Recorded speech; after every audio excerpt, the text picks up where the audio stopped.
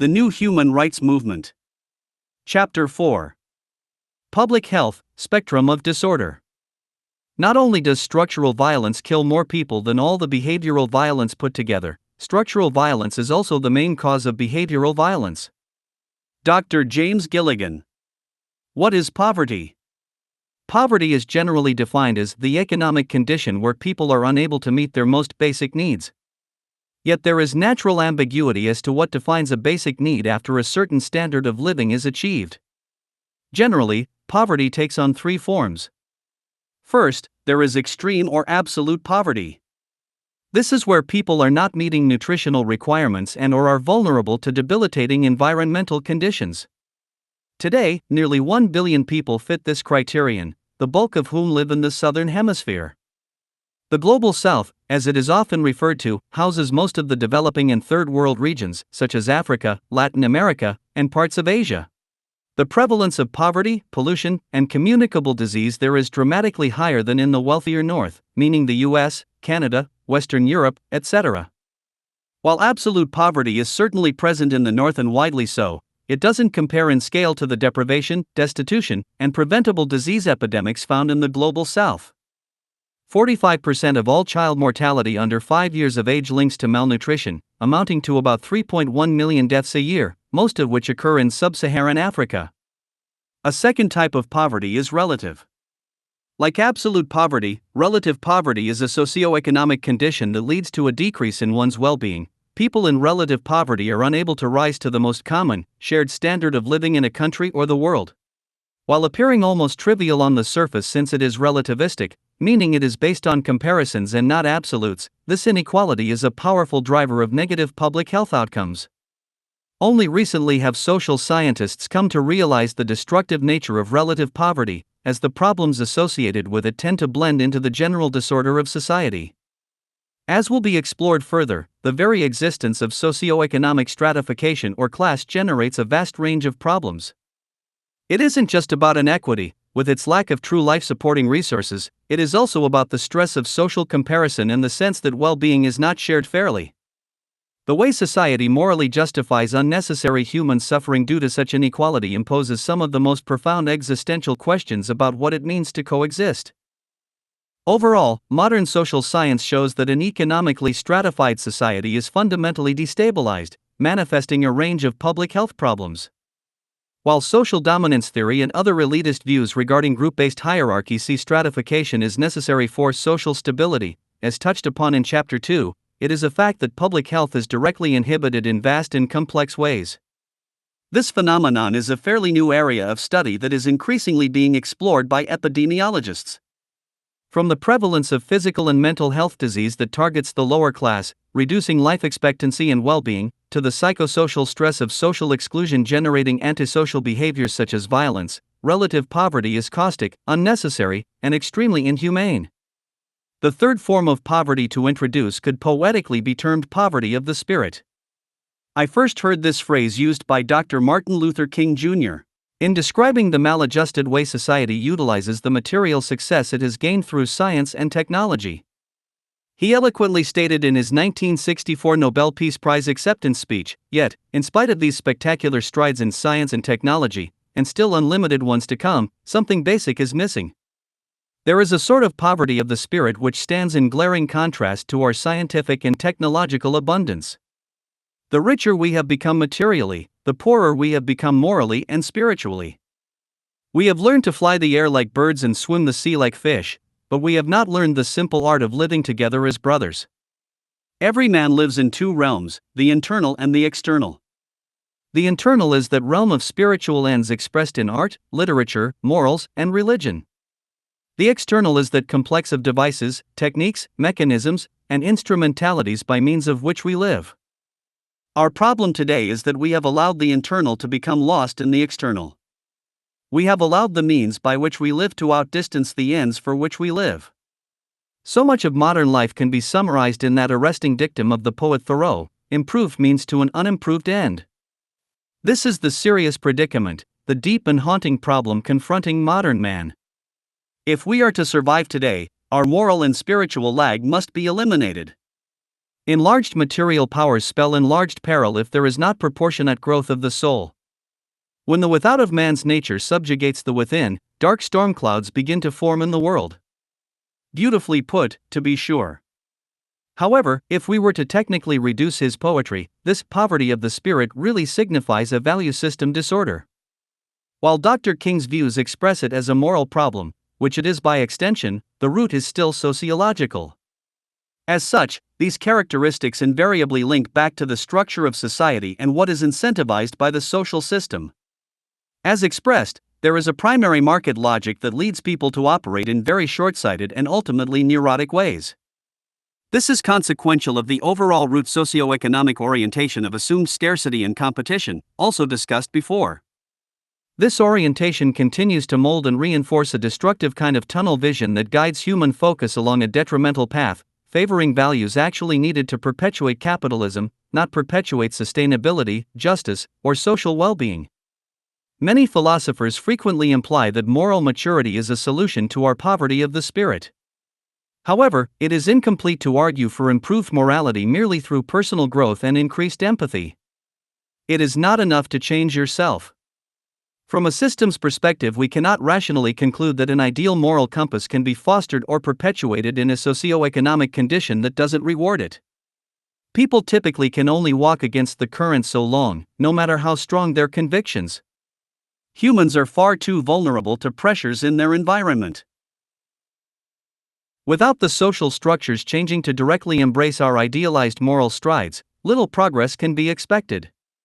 The fact is, no matter how moral we may think we are or how moral we think the world could be, the structural bigotry inherent in market logic will forever get the best of us, undermining integrity, fueling this poverty of the spirit relentlessly. Impoverished values. This value system disorder, from in-group, upper-class dominance to the casual discrimination common to everyday competitive thinking, has already been touched on in various contexts. In the next two sections I will home in on two specific distortions, the first being a general incapacity to problem-solve accurately, given that overwhelming loyalty to market values blinds society to mechanisms of true improvement, and the second being the rise of consumerism, infinite wants, and the commodification of reality. With respect to problem-solving, almost all modern attempts to resolve existing social problems seek to use markets as the means. You may recall that we explored this some in the prior chapter in the context of the role charity plays in mitigating negative externalities.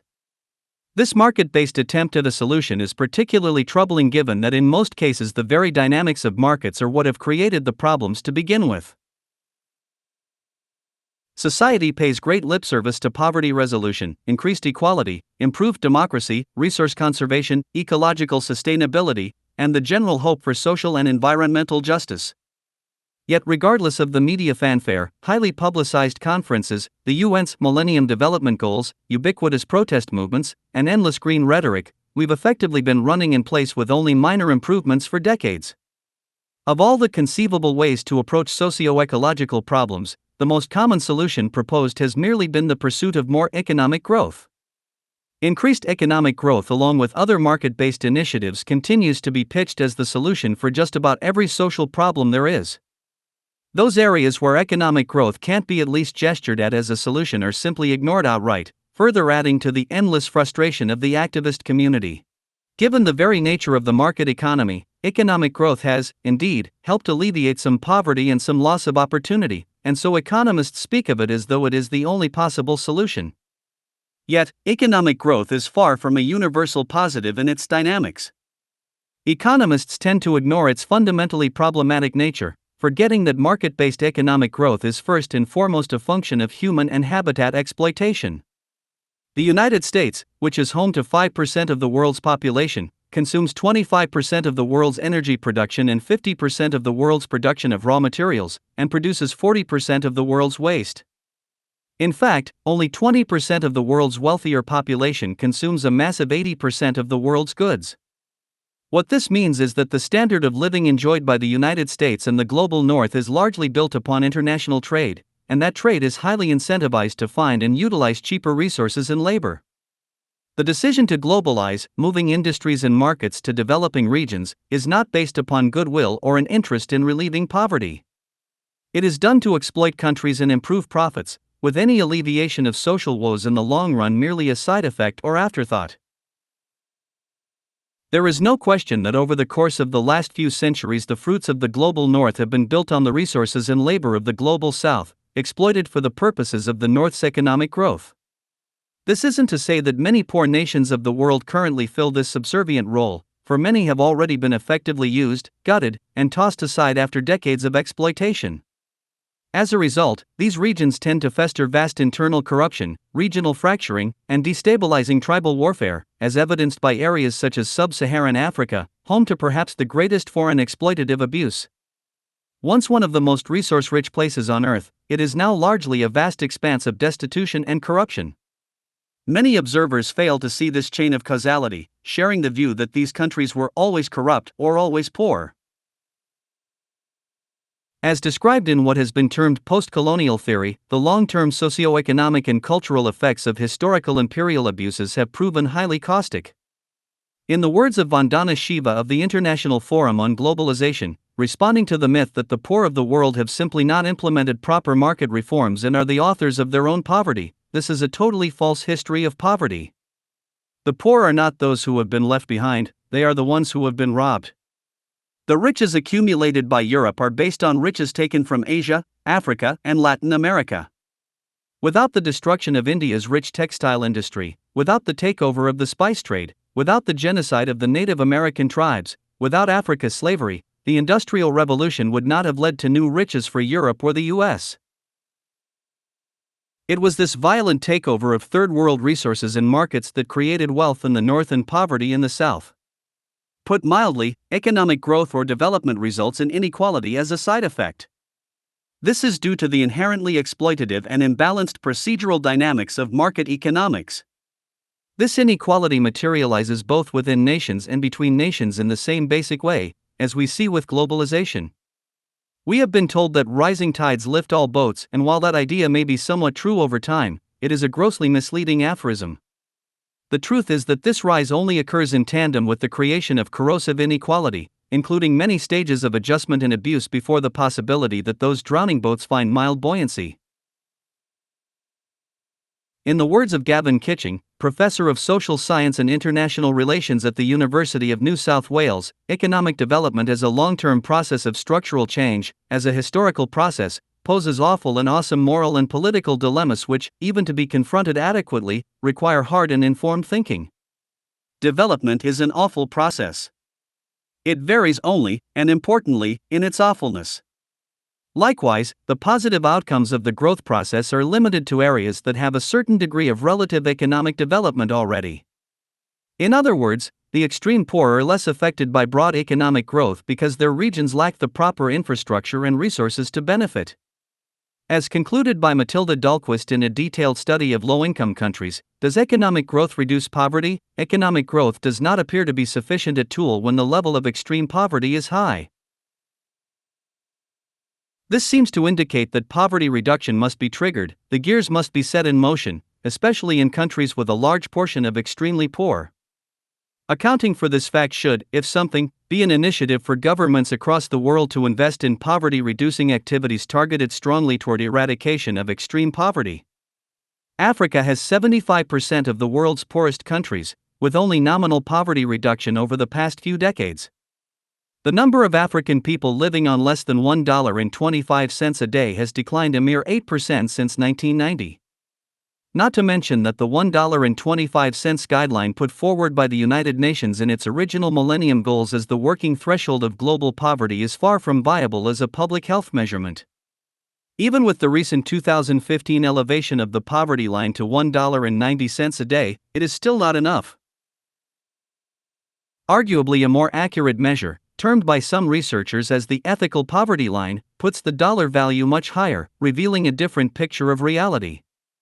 As articulated by Jason Hickel of The Guardian in late 2015, if we want to stick with a single international line, we might use the ethical poverty line devised by Peter Edward of Newcastle University. He calculates that in order to achieve normal human life expectancy of just over 70 years, people need roughly 2.7 to 3.9 times the existing poverty line. In the past, that was $5 a day. Using the World Bank's new calculations, it's about $7.40 a day. As it happens, this number is close to the average of national poverty lines in the global south. So, what would happen if we were to measure global poverty at this more accurate level?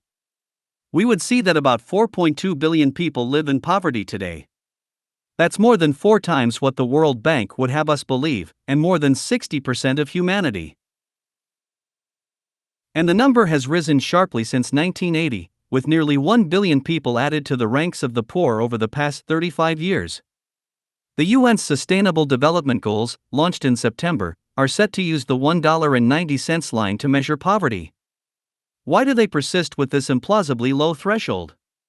Because it's the only one that shows any meaningful progress against poverty, and therefore lends a kind of happy justification to the existing economic order. This means that the effective use of market solutions and financial measures to address the problem of poverty, unemployment, and deprivation is limited and can often be misleading. This orientation simply continues to injure global society in the long run, regardless of minimal gains, distracting from the underlying economic problems inherent in the system itself. This issue becomes clearer when we consider economically rooted environmental problems. Proposed solutions to resolve pollution, biodiversity loss, and resource overshoot have only recently brought the issue of capital accumulation and economic growth into question. Today, particularly with respect to climate change, the idea that capitalism in and of itself just might be detrimental to earthly sustainability is slowly entering the conversation, and inevitably so. However, all it has generated is confusion and cognitive dissonance, since any talk of grand revisions to the economic system is still taboo.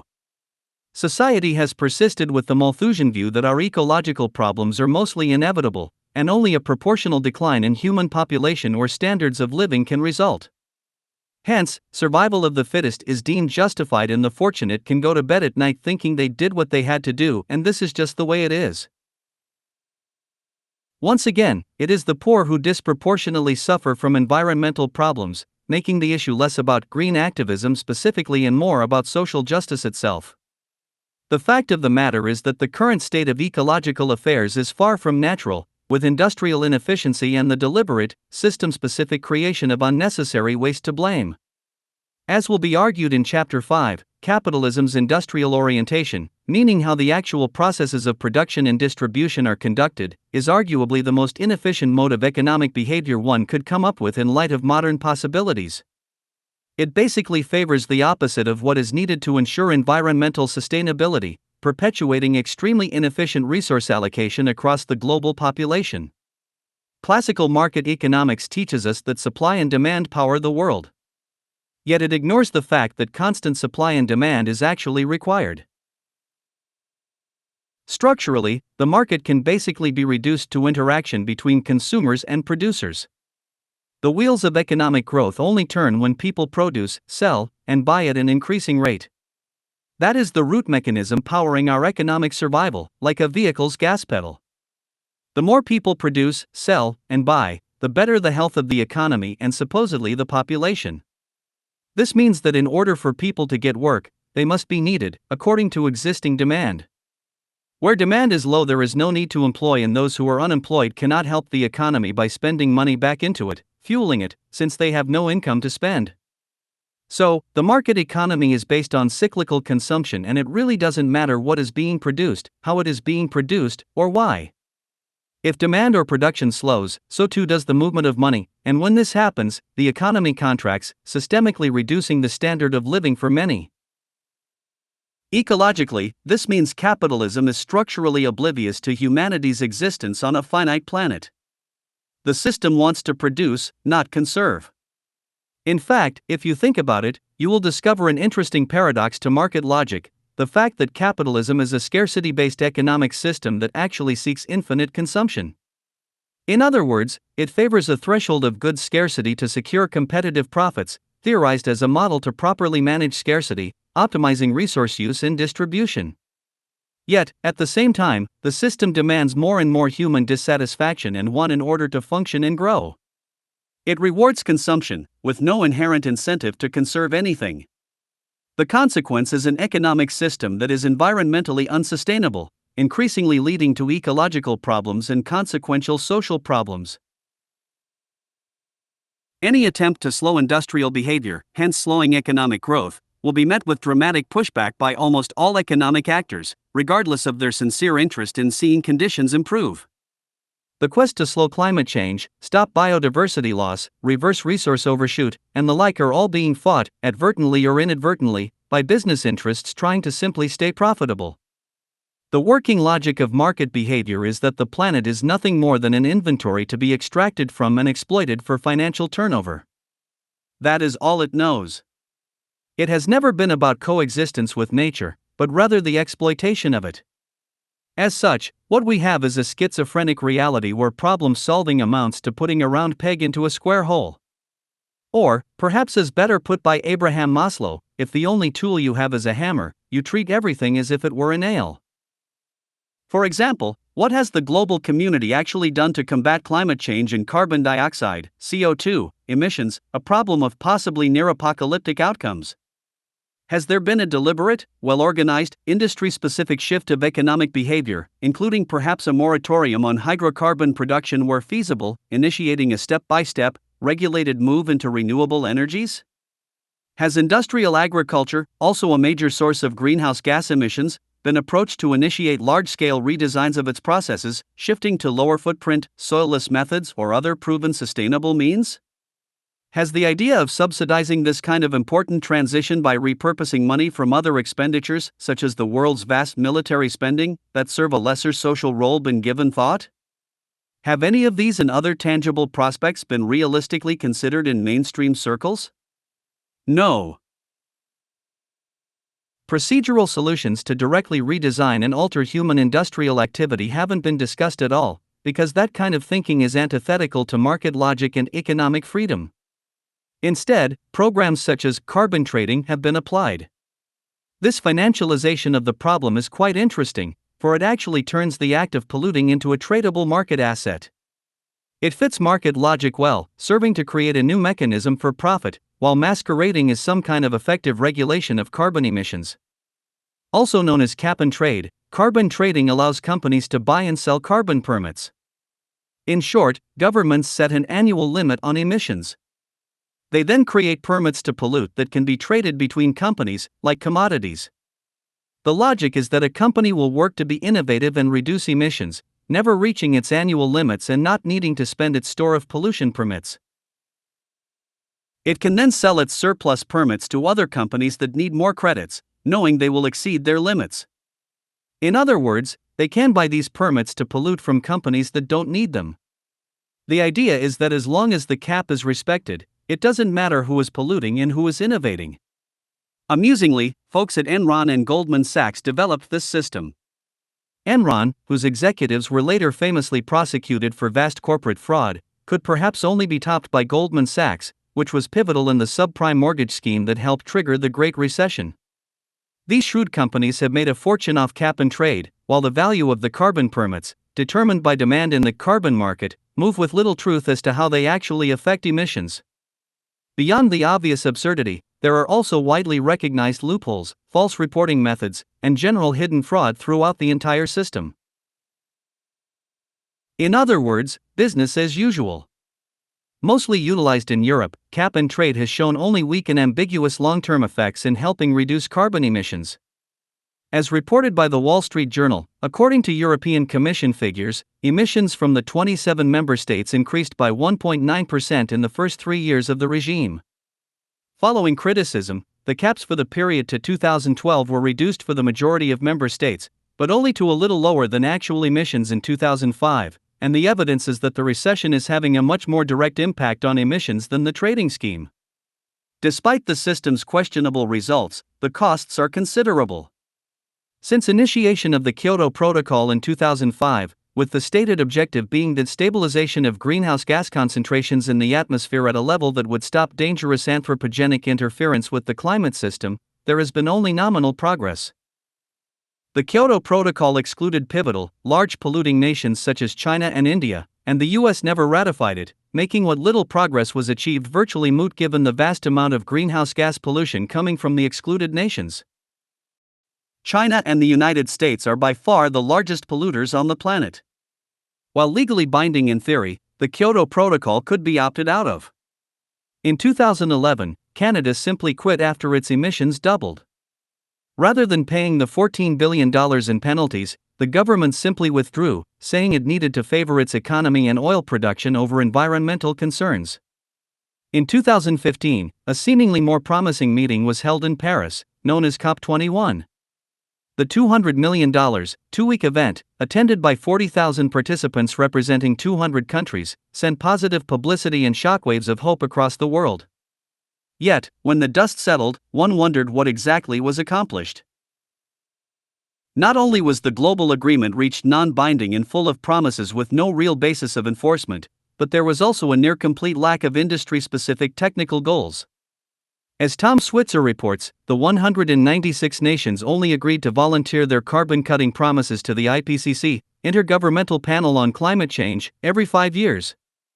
They don't have to set ambitious goals, not least because there are no common standards for measuring improvement. Nor are they required to meet their targets, largely because there is no penalty for non-compliance. Unlike 1997's Kyoto Protocol, Paris isn't a legally binding treaty. Nations can provide excuses for failure and pledge to do better next time. That hardly bodes well for verifiable and enforceable action to slash greenhouse gas emissions. As far as the issue of biodiversity loss goes, in 2002 representatives from 192 countries gathered at the Convention on Biological Diversity, making a public commitment to significantly reduce the loss of biodiversity and increase habitat preservation by the target date of 2010. 8 years later their results were published, stating, none of the 21 subtargets accompanying the overall target of significantly reducing the rate of biodiversity loss by 2010 can be said definitively to have been achieved globally. It continued, there has been insufficient integration of biodiversity issues into broader policies, strategies, and programs, and the underlying drivers of biodiversity loss have not been addressed significantly.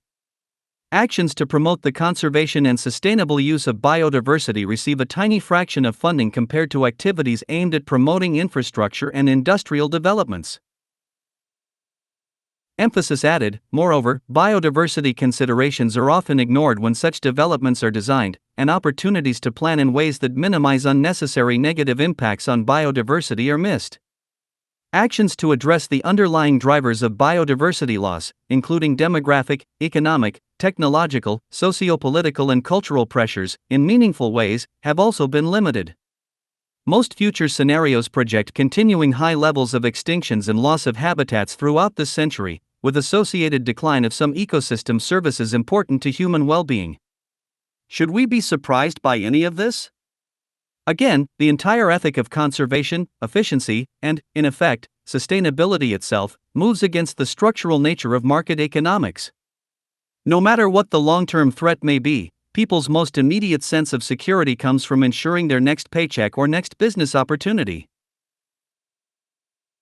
There will always be a seemingly rational justification to disregard larger-order eco-social factors. In other words, market logic has everyone backed into a corner, forcing short-term preservation at the cost of long-term destruction. Of course, this isn't to argue that some improvements have not been made. For example, the Montreal Protocol, a global effort to stop ozone layer depletion by reducing chlorofluorocarbon (CFC) emissions, is an example of a successful initiative. However, the financial pain that solution required of business pales in comparison to what is needed today. Today, unlike any other period in history, the ecological crises at hand present the greatest technical and existential problem humanity has ever faced. Much like during the CFC crisis, the case for human-generated climate change and the need for action are also being opposed by a highly funded public relations and infoscience campaign working to diminish the argument.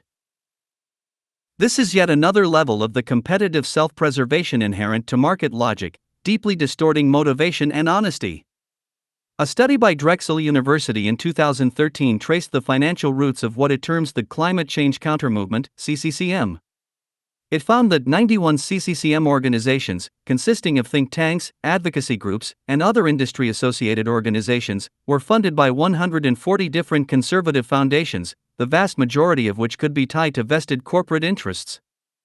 Through lobbying, media campaigns, and political contributions, billions are spent to persuade the public that the science behind man-made climate change is wrong and that oil and other suspect industries should continue business as usual. The study says the CCCM efforts focus on maintaining a field frame that justifies unlimited use of fossil fuels by attempting to delegitimate the science that supports the necessity of mandatory limits on carbon emissions. To accomplish this goal in the face of massive scientific evidence of anthropogenic climate change has meant the development of an active campaign to manipulate and mislead the public over the nature of climate science and the threat posed by climate change. This counter-movement involves a large number of organizations, including conservative think tanks, advocacy groups, trade associations, and conservative foundations, with strong links to sympathetic media outlets and conservative politicians. That noted, what makes this whole environmental situation even worse is that given the current rate of problems in this business-as-usual approach to problem solving, the poor developing nations have very little hope of ever pulling themselves out of destitution before near irreversible, high-impact ecological problems truly surface. This isn't to say it can't happen, it means that established industrial and economic means are too archaic and destructive. For example, China has based its entire growth model on the early United States, meaning the use of fossil fuels and belligerent consumption to lift all boats. In this process, with high growth and low environmental protections, China now has 16 out of 20 of the world's most polluted cities. In the words of sociology professor Walden Bello, this leads us to the dilemma of the South. Before the full extent of the ecological destabilization brought about by capitalism, the South was expected to simply follow the stages of growth of the North. But now, the South can't do so without bringing about ecological Armageddon, yet the elite of China as well as those of India and other rapidly developing countries are intent on reproducing the American-type overconsumption-driven capitalism. Based on current methods, it would take literally numerous Earths and something of a giant pollution-removing vacuum cleaner to make the whole world a first world. The truth is that it is going to require a radically new form of orchestrated economic activity to alter these trends to increase standards of living without the extreme negative externalities. Green capitalism, as much as people enjoy its appeal, is a contradiction in terms. Dr. Leanne Broadhead, professor of political science at Cape Breton University, puts it well: economic growth and the organization of international society around the goals of efficient capital mobility and the profit margin its controllers seek are inherently anti-ecological. Any way it is looked at, the extraction of raw materials for the manufacturing of goods, the demand for which in many cases has been artificially created, does not lead to an ecologically sound existence. No amount of masking the reality with talk of environmentally friendly technologies will offset the destructiveness of the growth ethic when the resounding failure of the technological fix is taken into consideration. Consumerism. Broadhead's preceding quote, regarding resource use and production to meet demand, which in many cases has been artificially created, provides a good segue into the second issue I wish to address here: consumerism. I honestly used to think this term was a pejorative. I had no idea that economists of the past actually considered it a viable theory of economic behavior, idealizing a world of overt consumption, and the more the better. This is a truly stunning historical fact given its obvious irrationality with respect to a species living on a finite planet. In short, the ethic of consumerism is a public health threat. To frame this issue properly, it is important to understand that what separates our economic condition today from that of the past is that we simply didn't have the technological capacity to exploit and pollute in the past at the rate we do now. 200 years ago, market behavior was simply incapable of approaching the limits of environmental sustainability. Back then, people could try all they might to produce, sell, and pollute repeatedly, and it wouldn't have made a dent in the long run because the economic means were too low-tech, slow, and arduous. All that changed after the Industrial Revolution. While we can now produce exponentially faster than before, expanding the economy and elevating standards of living, we can also destroy, pollute, and use up resources just as fast because our methods and incentives are mostly wrong. Like the rise of financialization as an outcome of capitalism's maturity through time, our current predicament of grotesque material production and consumption, along with the mammoth amount of pollution and waste generated, is also a realization of the market's true character.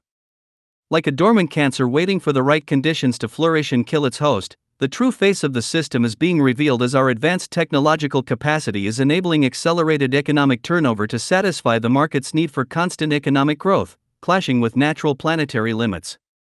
Overall, the crux of the issue is centered between two incompatible processes: business and industry. In his famous work The Engineers and the Price System, Thorstein Veblen, first referenced in Chapter 2, was perhaps the first to really express the root difference between these two orientations. In short, business and industry have contradictory views of what efficiency means. Business employs market efficiency, which is about maximizing extraction, production, distribution, turnover, and labor employment.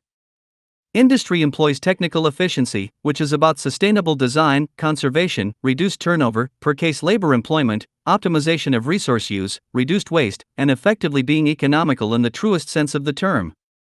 Historically, the assumption has been that these two processes were complementary. It was assumed that money saved meant resources saved, and money earned or spent meant resources efficiently utilized. This is far from reality, a reality that has become more evident given the rapid rise in productivity over the past 200 years. What we find is that business efficiency disdains industrial efficiency. Being truly economical, accomplishing more with less, maximizing longevity, and facilitating conservation is not what works for business.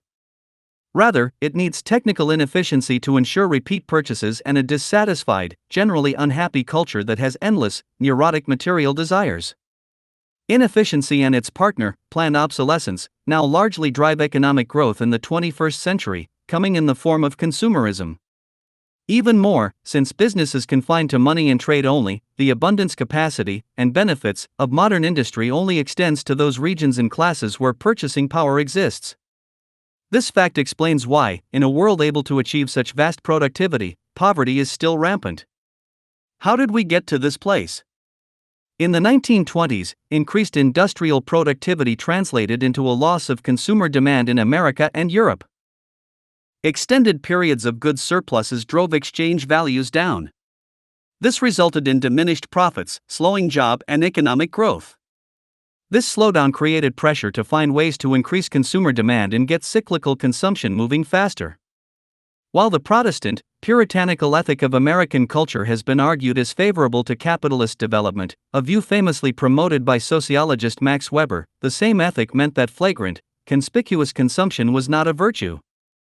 As such, commercial leaders and government knew something had to be done to change people's values.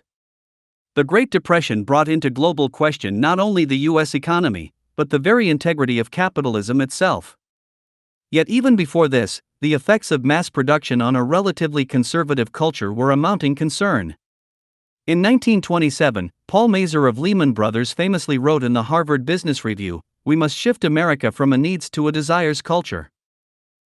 People must be trained to desire, to want new things even before the old have been entirely consumed. We must shape a new mentality in America. Man's desires must overshadow his needs." Charles F. Kettering, the head of research at General Motors for almost 3 decades, wrote an article in the Nation's Business magazine in 1929 titled, "Keep the Consumer Dissatisfied." In this, he argued for the merit of consumer dissatisfaction as a force of social progress, stating, "Change, to a research engineer, is improvement." People though don't seem to think of it in that manner. When a change is suggested, they hold back and say, "What we have is all right, it does the work." We, as manufacturers, must offer those improvements after they have been found to be capable improvements. The public buys and disposes of what it has. If everyone were satisfied, no one would buy the new thing because no one would want it. The ore wouldn't be mined, timber wouldn't be cut. Almost immediately hard times would be upon us. You must accept this reasonable dissatisfaction with what you have and buy the new thing, or accept hard times. You can have your choice. Kettering's view became largely accepted after World War II, as consumerism was perceived as literally an obligation of the citizenry, something that would help defeat the communists and fuel the American dream. Harvard historian Elizabeth Cohen, author of A Consumer's Republic, makes it clear that there was a highly concerted effort to guide the public toward seeking endless consumption. After World War II, the social climate in America was weary of the exceptional acceleration of material production. Why should people feel the need to alter their lifestyle if they were satisfied? Also, given the general relativity of what is or is not a respectable standard of living after certain core needs are met, it is clear that consumerism and materialism are contrived sociological phenomena. While some have argued that a culture of infinite wants is simply human nature, anthropological evidence shows otherwise. Many Native American cultures, for example, have or had a very deep value for balance with the environment, seeking to avoid material acquisition in favor of a spiritual sense of connection and responsibility. Therefore, at least among some cultures and clearly in the US, the requisite insatiable values needed to be programmed in, manipulating our social nature so that we represent ourselves through what we own, rather than what we actually think and do. With great effort, social engineers accomplished this task through emotionally fueled advertising and various levels of marketing. Edward Bernays, who was mentioned in Chapter 2, was a highly pivotal figure in this transition. Cohen states, if encouraging a mass consumer economy seemed to make good economic sense for the nation, it still required extensive efforts to get Americans to cooperate. Beginning during the war and with great fervor after it, business leaders, labor unions, government agencies, the mass media, advertisers, and many other purveyors of the new post-war order conveyed the message that mass consumption was not a personal indulgence. Rather, it was a civic responsibility designed to improve the living standards of all Americans. The persuasion was multidimensional. For example, this large influx of productivity and goods driven by technology was touted as evidence that capitalism was on pace toward a more egalitarian and democratic society, with politicians using the fruits of mass industrial production as psychological warfare to further condemn competing communist nations. This was the dawn of the elusive American dream. However, what people forget about the vast destruction of World War II is that most major powers outside the US lay in shambles. The United States still had its infrastructure intact. Hence, once the economic machine resumed post-war, the US had all the advantages to eclipse the economic capacity of other nations, not to mention having just terrorized the world with its power play of dropping atomic bombs on Japan. Cohen continues, wherever one looked in the aftermath of war, one found a vision of post-war America where the general good was best served not by frugality or even moderation, but by individuals pursuing personal wants in a flourishing mass consumption marketplace. Private consumption and public benefit, it was widely argued, went hand in hand.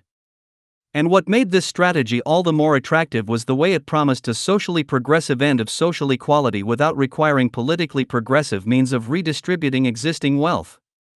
This is a very convenient disposition for those in positions of political and commercial power, since it implies that any lack of fortitude in working and consuming on the part of the public is the problem, not the power establishment or even the social system. Meanwhile, the profit obtained by commercial interests was elevated and the capitalist, free market system of social control could remain ideologically sound in public perception.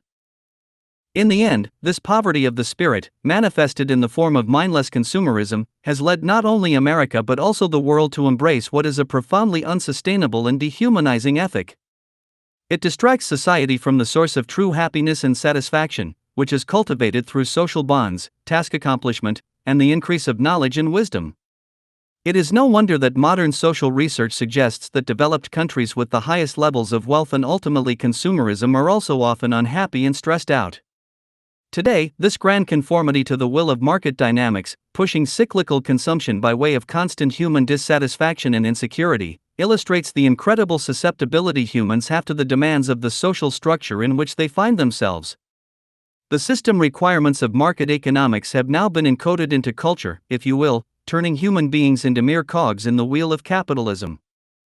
From that pivotal point in the mid-20th century, when the theory of consumerism really took hold, the complementary practices of vast credit expansion, higher tolerances of debt, increased work hours, and new variations of classism, racism, and sexism were set in motion.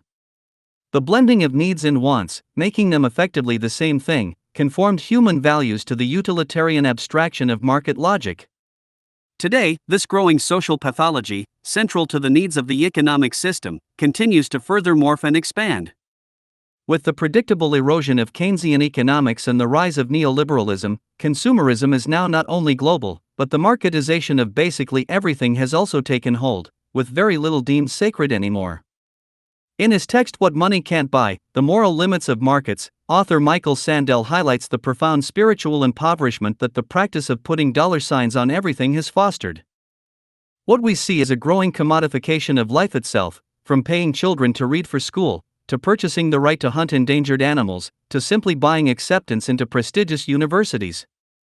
People are also being paid to rent out ad space on their foreheads, to be human guinea pigs in experimental tests, to stand in line for others, to fight in wars as private contractors, and even to lose weight.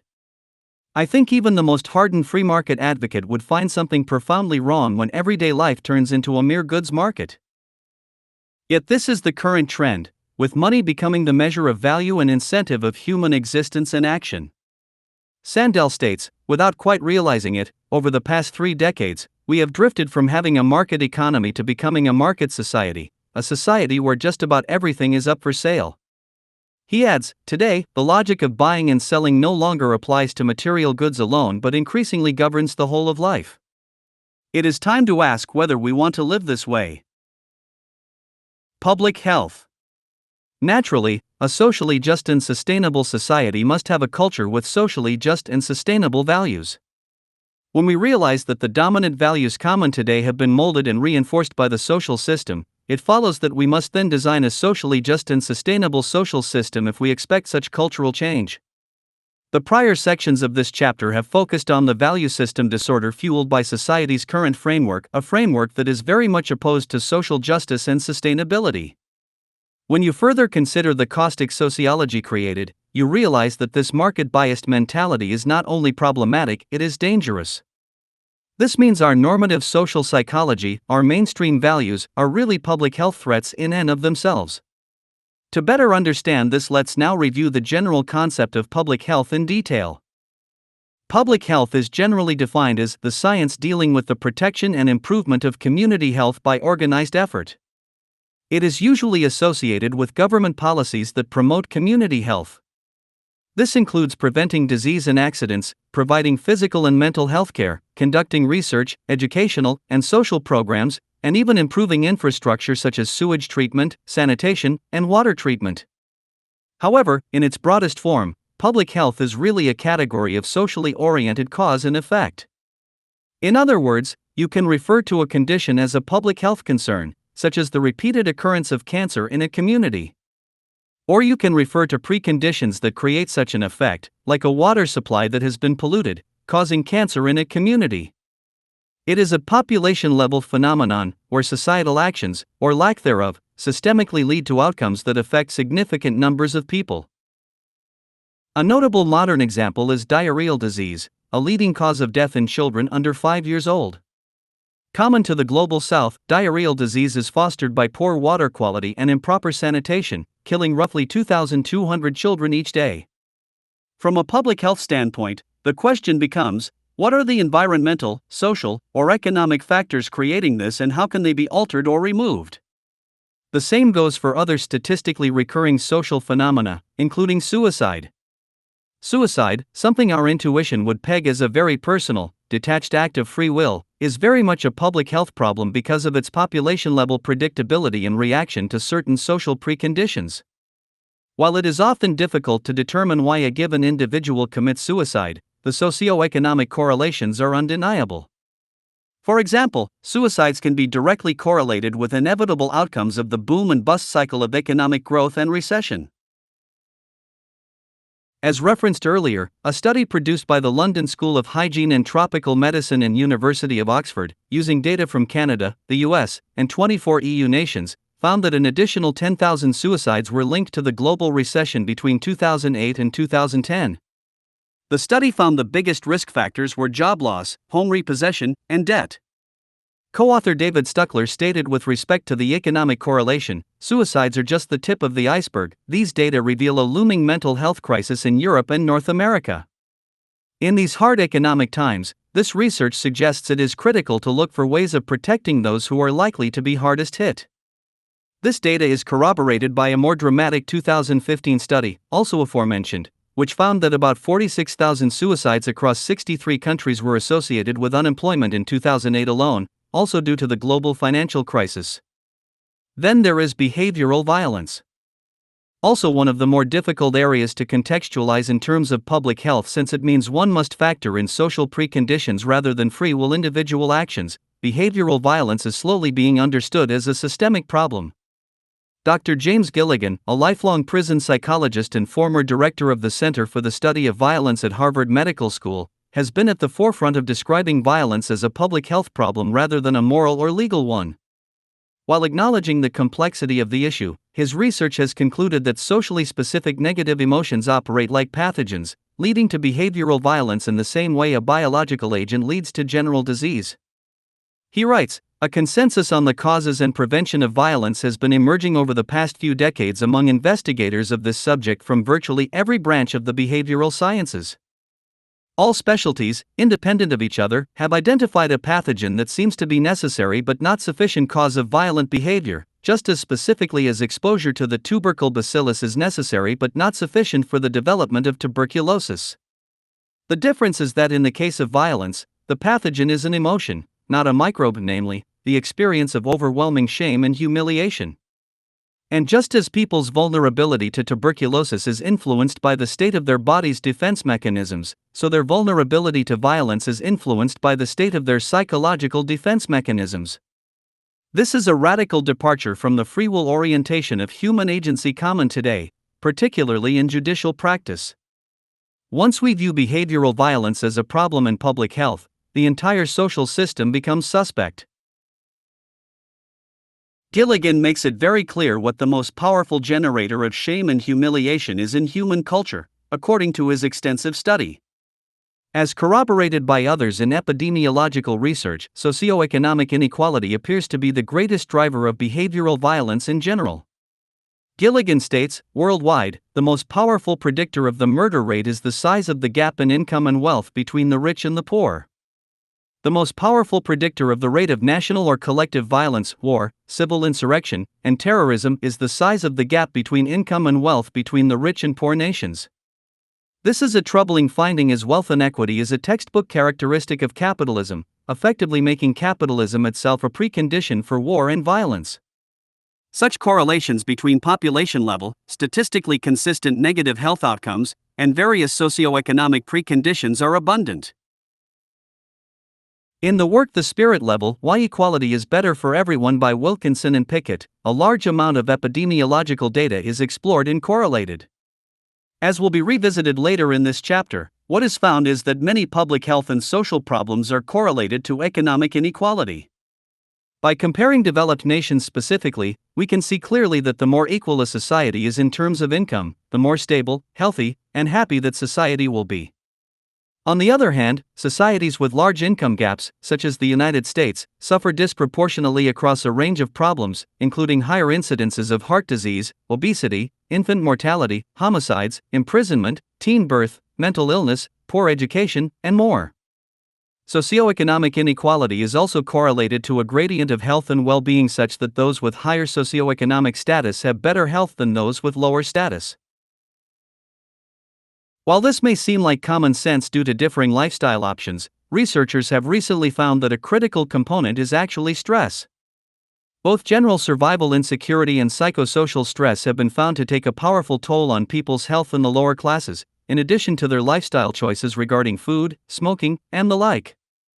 The stress of simply feeling poor and inferior, a direct socioeconomic consequence given how personal success is currently measured in material and class terms, has emerged as just as relevant a health detriment as a poor diet or polluted environment. In effect, social stratification is a mechanism of structural violence, as will be explored throughout the rest of this chapter. Structural violence. As defined in Chapter 1, structural violence is about preventable violence, death, and suffering resulting from human institutions. The body of research on this complex idea has grown over the past few decades. In 1976, Gernot Kohler and Norman Alcock produced a defining paper titled An Empirical Table of Structural Violence. Building on related ideas by Johann Galtung, they refined a model of the idea that is just as viable today as it was then. They state, whenever persons are harmed, maimed, or killed by poverty and unjust social, political, and economic institutions, systems, or structures, we speak of structural violence. Structural violence, like armed violence, can have two effects: it either kills its victims or it harms them in various ways short of killing. Gilligan refines the definition to home in on its root socioeconomic relationship. While structural violence can theoretically occur in a purely political and social arrangement without economic influence, its main manifestation comes from social class by way of economic inequality. In fact, general economic factors actually precede sociopolitical ones, once again putting the nature of the economy at the very root of societal organization. Gilligan says, increased rates of death and disability are suffered by those who occupy the bottom rungs of society, as contrasted with the relatively lower death rates experienced by those who are above them. Those excess deaths are a function of class structure, and that structure is a product of society's collective human choices concerning how to distribute the collective wealth of society.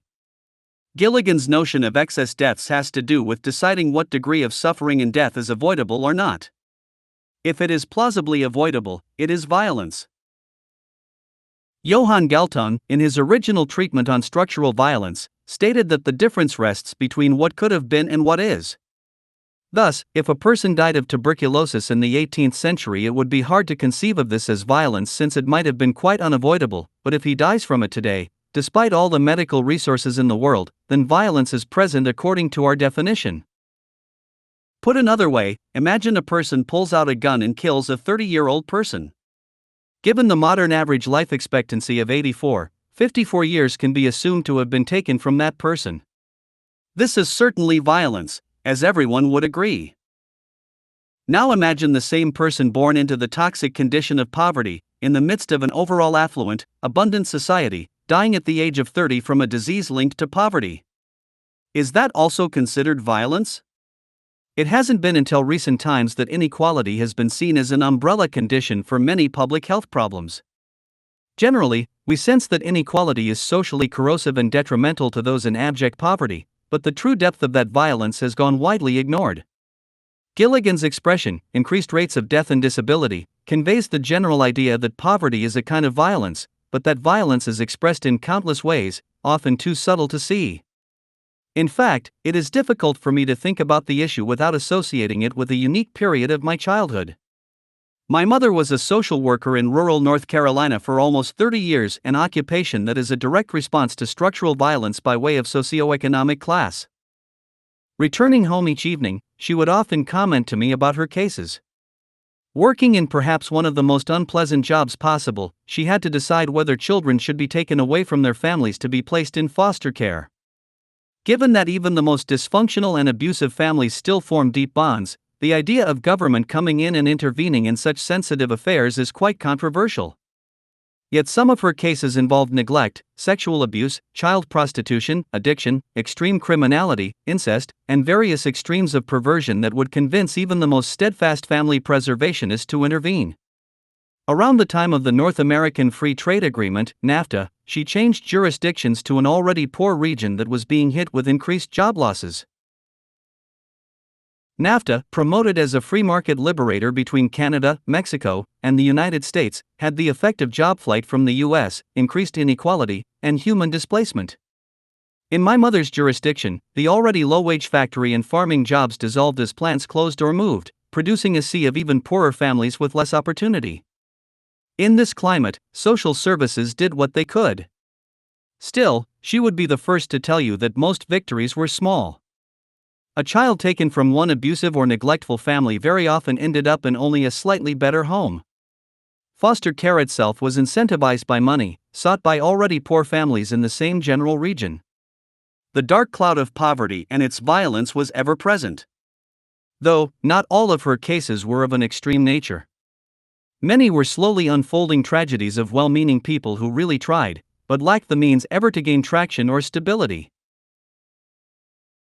This relentless stress often leads to despair, along with self-medication through alcohol and drugs. While we may look at a drug-addicted mother as being a terrible person, sacrificing the welfare of her child for her habit, we miss the backstory of how she got to where she is.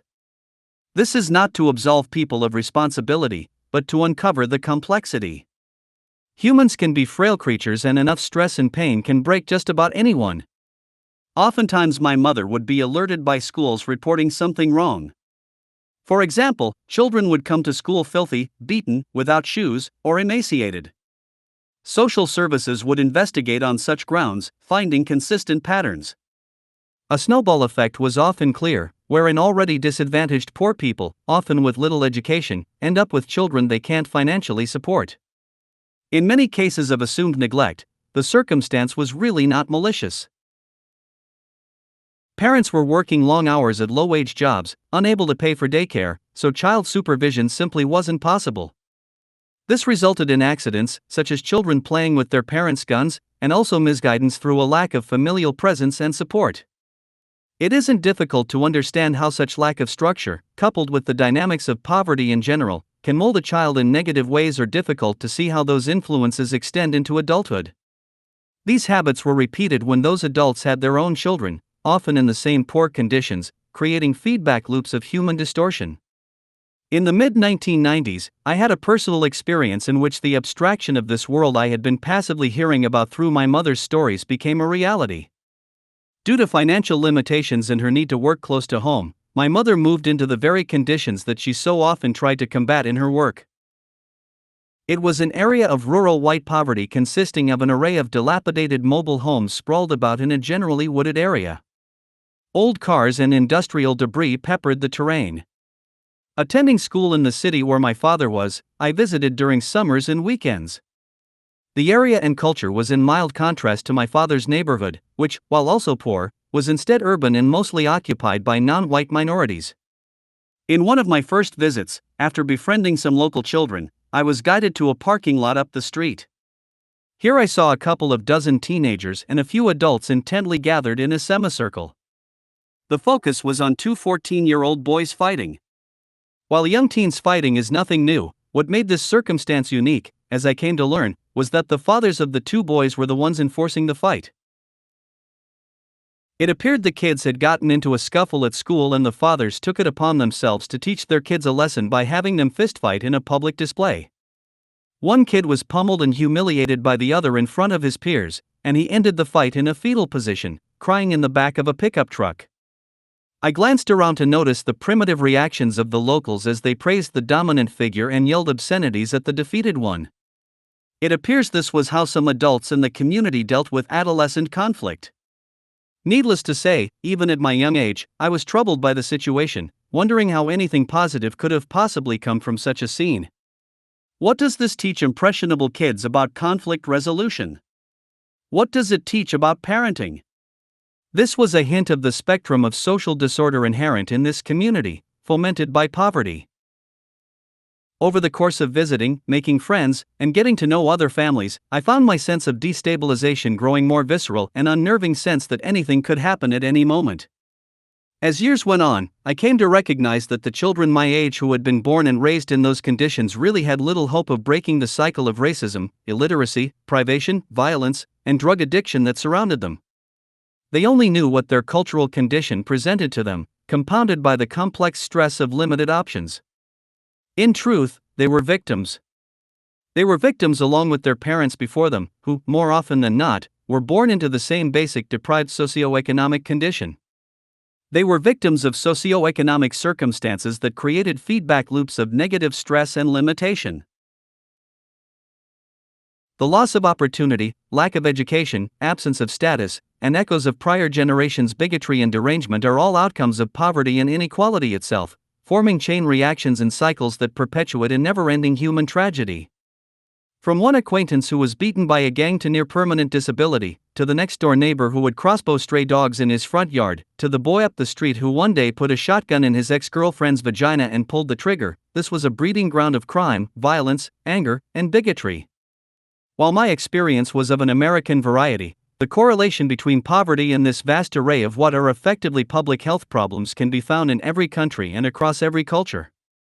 It is a pivotal example of the systemic, corrosive nature of inequality. These people were not authors of their own poverty, they were consequences of the structural violence resulting from the economic imbalance generated by the social system itself. With that in mind, let's step back and consider the idea of economically driven structural violence an abstract principle. Imagine an island with 100 inhabitants. One person has managed to acquire, through customary trade methods, 99% of the resources of the island. The other 99 are poor, sharing only 1% of the resources, and they are consequently suffering physically and psychologically. They are getting sick, fighting among themselves, and dying off prematurely for lack of economic means. The one wealthy person has more than enough to provide for everyone on the island without suffering any real loss of well-being, but chooses not to help. While intending no harm to anyone, the wealthy person simply thinks everyone gets what they deserve, however unfortunate their plight. Is this a condition of violence? When systemic social mechanisms result in a highly disproportionate benefit to one group while preventing another from meeting basic needs, logic demands the acknowledgement that the effect is, indeed, one of violence. While most recognize violence as a direct result of one person's or group's doing deliberate, clear harm to another, our society also recognizes the need for personal responsibility for public safety. When a person kills a pedestrian by accident while driving drunk, we view this incompetence and lack of external concern with contempt. While the harm was not intentional, it was unnecessarily consequential to poor judgment and hence inadvertently violent. Likewise, if a restaurant doesn't properly process its food, creating toxins that then poison and kill patrons, society also reacts in contempt since the harm done was caused by unnecessary neglect. There was no direct intent to do harm, it was consequential to other behavior or lack thereof. It is in this context of social responsibility and the avoidance of neglect that structural violence can be framed. The question is, to what extent are any or all of us responsible for the unnecessary suffering of others? As discussed in the previous chapter regarding structural bigotry, the architecture of the market economy is such that no matter what the public does, economic inequality is going to occur, leading to social injustice. It can expand and contract, but it will never go away. That precondition of inequality then translates into structural violence when it results in harm that is provably unnecessary. Yet, due to society's localized perception, such harm goes unregistered as actual violence since people haven't been taught to see the connection. Hence, they feel no sense of responsibility. This is further compounded by the individualistic value disorder inherent in the system's social psychology, which effectively locks most people into assuming everyone gets what they deserve, compounding the problem even further. Such has been the common perception for a long time. In the words of Nancy Shepard Hughes, structural violence erases the history and consciousness of the social origins of poverty, sickness, hunger, and premature death, so that they are simply taken for granted and naturalized so that no one is held accountable except, perhaps, the poor themselves. It has only been through modern statistical research in public health that the depth of structural violence and its systemic roots has come to light. Given this, I repeat the question, to what extent are any or all of us responsible for the unnecessary suffering of others? I assert that the same sense of social responsibility that obligates us to help protect public safety, whether it's driving safely and unimpaired by alcohol, properly preparing restaurant food, or protecting the environment from our pollutants, applies to our participation in and tolerance of socioeconomic inequality. As mentioned earlier, the distinction to be made involves what suffering is necessary and what suffering is not. Is it necessary for almost 1 billion people to effectively starve during an age of advanced technology and mathematical proof that we can feed everyone? Is it necessary to create a world where the top 25 billionaires could end world hunger, while millions of families like those I experienced in rural North Carolina must endure debilitating poverty, leading to a vast spectrum of social disorder? Is it necessary that sub-Saharan Africa alone has 69% of all the people with HIV, and 70% of all the deaths, when the global north has been preventing and treating the disease effectively for many years now? Such questions can go on as there are endless contexts, both macro and micro, both cause and effect, that to some degree probably wouldn't exist if proper structural changes were made. These problems include, but are far from limited to, psychological and physiological disease, the cultivation of racism and bigotry, underground economies such as drug trafficking and prostitution, gang violence, all forms of slavery and exploitation, suicide, behavioral violence, addiction, general crime, destructive elitism, debilitating inefficiency, child abuse, spousal abuse, terrorism, social destabilization, animal abuse, environmental pollution, biodiversity loss, and even war. Put another way, structural violence is the mother of all negative economic externalities. If we define negative externalities as outcomes of economic behavior that lead to social harm, directly or indirectly, the proactive question again becomes, are they preventable? In an astounding number of cases, when we trace them back to their deepest origins within the dynamics of capitalism, we realize that the very social system is emanating such outcomes as a natural consequence of its basic functionality. And the overall outcome is devastating. In the earlier mentioned work empirical table of structural violence, authors Kohler and Alcock conclude that up to 18 million unnecessary deaths occur annually, a number they obtain by comparing lifespans across different countries. 95% of those deaths occurred in the global south, showing the incredible disparity between the two hemispheres. In a sense, this makes structural violence the leading cause of death in the world. But then we have to ask, what is creating the structural violence? And that leads us to answer, inequality. If we then ask what the greatest driver of inequality is, we are led to the very foundation of market economics, as expressed in the prior chapter. Hence, it follows that market economics, in its now formal state of capitalism, is the world's leading cause of unnecessary death. As bluntly framed by Dr. James Gilligan, every single year, 2 to 3 times as many people die from poverty throughout the world as were killed by the Nazi genocide of the Jews over a 6-year period. This is, in effect, the equivalent of an ongoing, unending, in fact accelerating, thermonuclear war, or genocide, perpetuated on the weak and poor every year of every decade, throughout the world. Of course, critics are quick to argue that Kohler and Alcock do not provide evidence that the world is technically able to bring everyone to the ideal life expectancy, implying Malthusian deficiencies in resources and means. As Chapter 5 will investigate further, this is wildly false, especially in the 21st century. It is only through the highly inefficient distribution mechanism of markets that the current circumstances prevail, appearing normal. Even if we were to ignore actual technical potentials, thinking about things only in terms of money and purchasing power, the lost potential of financial reallocation alone translates into millions of deaths. There are about 1,800 billionaires in the world as of 2015, with more than $7 trillion between them. The Food and Agriculture Organization of the United Nations, FAO, calculated that it would take roughly $30 billion a year to solve world hunger through mostly agricultural development in poor regions. These billionaires could provide this direct aid for 200 years and still have about $550 million each, on average. A fraction of U.S. annual military spending alone would also suffice.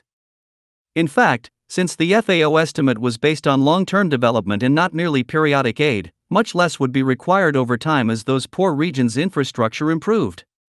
Recognizing this deeply impoverished value disorder, FAO Director Jacques Diouf said, "Against that backdrop, how can we explain to people of good sense and good faith that it was not possible to find US $30 billion a year to enable 862 million hungry people to enjoy the most fundamental of human rights, the right to food and thus the right to life?" Such comparisons of what we are doing and what we could be doing with a portion of this wealth if properly allocated are more than enough to highlight the violence inherent in the system and the culture it has created. In fact, Johan Galtung, one of the first to investigate structural violence in the 1960s, expanded the idea 20 years later to include what he called cultural violence. This has to do with those aspects of culture that normalize both direct and structural violence and their mechanisms, sanctifying it as natural.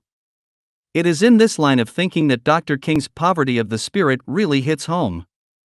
That a person can have $1 billion in the bank and walk around as though that excess is okay in the midst of the vast suffering around him is an exceptional state of ethical and empathic impoverishment. But instead of looking at billionaires as a manifestation of both our problematic social system and disturbed human psychology, the public is lured into cultural violence, idolizing billionaires as heroes and beacons of success. As of 2015, 62 people have more wealth than the bottom 50% of the entire human population, some 3.5 billion people. It is quite amazing that we don't view that reality as an expression of pure violence against the general population. Social pollution. As noted, while there are political, religious, and other social aspects to the broadest definition of structural violence, only those aspects that can be linked to the market economy's organization structure and its derived incentives are applicable here. This is not to diminish the relevance of other forms of institutional or political oppression, but to reinforce the importance of the socio-economic one. It is the socio-economic form of structural violence that correlates to millions of deaths a year through poverty. This is again about death that is arguably unnecessary, with the conclusion that this form of structural violence kills and harms more than all the wars, dictators, genocides, and other direct kinds of violence put together. In the words of scholar Joel Koval, poetically encapsulating the procedural nature of this ongoing yet rather silent tragedy, never has a Holocaust been carried out so impersonally. In this section, an attempt will be made to organize some specific characteristics and outcomes related to this economically driven structural violence. This is tricky, for there are so many simultaneous and overlapping contexts. As with the difficulty in trying to delineate economic externalities, the systemic nature of this kind of analysis can be confusing. For example, some observations are cause and effect at the same time. Detrimental personal stress, which is a measurable effect of low socioeconomic status, is also a cause, leading to physical and mental health problems, for instance. Some observations also require an extended analysis of time, linking past life experiences to present effects. An example would be socioeconomic preconditions resulting in child abuse in early life, eventually leading to long-term adult disorders of the once abused child. Emotional damage in youth correlates to adult neurosis, yet it is hard to pinpoint exact situational details in the chain reaction of one's life experience that inflame or reduce these propensities. Likewise, the influences that interact to produce a negative public health outcome can range in complexity from fairly obvious to nearly incomprehensible. For example, it is predictable, that is, fairly obvious, that a person who smokes cigarettes has a greater chance of developing lung cancer later in life. However, it is more complicated to show that a person who experiences the psychosocial stress of low socioeconomic status has an increased risk of heart disease. This latter correlation is more complex, apparent only through wide population analysis over long periods of time. The same goes for suicide, direct violence, terrorism, and other complex human actions that are also consequential to the social system. Perhaps the most embracing way to think about how structural violence unfolds or metastasizes throughout society is as a form of social pollution. Just as air pollution common to cities has been linked to a spectrum of physical and mental health problems, one can think of market-induced inequality as a toxic cloud looming over society. While inequality isn't the only manifestation of socioeconomic structural violence, it is the central one of concern here, as it is the most prevalent and preventable. In Figure 4a, a causality tree linking the market system to the end result of unnecessary human mortality, deprivation, and suffering is presented. This is necessarily general and incomplete, and each outcome is certainly not to be assumed as only related to market-driven economic inequality. The outline helps to organize, in a concise and semi-linear manner, what modern social science has been realizing, as discussed throughout this chapter. To explain the outline and flow of causality, I'll start by restating that a social system based on property, exchange, labor for income, competitive self-regulation, and the capacity to profit from scarcity and deprivation, sets in motion this predictable array of outcomes. The cyclical consumption needed to keep employment up, along with the need for economic growth to recover from previous contractions, powers the machine structure. Earthly resources are inventory to be exploited, along with human labor.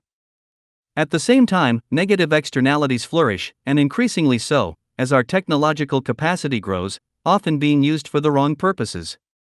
This is all embodied in the market structure, like the tiny seed that sprouts a towering tree. Again, it is often argued that capitalism is a specific mode of market behavior, separate from other forms of market economies. This is a false distinction. While economists often talk about true free markets or differentiate between state capitalism, merchant capitalism, and even market socialism, these are all variations on a core, foundational theme. The tiny seed that grew to a towering tree may produce various fruits, but no matter how diverse they seem, the genetics of that tree remain the same. To repeat my statement above, a social system based on property, exchange, labor for income, competitive self-regulation, and the capacity to profit from scarcity and deprivation can only produce a limited range of societal variation, along with a limited range of resulting social psychology. Figure 4a. The market structure produces behavioral incentives that are codified in both formal and conceptual social institutions that enforce and preserve the market structure. This leads to a host of socioeconomic inequalities, which, in turn, produce numerous negative public health outcomes. The figure is far from definitive, and there is some contextual overlap between the listed examples. Capitalism, as most know it, is simply a structurally mature form of market economics, rooted in the Neolithic Revolution. Its maturity over the past 200 years has been marked by its increasingly totalitarian nature, notably large commercial power hierarchies. While one can theorize a market with no hierarchy or dominance by an elite capitalist ownership class, that is not the natural gravitation at all. Moving to the second tier in the figure down, there is incentive. The incentive system resulting from the market structure has been described previously as the primary logic that guides human behavior in the quest for financial success in the market game.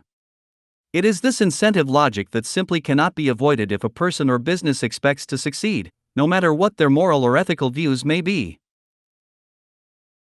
This includes, as listed, the need to be competitive and differentially so in order to convince the consumer that a product is better than competitors, the need to self-maximize when the opportunity arises to try to gain as much profit as possible, the need to protect the associated in-group related to the venture, and the need to self-preserve in the sense of ensuring that no matter what happens, any drawdown or loss will never jeopardize the business itself.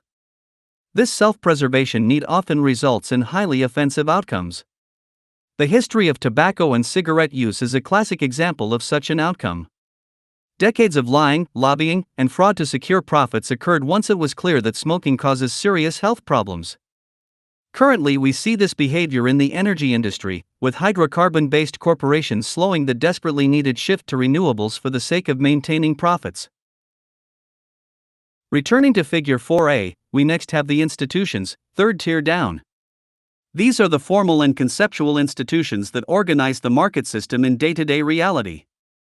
These include merchant institutions, goods-producing corporations, financial institutions, central banks or monetary policy, ideological institutions, neoliberalism or consumerism, regulatory institutions, property law or government, and legitimizing institutions, the market-favoring discourse of the intelligentsia, general state propaganda, and even the industry of commercial advertising itself.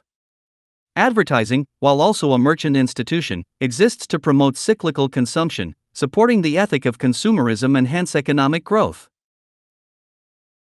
I would like to clarify that ideological institutions and legitimizing institutions are similar as they both promote values and arguments in favor of the market system. The difference is that ideological institutions are long-standing and widespread, like a core religious belief. Legitimizing institutions are periodic and can vary, effectively existing to enforce or justify the core ideological institutions. It is, then, from these institutions that socioeconomic inequality is born, bringing us to the fourth tier down in Figure 4a. Here there are two broad categories: inequality in economic access, material, meaning material needs including services, along with social and ultimately political inequality, sociopolitical. These two categories embrace the laundry list of social injustices noted. This is far from a complete list and there is overlap. On the left side, perhaps the most critical issues are the categories of psychological and physiological disease. These two issues resulting from socioeconomic inequality include a vast array of specific problems. However, stress, psychosocial stress, and addiction are also highly caustic. On the right side, perhaps the most critical issues are the categories of personal/group conflict and negative externalities. However, oppression and legal discrimination are also highly important. In the end, all of these injustices and detrimental pressures lead to the final stage manifestation of structural violence, as expressed in the two resulting categories at the bottom of Figure 4a. Epidemiology. For the remainder of this chapter, these two categories, listed as reduced physical/mental health and lifespan, along with reduced social stability and increased violence, will be explored. We will begin with the former, reduced health and lifespan.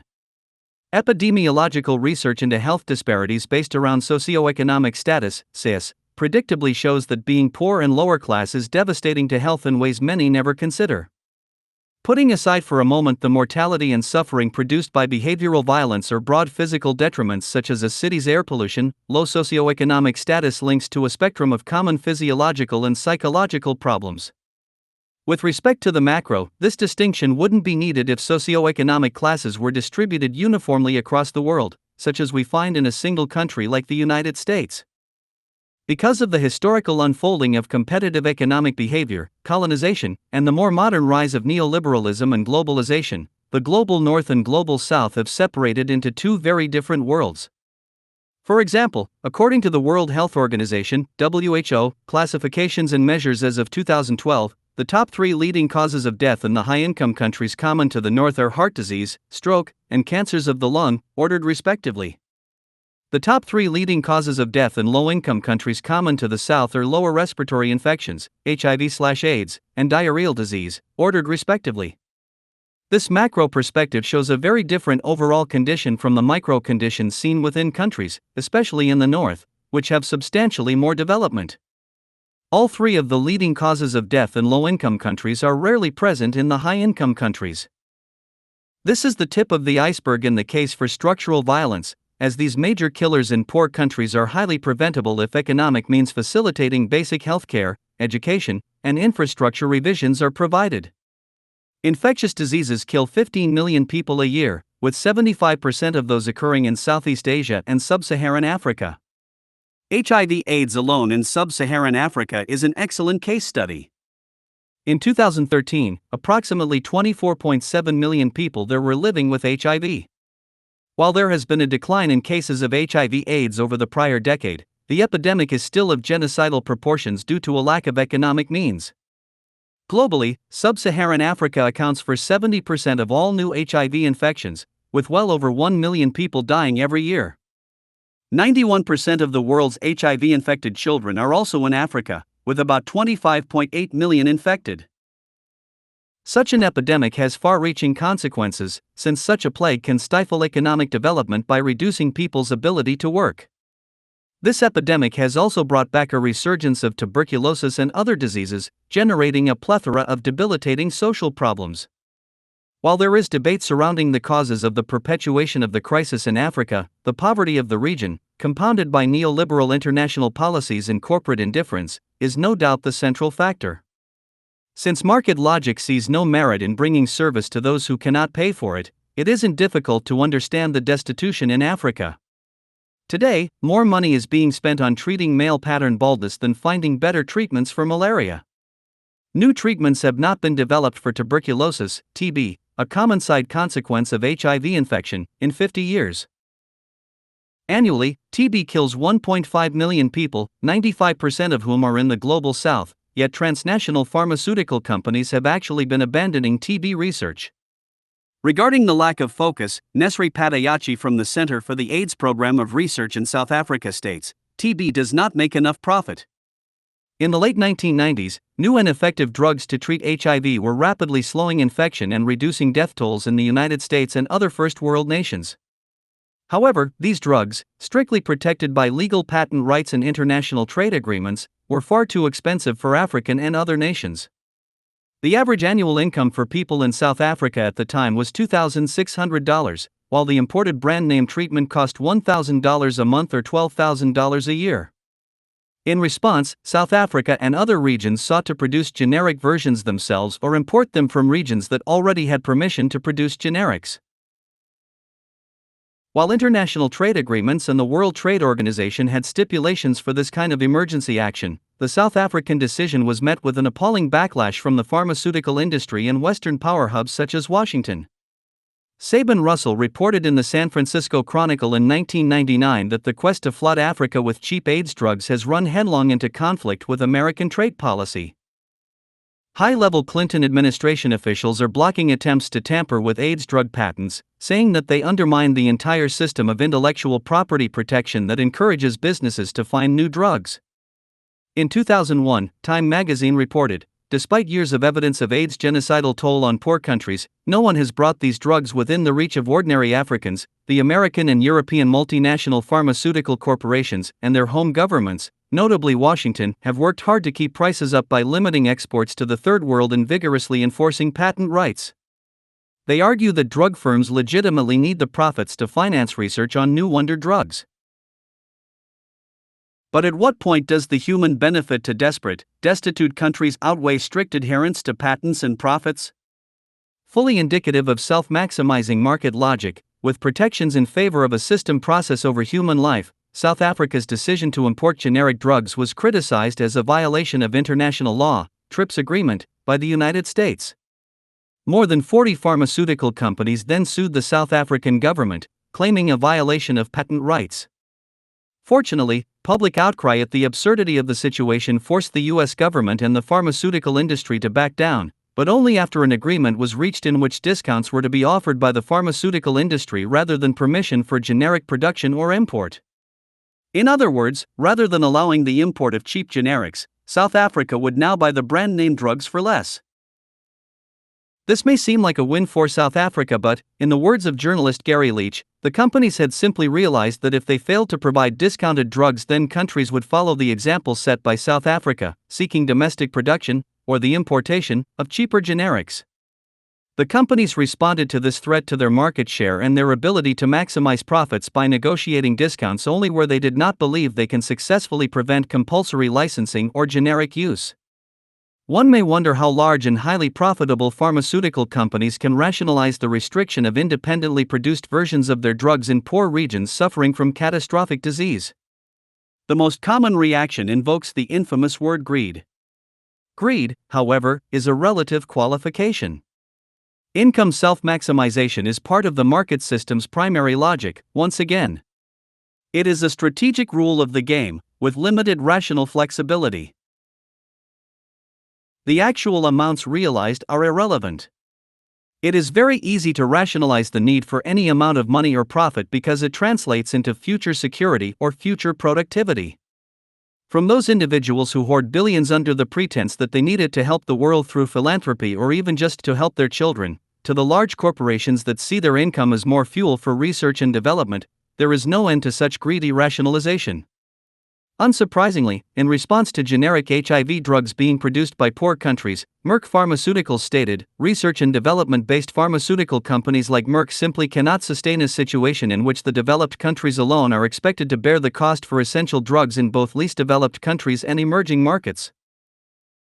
This would seem like a fair statement if one ignored the fact that research and development-based pharmaceutical companies like Merck have and continue to enjoy astronomical profits, far exceeding what would be needed to dramatically slow epidemic disease in the Third World. As of 2012, only 6 million of the 24 million infected were receiving HIV treatment in sub-Saharan Africa. For the sake of abstract argument, let's assume the price for a year's treatment is the same as it was around 2001, $1,000 for a generic drug made in India.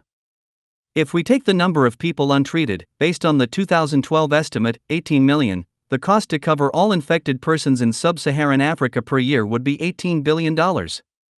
Seems like a lot of money, right? Well, it does, until you realize that in 2012 the pharmaceutical industry spent over $27 billion on marketing and advertising alone.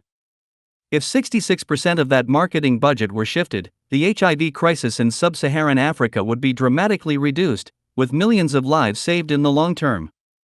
To add insult to injury, the 11 largest drug companies made $711 billion in profit between 2002 and 2012, eclipsing virtually all other sectors.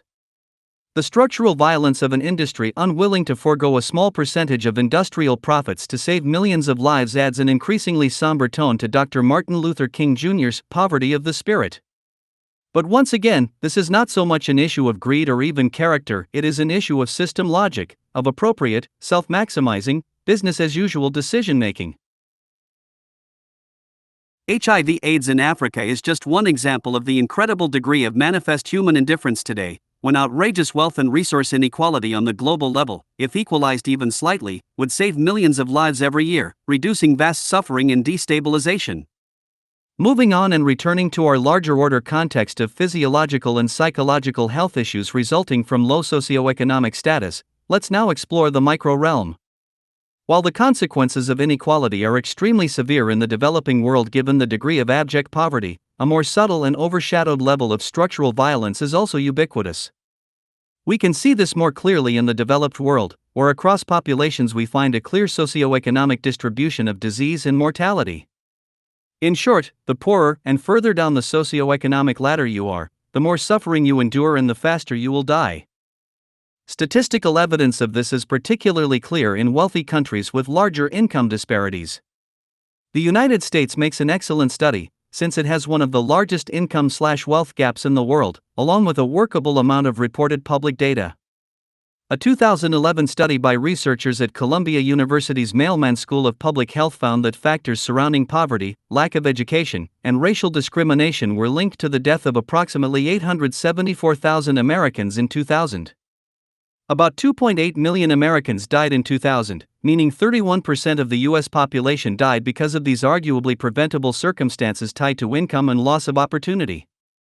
Dr. Sandro Galea, the chair of epidemiology at Columbia, states, social causes can be linked to death as readily as can pathophysiological and behavioral causes. These findings argue for a broader public health conceptualization of the causes of mortality and an expansive policy approach that considers how social factors can be addressed to improve the health of populations. A 2015 report from the National Academies of Sciences, Engineering, and Medicine found an average lifespan difference of about 13 to 14 years between rich and poor in the U.S. Even worse, the trends actually show stagnating and even declining lifespans for the poor in the past 30 years, with the rich gaining years of life quite rapidly. For example, roughly 6 years have been gained by the richest class of women measured, while the poorest class measured lost about 4 years. This research was corroborated by the Brookings Institute, with its report confirming life expectancy is rising for those at the top of the distribution of individuals ranked by alternative measures of socioeconomic status, but it is stagnate or declining for those at the bottom. A more extreme result exists in the City of London, where the London Health Observatory found a staggering 25-year gap in life expectancy between the rich and poor overall. Today, there is no question that low socioeconomic status is a true risk factor for many mortality-producing diseases. Socioeconomic inequality directly links relative poverty to strokes, cancer, cardiovascular disease, and many other ailments. Dr. Samuel Broder, former director of the National Cancer Institute, declared that poverty is a carcinogen, referring to it as a cancer-causing agent. A 2013 study expanding previous stroke correlations to income confirmed poorer people within a population in poorer countries globally are most affected in terms of incidence and poor outcomes of stroke. Mortality rates and disability-adjusted life years lost have been reported to be up to 3.5-fold higher in low-income compared with middle and high-income countries. The number of deaths from stroke is projected to increase from 6.5 million in 2015 to 7.8 million in 2030, with a faster increase projected for LMIC low-middle-income countries compared with HIC high-income countries. As for heart disease, the evidence is even stronger that social stratification causes increased mortality. As the leading cause of death on Earth overall, heart disease kills around 17 million people annually. A 2011 study done by UC Davis found that people with lower socioeconomic status had a 50% greater chance of developing heart disease. Using data from the United States, where more than 600,000 deaths occur each year, the lead author of the study concluded, low socioeconomic status is a heart disease risk factor on its own and needs to be regarded as such by the medical community. This is an important observation. It essentially states that the intersecting problems common to the lower class are consistent enough for us to view class itself as a public health detriment. When that view is taken, causality then links directly to the structure of the social system, as explained before. How exactly does inequality translate into such health disparities? There are a range of notable influences. The combination of stress, lack of absolute resources, lack of options, and lifestyle choices are core factors. While it may seem to some that lifestyle and education are unlinked from poverty, the truth is that there is a direct correlation between low socioeconomic status and low educational attainment, along with negative lifestyle choices. Regarding education, Child Fund International, a non-profit that compiles research on the effects of child poverty, stated, "One of the most disturbing links between poverty and education we see is that low household income correlates closely with poor achievement in school. Children from lower-income families are more likely than students from wealthier backgrounds to have lower test scores, and they are at higher risk of dropping out of school. Those who complete high school are less likely to attend college than students from higher-income families. For some children, the effects of poverty on education present unique challenges in breaking the cycle of generational poverty and reduce their chances of leading rewarding, productive lives." A 2015 Columbia University study found that cognitive impairment correlates to poverty in the form of brain damage. It showed that the brain structure of children and teenagers in poverty actually differs from those in affluent conditions. The largest study of its kind, focusing on areas of the brain related to functions such as language, reading, and decision-making, revealed that children in families earning less than $25,000 a year had 6% less development than in those earning $150,000 or more. A similar study also found that poverty overall correlates to a reduction of cognitive capacities and subsequently an effective reduction in IQ. This study, which was done at the University of Warwick, concluded that the stress of worrying about money and survival, clearly common to the lower classes, can create a cognitive deficit equivalent to a loss of 13 IQ points. The researchers suggest that this stress explains why poorer people are more likely to make decisions that exacerbate their financial difficulties. Poor nutrition also strongly correlates to poverty. A 2010 study confirmed the obvious, stating, many nutritional professionals believe that all Americans, regardless of income, have access to a nutritious diet. In reality, food prices pose a significant barrier for many consumers who are trying to balance good nutrition with affordability. The nutritional deficits, obesity, and other physical and mental health consequences associated with poor nutrition are not simply lifestyle choices but, at least in part, a consequence of the limited access to nutrition available to people with little money living in low-income neighborhoods. When I lived in Bushwick, Brooklyn, some years ago, I witnessed this phenomenon firsthand. I was residing in an illegally converted commercial loft, a common feature of West Brooklyn in those days. My neighborhood had a cliché, gangland feel reminiscent of a Charles Bronson movie. While it has improved a bit today, this pre-gentrified area was an echo of 1980s New York City poverty, with steel bars on everything and store clerks hiding behind bulletproof glass.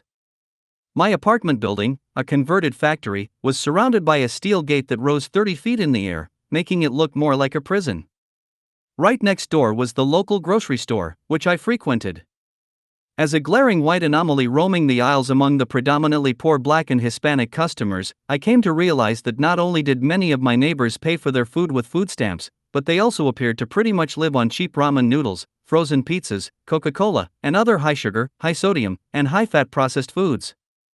In 2014, the non-profit group Feeding America surveyed 60,000 people who used such food subsidy programs, finding that 80% tended to buy junk food to further save money.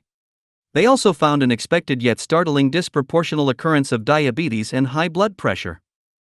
This problem is compounded, they noted, by the larger order problems such as how stores in poor neighborhoods tend to stock low-quality food over more expensive, healthful food, further reducing choice. This is to be expected, since in a market economy product quality is associated with purchasing demographic.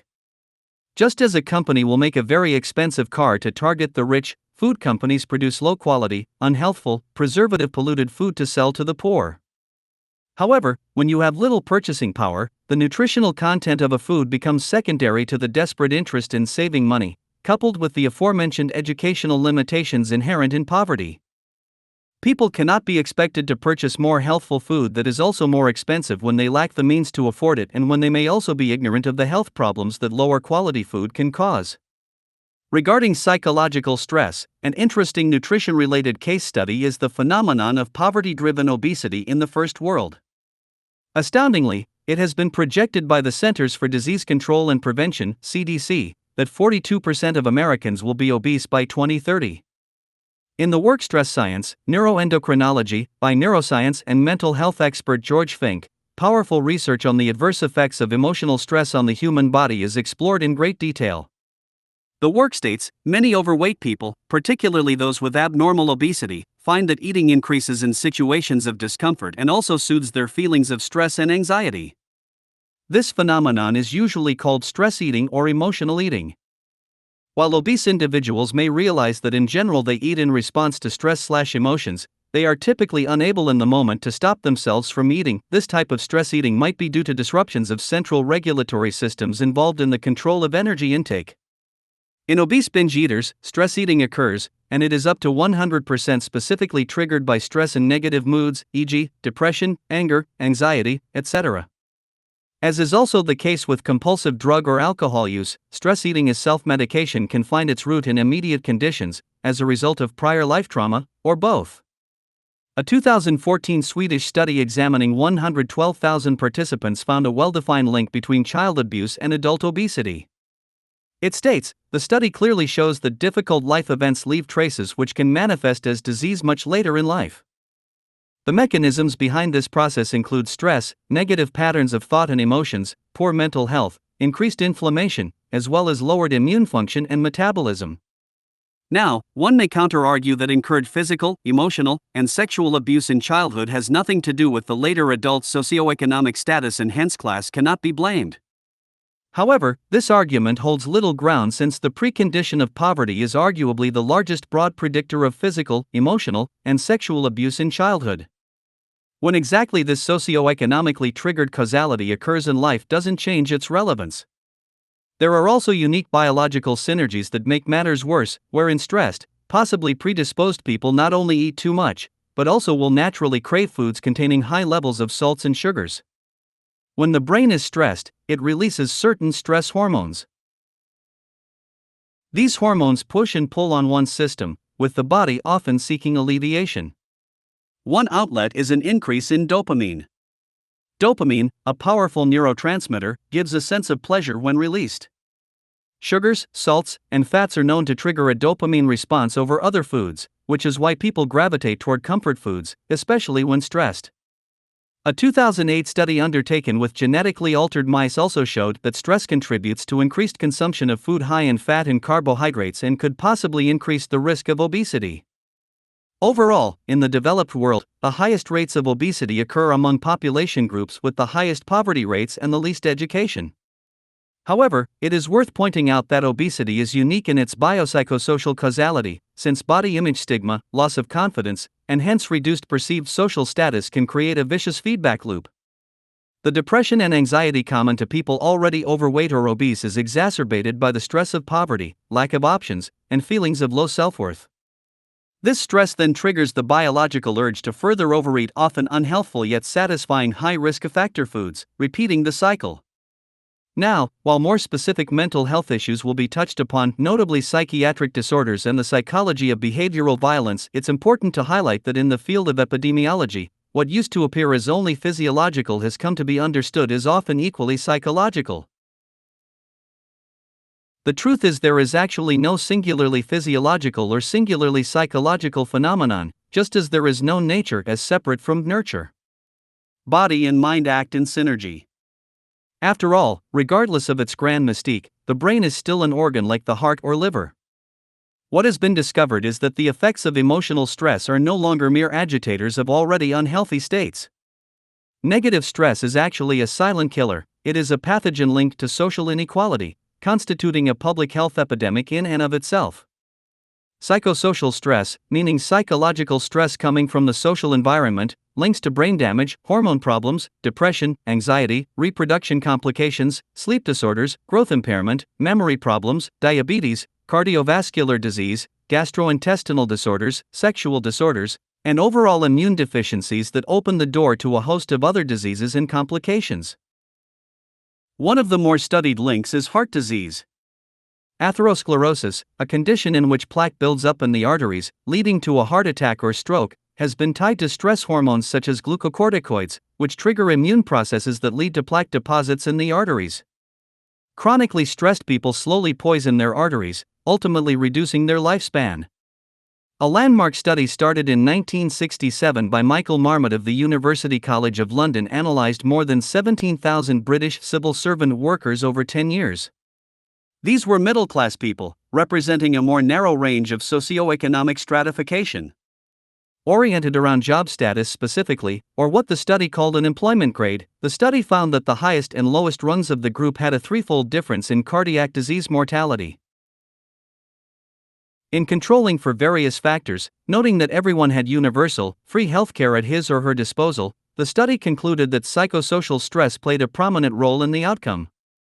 2 decades later, a follow-up study was done that confirmed the prior findings, expanding to reveal deeper social determinants of disease by way of social stratification. Again, this phenomenon of psychosocial stress is not an issue of poverty or absolute deprivation but one of perceived relative social status. Marmot states, "What we found in Whitehall was that the lower the grade of employment, the higher the risk of heart disease. But not just heart disease, every major cause of death.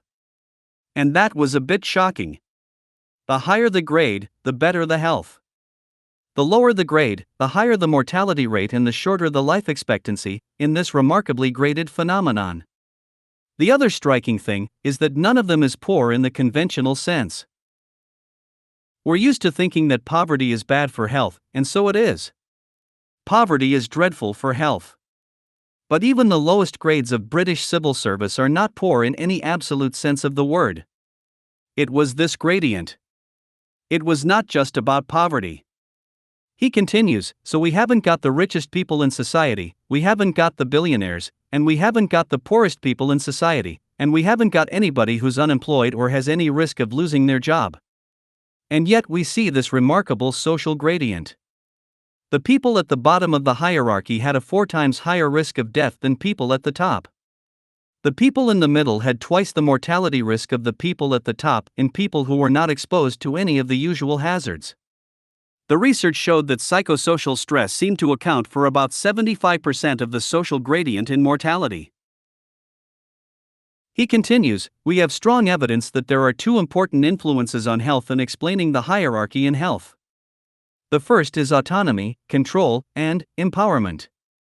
People who are disempowered, people who don't have autonomy, people who have little control over their lives, are at increased risk of heart disease, increased risk of mental illness. The second is being able to take your place in society, to benefit from all that society has to offer. It's self-esteem, it's the esteem of others. It's saying that I can benefit from the fruits that society has to offer. The implication is far-reaching. Social inequality is itself problematic. While social status is not necessarily about income, there is no question that income and wealth are signifiers of one's sense of status, belonging, self-respect, and autonomy with regard to society as a whole. In effect, what we have is a public health indictment of the very nature of social stratification itself. Evidence shows, in contrast to propaganda that humans should endure and embrace primitive, stratified power and oppression, that social class and the inferior-superior relationship inherent in it is simply bad for social and personal health. Hence capitalism, which is the embodiment of this market-created hierarchy, is really a poisonous social construct. This study, while performed in Britain, has been replicated across the world, with little variation in the overall outcome. Hierarchy simply makes people sick. This is also made worse by the nature of our commercial, consumer society once again, where advertising's functional role is to make people feel inadequate and subordinate. In the words of neuroscientist and stress health expert Robert Sapolsky, so it isn't about being poor, it is about feeling poor. As touched upon before, the work of Richard Wilkinson of the University of Nottingham has further explored this phenomenon in great detail, examining differences between countries that have different degrees of economic inequality. While we know that poverty is extremely bad for one's health, so is relative poverty or relative economic inequality. Research has specifically shown that independent of absolute income, the more income inequality there is in a society, the worse the health and mortality rates are overall. Figure 4b shows aggregated data for a range of developed countries ranked from lowest to highest income inequality and better to worse conditions for the social and health concerns noted on the left side. While the synergy of the mind-body connection to health has been explored broadly, let's now home in on the more traditional mental health concerns. Though there are often genetic predispositions to issues such as depression, anxiety, personality disorders, suicide, and drug addiction, negative stress and life trauma no doubt have powerful causal connections. A great deal of this stress can be directly correlated to economic problems such as job loss, economic decline, status, and so on. Figure 4b illustrates that from Japan to the US, there is a worsening of mental illness, drug addiction, obesity, and homicides as economic inequality increases. Once again, while there are absolute deprivation effects that stress people into unhealthy states and patterns, relative deprivation is just as powerful in its own way. Regarding drug and alcohol addiction, the biopsychosocial nature of this issue has become extremely clear in recent times. While the world still imposes primitive legal punishment for people who self-medicate or are addicted to illegal drugs, recognition of the issue as a problem in public health has been steadily growing.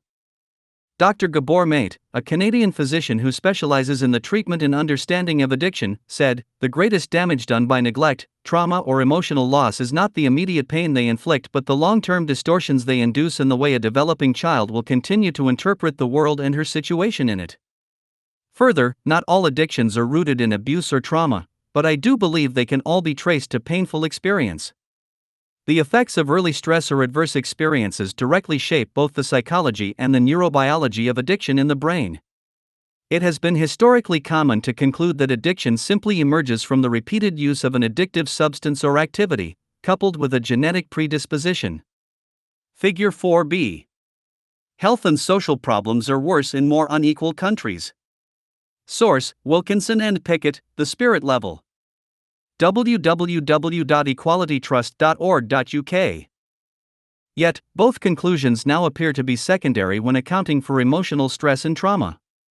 These environmental factors take priority. Childhood stress appears particularly defining. One of the largest investigations ever conducted to assess associations between childhood maltreatment and later life health and well-being is called the Adverse Childhood Experiences (ACE) study out of San Diego.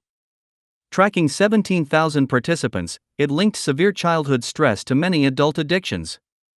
It measured a range of stress factors such as having an incarcerated parent, living in a house with domestic violence, losing a parent to death or divorce, and having a mentally ill or addicted parent, along with emotional, physical, and sexual abuse and neglect. The study applied a calibrated scoring system to factors, considering their mixture. In other words, something like sexual abuse would be considered one type of ACE, while emotional abuse such as humiliation would be another. These then would be added together to assess the probability of certain addiction outcomes. The study found a vast range of increased propensities for drug use, such that the more ACEs in play, the higher the probability. For example, a male child with 4 or more ACEs was found to be 7 times more likely to be an alcoholic than a person with no ACEs. In a separate study using the same framework, economic hardship, or an inability to meet financial needs, was also included. Unsurprisingly, economic hardship was deemed the most common adverse childhood experience reported. However, that economic correlation is just one of many. While the study includes economic hardship singularly, which is more often than not linked to low socioeconomic status, the study overlooked how the other ACEs considered, such as child abuse, are also highly correlated to poverty and economic inequality. As far as mental illness overall is concerned, it has been well established that low socioeconomic status is a risk factor. A report published by the American Psychological Association, examining a database of 34,000 patients with repeat psychiatric hospitalizations, found that unemployment, poverty, and housing unaffordability were correlated with a risk of mental illness.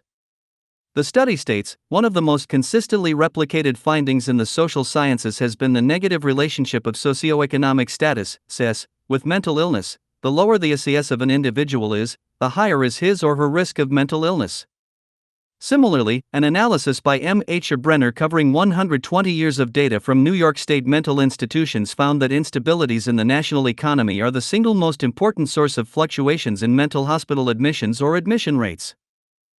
As far as depression is concerned, a study by researchers at Washington University in St. Louis in 2016 actually found that child poverty can alter brain connectivity, weakening important connections between regions, leading to future clinical depression. Deanna Emmerbark, Ph.D., chair of Washington University's Department of Psychological and Brain Sciences in Arts and Sciences, stated, "In this study, we found that the way those structures connect with the rest of the brain changes in ways we would consider to be less helpful in regulating emotion and stress." It behooves us to remember that adverse experiences early in life are influencing the development and function of the brain. And if we hope to intervene, we need to do it early so that we can help shift children onto the best possible developmental trajectories. Likewise, in a 2014 survey published by the U.S. government's Substance Abuse and Mental Health Services Administration, clinical psychologist Bruce E. Levine stated that suicidality, depression, and mental illness are highly correlated with involvement in the criminal justice system, unemployment, and poverty. Given the fact that the lower classes are more prone to experience the criminal justice system, one cannot dismiss the socioeconomic connection to this attribute on its own, reinforcing the broad influence of economic conditions overall. It appears the justice system's imposed restraint of freedom and loss of control helps lead one to such mental illness. A study in Denmark from 2011 found an increased suicide rate not only for people who had been found guilty and incarcerated, but also for those who simply had general exposure to the process, that is, found innocent and set free. The author concludes, thus, exposure to the criminal justice system in itself may contribute to elevating a person's suicide risk, rather than simply reflecting the traits and characteristics of people who come into contact with the system. Again, while one may see vulnerability to the criminal justice system as detached from economic forces, systemic reasoning forces the realization that most all crime in the world is property driven to one degree or another. In other words, if there were no scarcity pressure, no core survival stress or status shaming inequality, crime would drop dramatically compared with what we endure today. As for suicide, this phenomenon is a profound existential tragedy. It is the 10th leading cause of death in the United States. Approximately 105 Americans commit suicide every day, with an attempt made every 31 seconds. Globally, about 800,000 commit suicide annually, with many more attempts. 75% occur in low and middle income countries, with 30% occurring by way of pesticide self-poisoning in recent times. This pesticide self-poisoning has become a powerful pattern in rural regions in the developing world. While part of a larger global pattern of farmer suicides, patterns in the global south have specific characteristics that link it directly to changes in international trade policy and effectively neoliberal globalization. In fact, of all the variations of structural violence we could categorize, the economically induced mass suicides by farmers who have lost their means of survival due to austerity, economic adjustment programs, trade policy, and ultimately the stress of debt, have been staggering in number. India is now home to 1 out of every 3 suicides worldwide. Between 1997 and 2014, more than 280,000 farmers committed suicide in India. This averages out to roughly 16,000 suicides per year. The most common reason found has to do with debt and crop failure. While crop failure is not necessarily a structural outcome, as poor weather is partly to blame, the vast debt farmers have recently endured creates stress that, in combination, pushes them over the edge. It isn't just the predominantly male death toll that is tragic, it's the desperate families left behind. For every farmer committing suicide, there is almost always a wife with multiple children left in economic and personal despair. Indian journalist Palagumi Sainath, who studied the problem for decades, is one of many who argue the phenomenon is directly tied to the arrival of neoliberal trade liberalization in the 1990s. He states, every suicide has a multiplicity of causes, but when you have 300,000 in the same occupation within a compressed period of time, then you want to start looking for the common factors. He concluded, along with many others, that debt is the central driving factor behind the suicides, noting that agricultural costs and interfering foreign subsidies had increased greatly following the implementation of neoliberal agricultural policies. General debate on the issue is wide, with a well-oiled PR machine that has worked to dismiss any assignment of blame to commercial, corporate, or government policy. It's widely speculated that the Indian government underreports the numbers and shifts contexts to downplay the reality, while large agriculture-related companies such as Monsanto have directly countered and denied any systemic links. The truth is that while the defensive position portrays trade liberalization and the forced introduction of Western patented seeds as having no correlation with the rise and persistence of debt-driven farmer suicide, a detailed analysis proves otherwise. The spread of neoliberal globalization and Western transnational agribusiness to India began by way of World Bank/IMF structural adjustment policies in the late 1990s. A structural adjustment is a contractual condition for obtaining or restructuring a loan from these international institutions. In most cases, changes to national economic policies must be made. Privatization is one such contractual demand, forcing once nationalized or public services into the hands of private corporations, often with dire consequences. Once again, at the core of neoliberal conception is the theory of self-regulation and total open market competition. I say theory because that is all it is. The truth is that open markets only give advantage to those with the most economic leverage, coupled with endless amounts of government collusion to ensure that leverage. Such is the inevitable paradox of the free market, once again. So, to be clear, the neoliberal reality actually has little to do with free trade and everything to do with strategic advantage on the part of vested commercial interests that are far too often directly tied to the international lending and trade institutions. Deregulation, trade liberalization, and privatization are political tools used to force open a country's economy, making it vulnerable to profit-seeking interests that otherwise wouldn't be able to interfere.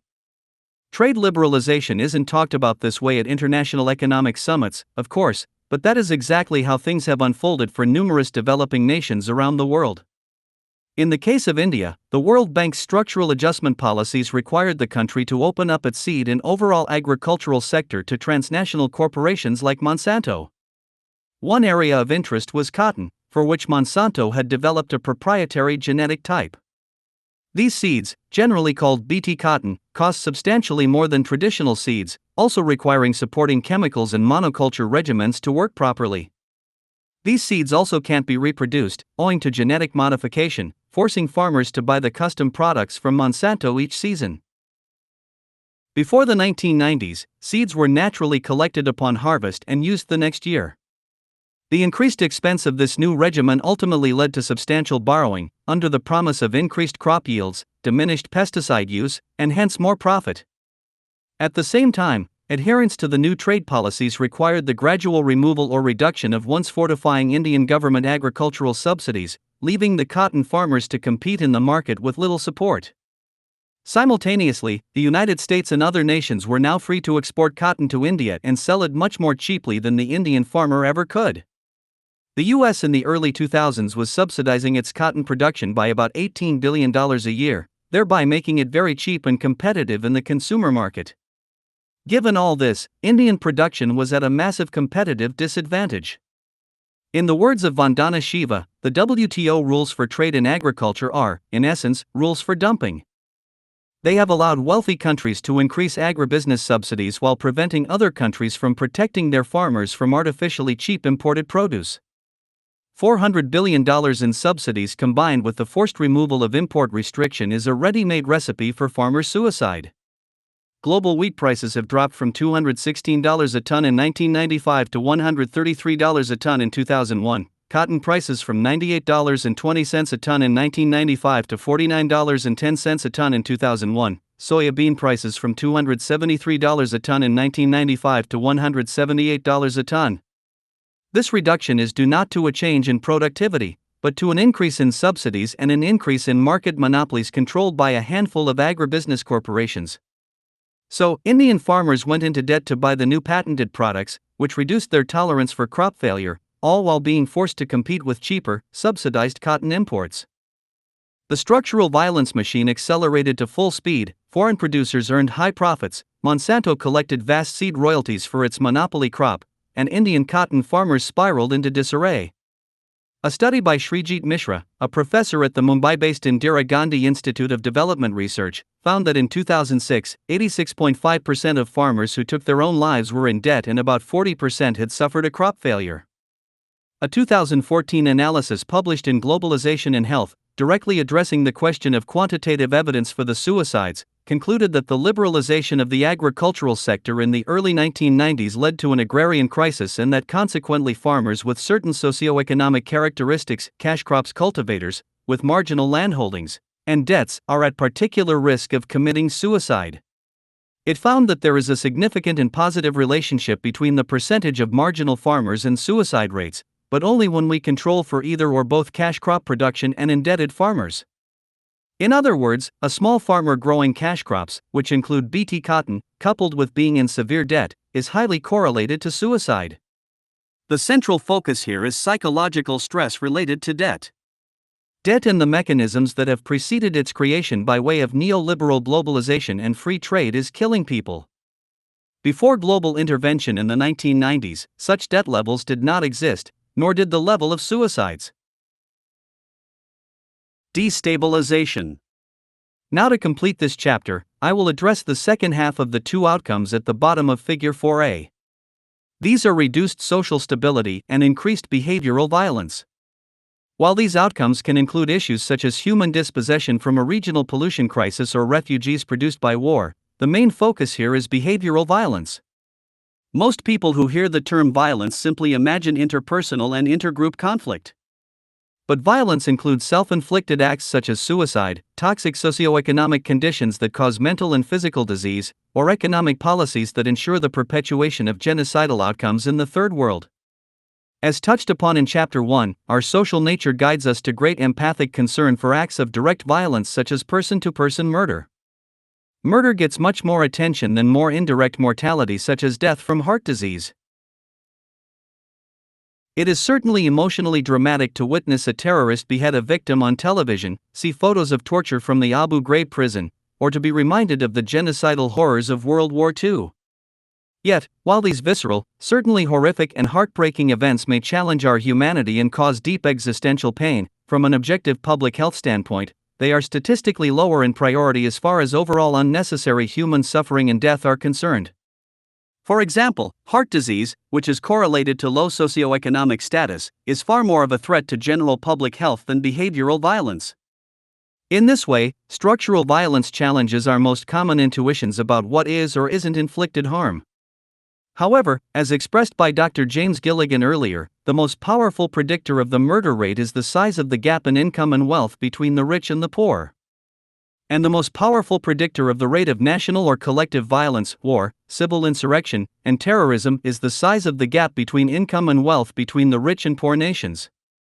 I reiterate this as it is critical to our conception of interpersonal and group violence. Taking a structuralist perspective of behavioral violence is to take a scientific or public health perspective.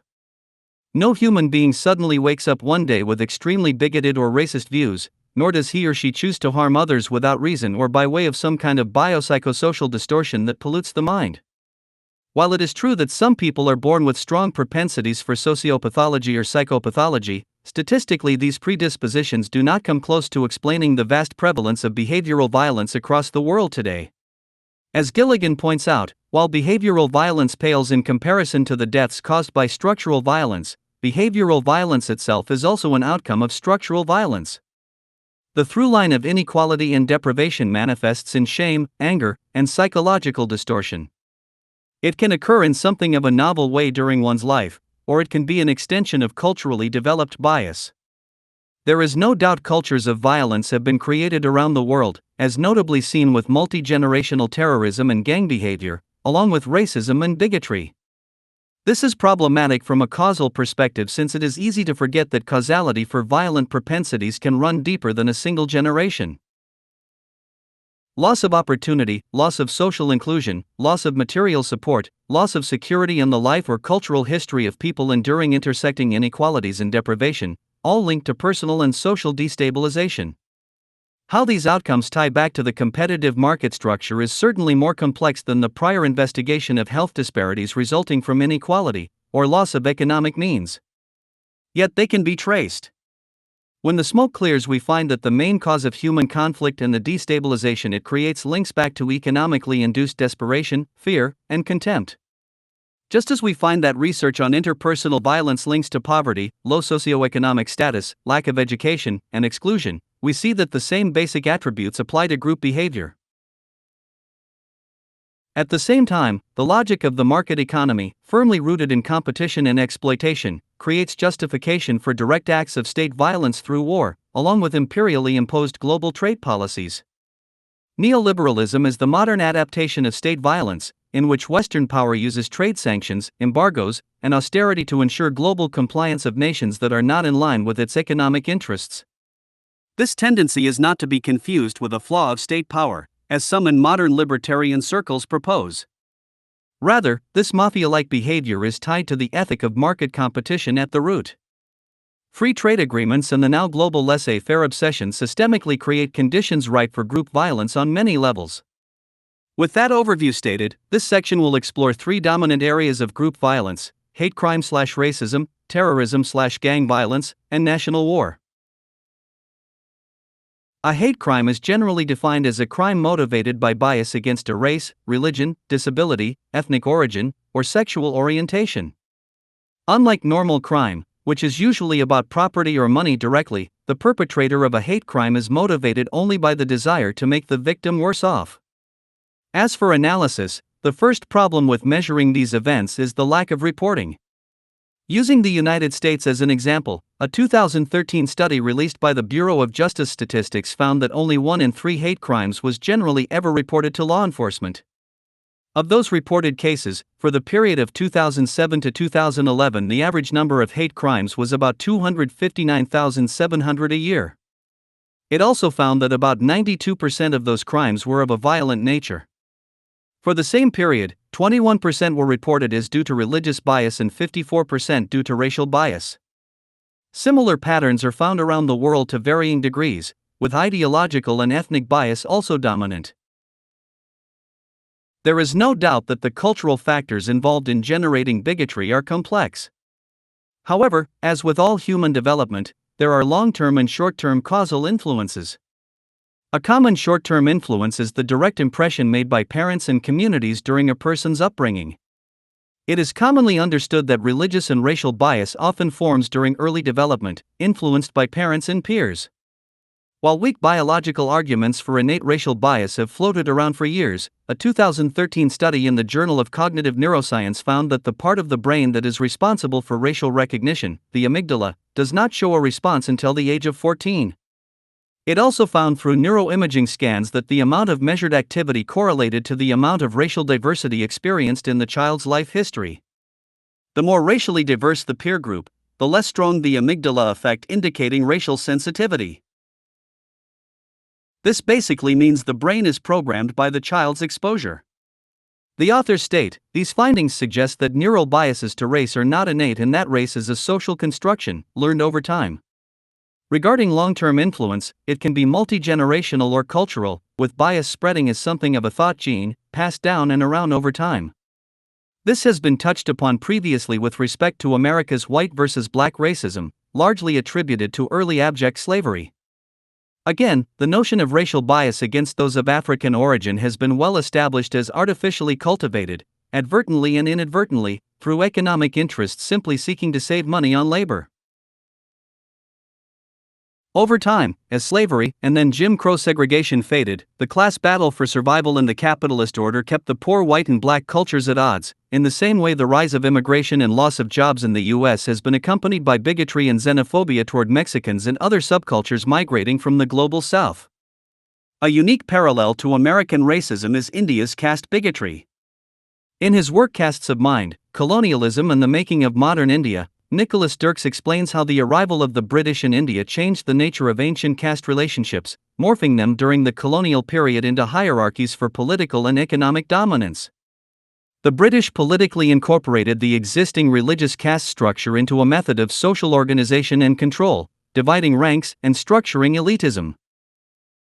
They basically added new meanings, connotations, and implications to the existing caste system to suit their own colonial needs, in a kind of divide-and-rule approach. Once colonial rule ended, the associations created remained in place, perpetuating caste bias and discrimination to this day. While this may seem vague from a socio-economic perspective, remember that the purpose of the Indian colony was fundamental for economic exploitation. The drain of wealth, as termed by Dadabhai Naoroji, helped make the British rich through robbing India and exploiting human labor. This links the pursuit of profit and the primary logic of capitalism to such social manipulation and hence the chain reactions still plaguing the country. Today, about 165 million lower caste people are routinely subject to discrimination, exploitation, and violence as a result.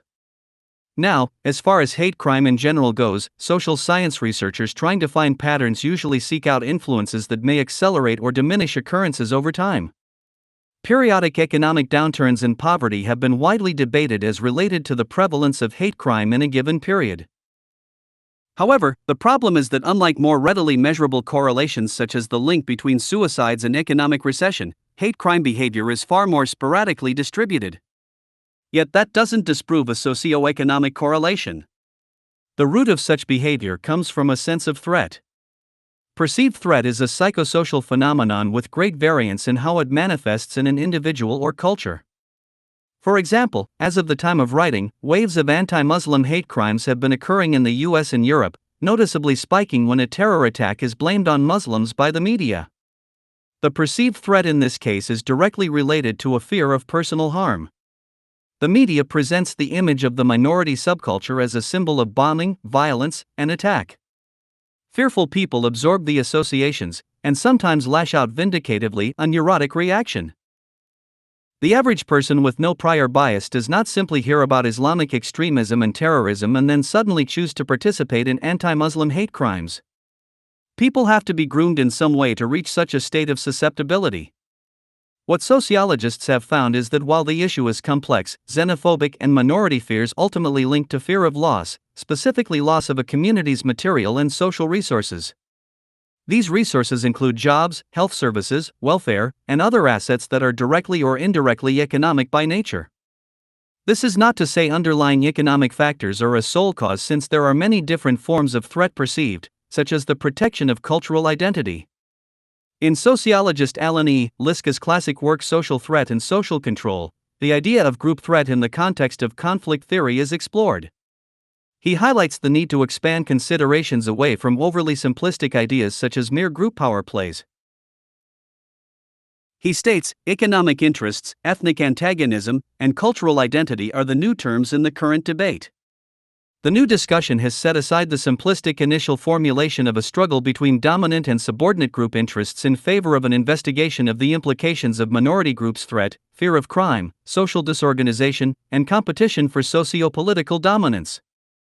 Fear of crime is certainly a commonly discussed threat, often talked about in media and political circles with respect to immigration. There has been no shortage of politicians and pundits who blame legal or illegal immigrants for crime and other social problems. Yet, the real problem has nothing to do with minority culture and everything to do with unseen, underlying economic deprivation. For example, it has been well established that the implementation of NAFTA in the mid-1990s has had highly negative consequences for rural Mexico. Similar to the case of subsidized Western agriculture that has damaged India through globalized free trade, Mexican farming was deeply inhibited by dramatic price drops of staple exports due to competition with foreign corporations. By 1998, rural poverty stood at 82%. This poverty increased the drive for immigration to the north. In the 1990s, the Mexican-born population in the U.S. doubled from 4.5 million to 9 million. This consequence in and of itself has been an atrocity, not to mention the profoundly destabilizing acceleration of gang warfare and drug cartel violence that can also be linked to neoliberal economic adjustments. And Mexico is not alone. According to USAID, the lack of economic opportunities in Latin America makes the region the number one source of illegal immigration into the United States, with 88% of illegal immigrants coming from these countries. Given this, returning to the subject of fear of crime, outgroup bias common to the United States and other countries where immigrants now effectively seek refuge, proper causality must go to the impoverished conditions such people have come from. Since destitution and poverty have been long correlated to general crime, this is far from a surprise. Sadly, the modern cliché, especially in the West, is that immigrants are a source of crime, and this fear is perpetuated without an understanding of the deeper root cause. Historically, this is all very old sociological behavior. Immigrants and minorities have always been used as scapegoats, even as they were being exploited and excluded. People often forget that in the early United States, vast ethnic antagonism was in play, beyond the dominant white versus black issue. The Irish, Italians, Jews, Poles, and other immigrant groups experienced deeply bigoted, xenophobic reactions as they competed for socioeconomic resources and labor. When the Irish, for example, who had been viewed as white Negroes in 19th-century Britain, came to the U.S., they were ostracized for their perceived cultural traits. I can even remember my grandmother once bad-mouthing the Irish, revealing she was brought up in a culture of ethnic bias during her generation. The point here is that while racism and bigotry have numerous cultural roots, the meeting ground has generally been socioeconomic competition. As noted by Stanford University historian George M. E. Fredrickson, the 19th century was an age of emancipation, nationalism, and imperialism, all of which contributed to the growth and intensification of ideological racism in Europe and the United States. Although the emancipation of blacks from slavery and Jews from the ghettos received most of its support from religious or secular believers in an essential human equality, the consequence of these reforms was to intensify rather than diminish racism. Race relations became less paternalistic and more competitive. The insecurities of a burgeoning industrial capitalism created a need for scapegoats. The Darwinian emphasis on the struggle for existence and concern for the survival of the fittest was conducive to the development of a new and more credible scientific racism in an era that increasingly viewed race relations as an arena for conflict rather than as a stable hierarchy. A 2014 study by Ipsos Mori polled people in Britain who thought immigration should be reduced, asking them why. The top answer was that immigrants are taking jobs from British people, causing a job shortage. In fact, the top 5 answers were based on economic fears, including concerns of overcrowdedness, resource drains, and housing shortages. This factor of economic stress and the fear derived from it casts a shadow over society, with racism, bigotry, and hate crimes seeping out as a kind of negative externality resulting from a social order driven by scarcity and competition for income. While difficult to source at first glance, the economic relationships inherent in these psychological problems are ever apparent. This reality indicts capitalism distinctly since its structural attributes of competition and advantage have normalized inequality and class. Once again, as will be argued in the next chapter, none of this is necessary. Moving on, the same undercurrent of historical and modern economic pressures and consequences are found at the root of terrorism. Terrorism has become a defining characteristic of modern times, with growing media hype. From the Middle East to Europe, terrorism in the 21st century appears to have become a household awareness, sparsely but consistently peppered across the world each year. However, the popular idea that it is rooted in extreme religious thought alone or fueled by fringe ideologies is mostly a myth. This isn't to say aspects of extreme ideology are not present, but religious, national, and ideological hatreds that foment violence require more than mere words on a page. It requires insult, shame, pain, humiliation, and/or oppression. Terrorism involves an active need for retribution. This is not to absolve the problem of religion and violence, as all major theistic religions have written into their scriptures prescribed acts of revenge and bigotry to some degree or another. The issue is interpretation and motivation. People backed into a corner, feeling abused, will start to see things as a Rorschach blot, justifying ideas and acts that they otherwise would not support.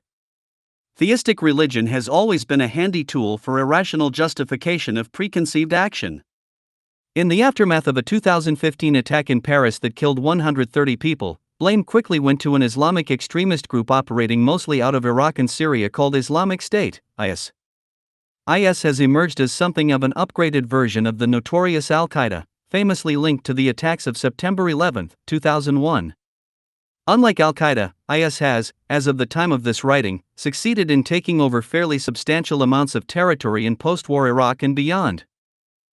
The suffering and death inflicted in their wake has been complemented by self-produced media documenting and glorifying their mass murders and beheadings. Unlike the crude media produced by prior groups, IS approaches these films with music, sound effects, professional editing, visual effects, and an overall Hollywood gesture. These aesthetic presentations have added to the emotional public outcry to see an end to the group, with now large sums of money being spent on military action and anti-terrorist surveillance in an attempt to collar the problem. Yet, in the midst of the panic and outrage, little perspective is given as to where IS came from. While the group is deemed a Salafist jihadist group, believing in an ultra-Orthodox Sunni Muslim interpretation and strict Sharia law, the basis of its views is not original. In fact, the dominant religion and political system of Saudi Arabia is also based on Salafist, Sunni views operating under Sharia law. Saudi Arabia is also a central ally and high-value commercial partner with the United States, while IS distinctly expresses its hatred of everything US and the West. So, if it is purely ideological, why such extremes? Why does the overwhelmingly vast majority of Muslims condemn such violence, disassociating from such groups? With 1.8 billion Muslims in the world, those who do commit violent acts are very few by regional comparison. A University of Berkeley study found that when it came to the context of crime, Muslim countries average 2.4 murders per annum per 100,000 people, compared to 7.5 in non-Muslim countries. This was after controlling for authoritarianism and political regime, meaning state oppression was considered not a determinant factor. Yet it is still true that Muslims have been responsible for the majority of terrorist attacks in the world. According to political scientist M. Stephen Fish, contemporary terrorism is disproportionately Islamist. Between 1994 and 2008, the world suffered 204 high-casualty terrorist bombings. Islamists were responsible for 125, or 61% of these incidents, which accounted for 70% of all deaths. On the surface, this contrast seems strange, compounded by the fact that this rise in Islamic terrorism is fairly new, with few occurrences by comparison decades ago. The only real explanation is a social one. There is a social problem in play, arguably the result of long periods of interference coming from the Western world. A cursory examination of the Middle East regions most plagued by insurrection, violence, and terror systemically links to dramatic geopolitical and economic events. Again, this perspective is not to excuse acts of murder or violence but to show how such acts are cultivated. Just as an individual with certain natural vulnerabilities can be distorted by life experiences that eventually drive the development of psychological problems, generating destructive behavior, so too can whole subcultures that share a common identity be pushed into aberrant acts. The story of Iraq is perhaps the clearest example. While its broad history is quite interesting, including the US-backed coup d'etat in the 1960s that helped install dictator Saddam Hussein, destabilization of the region really began with the harsh economic sanctions imposed in the 1990s. Economic sanctions are financial and trade restrictions placed on a nation intended to force political or economic change. In effect, such sanctions are a form of coercive economic warfare. After Saddam Hussein invaded Kuwait in 1990, the United Nations, led by the US and the UK, effectively cut off all economic trade with Iraq for the next 13 years. With the first Gulf War invasion in 1991 devastating Iraq's infrastructure, the toxic and restricted condition of the country fueled mass poverty, starvation, and disease. Just 4 years after the sanctions started, 576,000 children were reported as systemically killed through poverty. Defended as a means to ensure Iraq couldn't gather resources to build weapons of mass destruction, WMDs, the sanctions by 1999 are argued to have killed up to 1.5 million people. Dennis Halliday, who spent 34 years with the United Nations, resigned in disgust over the issue, referring to the situation as genocide. In 1999, he stated publicly, "There are 4,000 to 5,000 children dying unnecessarily every month due to the impact of sanctions because of the breakdown of water and sanitation, inadequate diet, and the bad internal health situation.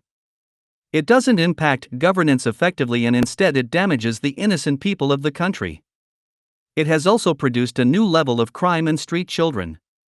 There is a town where people used to leave the key in the front door, leave their cars unlocked, where crime was almost unknown. We have, through the sanctions, really disrupted quality of life, the standard of behavior that was common in Iraq before." Halliday has also spoken of cultural changes, with great foresight of the future. He talked about the growing sense of exclusion, desperation, and consequential rise of more extreme religious views. He discussed how mosque attendance soared as sanctions continued, with Iraqis seeking solace in religion. This was a change from the more moderate nature of the nation prior. He then prophetically predicted in 1999, "What should be of concern is the possibility at least of more fundamentalist Islamic thinking. It is not well understood as a possible spin-off of the sanctions regime. We are pushing people to take extreme positions." By 2012, some estimates put the cumulative death toll since 1990 at 3.3 million. The 2003 Iraq invasion, justification of which has been categorically proven as a fraud with respect to claims of present WMDs, served to shatter what little integrity Iraq had left. Securing control over Iraqi oil has been corroborated by numerous insiders as the real motivation for war, with associated profits in the hundreds of billions for Western corporations. At the same time, while the party line was that post-war Iraq would be able to rebuild with great vigor given its energy resource wealth, reconstruction has been dismal. Iraqi employment and public health now rank at the bottom among third-world nations. As far as post-war violence is concerned, the UN reported that between January 2014 and October 2015 about 19,000 people were killed in sectarian violence. This also includes more than 3 million people displaced during the same period, adding to what has become a global refugee crisis, amounting to roughly 60 million displaced people due to violent social destabilization as of 2015. Now, I pose the question, if you were a young child surviving in Iraq during the 1990 sanctions, growing up through both US-led wars, now enduring a profoundly devastated, destabilized, and destitute situation, would you be angry at the forces that caused your society's collapse? Do you think others might be angry as well, willing to twist their frustration and deprivation into violence? Would it not seem fairly reasonable that views of the West would become synonymous with suffering and oppression, slowly molding a culture of anti-American sentiment, passing these values onto children as they grow up? The truth is, modern Islamist extremism, specifically the rise of IS, has been cultivated by Western geoeconomic politics and undeniable US imperialism over the past few decades. The Middle East has been a target, along with Africa and Latin America before that. It is a kind of neo-post-colonialism, if you will, where the long-term side effect of intervention and its resulting suffering has been anger and blowback. Former CIA official and Middle East expert Graham Fuller stated that the U.S. is one of the key creators of IS, explaining how its intervention has fostered the violence. From Libya to Syria to Afghanistan to Iraq and other interventions in the 21st century, the destabilizing effects are consistent. In fact, before the 2011 US-backed NATO overthrow of Libya's government, many strides were being taken to improve and evolve the society in a more progressive, more democratic way. Libya actually had the highest standard of living in Africa, with a steady trend of public health improvement. Though far from perfect, it was changing notably. Today, like Iraq, Libya is now fractured, impoverished, and replete with violence, including the presence of IS. So, terrorism and the rise of violent extremism in the world did not come out of nowhere, nor is it merely a result of religious or ideological fervor. It has been actively bred by a destabilizing process of intervention, economic exploitation, and marginalization. And the more it goes on, the worse it seems to become. Noam Chomsky, a famous social theorist and critic, stated, "You can be pretty confident that as conflicts develop, they will become more extremist. The most brutal, harshest groups will take over." That's what happens when violence becomes the means of interaction. That's true in neighborhoods, it's true in international affairs. That's where IS comes from.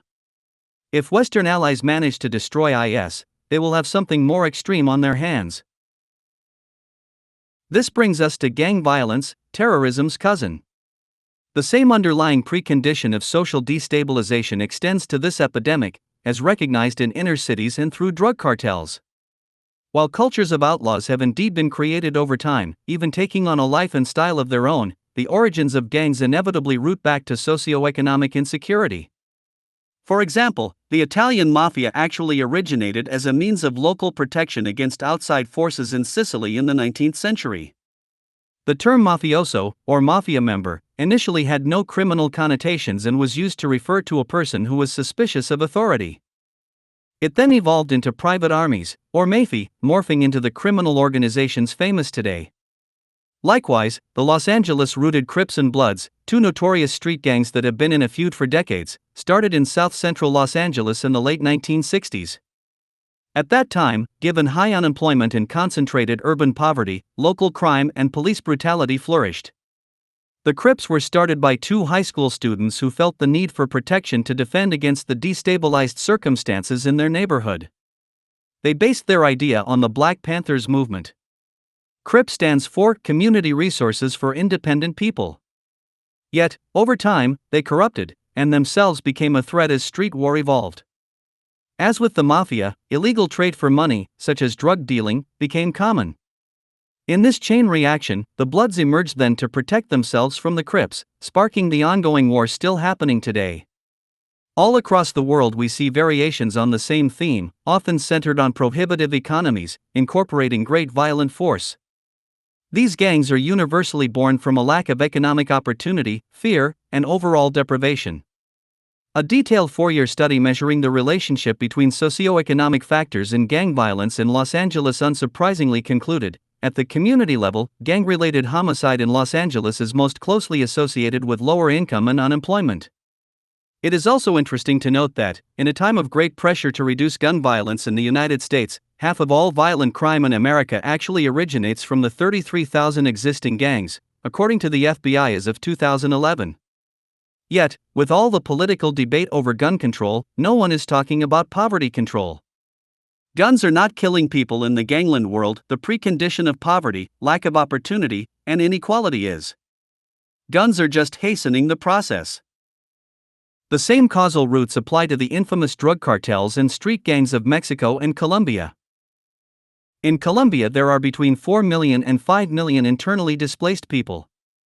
Many of these people have been forcibly removed from their land to make way for commercial industry by way of neoliberal globalization. In a detailed work by Jasmine Hristov titled Blood and Capital, The Paramilitarization of Colombia, the connection between corporate-backed neoliberalism and state violence is firmly established. In the 1990s, sweeping pro-US economic policies were put in place, largely in response to prior international debt pressures. Hristov states, the main cause that led to the official adoption of neoliberal policies by the developing countries in Latin America and elsewhere was the pressure to service their external debts in the late 1970s. In order to receive loans from the World Bank, WB, or the International Monetary Fund, IMF, nations had to agree to a program of structural adjustment that included drastically reducing public spending in health, education, and welfare. These structural adjustments also included trade liberalization, the trademark of neoliberalism, opening borders to foreign interests. Long story short, Colombia opened its doors to transnational corporations, kicked millions of people off of commercially useful land, and began economic development. Only this development produced profit only for a small Colombian and Western elite. Any objection from the public was met with violent oppression by paramilitary forces, largely sanctioned by the government. As with much of Latin America over the past century, highly dictatorial regimes with horrendous human rights violations have been backed by U.S. interests to ensure neoliberal adherence and transnational corporate profit. Overthrows and assassinations have never been out of the question. The now declassified information about the 1954 coup d'etat against democratically elected Guatemalan President Jacobo Arbenz is a classic example. After Arbenz was elected, creating reforms to help the public by returning land dominated by the United Fruit Company of America, United Fruit lobbied the U.S. government to intervene. The CIA then overthrew Arbenz and installed a violent military dictator, Carlos Castillo Armas. Armas was the first of a long line of U.S.-backed dictators who favored Western neoliberalism at the expense of the public's well-being. Colombia was yet another nation in this process of coerced market expansion ravaging the general population through neoliberalism's structural violence. While Colombia has historically been a turbulent and politically corrupt place, the country's embrace of free market policies dramatically worsened conditions. It increased the already high level of economic stress, giving rise to powerful gangs and militias that today move mountains of illicit drugs around the world. Colombia's drug cartels and related street gangs have become world famous for their horror and dominance. Despite billions of dollars in military aid given to the government to fight the cartels and insurgencies, little progress has been made. In fact, many have speculated that the aid sent to Colombia, while partly used to fight the cartels, is also being used to support paramilitary operations that further oppress the general public and those opposed to the government trade policies that are impoverishing them. As far as Mexico is concerned, its modern destabilization and gang violence is yet another thematic variation. The 1994 NAFTA implementation set in motion a deteriorating economic condition for the general public, specifically affecting the agricultural sector. In summary, structural adjustments placed on loans to Mexico by the IMF restricted its ability to subsidize agriculture production. Given the free trade reality of NAFTA, this effectively meant Mexico could not compete with other producers that actually were subsidizing their agricultural production, such as the US and Canada. This inability to compete ruined millions of Mexican farmers, specifically corn producers. Losses in Mexico's agricultural sectors are estimated at over $1 billion annually since the start of NAFTA. As noted prior, this led to an exodus from farm regions to inner cities and eventually outside the country to find work. While jobs were created in some cities, touted by some as a mark of NAFTA's success, the surplus of labor was enormous. Wages were also extremely low, while some factories started to move overseas, compounding local poverty and unemployment. For many, the question then was whether to leave Mexico to find work, as millions have, or to work in black market economies such as the drug trade. NAFTA unintentionally made moving drugs across the border to the US much easier. As summarized in a detailed study, A Narco History, US agribusiness pushed thousands of Mexican farmers out of their own markets. The price of corn dropped by around 50% after the NAFTA agreement, and the number of farmers living in poverty rose by a third. In the 6 years following the introduction of NAFTA, 2 million farmers abandoned their land. The army of the urban unemployed gave the cartels a deep pool from which to recruit foot soldiers, and the miserably paid, and eminently corruptible, police and military provided the muscle with which to protect their interests. The spread of everyday crime aided by the rapid declension and corruption of local police forces demoralized civil society, and provided a climate within which grander forms of criminality would flourish. The adoption of free trade and the deeper integration of the Mexican economy with that of the United States dramatically increased cross-border traffic, making it far easier to insert narcotics into the stream of northward-bound commodities. The result has been horrific gang violence and bloodshed. Some 85,000 people are estimated to have died from drug gang violence since 2006, with cartels dominating many cities. In effect, we see the chain reaction of structural violence unfold through the gateway of poverty, scarcity, and lost opportunity, exacerbated by neoliberal economics once again. To make matters worse, the degree of degradation is so severe, the social distortion so deep, that common-sense economic alleviations to reduce poverty will likely now have very little effect. This is the problem once cultures of corruption have been created. As a secondary issue related to this subsection, as it pertains to the broad context of terrorism and gang violence, the modern era has also seen a marked increase in seemingly random mass shootings in public settings. As the media tends to slap labels on such events as being acts of domestic terrorism and so on, the nuanced nature of this specific phenomenon goes largely unaddressed in sociological terms. From the Columbine High School massacre in 1999 to the Virginia Tech mass shooting in 2007 to the Pulse nightclub massacre in Florida in 2016, the frequency of such explosive rage has been steadily increasing. While the obvious mixture of mental illness and a need for revenge are apparent in all cases, along with the unique prevalence of most mass shootings of this nature occurring in the United States, non-coincidentally the global center of extreme socioeconomic inequality, each case study of this seemingly random violence shares a common thread. That thread is a psychological need by those perpetrating such acts to feel like they are winning and in control and that people are paying attention to them. In virtually all such cases, the perpetrator or perpetrators seek to express their power and contempt, often making videos explaining their acts in advance, writing detailed manifestos online, calling media and police to make sure everyone knows who they are, and so on. The underlying sense of such perpetrators is generally of having endured great shame, hurt, humiliation, and helplessness, even if they cloak those sensitive feelings in outward rage and hate. More often than not, the violent act is a precursor to their suicide, connecting the interest to die with the need to hurt others and perhaps become famous. While taking a structuralist view of this complex phenomenon is difficult, Italian theorist Franco Berardi has attempted to find some order in the chaos. In his work, Heroes, Mass Murder and Suicide, he provides valuable speculation correlating what it means to live in our competitive, neoliberal society, a society that structurally produces winners and losers, along with shame and humiliation for those who see themselves as the latter. He states, suicide has increased particularly rapidly in the last 45 years, by 60% according to the World Health Organization. It is epidemic. And what else has happened in the last 40 years? Neoliberal transformation.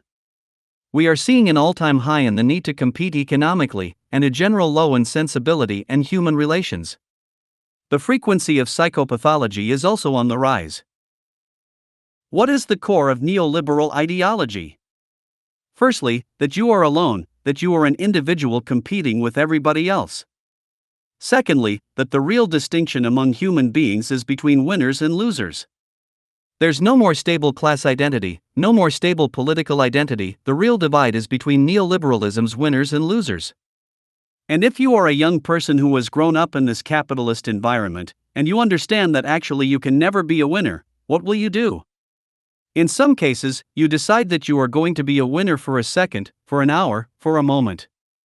Because you feel like a winner when you kill all the people around you and then kill yourself. And this is not just my theory. It's not me saying all these horrible things. It's Eric Harris and Dylan Klebold, the two young men who committed mass murder and killed themselves at Columbine High in 1999. They wrote in their diaries, which are available to read for anyone, "You gave me all this shit, telling me I am a loser, but I will be a winner for a minute." And so you see, it's not so much the neoliberal ideology that motivates mass murderers, it's much more the particular psychological effects of this neoliberal ideology. Chapter 5. Designing out, where we go from here. We must rapidly begin the shift from a thing-oriented society to a person-oriented society. When machines and computers, profit motives and property rights are considered more important than people, the giant triplets of racism, extreme materialism and militarism are incapable of being conquered. Dr. Martin Luther King Jr. The previous 4 chapters have covered a range of diverse issues, linked by a train of thought. This train of thought carves out a model by which we can better understand society, resolve major problems, and set a course for more productive social progress. As stated, the dominant view here is structuralist, defined in this context as respecting the influence of larger order system dynamics and realizing the disproportionate power of these influences over our lives. Given this perspective, general patterns of violence, mortality, disease, crime, oppression, and other seemingly separate outcomes are found to share common roots, linked to our social system. Just as a clean water supply is foundational to a city to prevent poor health and other social problems, an appropriately designed social system is the starting point of healthy social psychology, peaceful cohabitation, positive public health, and an all-around quality of life. Putting aside the market's perpetuation of socioeconomic inequality and inhumane patterns of hierarchical dominance, we can see that the general loss of improved technical efficiency and overall productive inferiority is a serious problem. Apologists for capitalism often declare that it is superior to all known systems in terms of productivity. But this is a shallow conclusion since there hasn't been any kind of real departure from market-based organization in thousands of years. System variations such as historical communism, socialism, and fascism have varied more politically and ideologically than economically. The shared mechanisms of competition, cost efficiency, exploitation, trade, and overall monetary practice show little real variance across modern history, regardless of nuances or theoretical ideals. The main problem with the capitalism works best defense is that it ignores modern economic potentials that far exceed what the market is capable of. Since technological progress is at the root of increasing standards of living, along with consequential alleviations of social tension, the question becomes, what specific economic approaches can optimize technological progress? For example, today the world produces 17% more calories per person than it did 30 years ago, despite an increase in population of 70%. We can produce enough food to provide everyone with at least 2,720 kilocalories, kcal, per day. This is more than enough to maintain good health for most. Yet a substantial portion of the world is still malnourished, dying of starvation. This simple fact shows that there are flaws in the economic pipeline that are producing distribution inefficiencies and exceptional waste. When the current state of productive capacity and efficiency is examined overall, we discover underutilized and potential methods that are far superior to what is being applied. As will be described, society currently uses only a fraction of known technical means that can increase efficiency greatly. This lack of application is caused by general ignorance of such potentials and by core problems inherent to the market's mechanistic structure, as well as the stagnating tendency of business to fight change. As discussed in Chapter 4, business does not favor optimized technical efficiency. It favors market efficiency, which is basically the opposite. Companies also seek self-preservation to remain profitable in the short term, naturally pushing back interfering change. Capitalism's competitive incentive, promoted as the virtuous force behind world progress, has now become the greatest detriment to social advancement. If we cannot update and redesign our society to embrace its modern technical capacity to increase economic efficiency, including equitable distribution, the major problems we see today will find little resolution, including the growth of xenophobia and in-group/out-group bigotry. The goals of this final chapter are to highlight how human-perpetuated scarcity and inequality are now the central drivers of human disorder, how current negative trends are on pace to severely destabilize society in ways never before possible, and finally, to explore potential solutions that can overcome these problems, improving public health and social stability. However, before those aspects are addressed, let's quickly summarize the prior chapters for clarity. Chapter 1 introduced the systems-based, structuralist perspective that underscores this entire book. As expressed, this kind of thinking goes against our most basic perceptual intuition. It is also at odds with the way society is currently oriented. After all, that orientation has been largely built upon the same faulty intuition that fails to see society and culture in a systemic or interconnected way. It took the advancement of physical and social science for us to start recognizing facts our intuition previously failed to reveal. Just as weather balloons and satellite imagery have confirmed that hurricanes emerge from atmospheric collisions of differential weather systems, statistical analysis and longitudinal studies have revealed the origins of outcomes related to public health and human behavior. This chapter featured a case study focused on systemic racism and the evolution of America's bigoted criminal justice system. When historical events are considered in combination with modern oppressed conditions, we can begin to understand how institutional and interpersonal racism have been created and perpetuated as a systemic consequence related to socioeconomic phenomena. In other words, drivers of racism, xenophobia, and similar forms of human bigotry very often linked to economic circumstances on one level or another, as argued. Yet, there are naturally exceptions, for certain issues are indeed more cultural in origin. Gender bigotry and LGBT discrimination are examples. These two important issues have not been focused on in this work as their roots are less driven by socio-economic dynamics.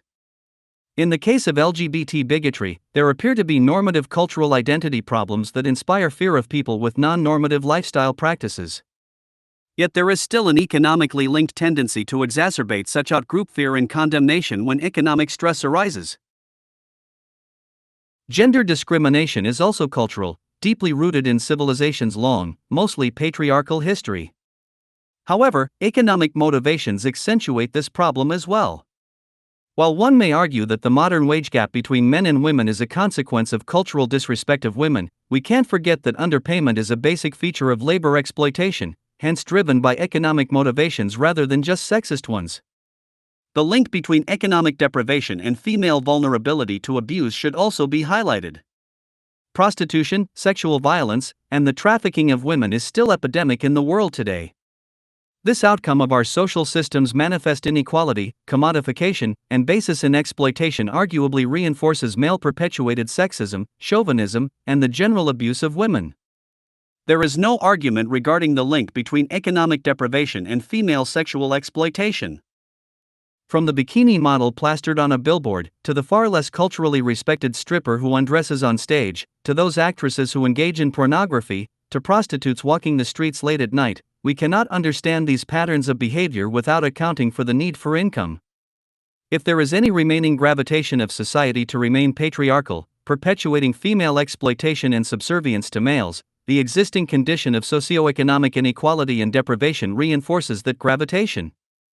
From the standpoint of the lowest, most immoral sexist mentality, keeping women poor and financially desperate is a strategic means to ensure the future exploitation and abuse of them on various levels. Over generational time, this pattern furthers a culture of violence against women in general, creating distortions in both male and female perceptions. That being said, it is important to reiterate the fact that historical events can snowball, generating cultural patterns, values, and customs that take on a life of their own long after their apparent point of origin. The reason systemic black oppression and race antagonism continues to this day in America is partly that the engine that created it and pushed it forward is still in place. As an analogy, imagine a train that symbolizes American racism, built in the period of abject slavery and set in motion down a track. The fuel that keeps that train moving forward is socioeconomic inequality. The train may have traveled far away from its origins, but the mechanisms that keep it going remain. This is just as true for American social relations as it is for other countries with similar histories. Chapter 2 focused on both the history of our social system and the legitimizing myths that perpetuate it. Like white blood cells seeking and destroying foreign invaders, the social system reacts to impositions that conflict with its normative functions. However, the reactionary cells in this case are beliefs, people, and institutions that form a kind of cultural hegemony. Deep identity associations have also been generated, helping to create an Orwellian cognitive dissonance or doublethink. These associative mechanisms are reinforced by humanity's long history of social dominance, wherein the custom of competition and human abuse has become codified as not only a natural phenomenon but also a virtuous one. The dominant ethic today isn't about coexistence and mutual concern. It is about winning and disproportionate success. This ethic is driven by the post-Neolithic evolution of what we now innocuously call business. Commercial enterprise, the center of human affairs today, has built-in, self-preserving mechanisms that repress any urge to alter its expression. One mechanism is the mere conception of success in the market game, which is rewarded by not only material wealth and social status but also societal power. Those statistically rare few who do rise through the ranks of privilege and economic class are naturally the least likely to find motivation for social change. It is in their most basic self-interest to keep things the same given how well they have been rewarded. Also, since the wealthy own society's major organs of communication, television networks, newspapers, production companies, and other influential media, they intentionally or unintentionally filter out social perspectives that contradict those they favor. This is only natural, based upon operant conditioning principles. All this assists an already expansive social mythology associating only positive outcomes with the market economy, since the general population has been groomed to covet the success of the wealthy. Such ambition is mostly wasted, of course, since the model structurally limits high levels of wealth and power to a very small few, effectively ensuring class war. Chapter 3 further expanded on this class war reality, homing in on the structurally generated inevitability of poverty, oppression, and deprivation. The system is certainly rigged, however, it is rigged in ways that are less about direct conspiracy or malicious intent and more about the procedural dynamics of the model itself. From the dawn of agriculture, our economic structure evolved with a root socioeconomic orientation based upon competition, exploitation, and scarcity. The social system that results is foundationally elitist and oppressive, ensuring those with the most wealth and power will maintain the most wealth and power. When we realize that elitism and oppression are structural, we reduce the age-old confusion that pins the world's woes on a lack of morality and ethics. While morality and ethics are important for orienting cultural values, they can't compete with the prevailing social psychology and mechanistic, primary, logic that manifests from the economic requirements of survival. Unless the moral conclusion is literally to change this dominating structure, morality has little effect in the long run. Moreover, though it may seem an overgeneralization, class war lies beneath most forms of oppression, discrimination, and bigotry. Whether historically rooted or birthed in modern times, the battle for economic resources and human labor exploitation sit at the root of our divided world and continue to do so unnecessarily, as will be discussed. Chapter 3 also describes some aspects of the market system's maturation over the last century. These are worth consolidating here because, just as an apple rots till only the core is left, the essence of the market system is rapidly surfacing, and with great discord. This core consists of massive, flawed incentives and problematic economic contradictions that were not apparent in the market's earlier stages. 6 of these in total have been expressed in Figure 5a. With the exception of technological unemployment, which will be discussed later in this chapter, the other 5 have already been touched upon. For the sake of clarity, I will reiterate these as they are important to understand as a group trend. From top to bottom, first is the rise of what we now call capitalism itself, specifically how the presence of social dominance has become obscured by free trade. All major historical economic systems since the Neolithic Revolution have been market-based in the sense that the root socioeconomic orientation of competition, exploitation, and scarcity has been dominant. Figure 5a. Conceptual trend depiction of 6 notable issues that have evolved since the Industrial Revolution. Each of these developments are natural to the market economy, consequential as social and technological conditions have changed. The molding of modern-day capitalism over time was inevitable as more complex labor roles and technology unfolded. In this, the once obvious social inequities and undemocratic power imbalance of early societies slowly became cloaked by the idealism of the free market. Unlike in earlier eras, which featured intolerant government monarchs, abject slavery, and other more primitive forms of dictatorial power and direct oppression, this new structure provided the needed illusion of democratic participation, rights, and freedom by structurally submerging social dominance within the mass competitive act of free trade. The beauty of this means of social dominance is that it facilitates the pretense that totalitarianism doesn't exist. Kings and regimes no longer wield total control over the lives of their subjects. Rather, power and wealth remain concentrated by way of a process of competitive advantage in the market, a process that is provably undemocratic and structurally rigged to favor a small, undefined, transient minority in the same basic manner, yet obscured, by which a monarch exerted control. In effect, the ethic of trade in markets has become synonymous with democracy and freedom. Any talk today of government directly assisting a population in an organized, streamlined capacity, efficiently using resources in a way only larger order design and organization can achieve, is derailed derisively as socialist interference with market freedom. This process of maturation of capitalism has sanctified or normalized the idea that some should be very rich and powerful and most should be very poor and impotent. This ethos is preserved by the mythology that any other way can only be anti-freedom. The second form of maturation worth reiterating, as noted in Figure 5a, is the rise and spread of neoliberalism, specifically through globalization. In effect, this is the expression of the market economy's fully realized belief structure. The once passive, quaint, and generally ignored invisible hand comment by Adam Smith has grown into full-blown orthodox religious extremism. Neoliberal globalization includes not only the ethic that free trade and business power should prevail over democratic institutions and state policy, it also embraces capitalism's tendency toward constant hegemonic expansion. Capital accumulation, which is a fancy term for the business interest in reinvesting profit in new capital assets that will in turn further increase profits, rests at the heart of globalization. Like cancer, businesses always seek to expand and multiply.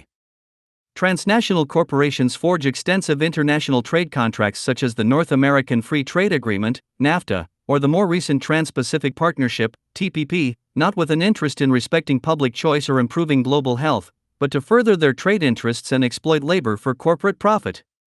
Such agreements increase government and public policy subservience to corporate interests on the international level. This process is transforming and conforming the world to one governed only by business logic and competitive gaming. I will add that, as is characteristic of most religious extremism, intolerance of non-believers is acute. Any contrary economic belief system on the planet today has been effectively condemned as sacrilegious, the behavior of socio-economic savages. Countries that attempt to praise a different economic god are quickly struck down in the holy name of freedom and democracy.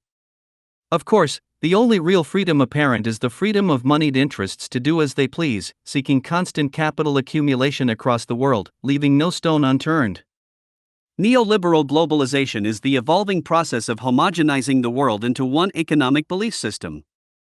The third form of maturation to reiterate is the rise of financialization. In earlier times, the practice of labor specialization in trade was minimalistic in that people mostly sought to satisfy their most basic needs. For example, a man milks a cow and sells that milk to buy some bread. The man who sold the bread then uses that money to buy a needed tool, etc. If we lived during the Malthusian trap, this behavior would be indispensable given how arduous and slow production was. During the time of Adam Smith, trade was a powerful and useful tool and represented a mutual pursuit through networked specialized labor.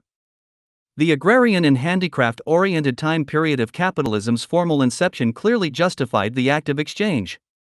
Yet under the surface of this behavior is still the abstract framework of buying and selling for gain, no matter what is bought and sold.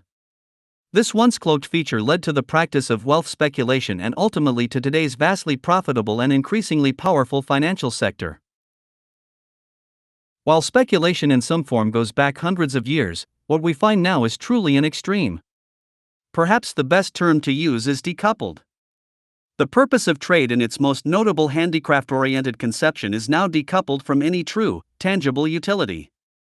Today, people buy and sell and employ for no other reason than the pursuit of income, with no true concern over what is being bought and sold.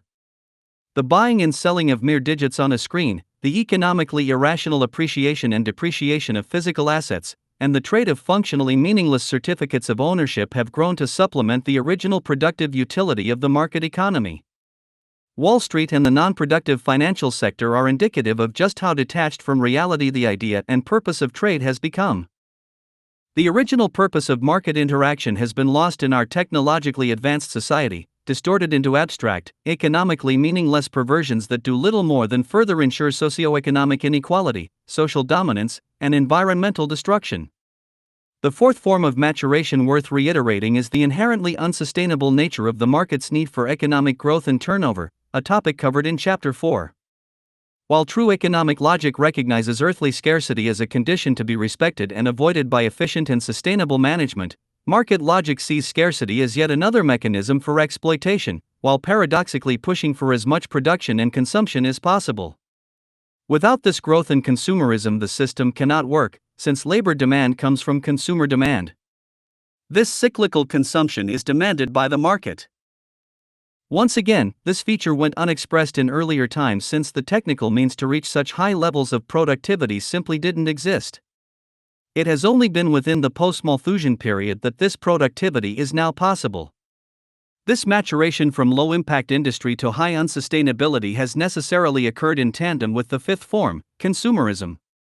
As noted, the rise of consumer culture and conspicuous consumption is best thought of as a transfer of the structural demands of the market system to the social psychology of the masses. This evolution has not only worked to assist needed cyclical consumption, but also has further distorted psychology by turning once arbitrary wants into emotionally demanded needs. This leads culture into general emotional confusion, as it copes with trying to decide what is important to social existence and what is not. It is this distorted aspect of social maturation by way of market influence that now correlates reduced happiness to increased material gain, once one's basic survival needs have been met. As for the sixth and final form of maturation, technological unemployment, this will be explored later in this chapter. However, to introduce the issue, the rapid rise of mechanization around the Industrial Revolution has been the main reason for the vast increases in productive efficiency. While the rise of this phenomenon has been responsible for increased ease and the development of more complex industries, it has also shifted labor roles such that machine automation is proven to be more effective and less expensive. Due to the market economy's structural interest in cost efficiency, the gravitation toward machine labor has been natural. Yet this trend clashes with the system's need for human employment. Serious problems occur when the automation of jobs moves faster than society's ability to create new jobs. If people do not have income from labor, they cannot spend money back into the economy, keeping it going. Of all the issues of maturation, this is perhaps the clearest contradiction of system processes, something that was hard to predict long ago. Even the very idea of arbitrarily creating new jobs simply for the sake of having jobs reveals a unique and neurotic social distortion. I will now conclude this introductory summation by reiterating what is perhaps the most important systemic concept that links human suffering to market economics: structural violence. As detailed in Chapter 4, structural violence is the mother of all negative economic externalities. It can be viewed in a macro and micro context. Whether dealing with mental physiological disease or behavioral distortions directly linked to poverty, the psychosocial stress that reduces well-being and lifespan as one moves down the socioeconomic ladder, or the broad international trade dynamics that continue to isolate, deprive, and kill millions annually in the global south alone, socioeconomic inequality can rightfully be deemed the most destructive man-made force on the planet. This inequality, combined with deeper systemic problems resulting from what is an outdated and unsustainable economic foundation that now threatens species survival itself, inspires the charge for change. Scarcity. If there is any single idea that gets to the heart of the negative social effects addressed in this book, it is scarcity.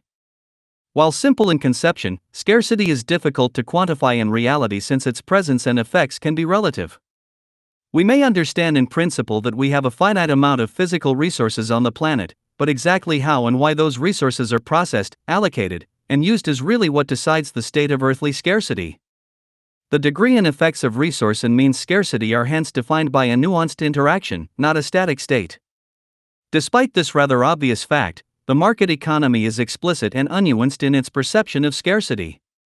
All the market assumes is that scarcity is universal and hence all engagement should be equal in that understanding.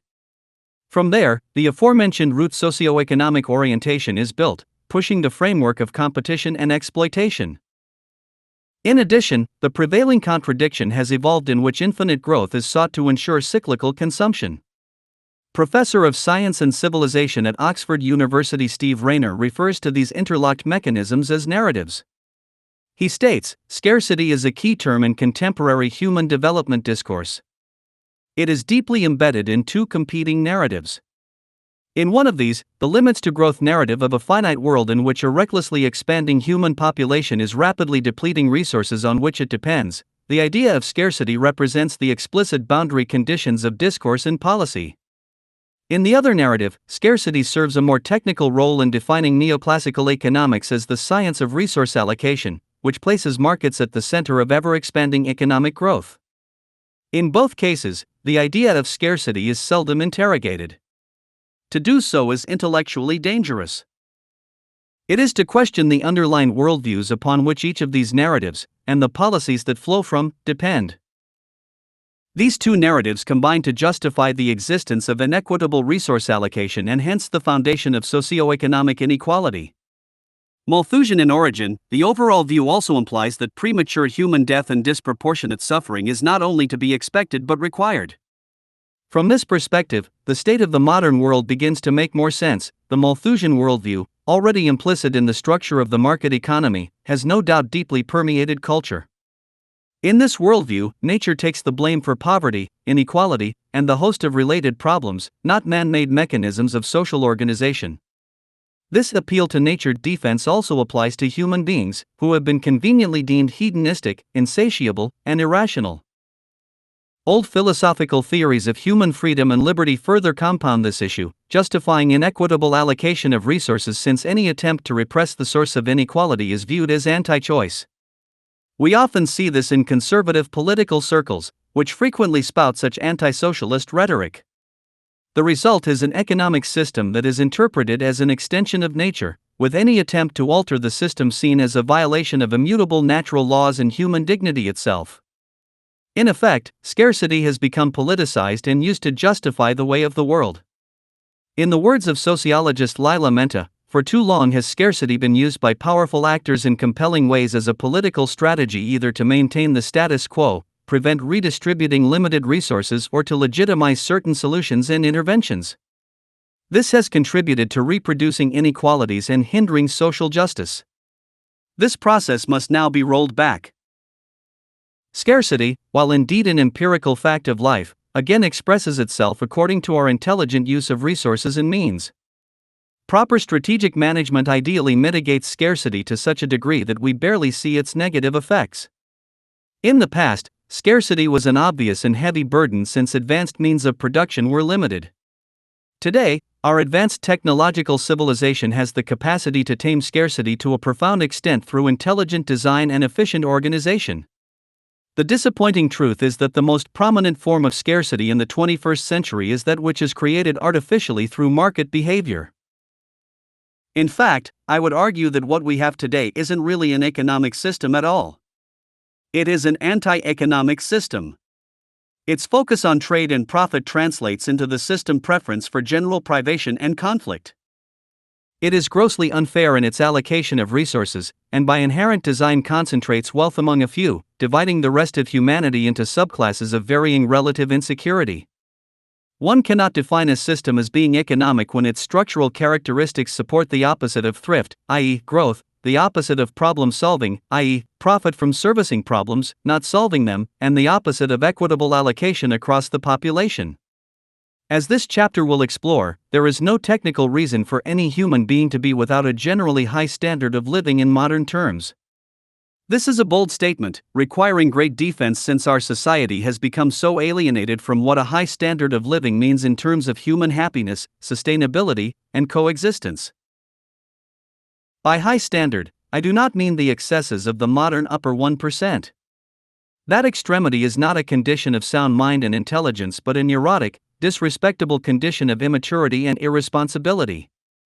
Just as no human being should be poor, starving, and living on the streets, no human being should have such material excess that it pollutes the whole of society by way of social alienation. As expressed, modern social science makes it clear that given our social nature as a species, we tend to adjust our self-perception based upon how we perceive others. People who flaunt extreme status and wealth are, in effect, harming the sense of integrity of others, instigating conflict and insecurity. Wealth signaling and class stratification itself is really a social pollutant, not an inspiration for progress, as is often argued. When I refer to a high standard of living, I am including the ability to engage in society without exclusion or alienation, have all basic material needs met, and have access to high-order luxuries that can only be determined by the culture itself. What one culture sees as a need, another may see as a luxury or want. This relativity proves the arbitrary nature of material excess, showing that such luxuries are social tools, sought for social purposes. As such, it is time the drive for material excess be seen for what it is, a sociologically driven mental illness. At the same time, our misconception of scarcity and sense of lack is so deeply ingrained that the mere suggestion that modern means and available resources can currently elevate the whole of humanity to a relatively high standard of living is quickly dismissed as utopian. This reaction is natural. We've been brainwashed with the exact opposite message across all mainstream economic and political discourse. For example, for centuries now talk of the Earth's carrying capacity has been in the background of global affairs. Simplistically, we assume the rate of resource consumption that supports a given number of people will always be the same. If the human population doubles, the resources required to support them doubles too, as a one-to-one correlation. However, this isn't accurate. While the rapid rise of global population over the past 2 centuries is attributed to increased productive means, extracting and processing more and more resources, there has also been a parallel rise in efficiency of use. This means our increased scientific understandings have reduced the amount of resources needed over time to satisfy the needs of the same proportionate number of people. In other words, we have learned to do more with less. The Malthusian trap ended with what has been termed the Great Divergence around the Industrial Revolution in the early 19th century. This great divergence started an exponential advance in productive capacity and efficiency. Ephemeralization, a term coined by our Buckminster Fuller, embraces this more with less phenomenon, while other theorists, such as Jeremy Rifkin, refer to it as approaching zero marginal cost. Approaching zero marginal cost means that once systems are set up to produce goods, each consecutive good gets cheaper and cheaper, approaching zero cost or zero value in terms of production. For example, imagine a good producing machine that costs $1,000 to build. The very first good that machine outputs effectively costs $1,000, if we leave aside any additional resources required. The second good produced would then cost $500 to create, since the output value of the machine is now divided into 2 goods. Now, imagine that machine has produced 100,000 goods with no costly need to service the machine. The value of that last good produced is now 1 cent. This is the nature of approaching zero marginal cost. Digital media is the best example of this, for music, film, and other forms can be reproduced and distributed at virtually no cost across the internet, nearly an infinite number of times. Our Buckminster Fuller's assessment of ephemeralization was more general in that the whole of economic production could be viewed as a move toward ever-increasing efficiency, based upon advancement in design. An example is the first computer. The ENIAC computer of the 1940s contained 17,468 vacuum tubes, along with 70,000 resistors, 10,000 capacitors, 1,500 relays, 6,000 manual switches, and 5 million solder joints.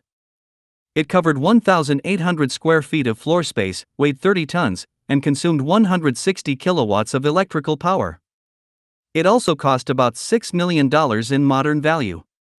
Today, a nearly zero-cost, cheap, pocket-sized cell phone chip computes substantially faster than ENIAC and uses vastly less resources and energy.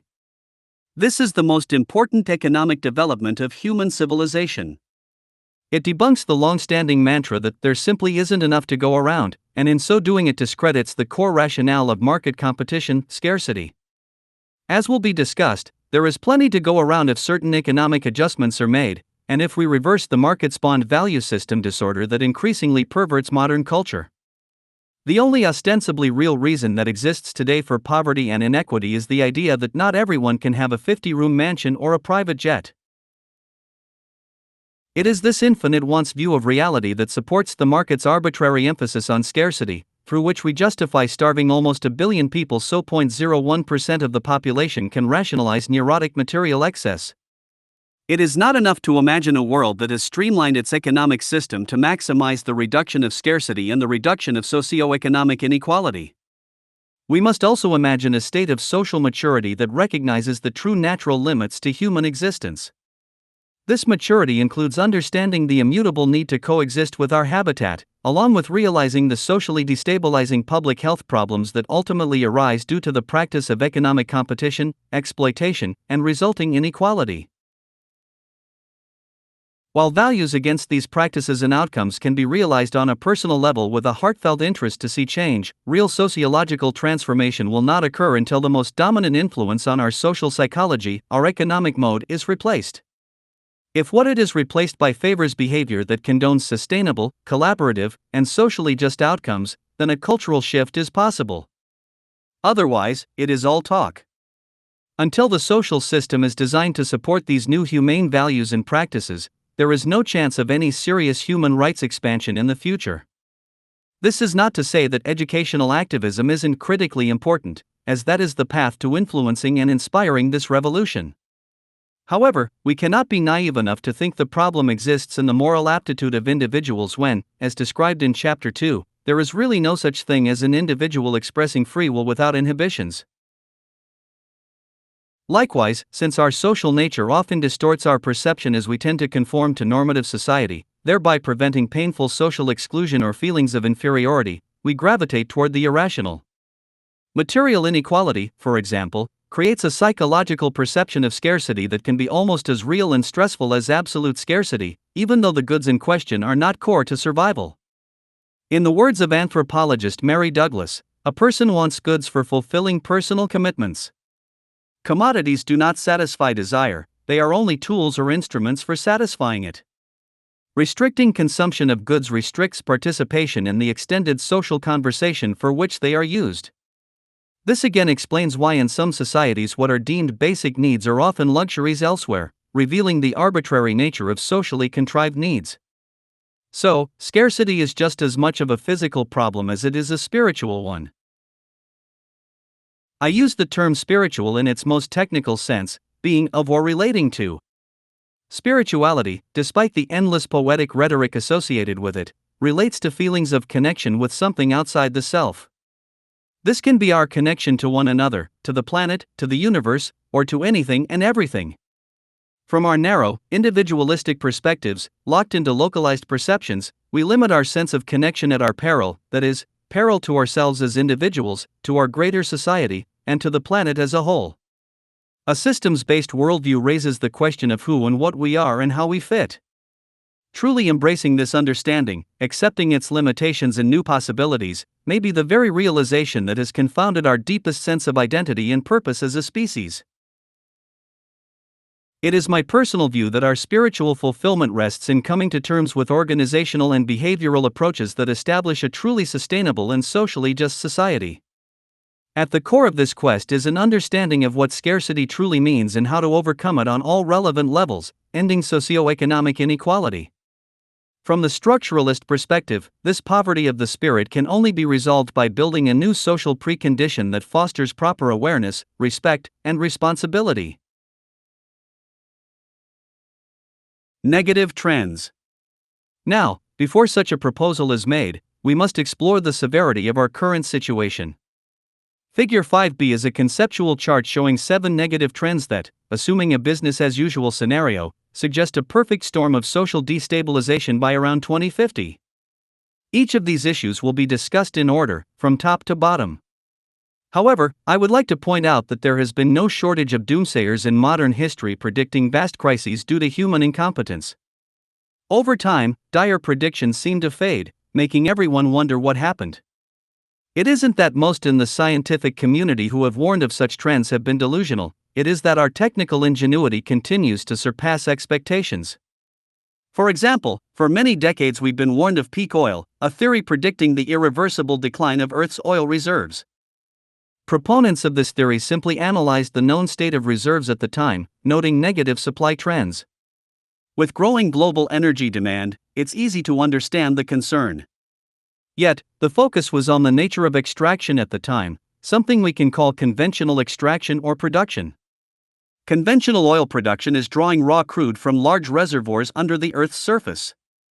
In this context, the peak oil proponents were correct. The U.S. peaked in the 1970s as far as conventional extraction goes, with an additional 37 countries deemed past their peak today. What no one expected was the technology-enabled rise of non-conventional extraction, including shale, tar sands, and hydraulic fracturing or fracking, referring mostly to natural gas. These practices are now driving down hydrocarbon prices, making the peak oil debate mostly moot. This pattern is an aspect of ephemeralization or increased efficiency. Unfortunately, the application of technology is just as important as its power, for the alleviation of hydrocarbon pressures has only stifled what is a deeply needed shift to renewable energy sources. The rapid rise of pollution-induced climate change, along with other related environmental issues, has made this innovation in non-conventional extraction a terrible advent in the long run. While people sigh in relief at the lower cost of gas, the long-term ecological damage will no doubt harm the generations ahead.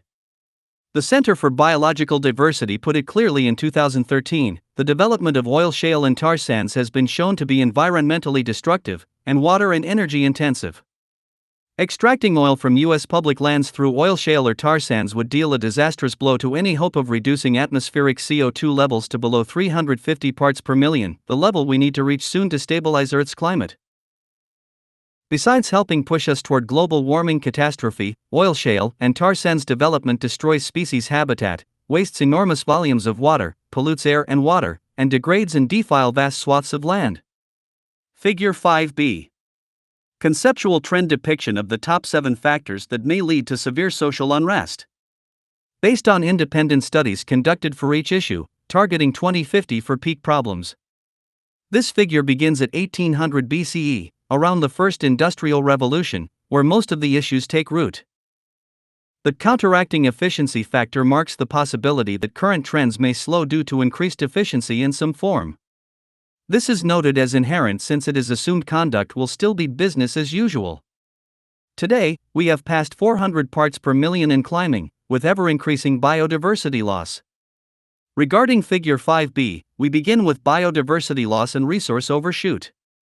At the cost of $24 million, a 4-year study sponsored by the United Nations utilizing more than 1,300 scientists from 95 countries found that 60% of the world's forests, grasslands, farmlands, rivers, lakes, and other known ecosystem attributes are being depleted and disturbed in an unsustainable manner.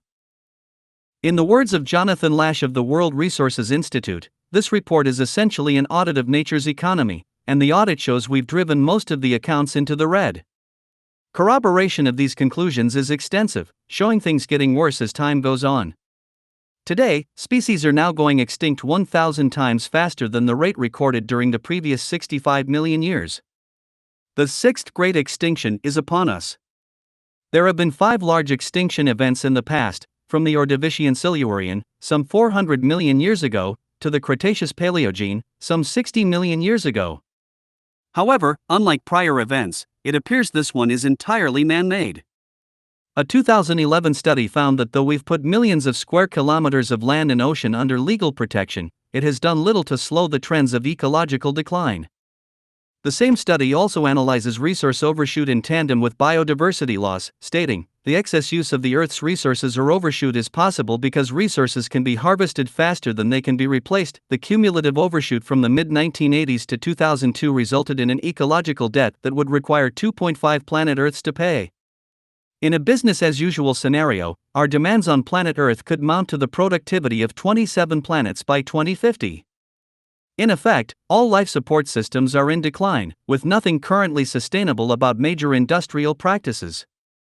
As the population inches toward 9 to 10 billion by 2050, any positive outlook on future ecological integrity is arguably delusional.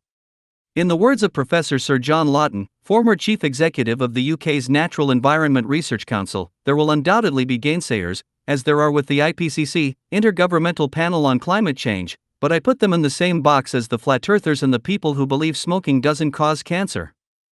Given that the entire foundation of human civilization depends on biodiversity, including the regenerative resources needed for day-to-day survival, the general political silence on the issue is quite unsettling.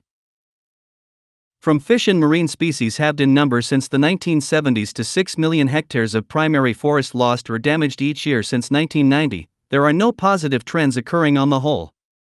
Only in a world based upon capital accumulation and environmental exploitation could the denial seen today become so opaque.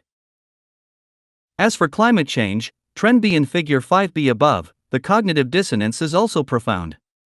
Even though the overwhelming majority of scientists agrees on its effects in man-made sources, and even though the research goes back many decades now, conservative political and economic forces continue to pretend it is unimportant or a mere fantasy. In a 2015 work titled Climate Change, Capitalism, and Corporations, authors Wright and Nyberg explore the powerful corporate resistance to any meaningful adjustment to market economics, exposing the myth of green capitalism. They report that profit-seeking businesses simply work around policy shifts designed to help the environment, while spending a great deal of money on lobbying and counter-activist influence to ensure the security of their bottom line. They write, "Our economies are now reliant upon ever more ingenious ways of exploiting the Earth's fossil fuel reserves and consuming the very life support systems we rely on for our survival. This is evident in the rush by some of the world's largest companies to embrace deepwater and Arctic oil drilling, tar sands processing, new mega coal mines, and the fracking of shale and coal seam gas.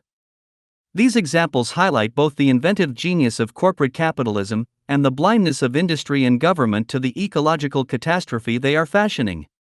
The authors make a clear case that the current capitalist orientation will only drive humanity into an ever-deepening hole, despite the green rhetoric and impressive, high-profile international meetings. No significant change is happening in real terms, because the social psychology generated by the market, the root orientation of the system that guides narrow, self-interested behavior, is larger than personal discipline. Consequently, predictions forecasting the state of affairs by 2050 are bleak, with a 2013 paper in Nature projecting a complete climate transformation for the worse. This transformation will affect the low-income tropics first, destabilizing core ecosystems. A 20-year study by Yale sociologist Justin Farrell found that corporations have used their wealth to amplify contrarian views of climate change and create an impression of greater scientific uncertainty than actually exists. The contrarian efforts have been so effective for the fact that they have made it difficult for ordinary Americans to even know who to trust. A leaked draft report from the United Nations published by the New York Times stated that governments of the world were still spending far more money to subsidize fossil fuels than to accelerate the shift to cleaner energy, thus encouraging continued investment in projects like coal-burning power plants that pose a long-term climate risk. The report also warned that if the 500 ppm threshold of CO2 is passed, as is predicted if trends stay the same, future generations will need to find ways to suck greenhouse gases out of the atmosphere and store them underground to preserve the livability of the planet. The Times also published that it was the opinion of the report that while emissions appear to have fallen in recent years in some of the wealthiest countries, that is somewhat of an illusion. The growth of international trade means many of the goods consumed in wealthy countries are now made abroad, so that those countries have, in effect, outsourced their greenhouse gas emissions to countries like China. Since the start of industrial society, there has been a 40% increase in greenhouse gases, reaching levels higher than anything recorded in the past 800,000 years. The effects on the cryosphere, the frozen water part of our planet, have provided empirical evidence of the damage. As the ocean warms and ice formations shrink, sea levels rise in synergy with many other factors that set the stage for a litany of negative future effects.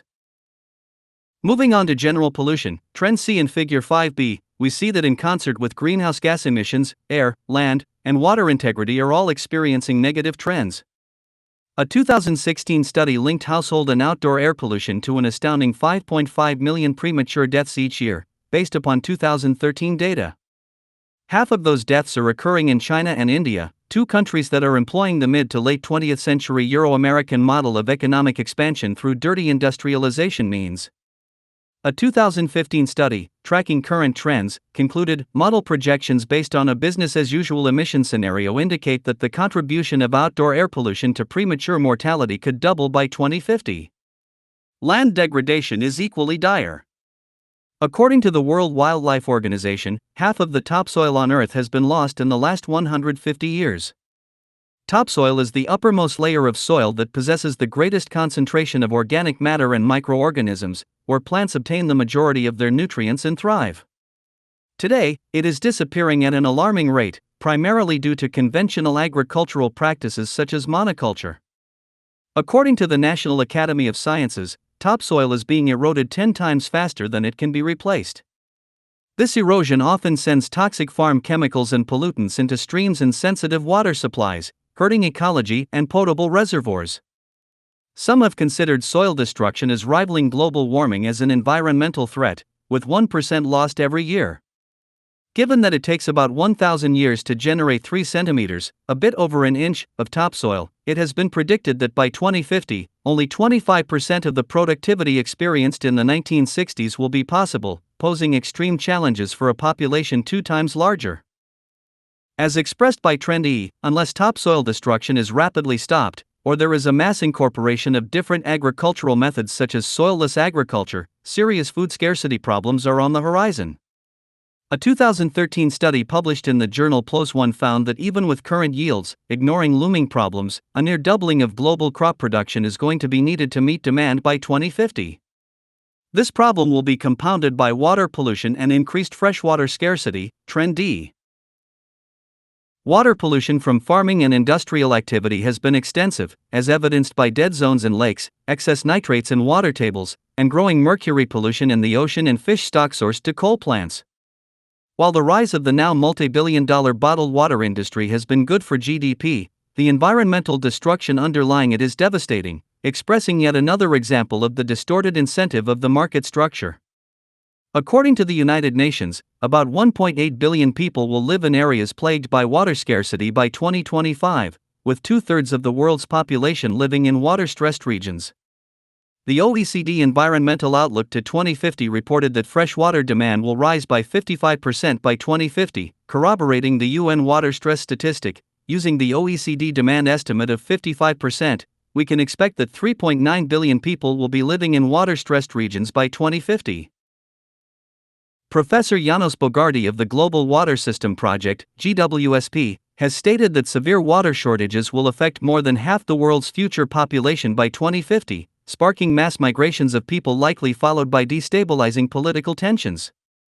A 2013 GWSP study concluded that, in the short span of 1 or 2 generations, the majority of the 9 billion people on Earth will be living under the handicap of severe pressure on fresh water, an absolutely essential natural resource for which there is no substitute. This handicap will be self-inflicted and is, we believe, entirely avoidable. Mismanagement, overuse, and climate change pose long-term threats to human well-being, and evaluating and responding to those threats constitutes a major challenge to water researchers and managers alike. Overall, from a broad environmental perspective, as warned by a 2016 study by the UN Environment Programme, UNEP, involving 1,200 scientists, hundreds of scientific institutions, and 160 governments, radical and rapid change is needed to stop the looming global catastrophe. Beyond these environmental concerns, the final 2 issues, technological unemployment and government debt, trends F and G in Figure 5b, if left unaddressed, will further increase social stress. With 47% of jobs at high risk of being taken by computers within the next 2 decades and all the financial incentives to do so by business, there is no stopping this trend without major policy adjustments. This trend also shows an exacerbation of inequality as the fruits of automated productivity continue to go into the pockets of the upper class, as will be explored in more detail in this chapter. As physicist Stephen Hawking stated in 2015, if machines produce everything we need, the outcome will depend on how things are distributed. Everyone can enjoy a life of luxurious leisure if the machine-produced wealth is shared, or most people can end up miserably poor if the machine owners successfully lobby against wealth redistribution. So far, the trend seems to be toward the second option, with technology driving ever-increasing inequality.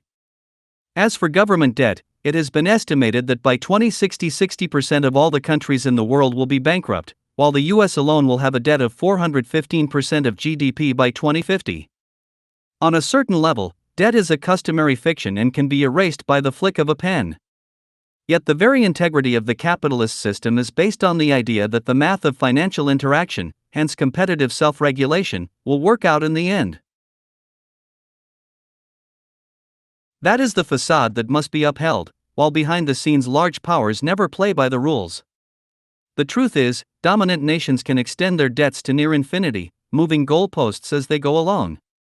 The US is having a federal debt of $19 trillion or $190 trillion is actually only as relevant as its position in the global power hierarchy. The US will never default as long as it remains a global empire, and all major nations buying US bonds know this deep down. The US can just make it up by way of its central bank, the Federal Reserve, which extends to a financial system with great global power, also ensuring the power of the US dollar.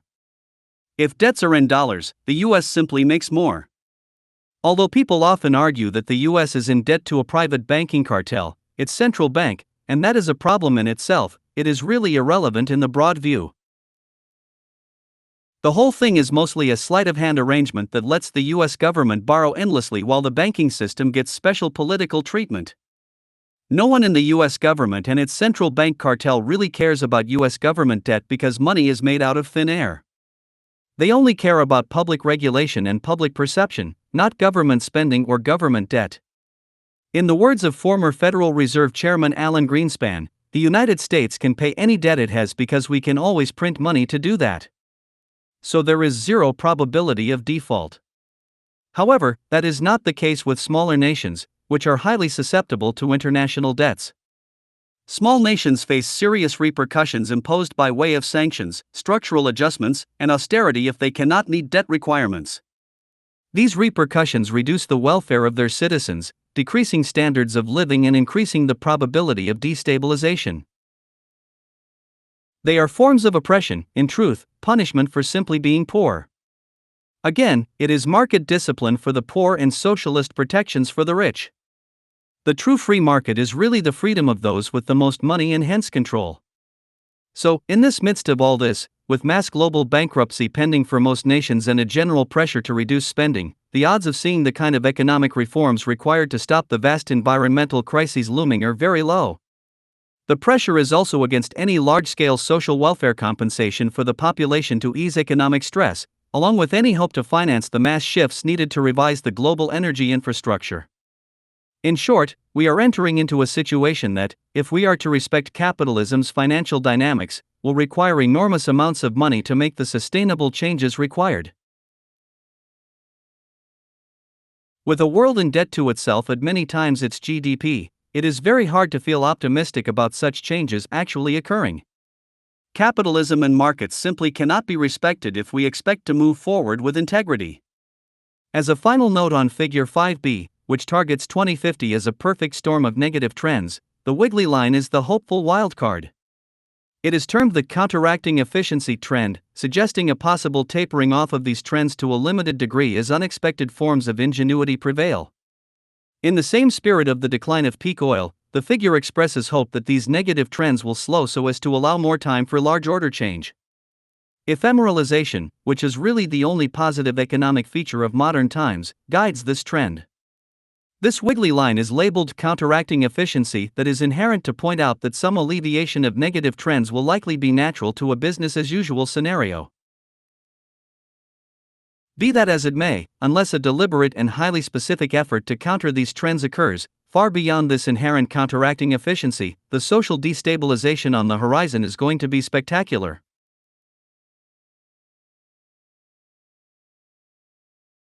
Reconstruction.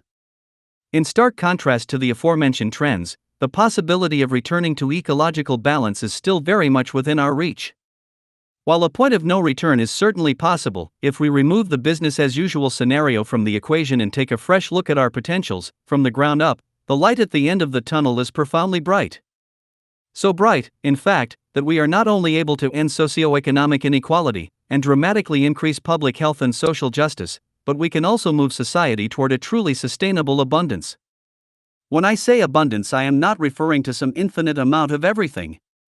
I am referring to a society focused on maximizing its efficiency to reduce scarcity and economic inequality as much as technically possible, while ensuring homeostasis with the planet. This goal may sound utopian, but it is entirely practical and simple in conception. As noted throughout this book, scarcity has been ingrained in our social system and harnessed as a political tool. Humanity's sense of possibility has been severely limited in consequence, and we have unfortunately cultivated a highly competitive, dehumanized, and warlike culture as a result. In this section, attributes of an idealized economic model will be inferred to describe a system focused on maximizing technical efficiency to circumvent any pressures of resource scarcity and lack of sustainability. While what will be discussed is, indeed, literal in principle and general application, I encourage the reader to first view this as a thought exercise in order to try to avoid subjective bias. This thought exercise is simply about reasoning what an ideal economic system would be if logically constructed from the ground up, based upon modern understandings. The goal is maximum efficiency to meet all human needs in a sustainable way. This basic reasoning, as implied throughout this book, regards structurally linking public health to social organization. It is a scientific fact that if I do not consume water, I will eventually die as a result. By extension, the means by which water is accessed, utilized, and preserved for future use becomes just as much of a technical, non-subjective issue of organization as the need to drink it. This is how, from a structuralist view, we can argue that those dying from dehydration, water-transmitted disease, and starvation in the world perish due not to the actual lack of food or water, but to societal inefficiencies that allow, or create, such deprivation. The mechanics that enable these inefficiencies exist in the territory of the objective, not the subjective, since we can quantify the cause-and-effect relationships that link food or water scarcity to broader influences and eventually larger-order system dynamics. Suddenly, we see that the nearly 1 billion people on Earth who lack safe drinking water are in that condition because of the structural nature of the global economy, not due to some natural, immutable imposition of our habitat. So, this exercise, or train of thought, is about constructing an economic system technically and objectively, in the same way one builds an airplane to fly. The only decision to be made is that of purpose. An airplane is built with the purpose of safely and efficiently moving cargo from one location to another.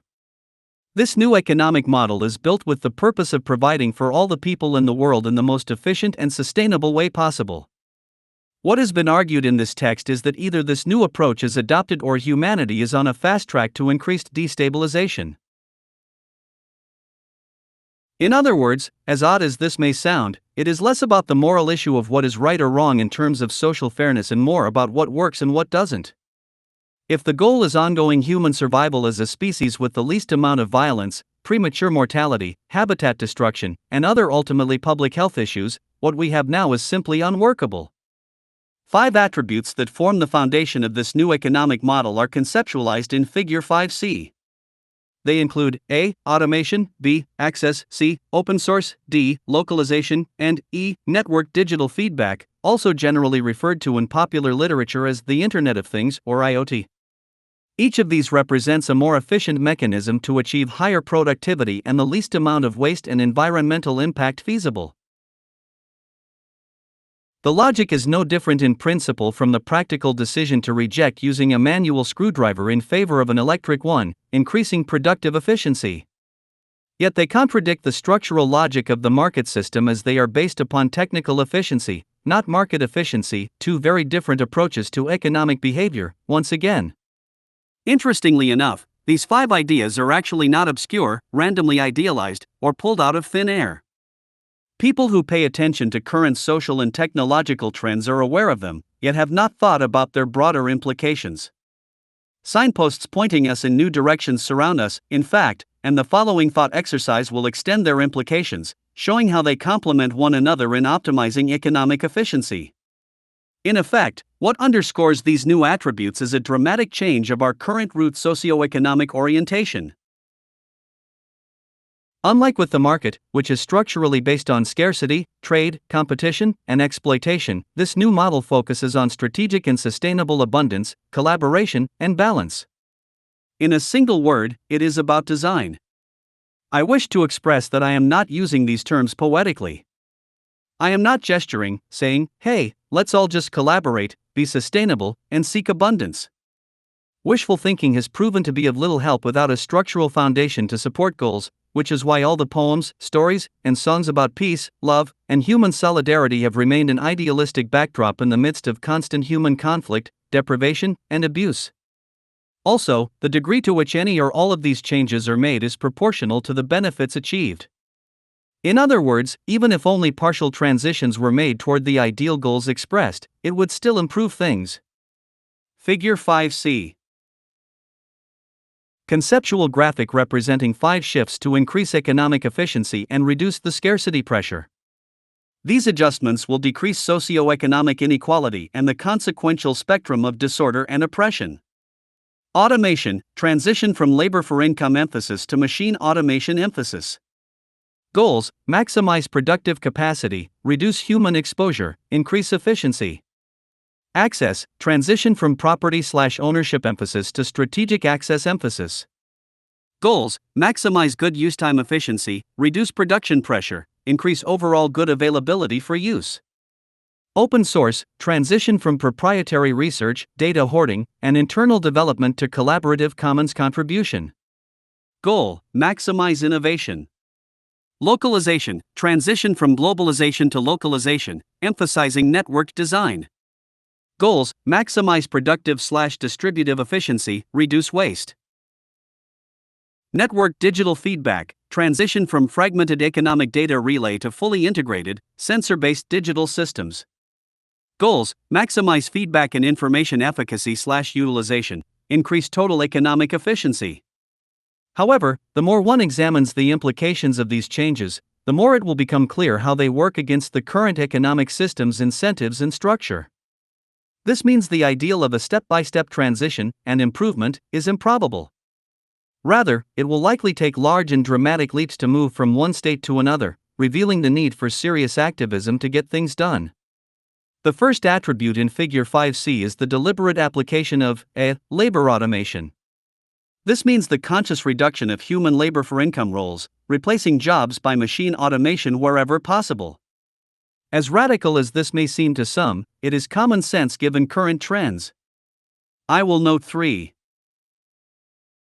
First, in contradiction to the market's framework, human employment is now inverse to productivity in the sectors where automation has been applied.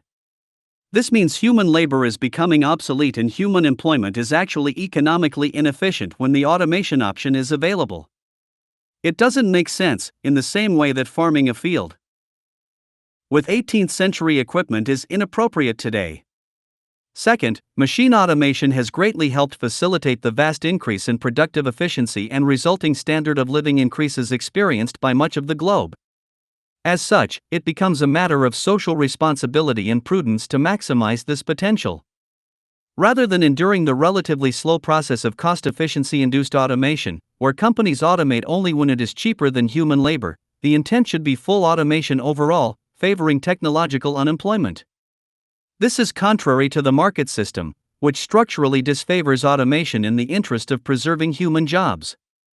Structural adjustments would need to be made to incentivize automation liberally, not fight it. This approach makes obsolete the overall labor for income framework. The effect would be a rapid increase in production efficiency through the zero marginal cost phenomenon, furthering the creation of a good surplus. Third, even with the non-deliberate rise of technological unemployment due to the pursuit of cost efficiency alone, the socially destabilizing effects emerging must be countered. At the time of writing, pressure is being put on the industrialized labor force as technological unemployment inches ahead. The growth of information technology, applied robotics, and artificial intelligence are projected to move faster than society is able to create new jobs to replace the ones being automated. Because the costs to produce these machines are increasingly inverse to their productivity, they will also continue to become cheaper than human labor in most sectors over time. Statisticians tracking this rapid rise find no reason to assume any sector will be off limits from automation in the future. Economist John Maynard Keynes, writing in 1931, is perhaps the most famous for foreshadowing this issue, stating, "We are being afflicted with a new disease of which some readers may not yet have heard the name, but of which they will hear a great deal in the years to come, namely, technological unemployment." This means unemployment due to our discovery of means of economizing the use of labor outrunning the pace at which we can find new uses for labor. But this is only a temporary phase of maladjustment. Classical economist David Ricardo, writing before Keynes, in 1821, also recognized the pattern, and, like Keynes, wrongly dismissed the issue as a mere temporary phase of maladjustment, not a true system contradiction. Ricardo stated, "I have been of the opinion that an application of machinery to any branch of production should have the effect of saving labor was a general good, but that the substitution of machinery for human labor is often very injurious to the interests of the class of laborer. I have been supposing that improved machinery is suddenly discovered and extensively used, but the truth is that these discoveries are gradual, and rather operate in determining the employment of the capital which is saved and accumulated, than in diverting capital from its actual employment." Naturally, machine technology of the 19th century would appear limited in effect, functioning more as a means of complementing human labor than replacing it. It wasn't sophisticated and it developed very slowly. Today, this is no longer the case.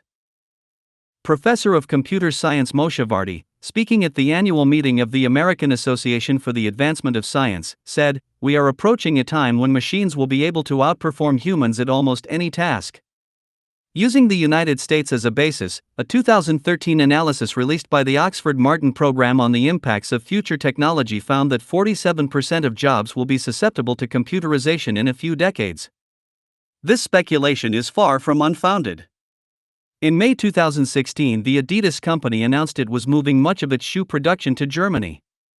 However, rather than bringing new jobs to the region, as would commonly be assumed, the company described its new speed factory process that will rely on near-full robotic automation. More revealing, in 2016 U.S. minimum wage protests successfully forced a move to raise the hourly rate in some states. This was considered a victory for the working class. In response, the Wendy's fast food restaurant corporation announced it was going to simply counter the move by deliberately moving to automation, reducing the workforce to avoid paying the wage increase. This pattern of bypassing increased lower-class wages and labor union demands through automation is just starting and will only increase as the primary market logic to reduce costs will naturally force increased unemployment as technology becomes cheaper. Aside from the need to adjust the economic system to allow for this new productive reality, compensating the loss of jobs, this trend also poses unique existential challenges. The idea of a paid occupation has become so ingrained in our social identity and sense of purpose that loss of opportunity can cause emotional harm, such as with the correlation between suicide and employment noted earlier. At the same time, a limited view of human nature bleakly asks, what would people do if they had no coerced labor role? This is like asking a curious child what will consume his time if it is not imposed upon. A future not based upon labor for income shouldn't be confused with a future of no creativity, progress, or incentive. While a pattern of laziness exists, often derisively associated with the working class, this can be linked to job dissatisfaction and a loss of purpose, not a blanket lack of interest in exerting any effort. As put by psychologist Barry Schwartz, we want work that is challenging and engaging, that enables us to exercise some discretion and control over what we do, and that provides us opportunities to learn and grow. We want to work with colleagues we respect and with supervisors who respect us. Most of all, we want work that is meaningful, that makes a difference to other people and thus ennobles us in at least some small way. There is also an age-old notion that people should only get what they work for. We all understand the ethic of work as a virtue and also the necessity for property as a means to protect one's work. However, we forget that work is part of a social process and that process provides countless things to us that are achieved without our need to assist in development. While a person may need to work a job to get money to purchase a computer, the value of that computer does not truly represent the countless years of scientific advancement and the countless minds it took to manifest it. In other words, for the you get what you work for ethic to be real, each human would need to reject the social reality and evolution of eco-scientific development and, upon birth, begin to create the entire world's industrial network from scratch. This is a ridiculous proposal, of course, but just as scarcity is viewed with no nuance through the eyes of market economics, so too is the idea of work as the only justifiable means to earn the right to life. As philosophers have argued, work, in its truest state, is the creative act of inquiry, invention, and development. The drive to solve problems is inherent in us, our minds are simply wired that way. People have no problem working hard on what they enjoy. Unfortunately, the exploitative drudgery of our historical existence, coupled with an economic system that requires work for income, has distorted this inherent drive through arduous and monotonous labor. Jobs are not vocations. Jobs are structural prerequisites for survival in an economic system based upon labor for income. At the same time, some, rightly, see the earn a living reality as a mechanism of social control. London School of Economics anthropologist David Graeber, in his amusing essay, on the phenomenon of bullshit jobs, says, it's as if someone were out there making up pointless jobs just for the sake of keeping us all working. The ruling class has figured out that a happy and productive population with free time on their hands is a mortal danger. The science of human motivation has found that while drudgery is burdensome, creative tasks, a sense of inclusion, and feelings of contribution are stimulating and sought after.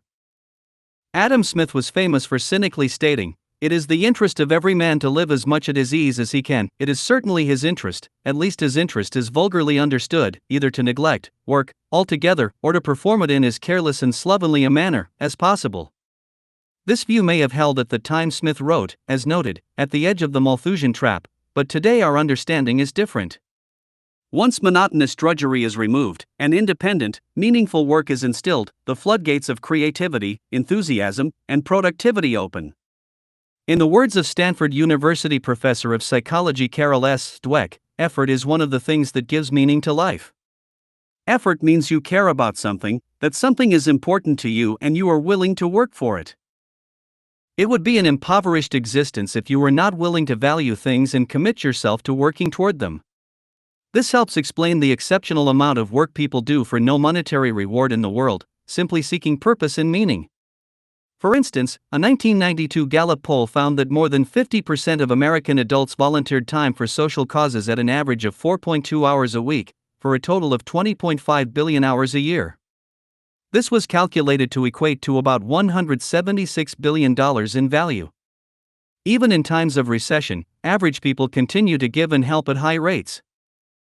Aside from how this structural shift to labor automation will dramatically help create a more equitable standard of living for all due to increased efficiency, it will free humanity from dictatorial, dehumanizing, monotonous labor roles. This freedom opens the door to a new world of incentives, shifting motivation into creative, collaborative, and exploratory fields. As a natural course, the first areas that automation becomes applicable in are generally the most monotonous since they are the easiest to mechanize. This means the path of adjusting society to an automated economy first removes the type of work people do not wish to do, refocusing on areas with greater fulfillment. Furthermore, highly specific to the theme of this book, this adjustment has many implications for improving interpersonal affairs and the alleviation of social dominance. For thousands of years, labor has been the main focus of human exploitation and abuse. The rise of automation breaks the need for human commodification and dehumanization, assuming we adjust accordingly to remove labor for income as a universal economic requirement.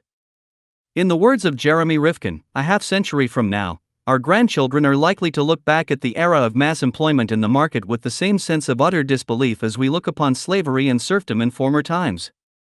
The very idea that a human being's worth was measured almost exclusively by his or her productive output of goods and services and material wealth will seem primitive, even barbaric, and be regarded as a terrible loss of human value to our progeny living in a highly automated world.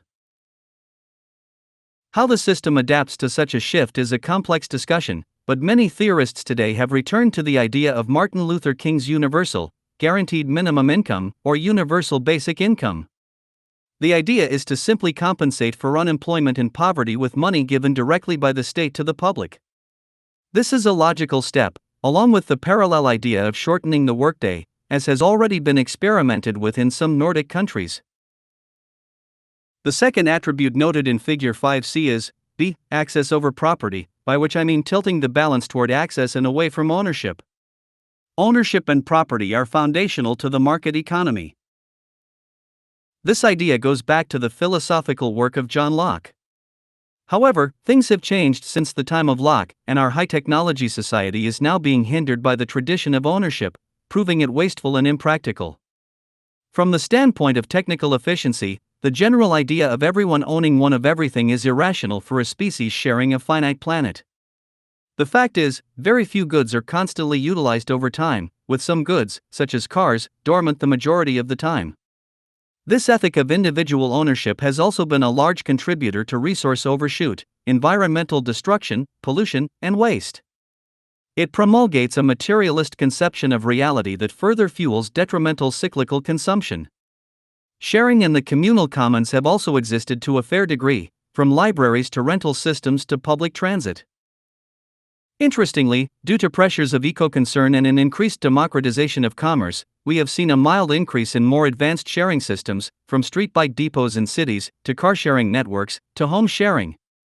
While the term sharing is actually not entirely accurate since it is really consumer-driven renting overall, the phenomenon has still been dubbed the rise of the sharing economy or collaborative consumption. The term access will be used here, as the root of the trend is about people gravitating away from ownership, relying on access to sharing networks as needed. Yet, like the rise of automation, entry into this territory has been slow and tenuous. That is because the core of the market system fights it. Access instead of ownership interferes with cyclical consumption and growth. Generally, there is no economic benefit in a market economy when fewer goods are produced to meet the demands of more people. Today, the sharing economy isn't really an access economy but a fad based around consumer recycling of current ownership. A true access-based approach to distribution means good use is spread across the population, just as 1,000 people over a generation may check out a single book from a library. Let's consider the example of automobile transport. If 50 people need to drive a car, the market benefits from all 50 of them each buying a car. However, if 50 people were to share 10 cars, the economy would suffer a theoretical contraction of 80%. It has been reported that the average American only uses his or her car about 5% of the time. In 2015, there were 257.9 million consumer vehicles in the United States. Abstractly, given the 5% use time, only 13.8 million cars would be needed to meet demand if they were shared and not owned. The real number would be much higher given the logistics of such a sharing arrangement, but it certainly wouldn't come close to 257.9 million. This would mean a deep reduction of traffic and parking congestion since the vast majority of cars wouldn't be needed. Likewise, the pollution reduction would also be substantial, especially given that hydrocarbon power is unfortunately still the norm. As with automation, driverless car technology has advanced markedly in the past few years, as well. It has been estimated that this development, in combination with collaborative consumption car networks, is on pace, conservatively, to eliminate 10 million jobs. If this approach were to be combined with a more deliberate access focus, magnified to incentivize the removal of private, single-use car ownership whenever possible, the access abundance and positive ecological effects would be staggering by comparison to today. This is just one example, as the idea of incentivizing access over property can be applied to a wide range of goods genres, from tools to recreation equipment to apartments. Access is really at the heart of economic necessity, while ownership is a creation of the market systems need to store value and protect property from theft in a world based on the assumption of universal scarcity. Most property crime is generally driven by want and a lack of access. The creation of an access abundance, seeking to give everyone equal opportunity to use, means property crime would drop as abundance is achieved. This ideal may seem fanciful given the crude world we endure today, but it is logically sound. People do not steal things they can gain access to. This is not to argue an abstraction where property no longer exists and no material rights of any kind are enforced. The efficiency logic here is simply to shift the focus from property to access, supporting access rights more than property rights. The result would be the cultivation of a kind of shared commons that would be not only more sustainable and less wasteful, but also able to extend goods and services to those who once were not able to afford them. As a proxy for the creation of abundance, consider the car example again. In theory, with only 13.8 million cars needed, the other 262.1 million would be an abundant surplus. If you extend this reasoning to other categories of goods, suddenly our state of scarcity begins to look much different. The third attribute is the full incorporation of open source contribution, making all industrial and scientific information freely available. This could be deemed the cultivation of a collaborative commons. The market economy treats ideas as property to be owned and sold, and uses the term intellectual property, about which a host of laws exist. The market incentivizes the proprietary hoarding of information and closed internal development rather than open, collaborative development. This makes sense in such an economy as today's, since information and development lead to new products sold for profit, assisting market survival. Sharing information is rarely in the best interest of any company, as it makes it vulnerable to others using the information more strategically, possibly undercutting its market share and business success. The same goes for intellectual development of most kinds, since time is money in this world. A scientist who has spent years researching and writing a detailed book on a subject usually needs to copyright, sell, and protect that work since he or she needs income to compensate for the time spent. It is just what the system demands. For years, this kind of competitive arrangement has been interpreted as the driver of innovation in the commercial arena. While this may have been true to a certain degree, today it has become clear that technical innovation is actually occurring more quickly and efficiently through open-source collaborative contribution than through proprietary, closed development. While there is plenty of empirical evidence to support this truth, basic common sense also prevails. If we understand that technological progress is an inherently social process, with parties constantly building upon and improving existing ideas over time, then logic recognizes that more minds thinking about a given problem or proposal will always be better than a few, if organized properly. The development of the Linux operating system is a classic example. Started in 1991 by students as an experiment, the global, mass contribution project was completed in just 3 years, with little monetary involvement. In 2000, NASA started the Click Workers project that allowed online volunteers, with no prerequisite knowledge, to engage in visual analysis generally reserved for professional scientists or graduate students. More than 85,000 people voluntarily visited the site in 6 months and made almost 2 million entries. An analysis of the markings found that the automatically computed consensus of large numbers of click workers is virtually indistinguishable from the inputs of a geologist with years of experience in identifying Mars craters. In 2009, famous mathematician Tim Gowers decided to start the Polymath project. This is today an ongoing, networked collaborative project to solve complex math problems. Since inception, it has solved numerous problems through public interaction. Wikipedia, a user-driven online encyclopedia, is another example of overflowing public interest in collaborative contribution. While structurally limited in its bureaucracy and famous for its often opinionated undertone, it has still been found to have an error rate that isn't much higher than the proprietary Encyclopedia Britannica Online. The scope of open-source development and collaborative mass decision-making and contribution has been expanding rapidly since the dawn of the Internet. As Thomas Getz reports in Wired magazine, open source has spread to other disciplines, from the hard sciences to the liberal arts. Biologists have embraced open source methods in genomics and informatics, building massive databases to genetically sequence E. coli, yeast, and other workhorses of lab research. There is open source publishing. Books open to any use, modification, or redistribution, with readers' improvements considered for succeeding editions. Distributed proofreading, which deploys legions of copy editors to make sure the Gutenberg texts are correct. There are open source projects in law and religion. There's even an open source cookbook. The open source movement is a testament to the power of the group mind and the wisdom of crowds, and also shows that people feel an incentive to contribute to ideas even when no money or material reward is involved. While in its infancy, as numerous pro-open source organizations now plead with industry to open their intellectual vaults, the emerging reality is that the efficacy of proprietary development is losing steam as an optimized means of innovation. Yet, due to market pressures, there has naturally been a limited range of open source engagement overall. While we see great poetry in the spirit of open source, such as Elon Musk's famous release of his Tesla automobile patents, poetry is not enough. The power of open source ultimately depends on how effective the communicative medium being used is. In the digital, online realm, this harnessing of group analysis and creativity is becoming increasingly more effective. The ideal next stage of this trend is to apply the method to major industrial design projects. Through CAD, computer-aided design, and CAE, computer-aided engineering, projects, linked online, it is now possible for economic creation to be engaged by anyone who has the skills and interest to contribute. There is no reason that the same structure and shared goals that created Linux cannot be applied to the creation of a smartphone, a boat, or an entire industrial transit system. Such capacity forms the basis of what could be participatory economics, creating efficiency not only in design but also in public demand. Today, demand is assessed, created, and manipulated by advertising, market research, and guesswork. In essence, product developers are testing the waters of what people may or may not seek.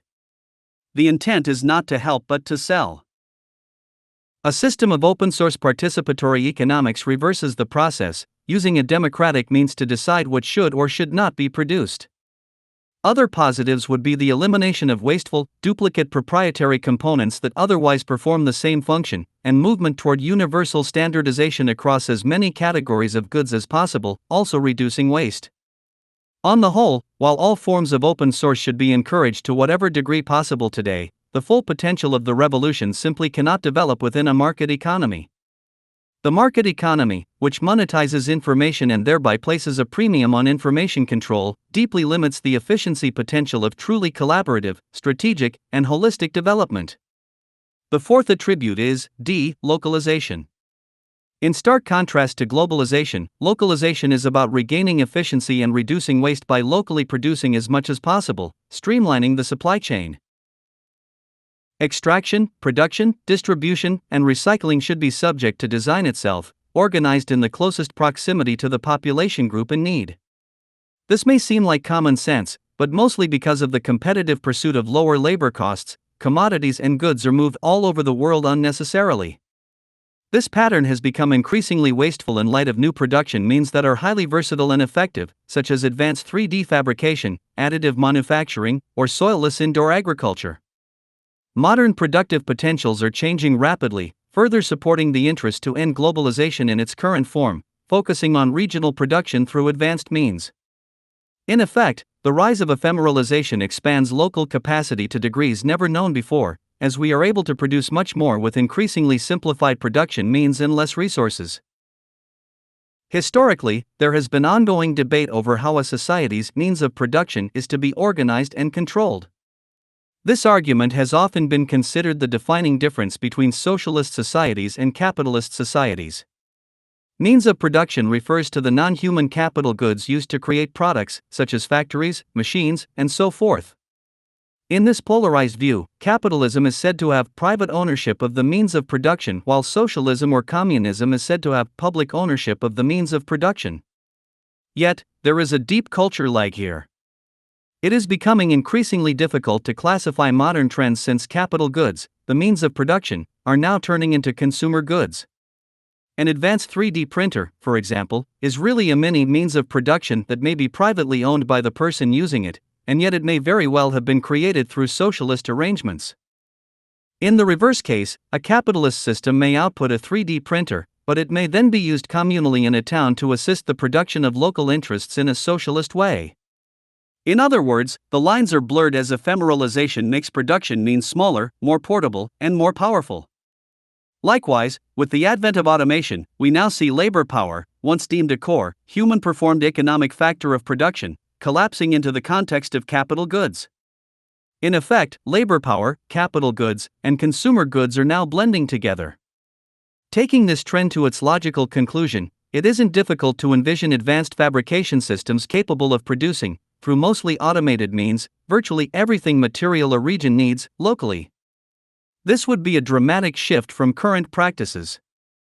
The only imports perhaps required would be raw materials the machines use to produce the goods. This notion may seem utopian, but it isn't. It is simply where ephemeralization is headed, doing more with less. The point here is that society should refocus its intention in this way to maximize this efficiency, bypassing the highly wasteful practice of globalization, in which we unnecessarily import goods from thousands of miles away to save money, while using exploited labor in distant lands for the same reason. If intelligently developed and applied, localization by way of modern means would increase efficiency greatly in comparison with current methods. To put this idea into perspective with respect to global food production, according to the Institution of Mechanical Engineers, we produce globally about 4 billion metric tons of food per annum. Yet due to poor practices in harvesting, storage and transportation, as well as market and consumer wastage, it is estimated that 30 to 50%, or 1.2 to 2 billion tons, of all food produced never reaches a human stomach. Furthermore, this figure does not reflect the fact that large amounts of land, energy, fertilizers, and water have also been lost in the production of foodstuffs which simply end up as waste. This example of a problem could be resolved today by the application of strategic localization to food production through advanced, soilless agricultural systems. Localized vertical farming systems, for example, would be effective if liberally employed. Yet, once again, market dynamics complicate this shift. One problem is that attempts at larger-order industrial design across the Earth's surface to efficiently link the supply chain are restricted by random land ownership. It is almost impossible in the current economy to design an optimized regional production network in the same way one would design an airplane to function as a single system. It is as though one person owned the wings, another the fuselage, a third the electronics, etc., and all had to be in agreement to make the system work. The chaotic web of landowner relationships confounds sensible macro-industrial design. However, as production means become smaller and less resource intense, and if, or when, society incentivizes such streamlining, regional production networks can be designed and hence optimized. This shift would require a democratic, community process of organizing the landscape to be most efficient, as opposed to the current market system in which land is randomly acquired and sold, again, as though the airplane's wings were sold while in flight to an owner who wanted to use them for some other purpose. Overall, it is very difficult to embrace the power of efficient, holistic design in a market economy, specifically on this macro level. Current mechanisms that attempt to accomplish this, such as zoning, eminent domain, or massive capital investment, are cumbersome in the extreme and therefore limit the potential. I bring up this lack of integrated design not only to point out this property-related disorder, but to again highlight how ephemeralization will assist localization, embracing smaller and increasingly more simplistic industrial mechanisms. Assuming a transition over time to this localization approach, strategic macro-industrial design will become easier to harness, increasing total efficiency. I would also like to mention that there is an underlying human liberation to be achieved by localization and community self-containment, in contrast to the current hierarchical, power-concentrated capitalist reality. In his writings, Mahatma Gandhi made clear his opposition to emerging capitalist industrialization on the grounds of a loss of control and misguided incentive. When asked in conversation about his view on the rise of industrial mass production, he stated, "In 1931, I would categorically state my conviction that the mania for mass production is responsible for the world crises. If there is production and distribution both in the respective areas where things are required, it is automatically regulated, and there is less chance for fraud, none for speculation. Because while it is true that you will be producing things in innumerable areas, the power will come from one selected center. That, in the end, I think, would be found to be disastrous. It would place such a limitless power in one human agency that I dread to think of it. The consequence, for instance, of such a control of power would be that I would be dependent on that power for light, water, even air, and so on. That, I think, would be terrible." Aside from our context of modern efficiency, this objection has certainly been validated by recurring problems of centralized economic power. Gandhi saw the use of localization, even at that early time, as possibly as efficient as centralized industrial activity, while much better at safeguarding liberty and social justice. He stressed the importance of parallel systems of mutual power, like oceanic circles overlapping in synergy, avoiding centralized pyramid structures common to industrial capitalism. Every village has to be self-sustained and capable of managing its affairs even to the extent of defending itself against the whole world, he wrote. However, it has really only been in the modern day that Gandhi's localized, oceanic circles economic ideal can be facilitated through new high technology. The advanced means of production that was once only accessible to large, proprietary entities is now coming into the realm of consumer use. Ephemeralization continues to move this transition forward. The goal here is a kind of decentralization that, to the highest degree possible, makes communities economically self-contained.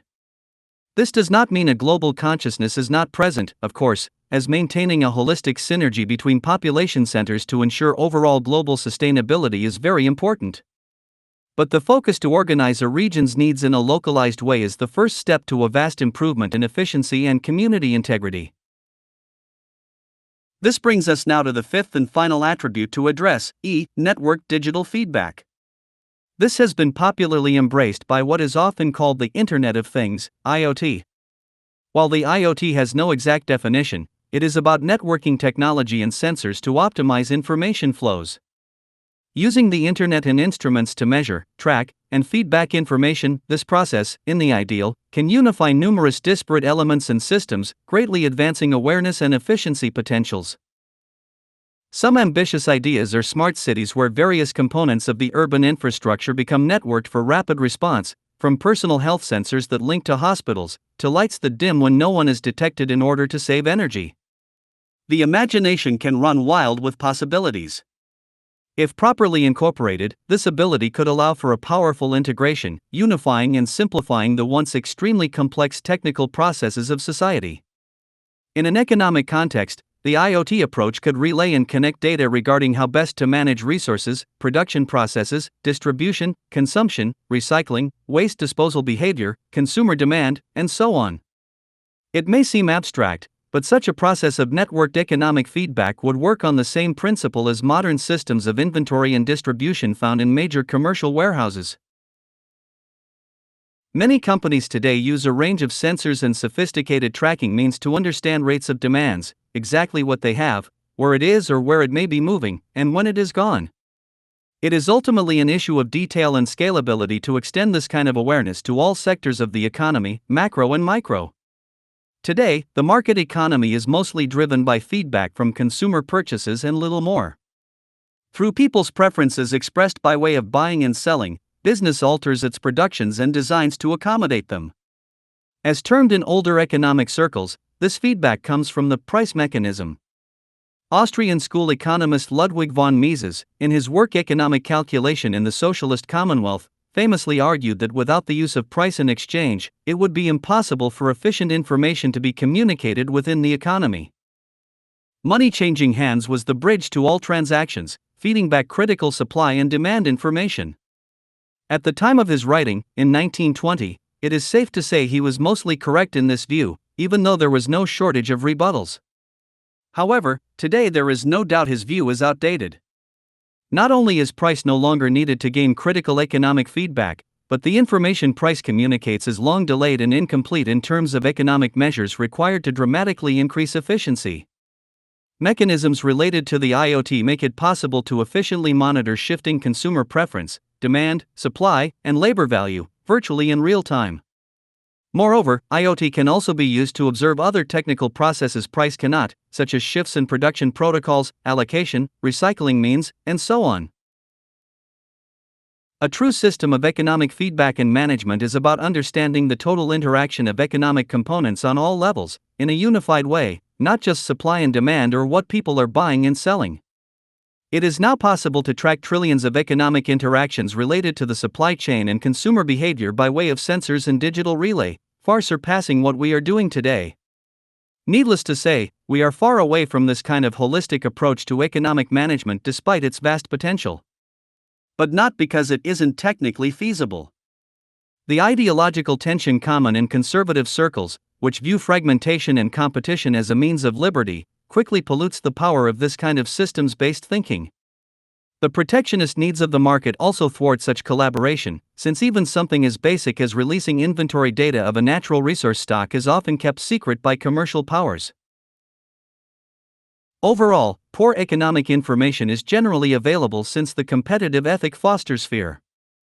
Hence, this holistic means of improved efficiency, like the other four attributes noted, finds little traction today as far as truly harnessing positive potentials is concerned. Now, with all five attributes introduced, I suspect some readers may be alienated or bewildered by these counter-market ideas. In all my public engagements, I find that while people are generally open to criticism of our social system, the moment the conversation turns to solutions, the discomfort level rises substantially. While the five proposals may seem radical, they are merely extrapolated from existing trends, oriented by the structuralist train of thought presented throughout this work. Though I understand the cynicism and the repeatedly expressed mantra, that can never happen, this also isn't about absolutes. As noted, the five attributes are actually happening right now, proving their importance and superiority to current methods, but only to a very limited and largely unnoticed degree. I can't stress enough the need for an expanded sense of creativity and inquiry in this regard.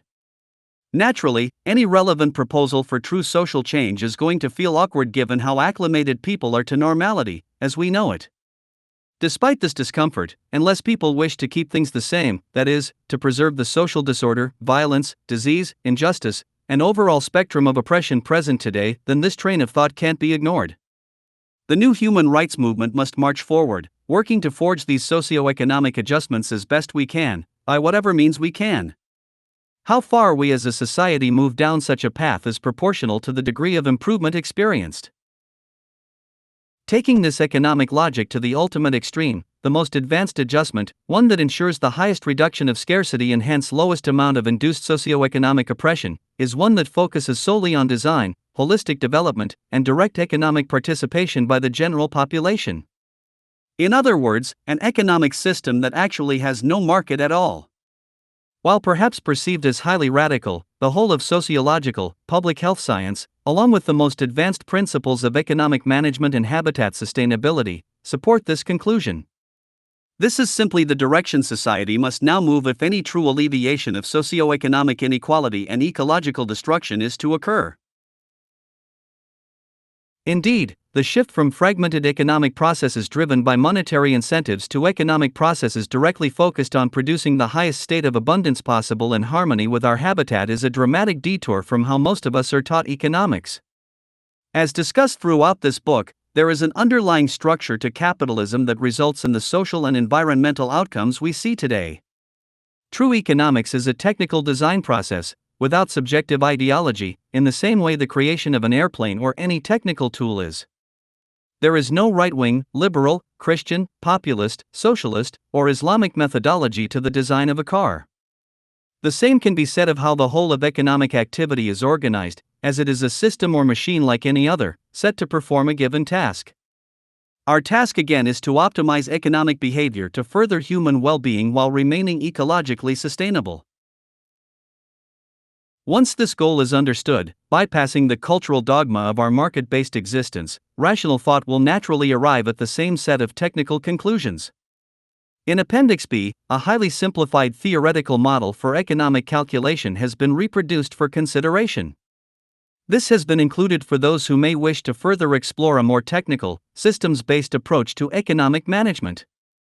This model was introduced in a 2014 work I helped co-author on behalf of a 501(c)(3) nonprofit organization called the Zeitgeist Movement.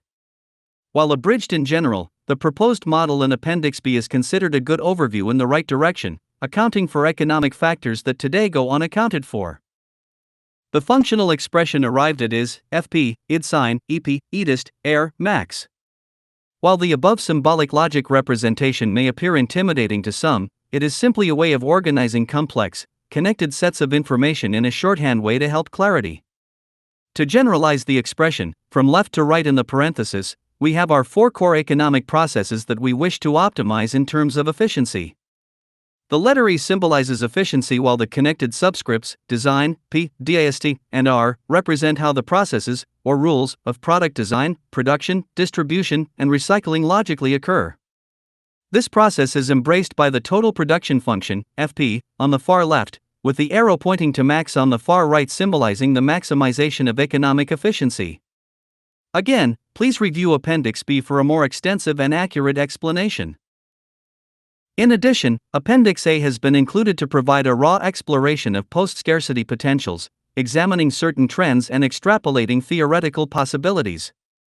This is provided to show what is possible, albeit in theory, if the kind of efficient approach just mentioned were put in place. The scarcity-driven, socioeconomic imbalances seen today are politically justified through public ignorance of modern potentials. What we are doing today versus what we could be doing, with outstanding improvements, is important to understand.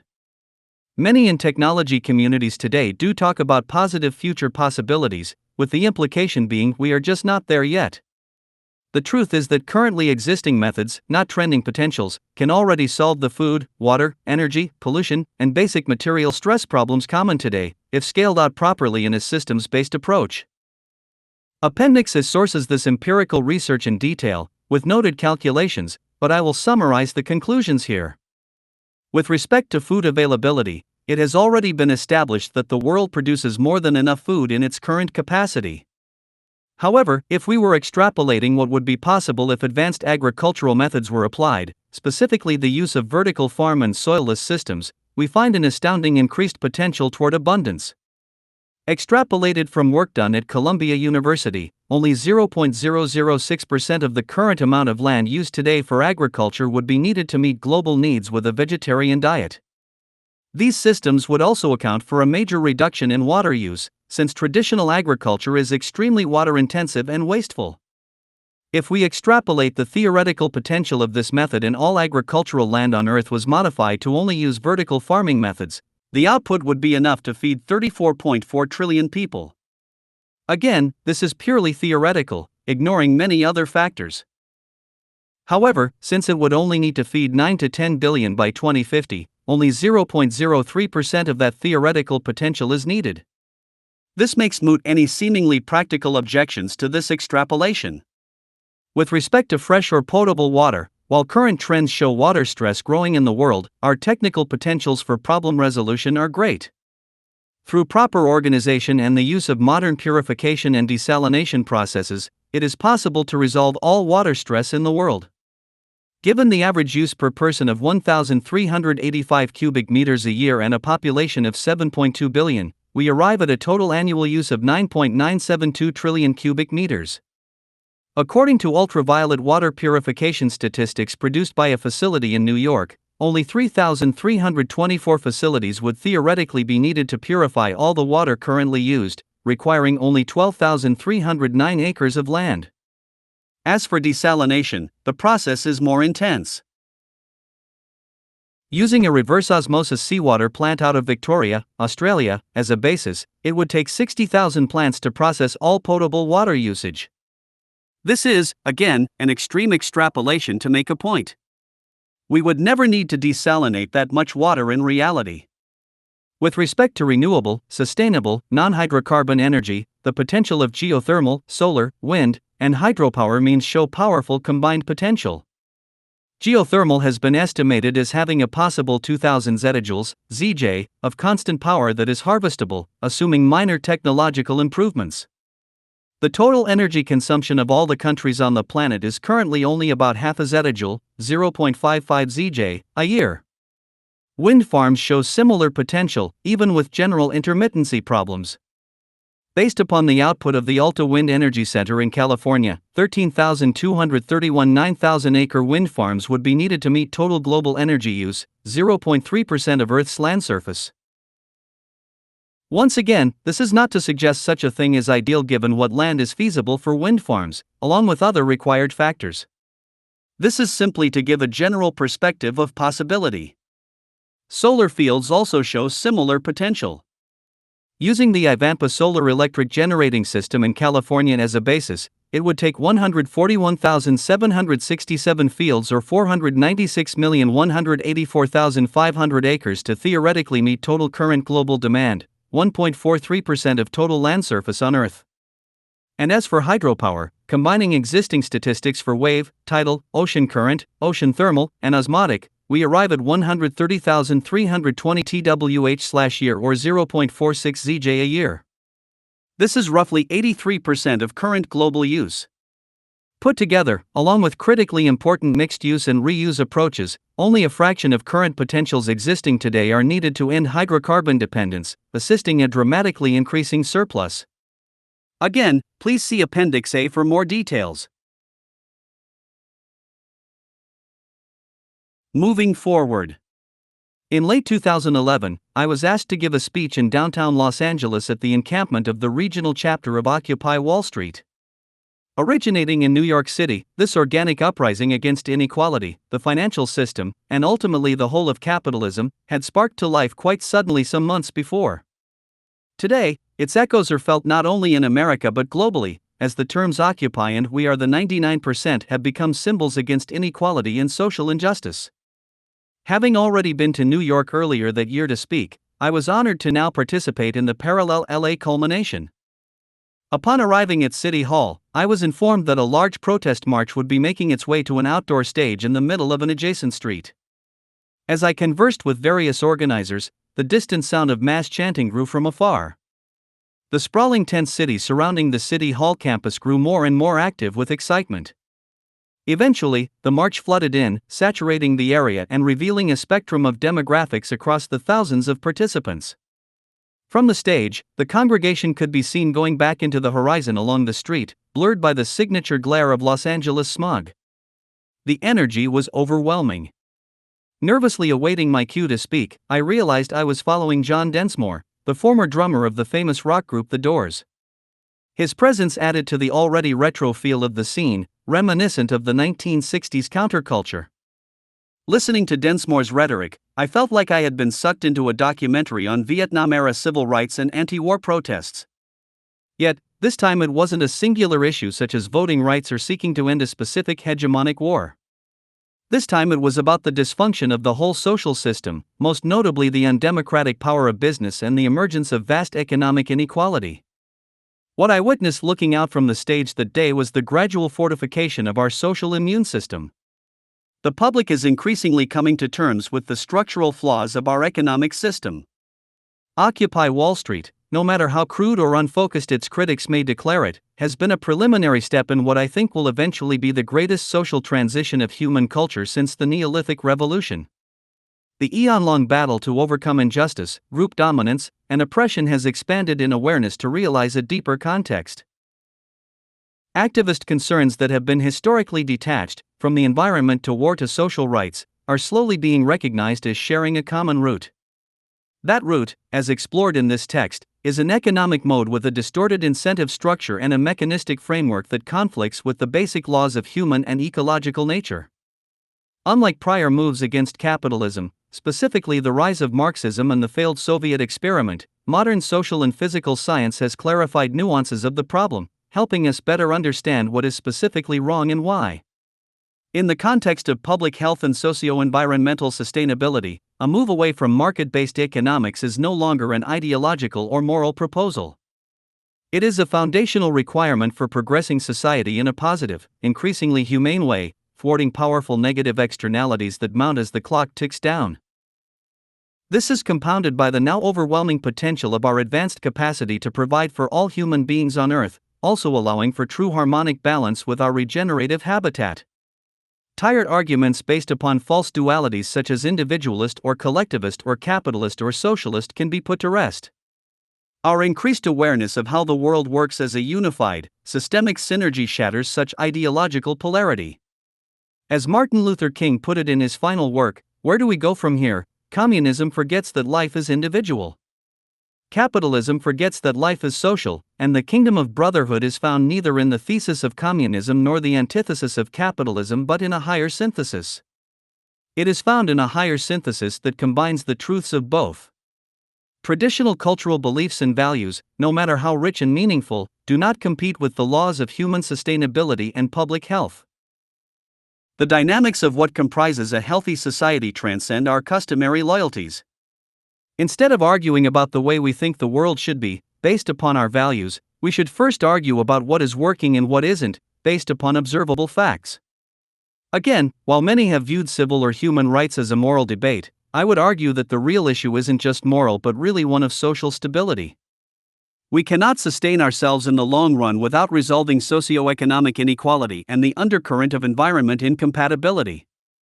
Either destruction through environmental forces will create mass social instability, or the more desperate victims of unequal economic conditions will ensure deprivation-sparked backlash. The creation of the atomic bomb and the rise of terrorism are two diverse examples of how insecurity, competition, and fear lead to broad dangers.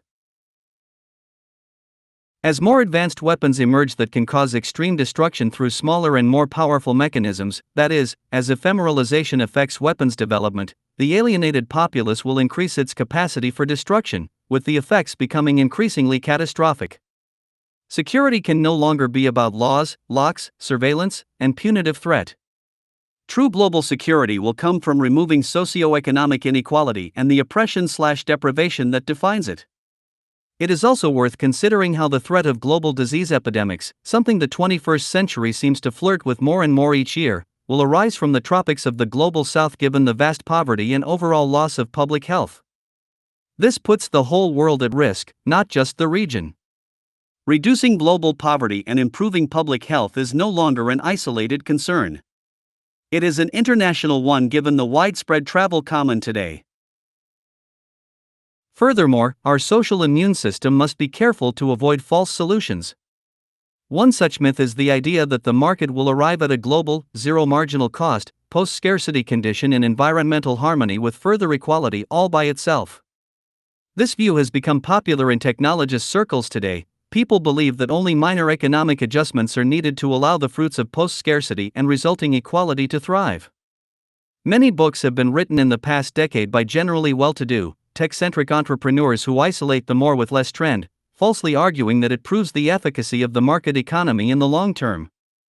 I use the term techno-capitalist apologists to refer to those who view the market as a facilitator of, rather than a hindrance to, material and social progress.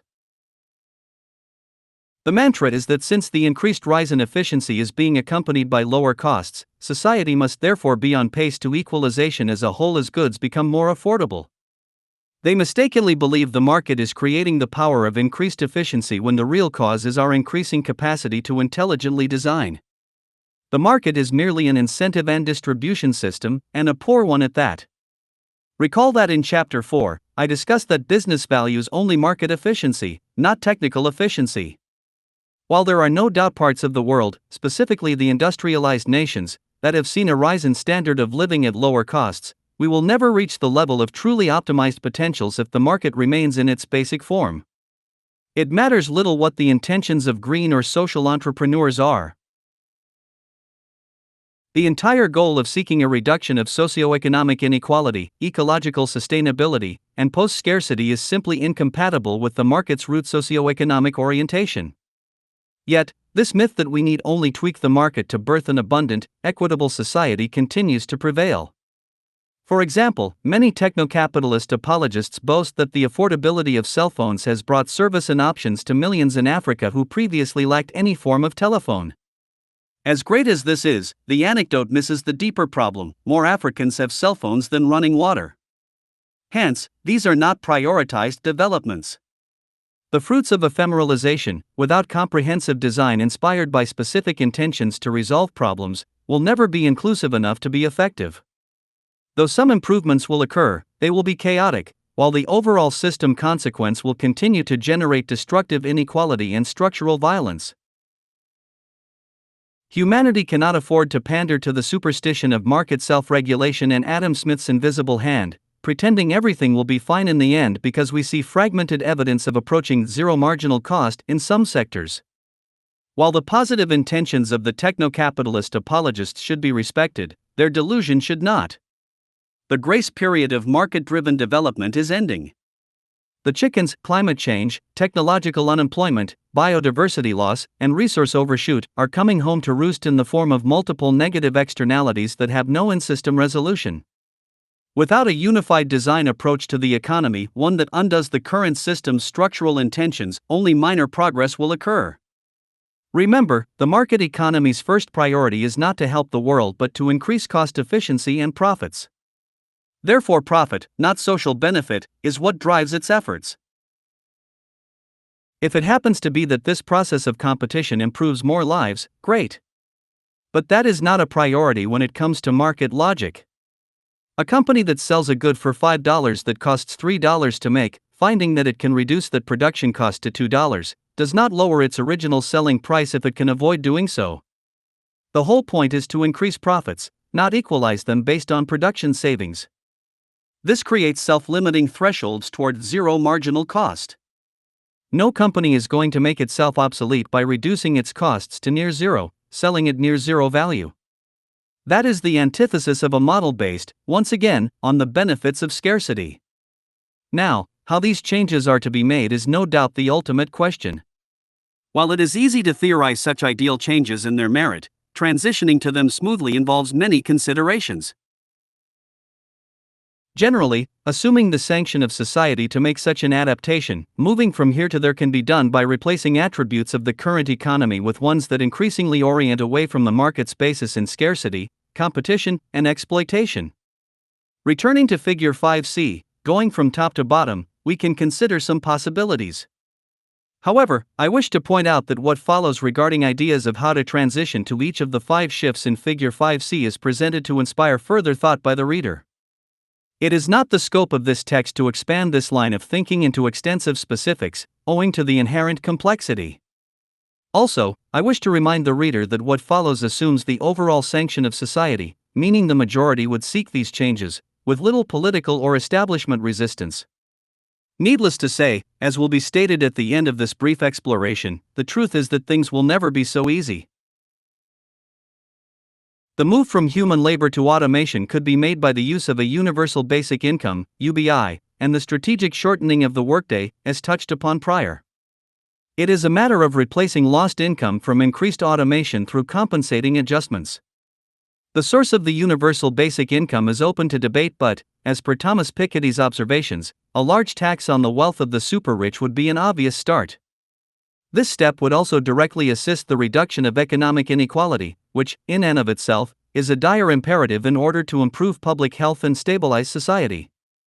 Any debate about the importance of the ownership class's role as job creators and hence the need for upper-class tax breaks and the like can finally be rejected permanently on the grounds that the focus of society is no longer on creating jobs but on removing them in favor of more efficient means. Likewise, with the shift to labor automation and efforts to maximize zero marginal cost, the value of goods will drop in general, causing positive deflation of prices directly. This means less income will be needed in general to purchase the same amount of goods. It's also important to express that when people criticize UBI by asking where the money will come from to begin with, they forget that wealth is not money. In fact, wealth is not even a store of value, nor is wealth an outcome of acquisition or investment. We are taught these crude interpretations of wealth because capitalism is based around individual success, not social or technical success, while value is associated with property. True wealth, in the purest economic sense, can only describe a kind of strategic leverage over nature, an economic strategy for personal and group prosperity that can only be measured in terms of efficiency trends, not stores of value or property. For example, years ago, a simple electric calculator cost $1,000. Today, you can get one for $1 or less. The real value or wealth inherent in any calculator, or any good, is the efficiency trend achieved over time, doing more with less. In this sense, what allows for UBI is the ever-increasing economic efficiency we are seeing, as driven by technology, not the arbitrary level of money, incomes, or goods in circulation. The same logic applies to the shortening of the work week or the reduction of daily work hours. It isn't about money as related to labor, it is about efficiency achieved, and the more efficiency, the less need for money or labor.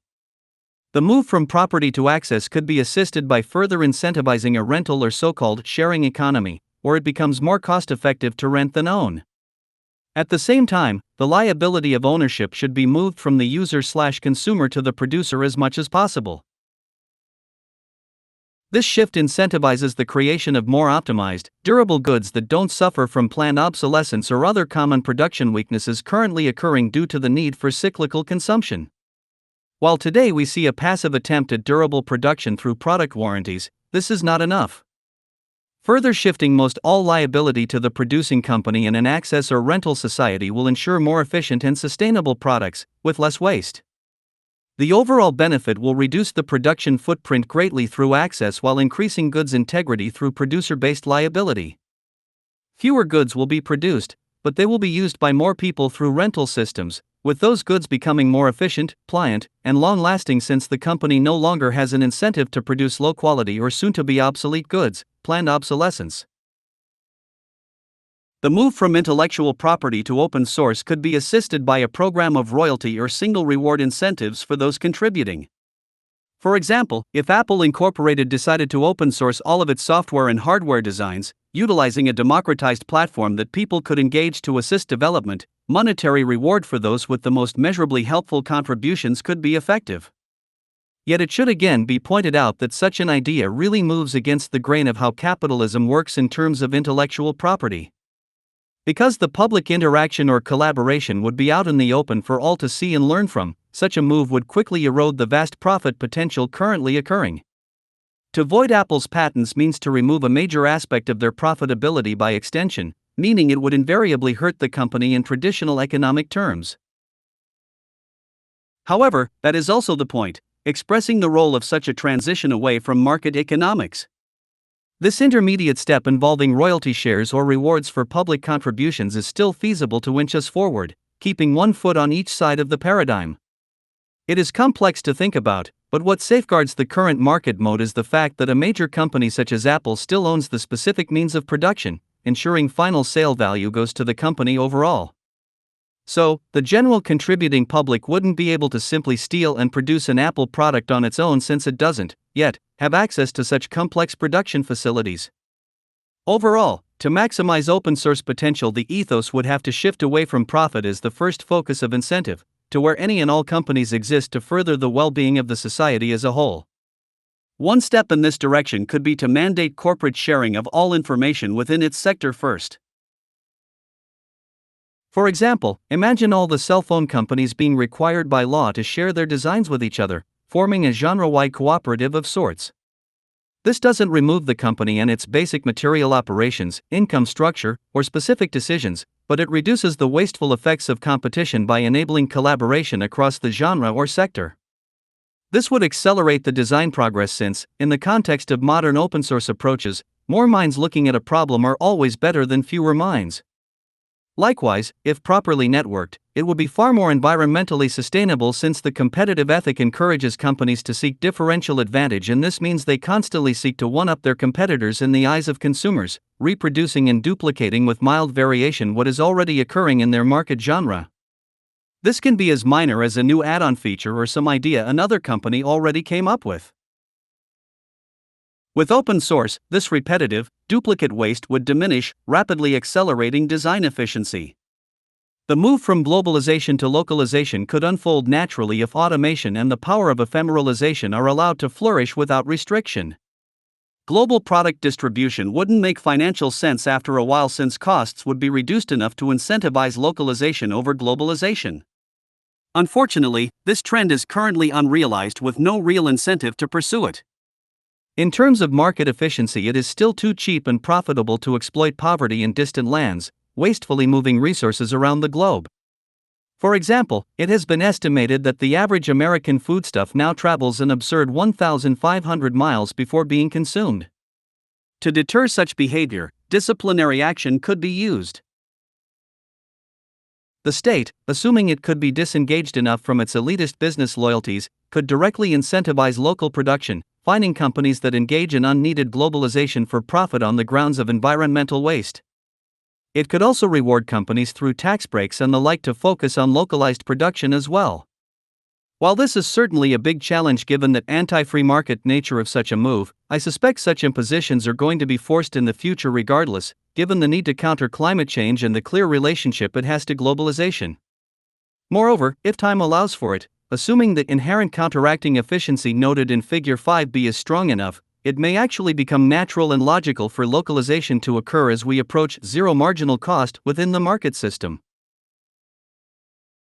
The reduced size and needs of the means of production simply won't be complex enough to warrant third world labor and resource exploitation anymore, making it more profitable to localize. However, that is a personal hope and not an expectation given the reality of circumstances today. Overall, localization in the context in this text would synergistically incorporate all the attributes noted in Figure 5c. The establishment of a highly efficient and advanced industrial network would be needed. The general transition would be to socialize or generally make free, without direct purchase, goods from as many industries as possible. Logically, the least complex production needs would be socialized before the more complex, likely starting with food production, moving to energy production, and then to basic goods production.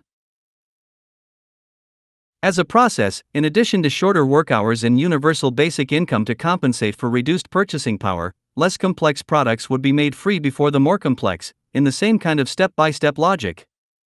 Those sectors most approaching zero marginal cost through automation could then be subsidized for the final margin, allowing fully free access to the public. Food and energy would again be the easiest to provide, assuming the advanced economic methods denoted earlier in this chapter were applied. As for the final attribute, the move from fragmented economic feedback to networked, digital feedback through sensors and measures related to the IoT, this involves scaling out current systems already in use to incorporate the widest range possible. Within a market economy, this is difficult given the inherently non-integrated nature of things on the technical level. It would perhaps be easiest to start with sector-wide networking and data sharing. Sector-accessible databases could be created that dynamically show all related activity, including environmental impact, raw resource use, recycling efficacy, processing rates, waste output, etc. One important mandate would be the use of an intelligent calculation system to ensure steady-state equilibrium and design optimization. As in the crude conception in Appendix B, if each sector utilized such an integrated system, the regulatory nature of this calculation would thwart many unsustainable practices. Monitoring this activity, fines or sanctions could then be placed on companies that violate basic protocols. Ideally, this integration would extend to the entire global economy so a total Earth system/habitat perspective could be understood. To reiterate, taken to its logical extreme, the end goal of achieving a truly sustainable, post-scarcity economy would logically be one that has no trade or money at all, but rather focuses on design and management processes that have become democratized and made participatory. And again, despite the controversy of such a proposal or conclusion, that is exactly what the train of thought presented here suggests in terms of optimized public health, habitat sustainability, and ultimately reduced social oppression. This level of organization through design has only really become possible in the past few decades. It may seem like a fantasy goal, given what we have been conditioned to believe about society, economics, and human nature, but from a systems-based scientific perspective, what is proposed here is simply what a real economy is, by definition. Now, a great deal more could be said as far as technical steps go. The goal is, again, a transitional move focused on not only designing out socioeconomic inequality and unsustainable practices, but also furthering the move toward post-scarcity. In this, there are many possible avenues and degrees of incorporation, most of which are fairly straightforward. But, as stated, this isn't the real problem at hand. The real problem is that such moves will never happen without a massive amount of activist pressure put on the business-run establishment. It is very easy to rationally theorize a transitional process once the general approval of the community and government is achieved, supporting the overall change. Unfortunately, such approval is far from being achieved at this time given the vast ignorance of the public and the coercive, non-democratic power of the world's business-run governments. Before this complex problem is addressed, I wish to summarize how the new human rights movement has 4 basic levels of realization. 1. The structuralist realization that the most detrimental social patterns existing today are sourced to a flawed economic orientation. 2. These resulting detrimental social patterns include socioeconomic inequality as the core public health threat. Socioeconomic inequality is the precondition for a spectrum of other problems, also linking to unsustainable negative externalities produced by the market. 3. Adjusting away from this flawed economic orientation and seeking to reduce socioeconomic inequality and generate environmental sustainability means shifting focus to maximize economic efficiency through strategic, systems-based, technical design. This will reduce scarcity, reduce inequality, and reduce the environmental footprint. It will also better harness ephemeralization, moving us ever closer to a post-scarcity abundance. 4. Accomplishing this transition will require both creative initiative and activist initiative. The creative initiative has to do with developing the efficiency-enhancing systems that will compose the new economic mode. The activist initiative has to do with strategic pressure and demands placed upon the existing power structure, coercing change from the bottom up. It is realization 4 that is the real problem. Different conditions in different regional cultures and socioeconomic extremes require different actions. However, a major growing advantage is the pressure that technological unemployment is slowly creating. This, combined with the pressure of growing environmental crises such as climate change, is forcing new considerations regarding what the future should look like, slowly eroding confidence in the current economic establishment. These and other factors consequential of capitalism's increased incompatibility with nature and progress itself open the door to new levels of influence. Broadly, I refer to the 4 Ds when thinking about activism: demand, design, detach, and deter. Demand, political influence, whether through grassroots protest or institutional lobbying via NGOs, will naturally be important.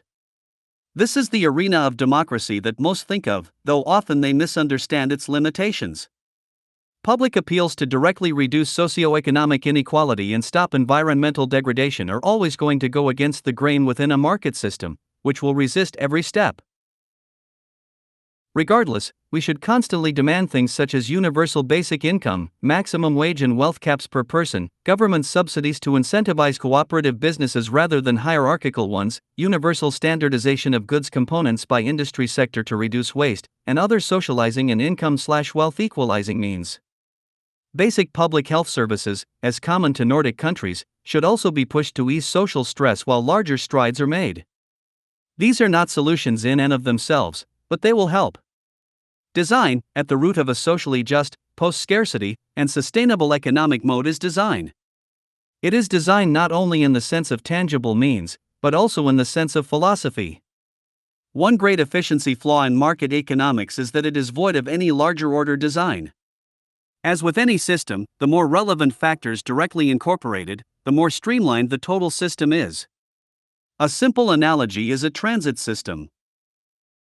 If you were tasked to design a transit system for a city from scratch, it would logically form in a far different and more efficient way than if you had to build around already existing infrastructure that's in the way. So, designing new systems, both macro and micro, from individual goods to integrated goods genres and sectors, is an important step. This requires think tanks and engineers employing the most advanced efficiency principles in a holistic way. Appendix B is a starting point for a calculation system that needs development. Other projects could include localization approaches seeking to get a town, city, or community off the grid and self-sustaining.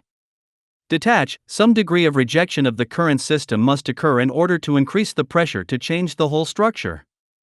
One method is to work to reduce economic involvement in money and trade as much as possible. The use of collectives, shared library systems, time banks, mutual credit systems, and other mechanisms can help not only reduce economic growth but also help those currently suffering. This is a difficult line to walk, however, as the systemic chain reaction of a loss of economic growth is also a loss of work and purchasing power for some. Yet, this kind of negative pressure can further incentivize politically driven reforms as per the demand section. If more people become unemployed, more will see the need for universal basic income, and so on. This may seem controversial, but in the broad view it is simply speeding up what is now a natural process. Also, increasing community involvement through sharing systems and the like will help set the stage for localization. Any method that uses integrated design and sharing systems to reduce trade is going to be productive. Deter, as mentioned, Johan Gultang coined the term cultural violence as an extension of structural violence. This is embedded in the value system disorder common to modern culture. It is part of our poverty of the spirit, as also mentioned. While the social psychology emanating from the social system will continue to pollute culture as long as capitalism exists, those of us who identify with a new value system, as described in this text, need to utilize our shared social nature to influence what others believe. Specifically, a polite level of disrespect and shame should be put upon those promoting high wealth, consumerism, and materialism. No longer should any respect or praise be placed on those engaging in conspicuous consumption or wealth signaling. Those driving Ferraris down the street or sporting overly expensive designer handbags should be made to feel embarrassed for their wasteful and insulting decadence. It needs to be communicated that such values only symbolize the structural violence of the world, not the individual's own ostensible success or status. Extreme luxury goods today really signify dehumanization and a lack of empathy. It is this pattern of materialism and the false idea of infinite wants that helps pollute attempts to create a sustainable and equitable society. To such minds, there isn't enough to go around seems real because they choose to see elitism and rarity as a virtue. The new measures of success must be based upon finding balance with nature and one another, not gaming, exploitation, and advantage seeking. Only sustainable values can create a sustainable culture. As I think again of gazing out upon Occupy Wall Street that California day, it is clear to me that very little faith can be put in the established political and business leaders of our time. The change I speak of will not originate from existing authority but rather from the raw masses. As noted, those who reach high levels of power and opulence in the world are usually conditioned to favor the mechanisms of their reward. As such, it is up to the average majority to realize this change can only come from the ground up. This means courage and confidence must manifest in areas that may be unfamiliar to some. I am convinced that while there is a technical learning curve to some of what has been described in this book, it is not out of the reach of the average person. People may think that if they have no background in economics, sociology, political science, or engineering, they have no right to engage in such subjects. Our overly specialized and fragmented society has created gaps between disciplines, discouraging exploration. I'm here to tell you that nothing is off limits in this world when it comes to learning, understanding, and contribution. However, a new level of creativity and vulnerability is critical. No one told two bicycle mechanics called the Wright brothers that it was impossible to design a man-made flying machine, which was the scientific consensus at the time. But that is exactly what they did when they built the first airplane. Yet, I have no doubt many reading this work will hastily dismiss its proposals as impossible, not understanding how such changes can be implemented in real life. I also have no doubt that these final proposals will spark great discomfort and even fear, given the numerous unanswered questions and considerations they raise. The purpose of this book has been to explain the roots of social distress in the 21st century and the train of thought that will resolve it, if a well-informed and diligent activist movement succeeds in implementation. It was not the intention of this book to cover all possible scenarios or to pretend they even could be covered.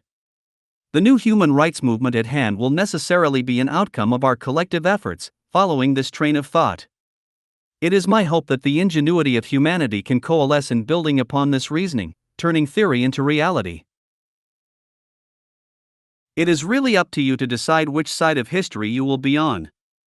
And to those who do outright reject these observations and proposals for whatever reason conjured, I offer a provocative prediction: the kind of change proposed in this book is going to happen one way or another. The only question is how much suffering has to occur before it does. Returning to the prophetic words of Bayard Rustin, we are all one. And if we don't know it, we will find out the hard way. Appendix A. Post-scarcity potentials.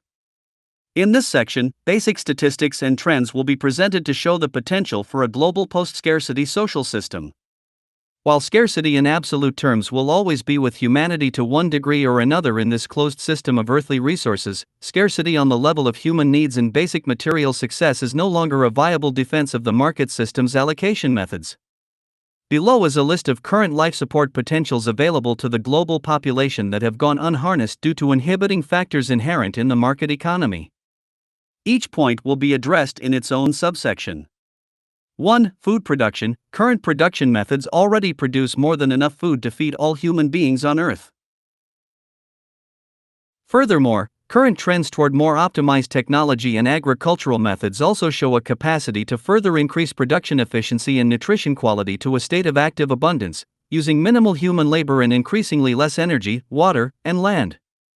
2. Clean water. Desalination and decontamination processes currently exist to such a vast degree of application that no human beings, even with our current levels of pollution, should ever need to be without clean water, regardless of where they are on Earth. 3. Energy. Between geothermal, wind, solar, and hydropower, coupled with system-based processes that can recapture expelled energy and reuse it directly, there is an absolute energy abundance that can serve the current world's population many times over. Food production. According to the United Nations Food and Agriculture Organization, 1 out of every 8 people on Earth, nearly 1 billion people, suffers from chronic malnutrition. Almost all of these people live in developing countries, representing 15% of the population of these countries. First world waste patterns can create price increases for the global food supply due to increased demand resulting from those very waste patterns. In other words, the first world adds to the world hunger epidemic because its consumers waste food, resulting in increased demand, which ultimately pushes price values past what is affordable for many. While there is certainly an educational imperative for the consuming world to consider the relevance of its waste patterns, both in terms of real food waste and waste's effect on global prices, the most effective and practical means to overcome this global deficiency is to update the system of food production itself with more modern methods. This updating of production methods can also be coupled with deliberate localization to reduce the waste caused by inefficiencies in the current global food supply chain. The combination of improved methods and localization would reduce waste, demand, inefficiency, and price problems in general, and it would dramatically increase productivity, product quality, and output overall. While the active use of arable land and land-based agriculture should continue, ideally, of course, with more sustainable practices than we are using today, a great deal of pressure can be alleviated now with advanced soilless methods, which require less water, less fertilizer, fewer, or no, pesticides, less land, and less labor. These facilities can now be built in city environments or even off coastlines, at sea. It appears the most promising of all such arrangements is what is known today as vertical farming. Vertical farming has been put to test in a number of regions, with extremely promising results regarding efficiency. Extrapolating these statistics, coupled with parallel trend advancement, increases inefficiency of the associated mechanisms of this process, reveals that the future of abundant food production will use fewer resources per unit of output, compared to the current land-based tradition, cause less waste, reduce the ecological impact of food production, increase food quality, and the like. It will also use less of the surface of the planet and enable types of food once restricted to certain climates or regions to be grown virtually anywhere in enclosed vertical systems. While approaches vary, common methods include rotating crop systems in transparent enclosures to use natural light, coupled with hydroponic, aeroponic, and or aquaponic water and nutrient servicing systems. Artificial light systems are also being used along with other means to distribute natural light, such as parabolic mirror systems that can move light without electricity. Many waste-to-energy approaches to these structures are increasingly common, along with advanced power systems based on regenerative processes. Between various approaches, the capacity is dramatically increased since food can, in many cases, be grown almost 24 hours a day, 7 days a week. Common objections to this type of farming have mostly been concerns over its energy footprint, criticizing the use of artificial light in some arrangements as too power-intensive. However, the use of renewable energy systems, such as photovoltaics, coupled with regional placement most conducive to renewable methods, such as near-wave, tidal, or geothermal sources, are plausible solutions for sustainable, non-hydrocarbon-based powering. However, it is best to think about this in a comparative context. In the U.S., up to 20% of the country's fossil fuel consumption goes into the food chain, according to the UN's Food and Agricultural Organization, FAO, which points out that fossil fuel use by the food systems in the developed world often rivals that of automobiles. In Singapore, a vertical farm system, custom built in a transparent enclosure, uses a closed-loop, automated hydraulic system to rotate the crop in circles between sunlight and an organic nutrient treatment, costing only about $3 a month in electricity for each enclosure. This system is also reported as 10 times more productive per square foot than conventional farming, using much less water, labor, and fertilizer, as noted above. There is also little transport cost as all produce is distributed locally, saving more resources and energy. Overall, there is a spectrum of applications. In many cases, pre-existing structures not originally built for vertical farming are being utilized. In Chicago, the world's largest certified organic vertical farm is in operation. While producing mostly greens for the local Chicago market, this 90,000 square foot facility uses an aquaponics system, with waste from tilapia fish providing nutrients for the plants. The farm reportedly saves 90% of its water, compared with conventional farming techniques, and produces no agricultural runoff. Additionally, all of its waste, such as plant roots, stems, and even biodegradable packaging, is recycled in collaboration, making it nearly a zero-waste facility. Current statistics vary with respect to the efficiency, often due to monetary-based limitations and inherent profitability concerns. In line with the market system, promising technology finds development only if it proves competitive. Given how new these ideas are, we cannot expect to see many examples, nor can we expect to see an optimization of such methods to a high degree for measurement without market acceptance. However, we can extrapolate the realized potential of existing systems, scaling the application out as if it were incorporated in every major city, in its most relatively efficient form. The following list confirms the superiority of this approach as compared to current, traditional land-based models. Not only is it a more sustainable practice, it is also a more productive practice. In contrast with existing methods, it can provide the entire world's population with vegetable-based nutrition many times over. Versatile. Unlike traditional farming, vertical farms can be constructed anywhere, even on water, using upward layers to multiply output capacity, i.e., a 10-story farm will produce 1/10 of a 100-story farm. This space utilization is limited mostly to architectural possibility. Likewise, the plants grown can be on demand in many ways. The farms can grow virtually any crop, since regional soil, climate, and similar restrictions have been lifted. Reduced resource use.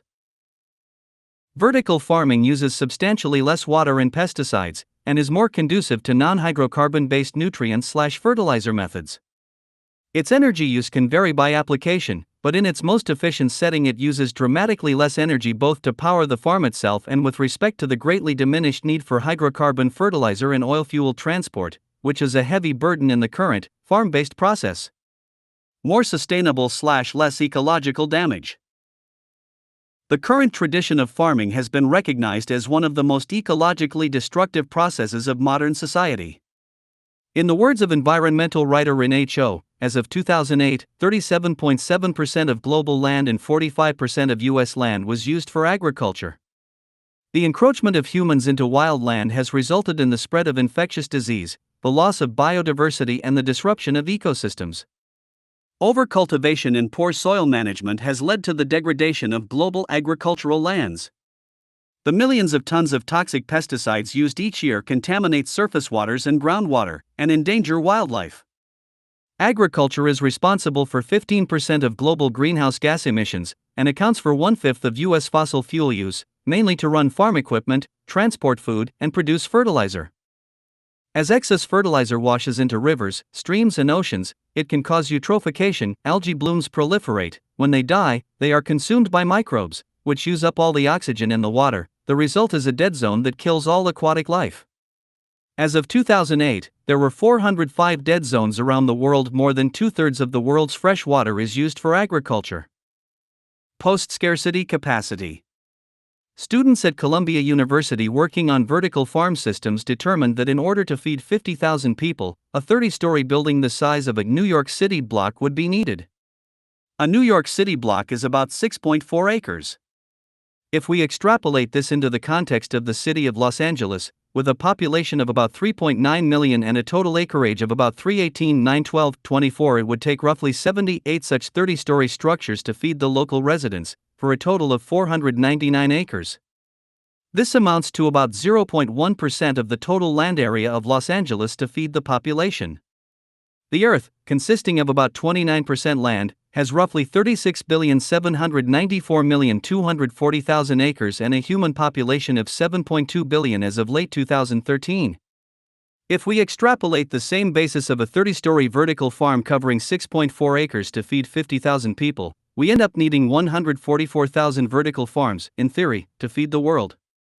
This amounts to 921,600 acres.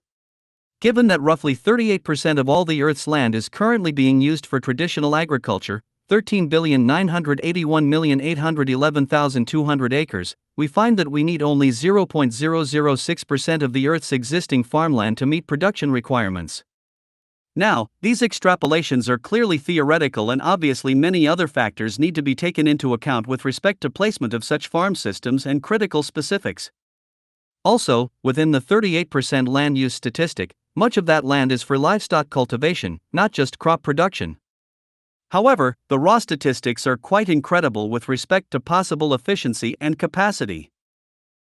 In fact, if we were to build these same vertical farms on the land currently used for crop production, about 4,408,320,000 acres, the food output would be enough to feed 34.4 trillion people. Given that we will need to feed only 9 to 10 billion by 2050, we only need to harness about 0.03% of this theoretical capacity, which, it could be argued, likely makes rather moot any seemingly practical objections common to the aforementioned extrapolation. As a final note, vegetable protein from vertical crops offer a solution for the pollution and waste related to animal farming. From a sustainability standpoint, ignoring the common moral objections and arguably inhumane practices commonly associated with industrialized livestock cultivation, the production of meat and animal-based products is an environmentally unfriendly act as practiced today. According to the International Livestock Research Institute, ILRI, livestock systems occupy about 45% of the Earth's land. According to the FAO, the livestock sector produces more greenhouse gas emissions than modern gas-consuming transport. Given that 90% of all the large fish once thriving in the ocean are gone due to overfishing, as well, new solutions are needed. One such solution is aquaculture, which is the direct farming of fish, crustaceans, and the like. This direct approach, if sustainably driven, can provide farm-raised, protein-rich fish for human consumption, replacing the demand for land-based meat. Another approach is the production of in vitro meat. In vitro meat may be produced as strips of muscle fiber, which grow through the fusion of precursor cells, either embryonic stem cells or specialized satellite cells found in muscle tissue. This type of meat is usually cultured in a bioreactor. While still experimental, in 2013 the world's first lab-grown burger was cooked and eaten in London. Benefits include the reduction of livestock source disease, which is very common, along with eliminating certain negative health characteristics of traditional meat, such as fatty acids. Clean water. Given that the human body can survive without fresh water for only a few days, making this most basic resource abundantly available to all is critical. Likewise, it is the backbone of many industrial production methods, including agriculture. Fresh water is naturally occurring water on the Earth's surface in ice sheets, ice caps, glaciers, icebergs, bogs, ponds, lakes, rivers, and streams, and underground as groundwater in aquifers and underground streams. Of all the water on Earth, 97% of it is saline and not directly consumable. According to the World Health Organization, about 2.6 billion people, half the developing world, lack even a simple improved latrine, and 1.1 billion people have no access to any type of improved source of drinking water. As a direct consequence, 1.6 million people die every year from diarrheal diseases, including cholera, attributable to lack of access to safe drinking water and basic sanitation, and 90% of these are children under 5, mostly in developing countries. 160 million people are infected with schistosomiasis, causing tens of thousands of deaths annually. 500 million people are at risk of trachoma, from which 146 million are threatened by blindness and 6 million are visually impaired. Intestinal helminths, ascariasis, trichuriasis, and hookworm infection are plaguing the developing world due to inadequate drinking water, sanitation, and hygiene, with 133 million suffering from high-intensity intestinal helminths infections. There are around 1.5 million cases of clinical hepatitis A every year. According to the United Nations, by 2025, an estimated 1.8 billion people will live in areas plagued by water scarcity, with 2/3 of the world's population living in water-stressed regions. As with most all of the world's current resource problems, it is an issue of both poor management and a lack of industrial application. From the standpoint of management, the amount of water wasted in the world due to pollution, overuse, and inefficient infrastructure is enormous. About 95% of all water that enters most people's homes goes back down the drain in one shot. A systems-based solution to optimize water use is to design kitchens and bathrooms so that they recapture water for different purposes. For example, the water running through a sink or shower can be made available for a toilet. Various companies have slowly put such ideas into practice recently, but overall most infrastructures do not include plans for such reuse. The same is true of large commercial buildings, which can create reuse networks throughout the whole structure, capture rainwater for other purposes, and otherwise use water more efficiently. Water pollution is another problem. It affects both developed and developing nations on many levels. The American Environmental Protection Agency, EPA, estimates that 850 billion gallons of untreated discharges, waste, flow into water bodies annually, contributing to more than 7 million illnesses each year. The Third World Center for Water Management estimates that only about 10 to 12% of wastewater in Latin America is treated properly. Mexico City, for example, exports its untreated wastewater to local farmers. Though the farmers value this wastewater because the water increases crop yields, the wastewater is heavily contaminated with pathogens and toxic chemicals, representing a serious health risk for both farmers and consumers of the agricultural products grown in this area. In India, major cities discharge untreated wastewater into the bodies of water that serve as their drinking water.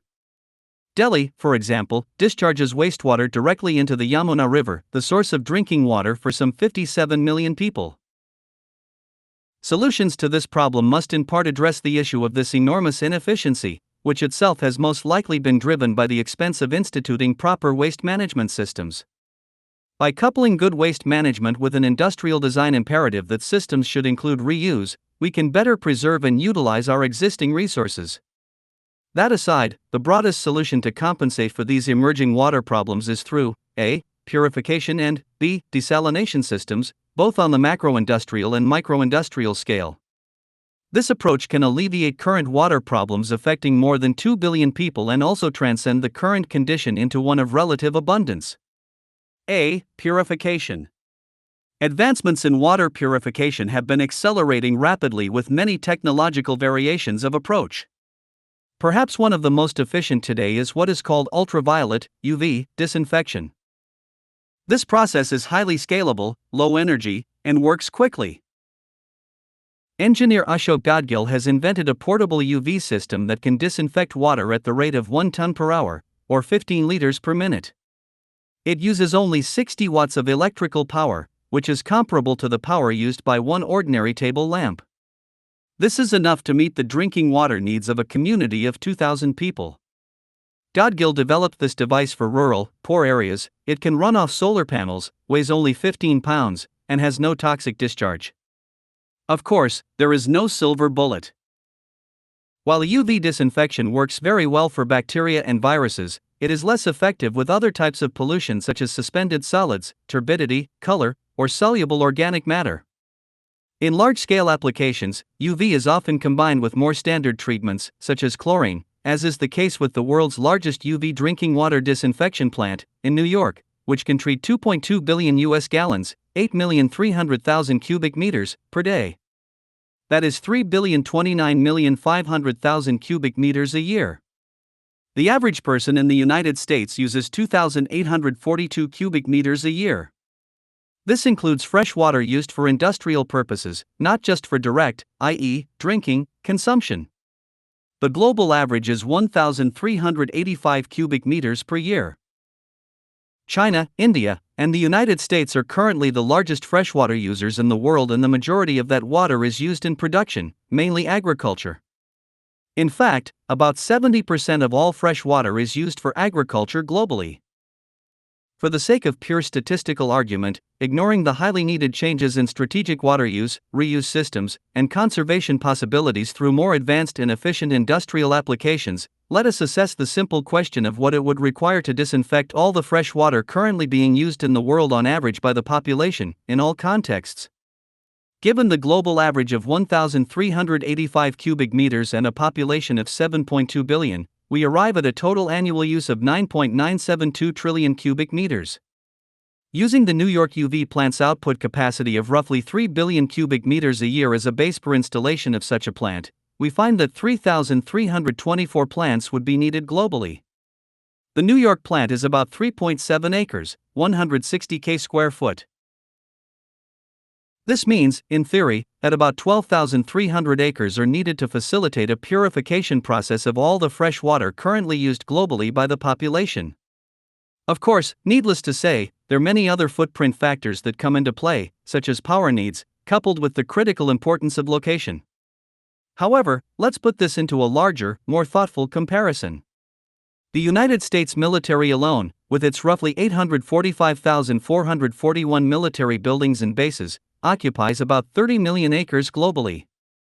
Only 0.04% of that land would be needed to disinfect the total freshwater use of the entire world, if it were even needed at that scale, which it is not. B. Desalination. The realistic possibility of mass, global purification of polluted fresh water aside, likely the most powerful means to assure usable, potable water is to convert directly from a saline source, namely the ocean. With a planet composed mostly of salt water, this technique, if done properly, would assure global water abundance alone. The most common method of desalination used today is reverse osmosis, a process that removes water molecules from salt water, leaving salt ions in a brine waste byproduct. According to the International Desalination Association, currently, reverse osmosis, RO, accounts for nearly 60% of installed capacity, followed by the thermal processes multi-stage flash, MSF, at 26% and multi-effect distillation, MED, at 8.2%. As of 2011, there were roughly 16,000 desalination plants worldwide. The total global capacity of all plants online, e.g., in operation, was 66.5 million cubic meters per day, or approximately 17.6 billion US gallons per day. As with everything technological, many advancing methods currently considered experimental suggest a powerful increase in efficiency as the trends unfold. One such method, called capacitive desalination (CD), also known as capacitive deionization (CDI), has been shown to operate with greater energy efficiency, lower pressures, and no membrane components, all without the production of a waste discharge like conventional practices. It can also be easily scaled up simply by an increase in the number of flow electrodes in the system. If we examine the existing methods, coupled with emerging methods, we see a general trend of increasing efficiency in both power conservation and performance. That briefly noted, the focus of this extrapolation toward a post-scarcity utilization of desalination will consider only current, proven, in-use methods, namely the reverse osmosis system.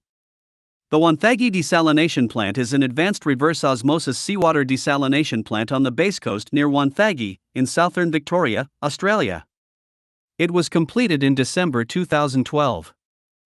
It can produce, conservatively speaking, about 410,000 cubic meters of desalinated water per day, 150 million cubic meters a year, while occupying about 20 hectares, about 50 acres of land. Since, as noted, the total annual water use of the world today is about 9,972,000,000,000 cubic meters, this means that it would take 60,000 plants to process all potable water usage. Once again, this extreme extrapolation is to make a relative point, since we do not need to desalinate that much water in reality. However, assuming that we did need to desalinate seawater constantly to match current global use, 3 million acres of land would be needed in total. Earth has about 217,490 miles of coastline, which means, loosely using the Wonthaggi model of roughly 20 hectares, 50 acres, with 100 meters per hectare, or 328 feet, assuming the construction was 4 hectares deep and 5 hectares long, parallel to the coastline, the plant would take up 1,640 feet along the coast. This means, assuming 60,000 plants of the same dimension, it would take up 98,400,000 feet or 18,636 miles of coastline, 8.5% of the world's coastline. Of course, that is a great deal of coastline, and naturally many other factors come into play in the choice of an appropriate location for such a plant. Again, it is not the purpose of this extrapolation to suggest these statistics are of any other use than to gauge a broad sense of what such capacity means, in light of the water scarcity/stress issues occurring today. Yet, the fact is, it is clearly within the range of such application to meet the needs of people suffering from water scarcity via desalination alone, coupled with an infrastructure and distribution system to move water inland. As a final example, let's reduce this abstract extrapolation even more and apply it to a real-life circumstance. On the continent of Africa, for example, which has about 1 billion people as of 2013, roughly 345 million people lack sufficient access to running water. If we apply the noted global average consumption rate of 1,385 cubic meters a year, seeking to provide each of those 345 million people that amount, we would need 477,825,000,000 cubic meters produced annually. Using the Wonthaggi annual capacity of 150 million cubic meters produced as the base figure, Africa would need 3,185 50-acre plants along its coastline to meet such demand, taking up about 5,223,400 feet or 989 miles. Given Africa has about 26,000 kilometers, 16,000 miles of coastline, this would take up about 6% of Africa's coastline. However, if we divided this number in half, and used UV purification systems for one section and desalination for the other, the desalination process would need about 3%, or 494 miles of coastline for desalination facilities, and only about 296 acres of land for purification facilities, which is a minuscule fraction of Africa's total landmass of about 7 billion acres. This approach is highly workable, and obviously, in this case and in all other cases, we would strategically maximize purification processes since they are more efficient, while using desalination for the remaining demand. Such crude statistics reveal that between UV and traditional decontamination, coupled with traditional desalination processes, as they currently exist, and ignoring the rapid advancements occurring in both fields, which will likely have an exponentially advanced level of efficiency in the coming decades, the idea of enduring water scarcity on planet Earth is absurd. Both of these isolated extrapolations have assumed only one or the other was applied, in only large-scale form, assuming there are no other existing sources of potable water. In reality, we have the technical capacity to bring potable water availability to absolute global abundance. This can be done by respecting existing freshwater availability through the use of intelligent use/reuse water network schemes to further preserve the existing capacity. At the same time, both large and small-scale desalination and decontamination processes can be applied as specific regions require. Moreover, we can power these plants using rapidly advancing renewable energy processes. Energy. Renewable energy sources are sources that are continually replenished. Such sources include water, wind, solar, and geothermal. In contrast, fuels such as coal, oil, and natural gas are non-renewable, as they are based on Earth stores that show no near-term regeneration. As of the early 21st century, the recognition of clean, renewable energy possibilities has been substantial. The spectrum of application, scalability, and degree of efficiency, coupled with advancing methods for energy storage and transfer, have arguably made our current, mostly hydrocarbon-based energy methods appear outdated, especially given the ongoing negative consequences of their use. Nuclear energy, while effective and considered a renewable form by some, works at very high risk given the unstable materials involved and the large-scale accidents on record that have brought the safety of this form of production into question. In the world today, the 5 most commonly used renewable sources are hydropower, via dams, solar, wind, geothermal, and biofuels. Renewable energy sources currently represent about 15% of global energy use, with hydropower accounting for 97% of this figure. More than 1.2 billion people lack access to electricity worldwide. Additionally, non-renewable energy sources are plagued by ongoing pollution and periodic crises. Hence, the purpose of this subsection is to show how the dangerous realities associated with fossil fuels and nuclear energy are no longer needed, even as we ramp up to serve those who lack sufficient electricity. We can now power the world many times over with clean, renewable, relatively low-impact methods, largely localized to the needs of a single structure, city, or industrial application. However, it is important to point out up front that there is no single solution at this time. Different areas of the Earth have different propensities for renewable energy, so application must be developed as a system or network of a combination of mediums. That noted, and narrowing down the most relevant of these abundance-producing possibilities, it is perhaps best to think of renewable energy extraction/harnessing and use in 2 categories: A. Large-scale/baseload and B. Small-scale/total mixed-use systems. A. Large-scale/baseload. Large-scale generation, such as for baseload needs required to power a city or industrial center, includes 4 main mediums: A1, geothermal plants; A2, wind farms; A3, solar fields; and A4, water, ocean/hydropower. A1, geothermal. Geothermal power is energy harnessed essentially from the natural heat of the Earth's molten core. Plants are usually placed where heat centers are closer to the surface of the Earth. A 2006 MIT report on geothermal energy, promoting an advanced extraction system called EGS, found that 13,000 zettajoules of power are currently available in the Earth, with the possibility that 2,000 additional zettajoules could be harvested through improved technology.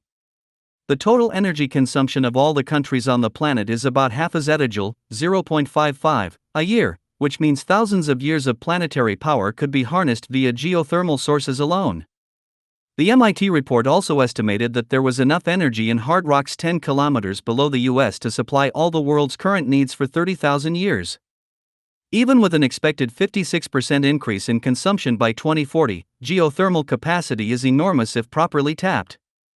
Likewise, the extraction of heat needing to take place from within the Earth appears quite minor in comparison to its store, making the source virtually limitless in proportion to actual human consumption. Also, since the energy is produced constantly, there are no intermittency problems. This type of energy can be produced constantly without the need for storage. The environmental impact of geothermal is relatively low. Iceland has been using it almost exclusively for some time, and its plants produce extremely low emissions and zero carbon compared with hydrocarbon-based methods. This problem has been acknowledged as human-induced, and improvement in the engineering process is offered as the solution, along with a clear understanding of the nature of the location for drilling. In terms of location, it is theoretically possible to place geothermal energy extraction plants anywhere, if the capacity to drill deeply enough is available, coupled with other advancements in technology. However, today most plants need to exist near the junction of tectonic plates. A geothermal map of emitted heat on the surface of the Earth, made by satellite, can show such ideal spots. These maps show possibilities near most coastlines around the world, and while most studies are ambiguous with respect to the number of available locations, the recognized potential is enormous. The U.S. Department of Energy has noted that geothermal energy also uses much less land than other energy sources, including fossil fuel and currently dominant renewables. Over 30 years, the period of time commonly used to compare the life cycle impacts from different power sources. A geothermal facility uses 404 square meters of land per gigawatt hour, while a coal facility uses 3,632 square meters per gigawatt hour. If we do a basic comparison of geothermal with coal using this ratio of square meters to gigawatt hour, we find that we could fit about 9 geothermal plants in the space of one coal plant. Likewise, it is important to note that new, more efficient methods of tapping geothermal are imminent with respect to possible output potential. In 2013, it was announced that a 1,000 megawatt power station was to begin construction in Ethiopia. A megawatt is a unit of power, and power capacity is expressed differently from energy capacity, which is expressed, in this context of megawatts, as megawatt hours, MWH. To put it another way, energy is the amount of work done, whereas power is the rate of doing work. So, for example, a generator with 1 MW capacity that consistently operates at that capacity for 1 hour will produce 1 MWh, MWH, of electricity. This means if a 1,000 megawatts geothermal power station operated at full capacity for 24 hours a day, 7 days a week, 365 days, it would produce 8,760,000 megawatt hours per year. The world's current annual usage in MWH is about 153 billion, which means it would take, in abstract, 17,465 geothermal plants to match global use. According to the World Coal Association, there are over 2,300 coal power plants in operation worldwide. Using the aforementioned plant size/capacity comparison of about 9 geothermal plants fitting into one coal plant, the space of 1,940, or 84% of the total in existence, coal plants would be needed, in theory, to contain the 17,465 geothermal plants. Also, given that coal today accounts for only 41% of the world's current energy production, this theoretical extrapolation also shows that geothermal energy could supply 100% of our global energy requirements while occupying only 84% of the space required by our current coal plants, which produce only 41% of our energy. All this without the pollution from coal, one of the most polluting energy sources in the world and arguably the largest contributor to the human-made increase of CO2 in the atmosphere. A2. Wind farms. U.S. Department of Energy studies have concluded that wind harvesting in the Great Plains states of Texas, Kansas, and North Dakota could provide enough electricity to power the entire USA. More impressively, a 2005 Stanford University study published in the Journal of Geophysical Research found that if only 20% of the wind potential on the planet were harnessed, it would cover the entire world's energy needs. In corroboration, 2 more recent studies by unrelated organizations published in 2012 calculated that with existing wind turbine technology the Earth could produce hundreds of trillions of watts of power. This is much more than what the world currently consumes. Wind power is perhaps one of the most simple and low-impact forms of renewable energy, and its scalability is limited to location only. The 9,000-acre Alta Wind Energy Center, California has an active capacity of 1,320 megawatts of power. Using that plant as a basis, a theoretical annual output of 11,563,200 megawatt hours is possible. This means 13,231 9,000-acre wind farms would be needed to meet the current output figure of 153 billion megawatt hours. It also means 119,079,000 acres of wind-sufficient land would be required. This amounts to 0.3% of the Earth's surface that would be needed to power the world, in abstract. Once again, this is not to suggest such as an ideal situation given what land is feasible for wind farms, along with other important factors. This is simply to give a general perspective of possibility. However, one unique reality of wind power generation is the potential of offshore harnessing. Compared to land-based wind power, offshore wind power has, on average, a much larger yield, as wind speeds tend to be higher. This reality also alleviates land-based pressures given land scarcity and regional restrictions. According to the assessment of offshore wind energy resources for the United States, 4,150 gigawatts, 4,150,000 megawatts, of potential wind turbine capacity from offshore wind resources are available in the United States. Assuming this power capacity were consistent for a year, we end up with an energy conversion of 36.354 billion MWH/year.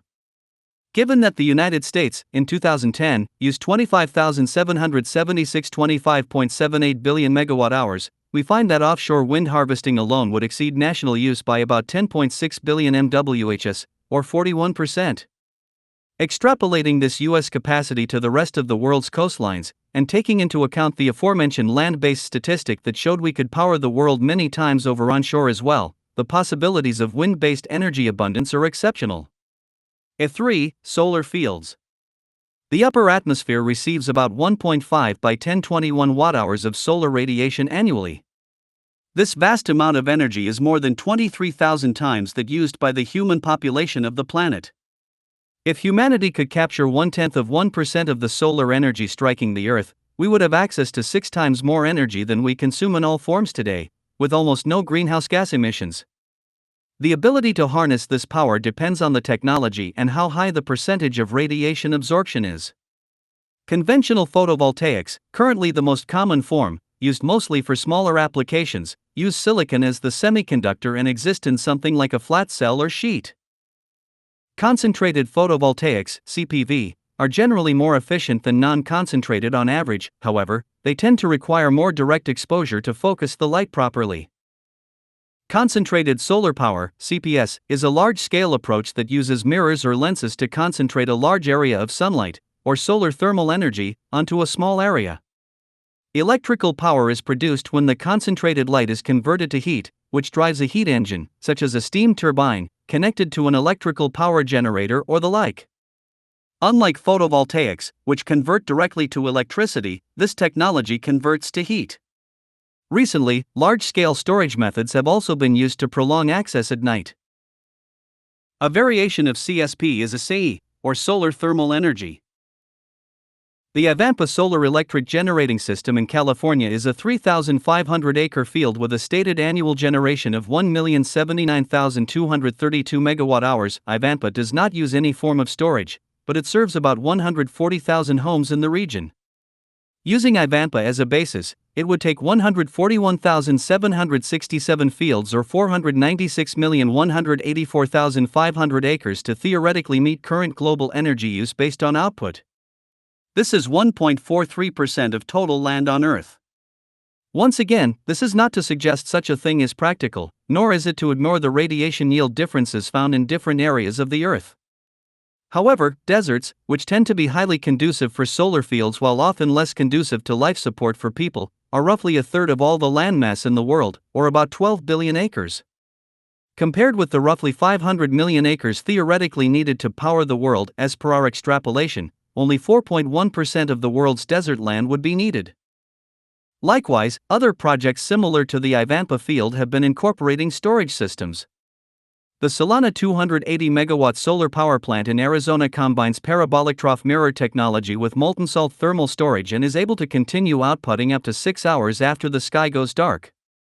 In general, photovoltaic, solar thermal, storage methods, and other existing and emerging technologies continue to rapidly develop, suggesting that many installations seen as highly efficient today will be grossly inefficient in a decade or two. As will be addressed further with respect to smaller-scale renewable energy solutions, future efficiencies are likely to occur through the use of solar power localized into the construction of buildings and domiciles. The issue is making the technology compact and efficient enough for local use. However, solar field power stations, just like geothermal and wind, have an enormous global potential in and of themselves. There is little doubt that given proper resources and attention, these fields alone could theoretically establish an infrastructure and efficiency level to power the world. 4. Water/hydro energy. Water-based renewable energy extraction could generally be said to have two broad sources: the ocean and river-type water flows, which use the gravitational force of falling or flowing water, usually in an inland watercourse.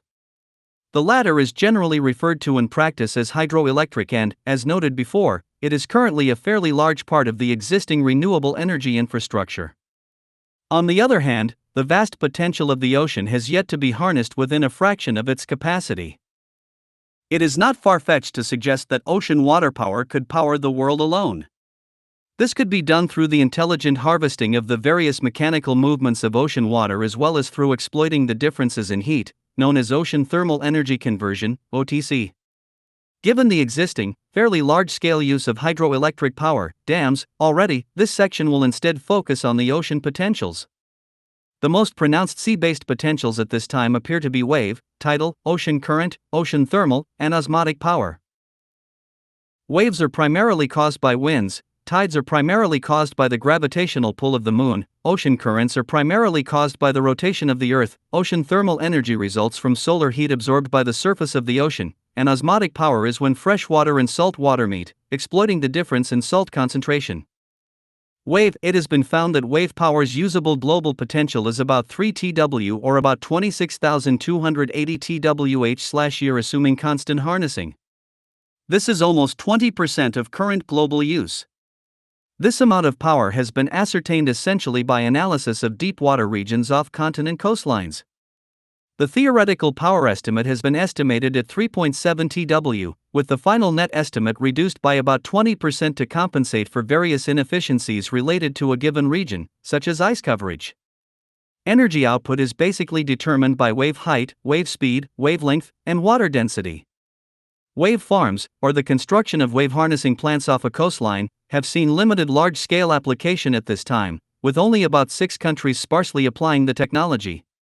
Locations with the most potential include the western seaboard of Europe, the northern coast of the UK, and the Pacific coastlines of North and South America, Southern Africa, Australia, and New Zealand. Tidal power has 2 subforms, range and stream. Tidal range is essentially the rise and fall of areas of the ocean. Tidal streams are currents created by periodic horizontal movement of the tides, often magnified by the shape of the seabed. Different locations of Earth have large differences in range. In the United Kingdom, an area with high levels of tidal activity, dozens of sites are currently noted as available, with a forecast that 34% of all the UK's energy could come from tidal power alone. Globally, older studies have put tidal capacity at 1,800 TWh/year. More recent studies have put the theoretical capacity, both range and stream, at 3 TW, assuming only a portion would be extractable. Tidal power, while very predictable, is also subject to daily periods of intermittency based around tidal shifts. Assuming only 1.5 TW could be harnessed in a year through advanced technology, this means about 7% of the world's power could come from tidal power. Ocean current. Similar to tidal streams, ocean currents have shown great potential. These currents flow consistently in the open ocean, and various technologies have been emerging to harness this largely untapped medium. As with all renewables, the capacity to harness such potential is directly related to the efficiency of the technology employed. The European Ocean Energy Association estimates the current potential at 400 TWh/year. However, there is good reason to assume this figure is outdated. Prior applications of turbine/mill technologies to capture such water flows have needed an average current of 5 or 6 knots to operate efficiently, while most of the Earth's currents are slower than 3 knots. However, recent developments have revealed the possibility to harness energy from water flows of less than 2 knots. Given this potential, it has been suggested that ocean current alone could power the entire world. Osmotic power or salinity gradient power is the energy available from the difference in the salt concentration between seawater and river water. The Norwegian Center for Renewable Energy, SFFE, estimates the global potential to be about 1,370 TWh/year, with others putting it at around 1,700 TWh/year, the equivalent of half of Europe's entire energy demand. While still largely in its baby shoes, osmotic power harnessing through advancing technology is promising. Power plants can, in principle, be built any place where fresh water meets seawater. They can generate power 24/7, regardless of weather conditions. Ocean thermal. The final ocean-based means for energy harnessing worth noting is ocean thermal energy conversion, OTC. Exploiting the differences in heat existing on the surface of the ocean and below, technology can use warmer surface water to heat a fluid, such as liquid ammonia, converting it into vapor, which expands to drive a turbine. That, in turn, produces electricity. The fluid is then cooled using cold water from the ocean depths, returning it into a liquid state so the process can start all over again. Of all ocean-based energy sources, OTEC appears to have the most potential. It has been estimated that 88,000 TWh/year could be generated without affecting the ocean's thermal structure. While this figure may not express total usable capacity, it implies that well over half of all current global energy consumption could be met with OTC alone. As of 2013, most of the existing OTEC plants are experimental or on very small scale. However, a few major industrial capacity projects have been set in motion, including a 10 megawatts plant off the coast of China and a 100 megawatts facility near Hawaii. One 100 megawatts offshore plant can theoretically power Hawaii's entire Big Island alone, 186,000 people according to a 2011 census. Total oceanic power, consistent with the prior categorical estimations set forward for solar, wind, and geothermal power, it is worthwhile to consider the total combined, largely conservative, potential of each noted oceanic medium. This is a crude extrapolation since there are many complex variables, including the fact that some applications are still semi-experimental and difficult to assess. Nevertheless, this general figure still conveys the broadest perspective of the potential of ocean renewables. Here is a list of the noted global potentials. Wave, 27,280 TWh/year. Tidal, 13,140 TWh/year, 1.5 TW times 8,760 hours. Ocean current, 400 TWh/year, old estimate with old tech. Osmotic, 500 TWh/year, average of noted statistics. Ocean thermal, 88,000 TWh/year. All of this added together brings us to 130,320 TWh/year or 0.46 zettajoules a year. This is roughly 83% of current global use, 0.55 ZJ. It is important to note that such numbers are derived, in part, from traditional technologies, with no adjustment made for more recent improvements. If we bring traditional hydroelectric, watercourse-based, power back into the equation, which according to the IEA has a potential of 16,400 TWh/year, this brings the figure up to 146,720 TWh/year or 96% of current global use. B. Small-scale and total mixed-use systems. The prior section described the vast potential of large-scale, baseload renewable energy harnessing. Wind, solar, water/hydro, and geothermal power have all shown that they are capable, individually, of meeting or vastly exceeding the current 0.55 zettajoule annual global energy consumption at this time. The true question is how to intelligently apply these methods. Given regional limitations and other issues such as intermittency, any design should incorporate a workable combination of sources. Such a systems approach is the real solution, harmonizing an optimized fraction of each of those renewables to achieve global, total use abundance. For example, imagine a series of man-made floating islands off select coastlines, harnessing wind, solar, thermal difference, wave, tidal, and ocean current power all at the same time and in the same general area. Such energy islands would then pipe their harvest back to land for human use. Various combinations could also be applied to land-based systems, as well, such as constructing wind/solar combinations to take advantage of the fact that wind is often more present at night, while solar is present during the day. Likewise, we can combine various methods to harness energy on a more local level. Smaller-scale renewable methods that are conducive to single structures or small areas find the same systems logic regarding combination. These localized systems could also, if need be, connect back into the larger, baseload systems as well, creating a mixed-medium integrated network. A common example today is the use of single-structure solar panels, such as for home use. While the efficiency of these panels is still improving and the market imposes return on investment challenges, most people utilizing these solar power systems are only able to complement their home's electricity use rather than gain 100% utilization. For example, most systems are applied to power the home during the day, while pulling power from the regional baseload grid at night. Maximizing localized possibilities first, before resorting to larger-scale energy use, is the key to practical energy abundance, efficiency, and sustainability. To understand the relevance of this concept more thoroughly, let's expand the example of the household solar array to its theoretical potential. In 2011, the average annual electricity consumption for a U.S. residential utility household customer was 11,280 kilowatt-hours. Given 114,800,000 households in 2010, this means 1,295 TWh/year was used.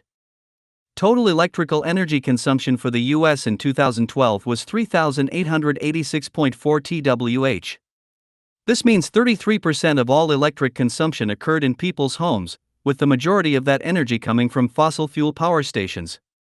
If all households in the United States were able to power themselves for electricity using solar panels alone, a localized energy production capacity that is simply wasted at this time, the baseload stress reduction would be dramatic. Contrary to popular belief, as of 2016, this is a real possibility given the state of solar cell efficiency and storage technology. The problem is that the current energy industry is not prepared for such efficiency, and consumer solar systems currently available suffer from high expense as a result of limited mass production, competition, and a lack of social initiative to advancement. It is worth stating here that the financial system and its price-oriented mechanisms are barriers to ubiquitous and optimized household solar development. This is also true for every other developing technology after a certain point of proven efficacy. While defenders of capitalism argue that the process of investment to market of an in-demand good generally reduces the cost of that good over time, making it more available to those who could not afford it before, these defenders conveniently forget that the entire process is a contrivance. If price and profit were removed from the system, we could focus on the technology and its merit both at the current time and with regard to its longer-term efficiency trends, future improvements. This design focus would enable us to employ proper resource allocation strategies and research to hasten the introduction of promising technology. Given the incredible capacity of home solar arrays to alleviate baseload energy stress and thereby reduce fossil fuel emissions and pollution, it is very unfortunate that this technology is subject to the whims of the market. If we survey the commercial expense of a typical solar array as of 2013, an average home using 11,280 kilowatt-hours a month would require about 30 panels, with a solar cell efficiency of about 9 to 15% and a nighttime battery system. This would cost well over $20,000. Such an expense is unaffordable for the vast majority of the world, even though the basic materials used in traditional PV systems are simple and abundant and manufacturing is increasingly efficient. Likewise, it is equally disappointing that modern home construction has made little to no use of other basic, localized renewable methods that can further facilitate the real-world capacity to bring all households, not only in the United States but also in the world, to a place of energy independence. Noting solar power, other nearly universal applications also apply. Small wind harvesting systems and geothermal heating and cooling technology can be combined with architectural design that makes better use of natural light and conserves heating and cooling. Many other design adjustments could make apartments and houses self-sufficient and more ecologically sustainable.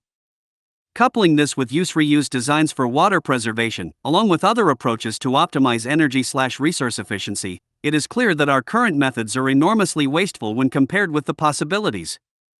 City infrastructure exhibits the same failure almost everywhere with respect to such applied systems. For example, an enormous amount of energy is used in transportation. While the electric vehicle has proven viable for full global use despite lobbying efforts and other market limitations that keep its application well behind the gasoline-powered norm, many system-based methods also go unharnessed. Apart from a general necessity to reorganize urban environments to be more conducive to convenient mass transit networks, removing the need for numerous autonomous vehicles, simply reharnessing the powered movements of all transport mediums could dramatically alleviate energy pressures. A technology called piezoelectric, which is able to convert pressure and mechanical energy into electricity, is an excellent example of an energy reuse method with great potential. Existing applications have included power generation by people walking on piezo-engineered floors and sidewalks, streets that can generate power as automobiles cross over them, and rail systems that can also capture energy from passing train cars through pressure. Aerospace engineer Chaim Abramovich has stated that a stretch of road less than a mile long, 4 lanes wide, and traffic by about 1,000 vehicles per hour can create about 0.4 megawatts of power, enough to power 600 homes. Other theoretical applications extend to pretty much anything that engages pressure or action, including minor vibrations. For example, there are projects working to harness seemingly small-scale energy production, such as charging a cell phone with the extra movement caused by texting or moving it, applications to harvest energy from airflow from airplanes, and even an electric car that uses piezo tech, in part, to charge itself as it travels. If we think about the enormous mechanical energy wasted by vehicle transport in high-traffic walking centers such as downtown streets, the potential of that regenerated energy is quite substantial. It is this type of systems thinking that we need in order to maintain sustainability while actively pursuing global energy abundance. In conclusion, the key to a sustainable energy abundance comes down to an integrated systems approach combining baseload and more localized mixed-use/reuse systems. Each region and situation would necessarily be customized according to the kind of renewable sources available. As described, baseload means including geothermal energy, wind farms, solar fields, and water, ocean/hydropower. Each of these sources has potential that far exceeds current global needs, but also circumstantial limitations. While critics of renewables routinely cite the native limitations, such as the intermittency of wind farms or solar energy, the key rests in the combination of these means, along with intelligent localized sources, such as domiciles with heat pumps, small wind turbines, and so on. In many cases, any energy harnessed in excess of local needs can be loaded into a baseload grid for a region, turning each mixed-use domicile into a publicly accessible energy source. Industrial designers of the future should focus on this type of fully integrated and circular approach. As a general design rule, the greater the integration, the more productive, efficient, and protected the outcome. This approach builds in multiple levels of redundancy and thereby ensures that any regional source power outages are limited or uneventful due to the interconnected supplemental sources. Appendix B. Economic Calculation and Broad System Conception. The following outlines a model for optimized economic efficiency to maximize productivity and increase goods surplus, abundance, while minimizing any environmental footprint. This model is a theoretical arrangement to reach the goals of reducing scarcity across a population while achieving equitable distribution, thereby decreasing or removing socioeconomic inequality and the associated public health harms described in this book. The degree of incorporation of such principles and systems-based approaches is directly proportional to the degree of positive advancement achieved. What follows is not intended as complete or thorough. It is a general framework emphasizing a systems-based, non-market/non-monetary approach to economic calculation and management. An economic model can be thought of as representing component processes by a set of variables or functions, describing the logical relationships between them. Traditional or market-based economic models rely on contrived features such as price trends, utilitarian purchase patterns, inflation, labor cycles, currency fluctuations, and so forth. These are considered contrived since they relate to the market mode only and are irrelevant to the foundation of pure economics. By pure economics, I mean technical methods to optimize the economic process, satisfying in a conservative and sustainable way the needs of a population. Rarely, if ever, do modern economists focus on technical processes that underscore innovation, production, distribution, or regeneration, nor do they factor in actual relationships that directly improve public or ecological health. Rather, the market system functions as a proxy means, based only on the act of exchange and exchange preferences. As a result, market economics is life-blind, it is decoupled from the actual science of life support and sustainability. True economic efficiency must first and foremost be thought of not in market-oriented terms but in terms of industrial or technical efficiency, in a systems approach. This considers interrelated input processes such as design proposals and demand assessment, along with what could be called sustainability and efficiency protocols. Before the rise of increased economic activity in the post-Malthusian period, sustainability and efficiency were mere afterthoughts in general economic behavior, since impact and technical knowledge was so minor compared to today. Such protocols are, in effect, the basic rules of economic activity that pursue optimized economic efficiency and sustainability. The model here is scalable, meaning the principles and protocols can be applied to small communities or to the entire world. Naturally, given the reality of our habitat is unified and synergic, the highest level of efficiency would arise from a global approach. Structure and processes. Figure 1 shows a linear schematic of the proposed model, moving from design to production to distribution to recycling. Figure 2 shows the same from a mathematical point of view, as a minimization or maximization of functions. Because we are talking about efficiency, we can consider the problem as a maximization of the production function Fp. Figure 3 on page 332 is a table of the symbols and descriptions that will be used in the explanations. Again, it is important to note the generalized nature of this. The purpose of this analysis is to give an overview of optimized economic calculation on the core, technical level, highlighting the most relevant, overarching needs or attributes. A more detailed and complete algorithmic calculation, taking into account all related subprocesses in real-life terms, along with democratic interaction, participatory economics, would require a great deal more expansion. It is not the scope of this appendix to extend that far. However, I will state that this process would unfold in real terms by way of a software platform that has these measures, rules, and data streams built in, engaged by the user or organization as a critical interaction to ensure the most optimized outcomes possible at that given point in time. Figure 1. Block scheme of system process. Figure 2. System process as expression. FP, id sign, EP, edist, air, max. Design efficiency.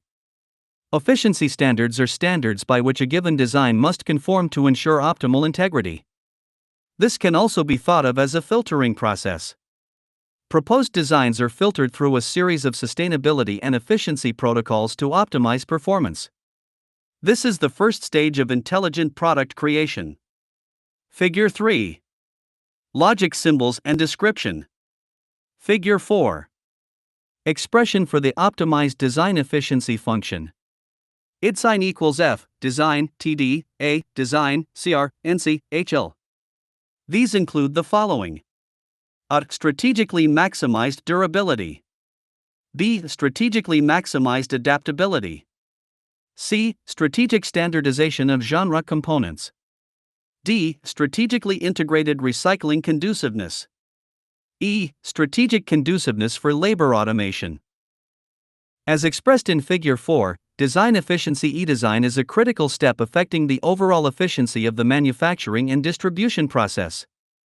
This design efficiency depends on several key factors, which can be called current efficiency standards e-design I. Here the index I corresponds to some particular standard. Each standard will be generally explored as follows, expanding in certain cases with respect to the logic associated. A. Strategically maximized durability means to make the good as strong and lasting as relevant. The materials utilized, comparatively assuming possible substitutions due to levels of scarcity or other factors, would be dynamically calculated, likely automatically by the design system, to be most conducive to an optimized durability standard. This durability TD, D1, D2, D, maximization can be considered a local optimization issue. It can be analyzed by introducing the factor D, which affects it where do1, do2, doi are some optimal values of the factors. TD, D1, D2, D, max, TD equals Tmax, do1, do2, doi. B. Strategically maximized adaptability ADE sign means designing for the highest state of flexibility for replacing component parts. In the event a component part of a certain good becomes defective or out of date, the design facilitates easy replacement to maximize full product lifespan, always working to avoid replacing the good as a whole. C. Strategic standardization of genre components GC1, GC2, GI, GC&C. Means all new designs either conform to or replace existing components, which are either already in existence or outdated due to a lack of comparative efficiency. This logic should apply not only to a given product, but also to the entire good genre, however possible. NC-min. The aim is to minimize the total number of genre components NC. In other words, the standardization of the process will make it possible to lower the number NC to a possible minimum. D. Recycling conduciveness CR means every design must conform to the current state of regenerative possibility. The breakdown of any good must be anticipated in the initial design and allowed for in the most optimized way. E. Strategic conduciveness for labor automation means that the current state of optimized, automated production is also taken into account in an effort to refine the design to be most conducive to production with the least amount of complexity, human labor, or monitoring. Again, we seek to simplify the way materials and production means are used so that the maximum number of goods can be produced with the least variation of materials and production equipment. This is denoted by human labor HL and automated labor AL. The aim is to minimize the human interaction with the production process. This can be written as HL/HL plus AL, min. Using this equation, we could also write a simpler condition, HL, L1, Li/AL, L1, Li, min. Li are factors that influence human and automatic labor. So, returning to Figure 4, This optimized design efficiency function can be described as F-design, where TD is durability, A-design is adaptability, CR is recycling conduciveness, NC is the minimum number of genre components, and HL is human labor. Production efficiency. Dynamic feedback and monitoring of production factors are critical to integrity, especially in a world where extensive resource overshoot now occurs. Maintaining equilibrium with the Earth's regenerative processes while also working strategically to maximize the use of the most abundant materials, strategically minimizing any emerging scarcity, is critical to efficient production. The scope of this accounting is vast, hence only 3 issues will be discussed here. The first 2 deal with A. Scarcity and the degree of B. Labor complexity. F. Scarcity value could be assigned a numerical value, from 1 to 100. 1 would denote the most severe scarcity with respect to the current rate of use, and 100 would denote the least severe, 50 would be the steady-state dividing line. The scarcity value of any given resource would exist at some value along this line, dynamically updated by whatever feedback systems are tracking such inventory. Figure 5 expresses this visually. For example, if the use of lumber passes below the steady-state level of 50, which would mean consumption is currently surpassing the Earth's natural regeneration rate, this event would encourage a countermove of some kind, such as material substitution or finding a replacement for lumber in any future productions. In a market system, the price mechanism is used to decide which material is more cost-efficient, assuming a given price will have already accounted for relevant technical information. This accounting is only weakly accurate. This new approach accounts for a direct given technical quality by a comparative quantification, rather than using price to assess value. Figure 5. Scarcity rank visual aid.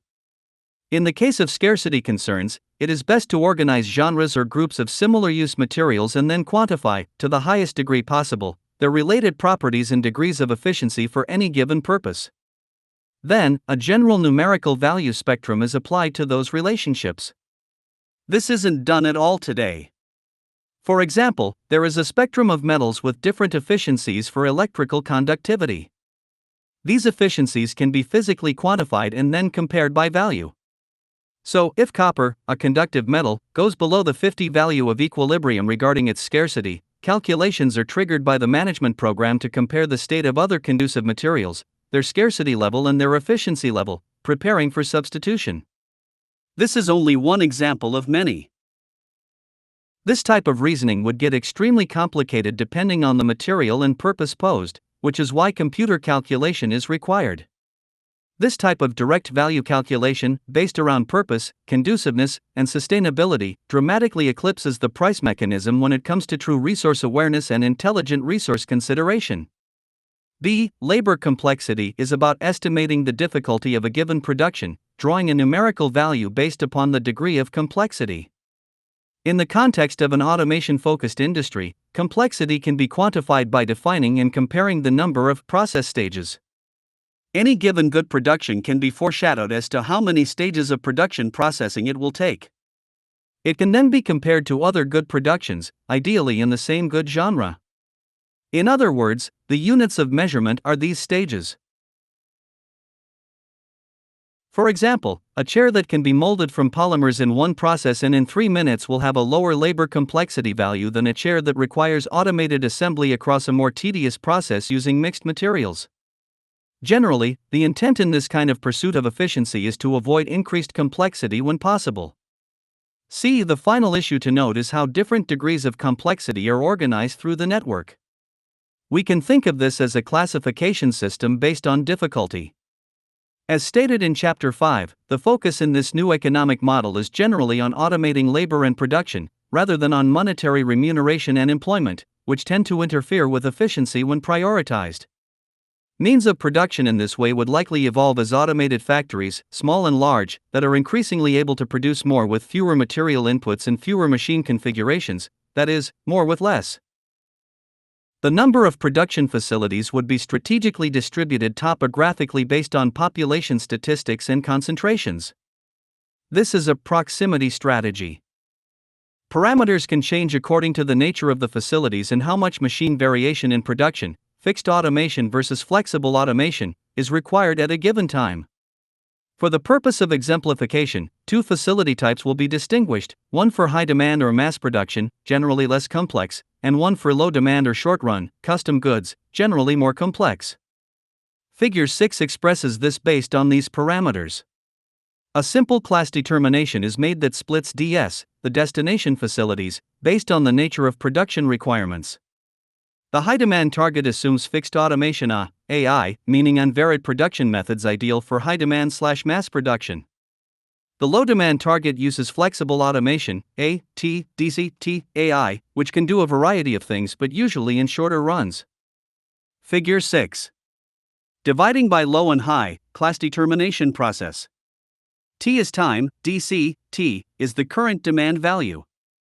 AI are additional factors.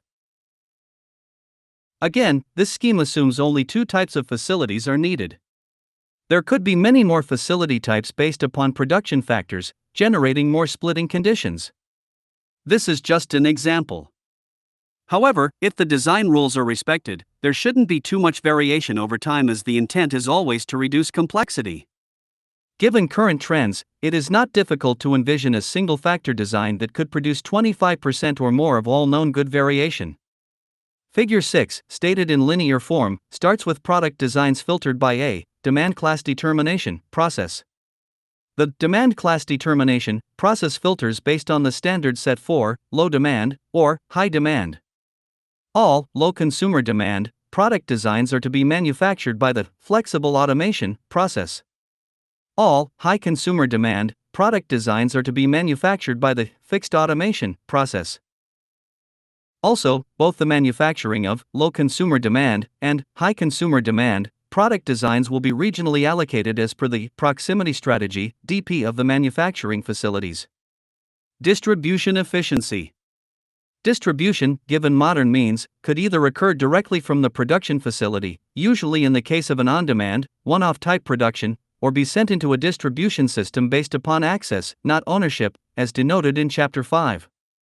Generally, some goods will be conducive to low demand, custom production, and some will not. Food is the easiest example of a mass production necessity, while a personally tailored piece of furniture would come directly from the manufacturing facility once created. It is worth reiterating that regardless of whether the good is classified to go to an access-based distribution system for rotational use or directly to a consumer, it is still an access system in principle. At any time, the user of the custom or mass-produced good can return the item for reprocessing or restocking. This non-market approach removes the incentive for resale, as the accessed good was not bought to begin with. As per Figure 7, upon product creation, the process moves to the optimized distribution efficiency stage. In short, all products are allocated based on their prior demand class determination. Low consumer demand products follow the direct distribution process. High consumer demand productions follow the mass distribution process. Both the low consumer demand and high consumer demand product will be regionally allocated as per the proximity strategy, as before. In the case of low consumer demand DCDS, the distribution scheme is direct, Figure 8a. In this case, the product goes directly to the consumer without the help of network intermediaries. In the case of high consumer demand DCDS, the distribution scheme is mass, Figure 8b. In this case, the product goes to intermediary facilities, such as libraries D, to engage the potential consumer's CI. Figure 7. Illustration of the distribution schemes: A, left, direct distribution, low demand case; B, right, mass distribution, high demand case. Similar to the production efficiency considerations, in the case of distribution efficiency EDIST, for the low and high demand, the distribution process will be optimized in terms of the distance DIST to the existing facilities. In this case, the facilities are strategically localized based on the level of demand in the given region. Proximity strategy DP. Recycling efficiency. After distribution, the product goes through its life cycle. Once its life cycle ends, the product becomes void and moves to the fourth process noted in Figure 1, the optimized recycling efficiency process. In short, all voided products will follow a regenerative protocol, PREG. This protocol embraces the standards employed at that time to ensure the optimized reuse or reincorporation of any given good or component. Naturally, the sub-processes of this are extensive and subject to a great deal more technical specificity. Recycling facilities would likely exist as part of the production facility, allowing access to returned parts for updating and reprocessing. As noted in the design protocol, all goods have been pre-optimized for conducive recycling. The goal here is a zero-waste economic system. Whether it is a phone, a couch, a computer, a jacket, or a book, everything goes back to a recycling facility, likely the point of origin, which will directly reprocess any item as best it can. In conclusion, it should be restated that the outline presented here is necessarily limited and oversimplified to inspire further exploration of such a truly technical process of economic calculation. This kind of approach was not possible years ago, without the powerful calculation, sensory, and feedback capabilities of modern computers and technology. Once this kind of algorithmic process can be created and interacted within the course of industrial production, the logic of sustainable and efficient design and production becomes a natural order regulatory factor. In other words, these rules, imposed in recognition effectively of nature itself, transcend what has been a long period of highly subjective and ultimately irresponsible economic decision-making and industrial practice. Without connecting human industrial activity to the natural regenerative process of our habitat, and without a newfound respect for the possibilities and limits inherent, our economic activity will continue to be life-blind and dangerous. In turn, not only must we adapt our industry to conform to the reality of this natural law, we must also adapt our culture and its beliefs. Glossary. Aberrant behavior. Also defined as deviant behavior, moving away from normality. The text refers to it mostly in the context of antisocial behavior or criminal/socially offensive behavior. Absolute deprivation. The condition in which one's most basic physical needs are not being met, such as a lack of food and water. Absolute poverty. As a broad social distinction, this is the condition of basic human needs not being met, generally including food, safe drinking water, sanitation facilities, health, shelter, education, and information. Access economy. An economy focused on people's gaining access to goods and services rather than through ownership or property. Appropriative conflict. Conflict caused by one party seeking the material property of another, usually driven by scarcity or inequality. Automaticity. Generally refers to habits of behavior usually based on repetition. In the context of this text, it is about culturally conditioned reactions and reasoning that have become habituated, in combination with existing biological/psychological propensities. Automation. The application of machines to labor, usually replacing human jobs. Biological determinism. While never absolute, this generally refers to genetic expressions that can influence one's physical state or behavior. Biopsychosocial. The synergy of biological, psychological, and social forces, shaping a person at the individual level. Boom and bust cycle. Economic cycle of contraction and expansion. This text emphasizes the destructive nature of the phenomenon since it serves to enhance class division given a redistribution of wealth from bottom to top. This text also points out the artificial nature of the phenomenon as it is correlated to credit expansion and increased liquidity in the money supply more than any true economic factor. Characteristic of market economies only, it has no true relationship to pure economic unfolding. CAD/CAE, computer-aided design/engineering. Programming advancement in which people can design physical objects in virtual environments and test them as though they were physical. This is mentioned in the text regarding the possibility of open-source design for industrial goods and participatory economics. Capitalism. Generally defined as an economic and political system in which a country's trade and industry are controlled by private owners for profit, rather than by the state. A deeper understanding of this social system reveals a synergy between state power and private power. This synergy, as expressed in this book, shows how state power is actually composed of private power, blurring any lines between the state institution and the market institution. Capitalist ownership. Also termed the ownership class, this highlights the traditional labor role separation between workers and owners in capitalism. Underscoring this relationship is socioeconomic inequality.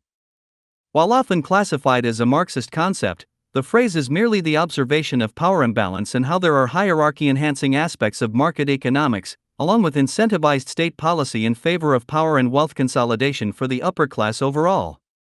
Class. Distinction denoting the economic stratification of society based on income and wealth. Can also be extended socioeconomically in terms of social status and access enabled/disabled by differential income and wealth levels. Classism. Like the meaning of the term racism, classism is an equivalent conception of bigotry, whether direct or systemic, creating social antagonism through socioeconomic inequality. Class war. In Marxist terms, class war is considered an economic and political power struggle between capitalist owners and workers. More broadly, as argued in this book, class war is a structural inevitability of the market system's incentive psychology and competitive procedural dynamics, creating a constant state of imposed economic and political deficiency upon the lower classes while the upper classes are naturally supported by the structure. In contrast, this outcome occurs without personal intent to oppress or elevate. Climate of opinion.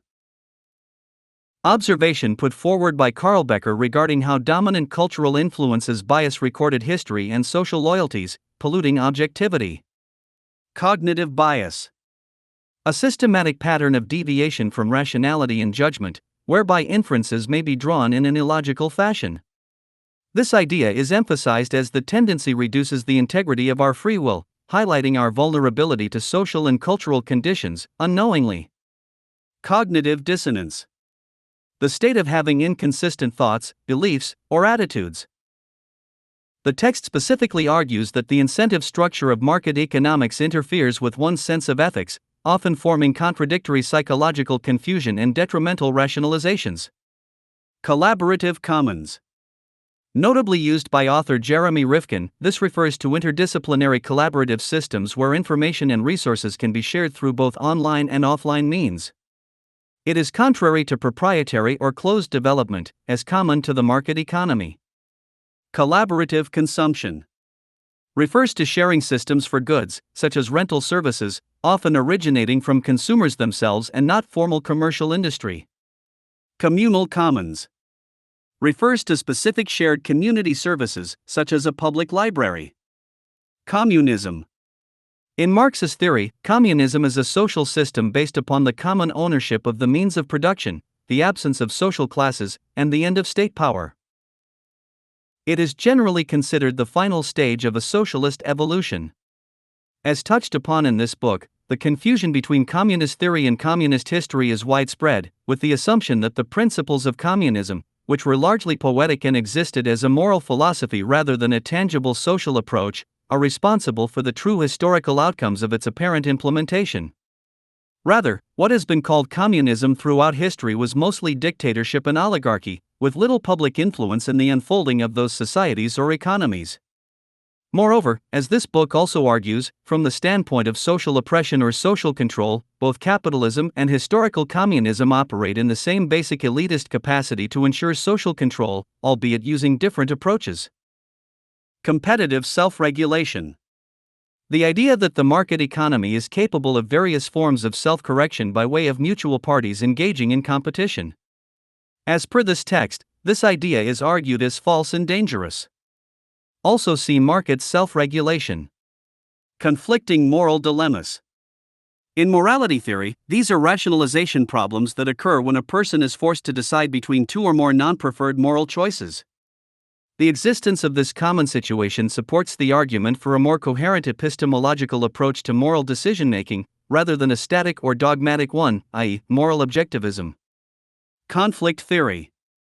Also called social conflict theory, this is the view that social dynamics, especially class conflict, are related to competition over economic and social resources. Social change is viewed as an outcome of opposing forces, specifically conflict between the upper and lower classes. This view is in contrast to functionalism. Conspicuous consumption. Coined by Thorstein Veblen, this refers to the expenditure on or consumption of luxuries in an attempt to enhance one's prestige. It is deemed as a consequence of consumer culture and power hierarchy, based upon materialism and wealth being tied to a social perception of success. Consumerism. Generally a derogatory term referencing the preoccupation of society with the acquisition of consumer goods. However, it was also an economic theory of preferred behavior that started in the early 20th century, seeing the act of purchasing goods as a socially progressive act. Continuum fallacy. When two or more different states or distinctions are assumed, while those distinctions actually exist along a fluid continuum that cannot be distinctly differentiated. This term is applied specifically to principles that are falsely delineated and made morally relativistic. Convict leasing. Post-Civil War practice in America that started during the Reconstruction period, consisting of arresting former slaves/African Americans and using the legal system to return them to forced labor. Corporate welfare. Behavior on the part of the state and legal system that favors upper-class, business interests over the general public. An example are the too big to fail corporate bailouts. Cultural hegemony. Coined by Antonio Gramsci, this is the idea of societal domination by cultural influence of the thoughts, behavior, and expectations of general society, such that people are conditioned to appreciate and support the worldview of the ruling class. So influenced, people tend to support the mechanisms and institutions that may actually oppress them. Cultural relativism. Notably used by anthropologist Franz Boas, it is the principle that an individual person's beliefs and activities can be understood in terms of that individual's external culture. Cultural violence. Introduced by Johann Galtung as an extension of structural violence, this idea focuses on aspects of culture that normalize both direct and structural violence and their mechanisms, sanctifying it as natural. Culture of conflict. This phrase expresses the creation of competitive, dominating, and often violent behavioral patterns that have been reinforced over generations.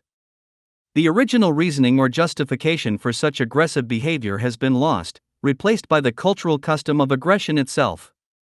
As argued in this text, those groups or societies who do develop a culture of conflict are far more difficult to change over time than an individual who has succumbed to violent tendencies due to more immediate deprived or oppressive circumstances. Cyclical consumption. Denoting the market economy's need for constant turnover through buying and selling in order to increase or maintain economic stability. This term is used to highlight the foundationally unsustainable nature of the system as it disfavors conservation or thrift. Debt slavery.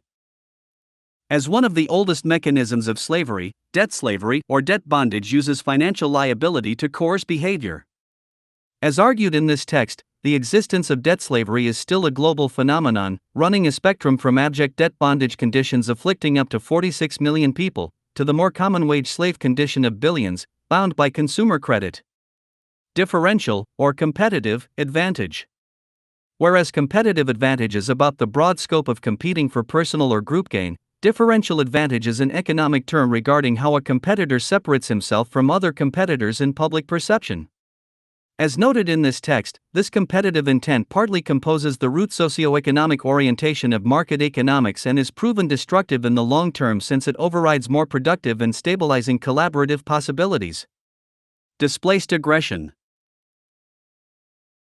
A social phenomenon that can be seen in both non-human and human primate species, where shame or offense experienced by one inspires motivation to exert control, power, or dominance over others that were previously uninvolved. Domestic abuse is a common example, in which stress experienced outside a family triggers abuse within a family. The idea highlights the importance of reducing socioeconomic stress overall. Doublethink. Coined by George Orwell, this is the acceptance of contrary opinions or beliefs at the same time, generally as a result of political indoctrination. Empathy gap. While a few definitions exist, the term is used in this text to describe a relativism in interpretation in the context of what triggers increased or decreased empathic responses. An example is how different cultures react to negative events occurring in different places.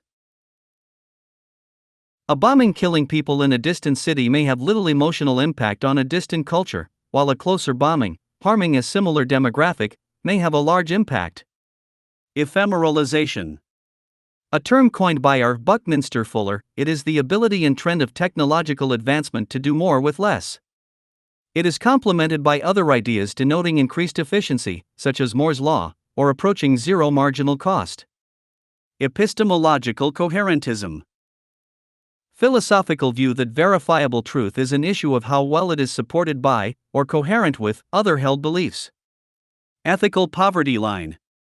Devised by Peter Edward of Newcastle University, this calculation challenges established poverty line figures put forward by the UN, WHO, World Bank, and other international institutions. It states that in order to achieve normal human life expectancy of just over 70 years, people need roughly 2.7 to 3.9 times the traditional poverty line put forward by such institutions, as of 2014. Exceptionalism. Used in both the legal and military context, exceptionalism has to do with the expressed elitism of state or business power not to abide by national/international laws or regulations. This text argues that the market system is premised on exceptionalism for an elite by its very design, inherent in its competitive structure. Externality. A consequence of economic activity that is generally experienced by unrelated third parties and can be positive or negative. The text focuses on negative externalities, highlighting the incapacity of the market economy to solve the problems it is creating. Feudalism. A decentralized social system based on mutual obligations and services going up and down a set social hierarchy, resting essentially on an agricultural foundation. It occurred from roughly the 9th to the 16th centuries. Financial capitalism. In contrast to merchant capitalism, this term expresses the modern evolution of markets and trade such that the selling of physical goods and services for profit becomes replaced by the selling of intangible assets such as stocks, bonds, and futures. Also see financialization. Financialization. A pattern of accumulation in which profit-making occurs increasingly through financial channels rather than through physical trade and commodity production. This text contextualizes the rise of financialization as a maturation process of market economics, moving from the tangible to the intangible. Foundationalism.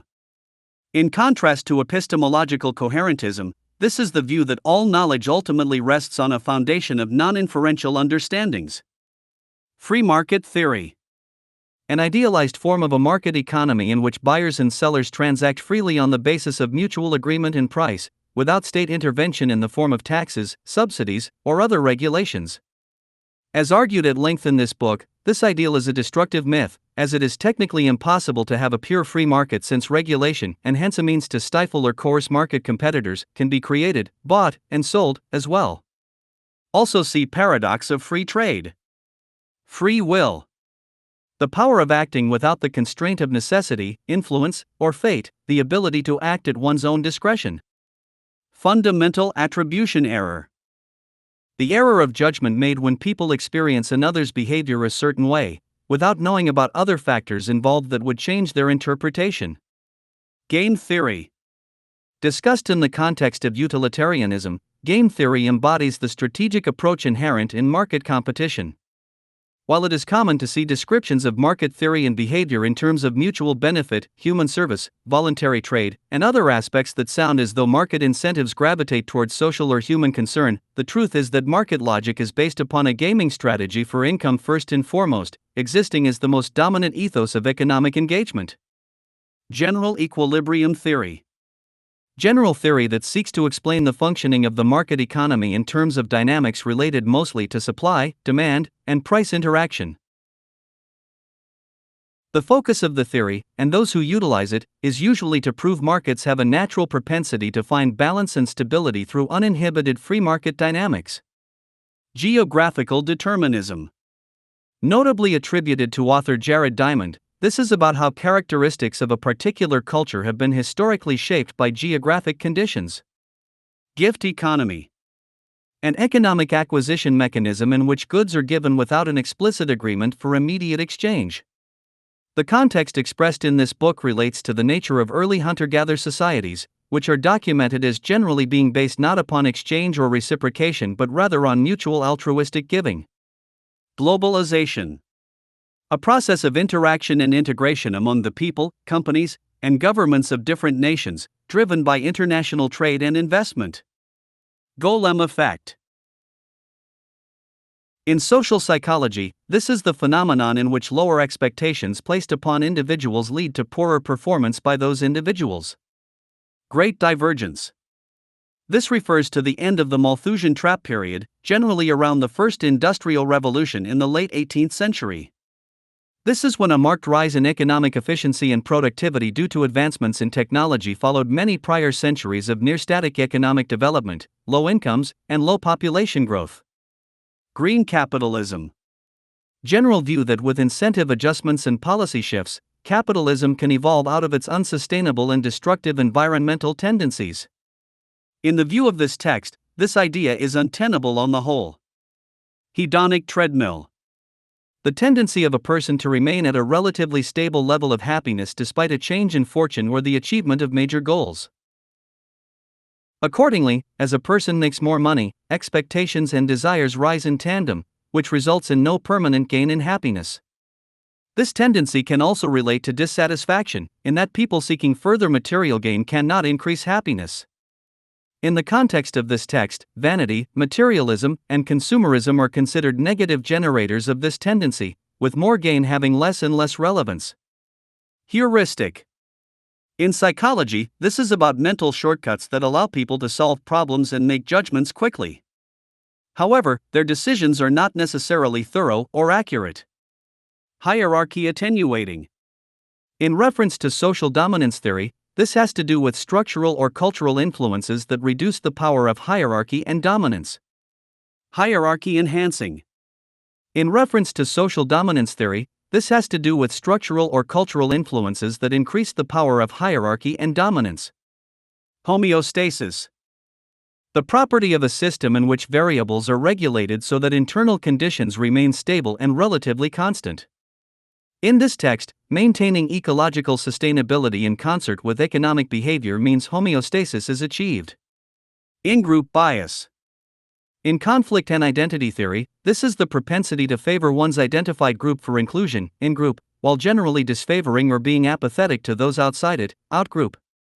As argued in this book, while there appears to be a strong, natural propensity for humans to form groups due to associations and shared intents, the competitive and scarcity-based foundation of capitalism ensures this tendency will gravitate toward economic and political discrimination, dehumanization, and elitism.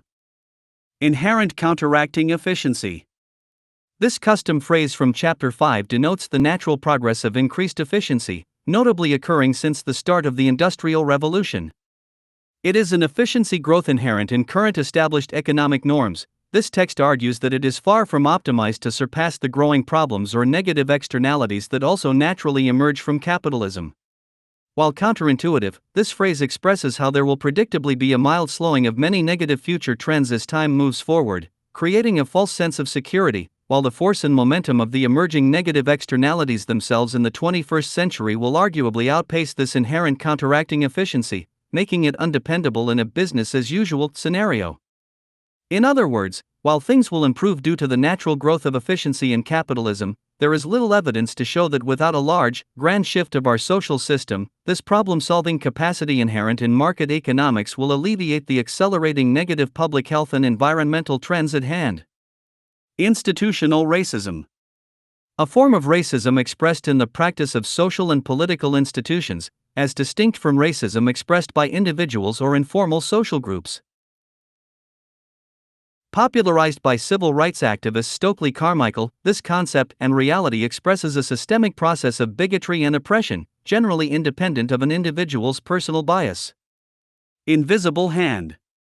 As coined by Adam Smith, this is a metaphor to describe unintended social benefits resulting from self-interested, individual actions with a non-social intent. IoT, Internet of Things. Generalized term referencing the networking of physical objects, devices, vehicles, buildings, and other items embedded with electronics, software, and sensors. This networking through the Internet enables vast data exchange and feedback. This text views this advent as a means to assist more advanced forms of economic calculation. Legitimizing myths. Attitudes, values, beliefs, stereotypes, and ideologies that provide moral and intellectual justification for the social practices that distribute social value within the social system. Localization. This is the interest in reversing globalization and seeking to employ as much production and distribution as possible locally in a given region. Localization is emphasized in the modern day since the democratization of the means of production through advanced technology and ephemeralization is a growing reality, coupled with the known waste and inefficiency of globalization. Localized perception. Truncated perception due to an over-reliance on intuition, traditional ideas, and immediately perceived assumptions. It is in contrast to systems perception, which extends causality via systems theory in order to better explain the phenomenon. An example is the old idea or rhetoric that the sun rises, when physically the earth is moving, to create the false perception of the sun's motion. Malthusian trap. Named after the 19th century political economist Thomas Malthus, this denotes the idea that population can or will outgrow its means to feed itself, as described by Malthus's population theories. Use in this text refers to how we can historically see population growth and die-offs occurring cyclically due to a lack of economic efficiency. This is generally considered to have started with the Neolithic Revolution and ended with the Industrial Revolution around the late 18th century. This is referred to as the Malthusian trap period. Market economy, free market. An economy that ideally operates by voluntary exchange and is not planned or controlled by a central authority, an economy run by supply and demand through self-regulation. As per the implications of this text, there are only mixed economies that fall under the market umbrella, utilizing varying degrees of state coercion. A theorized free market is argued as impossible. Also see paradox of free trade.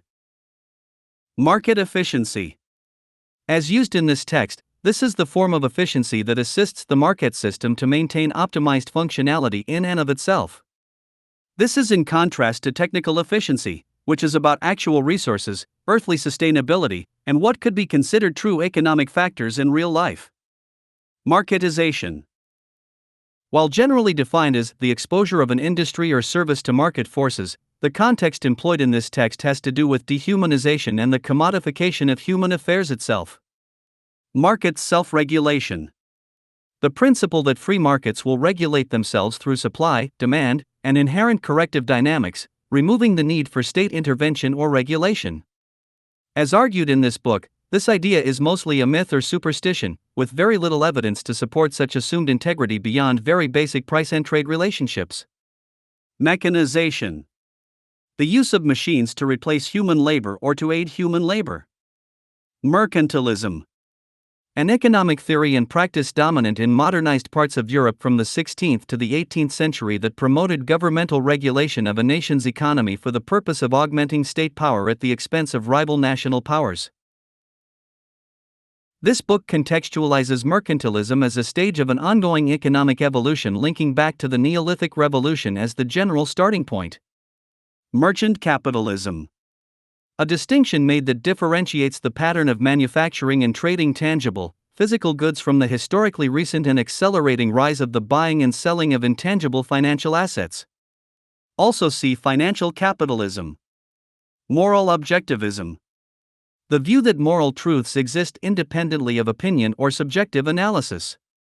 There are several versions of moral objectivism with varying levels of strength. From an epistemological perspective, it can be viewed as a derivative of foundationalism. Moral relativism. The view that moral or ethical propositions do not reflect objective and/or universal moral truths, but instead make claims relative to social, cultural, historical, or personal circumstances. From an epistemological perspective, this can be viewed as related to coherentism. Negative externality. See externality. Neoliberal globalization. The ostensible philosophy of unregulated trade applied to international commerce. As argued in this book, this combination has served as an advanced form of colonization and exploitation of weak regions by larger commercial and governmental powers. Also see neoliberalism. Neoliberalism.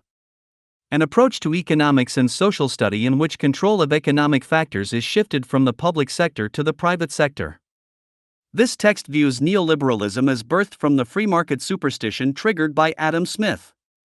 At the same time, the practiced reality of neoliberal application is in fact contrary to pure free market principles, assuming a true free market is even possible. Neolithic Revolution. Starting roughly 10,000 years ago, this was the social shift from nomadic hunting and gathering to agriculture and permanent settlements, the establishment of social classes, and the eventual rise of civilization as we know it. As argued in this text, this shift instilled the root socioeconomic orientation of market economics. Open source. A development model that promotes universal access to a product's design or blueprint, along with universal redistribution of that design or blueprint, including subsequent improvements to it by anyone. Oppression equilibrium. With respect to social dominance or conflict theory, this has to do with limits to social oppression in order to prevent destabilizing insurrection and backlash. Paradox of free trade. The observation that to decide what is and is not for sale in the market is entirely subjective, leading to a systemic contradiction. In a pure free market, one has the right to freely compete as one sees fit, assuming competitive self-regulation and voluntary trade. This also includes the ability to inhibit the freedom of others by coercive spending, such as paying off a politician. Therefore, the free market promotes the incentive to actually eliminate the free market, preferring cartel, monopoly, cronyism, and so on. Participatory economics. A form of decentralized economic planning usually involving the common ownership of the means of production, with a democratization of access and influence. Planned obsolescence. In industrial design, this is the policy of designing a product with an artificially limited useful life, so it will become obsolete after a certain period of time. Post-scarcity. While idealistically termed, post-scarcity is an intention rather than a static state. It is the pursuit of abundance in society by way of increased efficiency, seeking to eliminate aspects of economic behavior that benefit from the existence of scarcity. Since the foundation of market economics is based upon an unnuanced assumption of scarcity, a move toward post-scarcity means a move away from what justifies the existence of capitalism. Poverty of the spirit. As famously used by Dr. Martin Luther King Jr., this form of poverty references a lack of empathy and lost sense of social priority in society. Precondition. Generally defined as a condition that must be fulfilled before other things can happen or be done. This text specifically uses the term to highlight the systemic nature of cause and effect as related to social or public health outcomes. Primary considerations. As used in this text, primary considerations have to do with the root incentive logic of markets. This means reducing costs and maximizing income. This is in contrast to secondary conditions that attempt to fulfill the classical utilitarian view that actions should always promote a greater good.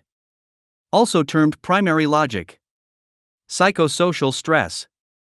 A form of stress that links one's social environment to his or her psychological health.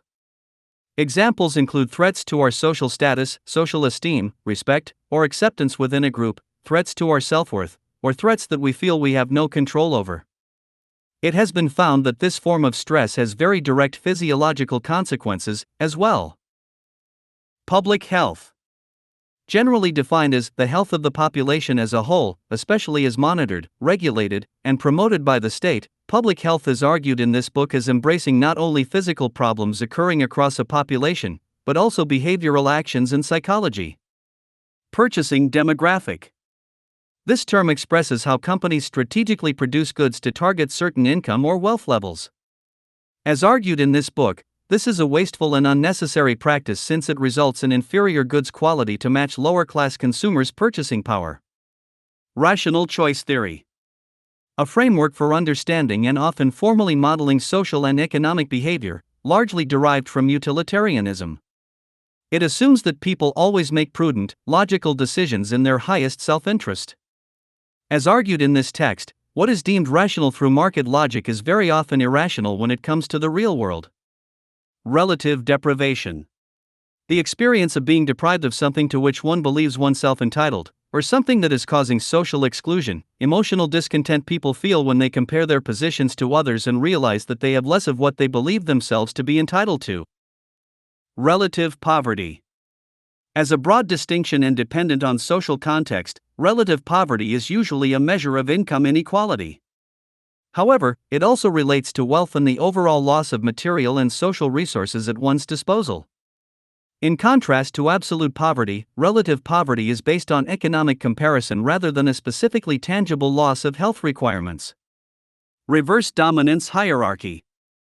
Popularized by anthropologist Christopher Boehm, this is the observation that hunter-gatherer tribes maintained non-hierarchical social structures by deliberately stopping anyone who attempted to rise up and be dominant.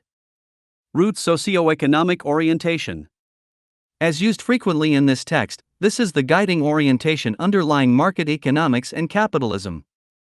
This has to do with justifying competition, self-interest, hierarchy, inequality, oppression, and other factors born from the assumption of universal and unnuanced earthly scarcity. Secondary considerations. In contrast to primary considerations, these are considerations that tend to be prioritized only after the basic competitive pursuit of profit and income has occurred. These may include social concern, ecological respect, charity, and habitat sustainability. The argument posed is that empathic considerations of social concern are more of an afterthought when it comes to the competitive gaming logic inherent in market economics. The result of this focus on primary considerations systematically thwarts true problem resolution, detrimentally forcing a short-term focus. Self-maximization. As per game theory in the context of market incentives, this is the basic interest of all economic players in maximizing their potential immediate gain however possible. The result is primitive, impulsive, and short-sighted behavior, often creating short-term gain at the expense of long-term negative repercussions. Self-preservation. Similar to self-maximization, this is the specific need to preserve one's income sources, even if doing so goes against the natural unfolding of economic progress or development. A common example is a business that has invested in a certain kind of income-producing infrastructure, willfully working to slow any further advancement of the specific service or product since that could destabilize existing market share. The term also applies to the use of government as a means of strategic advantage by business powers, stopping more advanced competitors by regulatory force, again preserving the existing, established norms. Social dominance orientation, SDO. Related to social dominance theory, this is the implied evolutionary trait built into human psychology that is alleged to generate a tendency toward favoring domination of others and other non-egalitarian effects. Social dominance theory, SDT.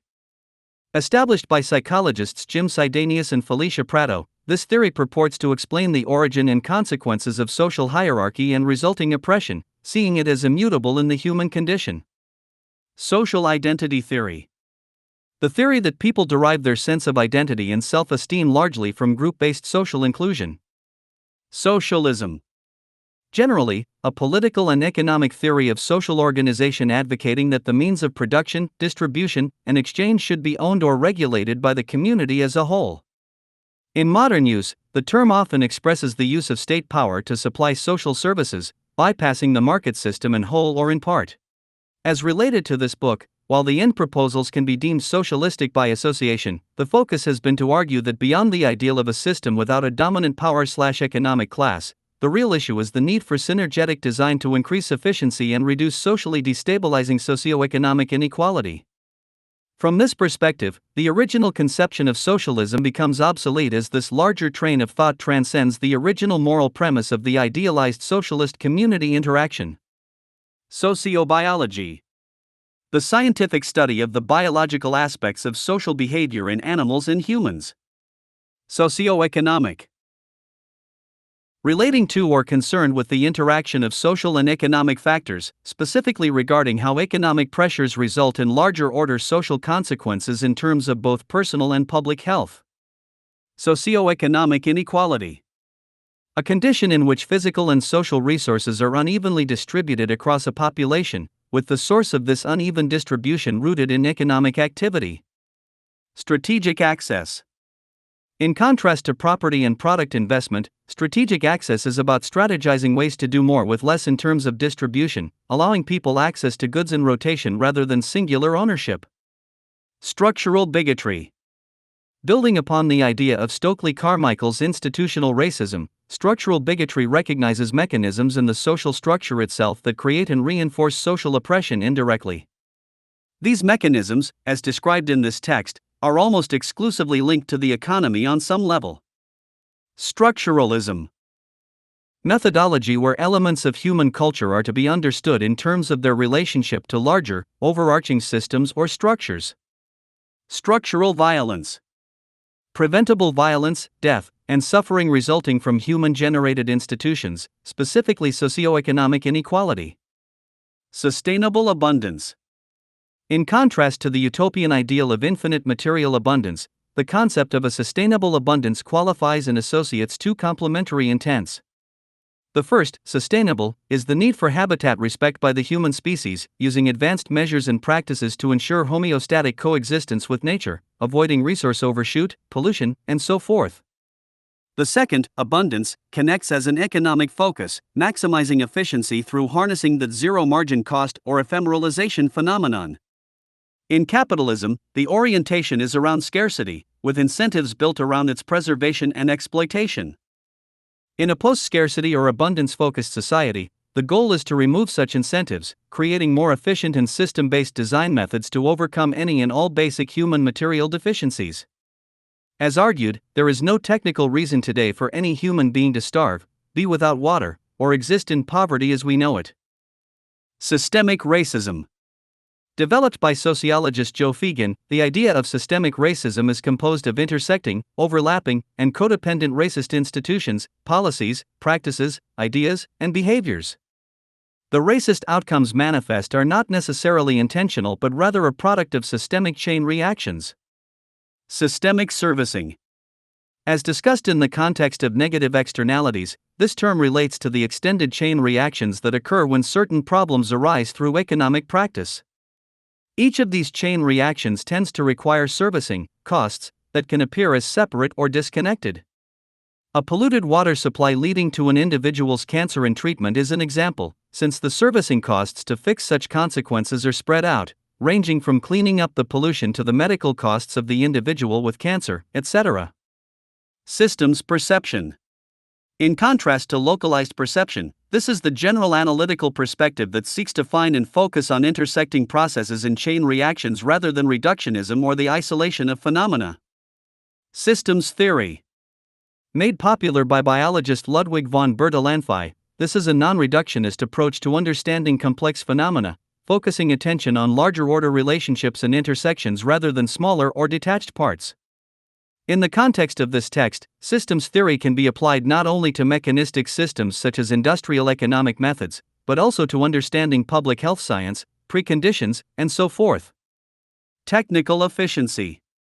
In contrast to market efficiency, technical efficiency refers to pure economic creation/production/distribution methods that are optimized in the most direct way, without any monetary or business influence. Technological unemployment. The loss of jobs caused by the introduction of labor-saving machines or more efficient processes. Also see automation. Thought syntax. In linguistics, syntax is the set of rules, principles, and processes that govern the structure of sentences in a given language.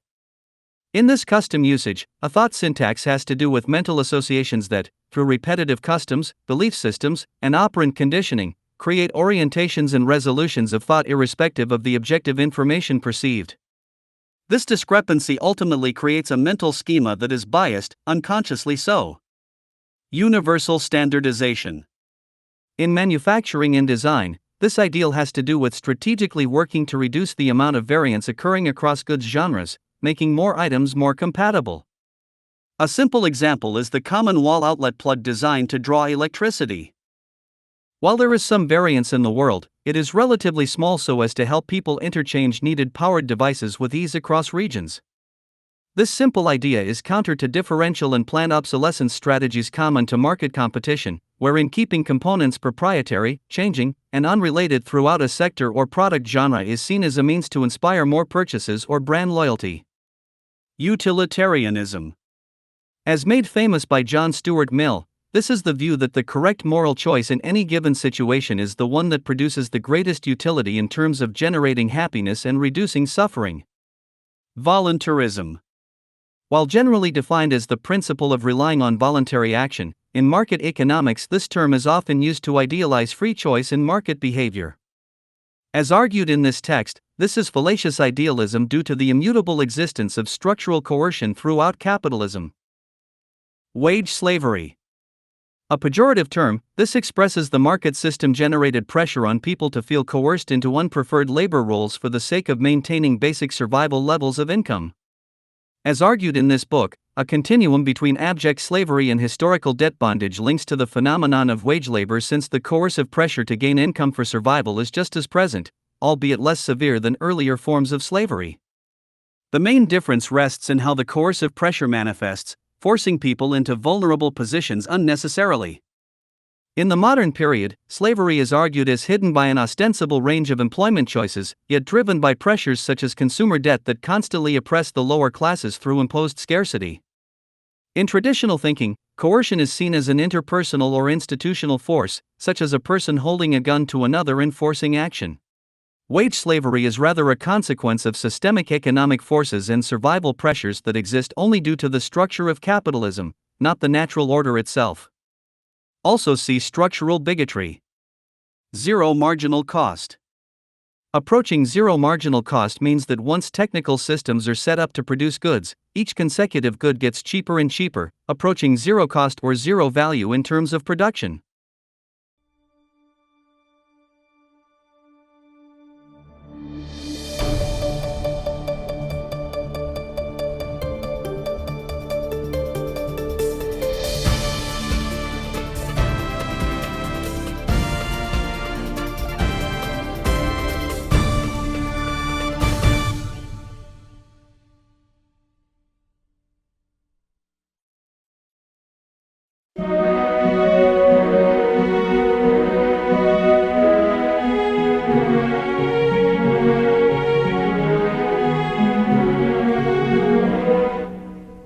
We see the system we made, cycles of hunger, the debts we still pay, a world of abundance held back by design.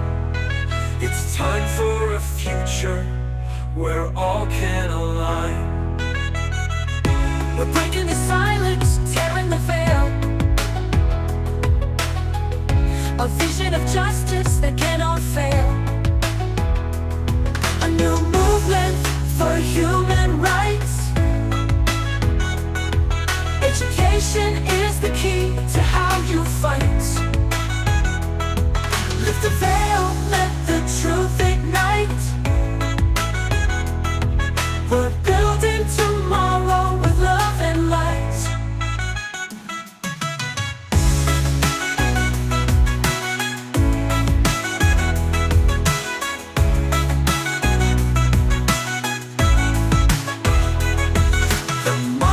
Divide us, but science can heal.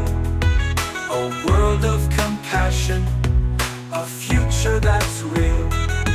No child should suffer, no voice go unheard. The power of knowledge, the strength of our word. From shadows of violence we'll rise as one. The age of a new world has just begun. A new movement for human rights. Education is the key to how you fight. Lift the veil, let the truth ignite. We're building tomorrow with love and light.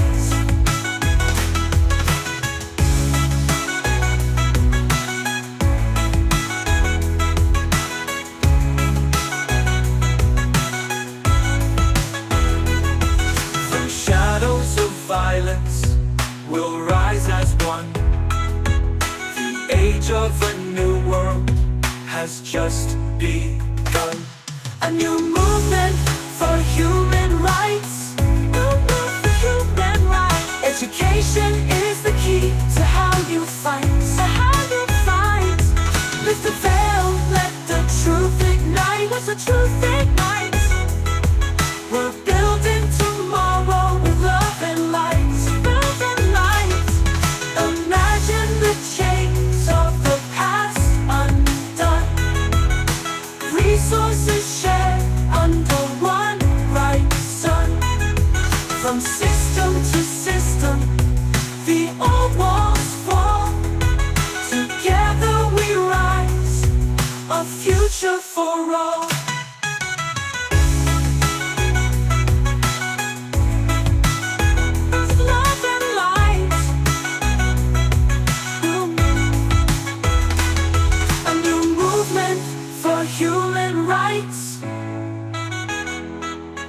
Education is the key to how you fight. Lift the veil, let the truth ignite. We're building tomorrow with love and light.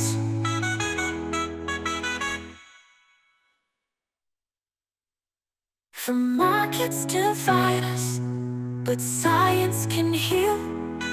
A world of compassion, a future that's real.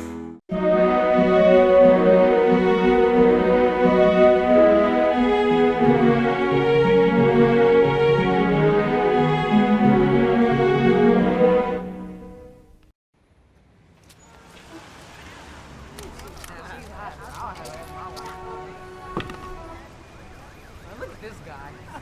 What are you gonna do, kid? Go home. It's hopeless. Yeah, dude, do something with your life. Leave. You're looking stupid, man. Give it up.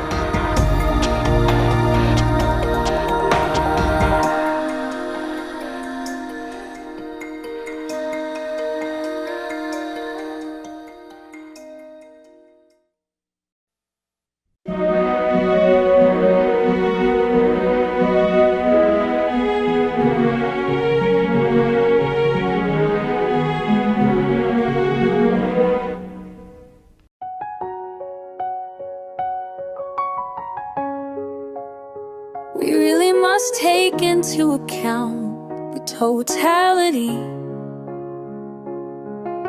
This isn't just a human experience on this planet.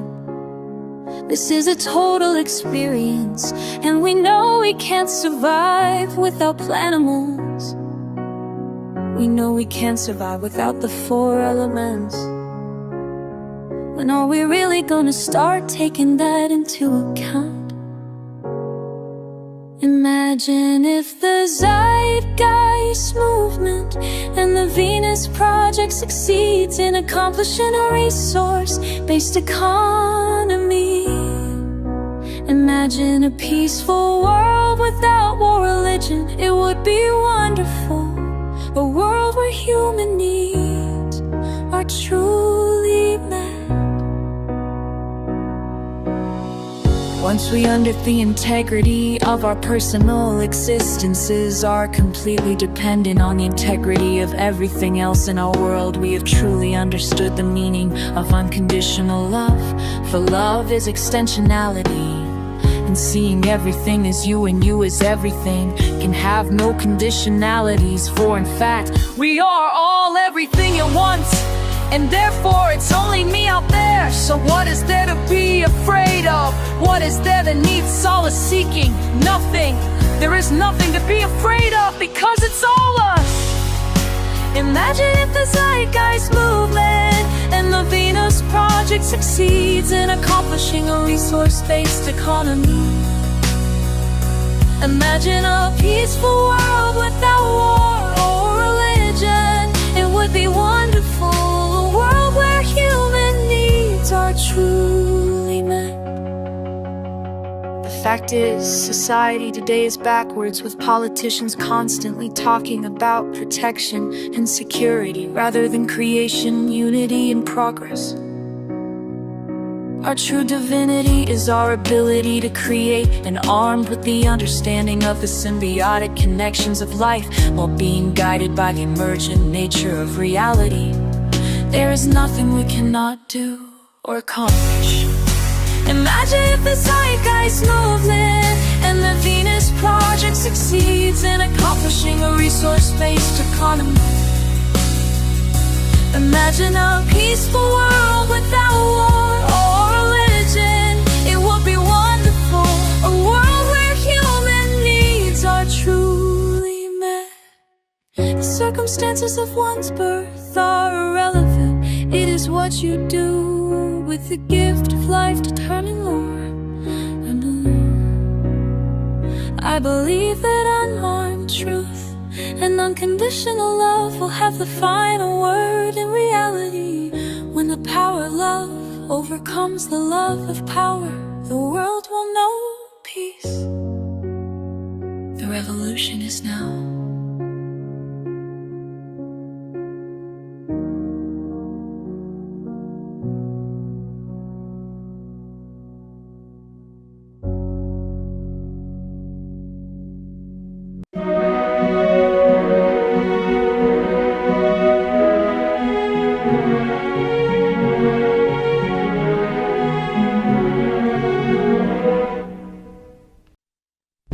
When I was walking home from school, they asked me for my money. I said no. And all my friends ran home because they were scared he might punch them too.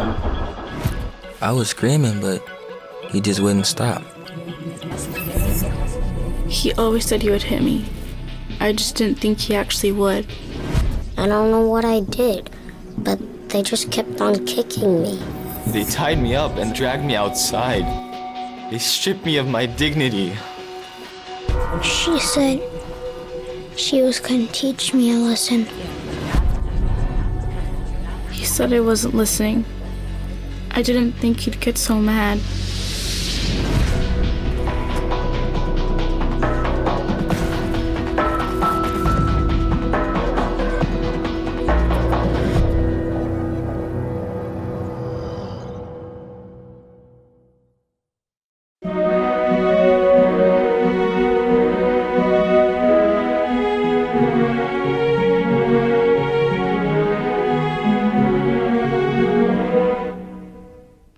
Imagine a public that can critically think, where we don't accept politics as a way of thought, where instead we arrive at decisions through the scientific method.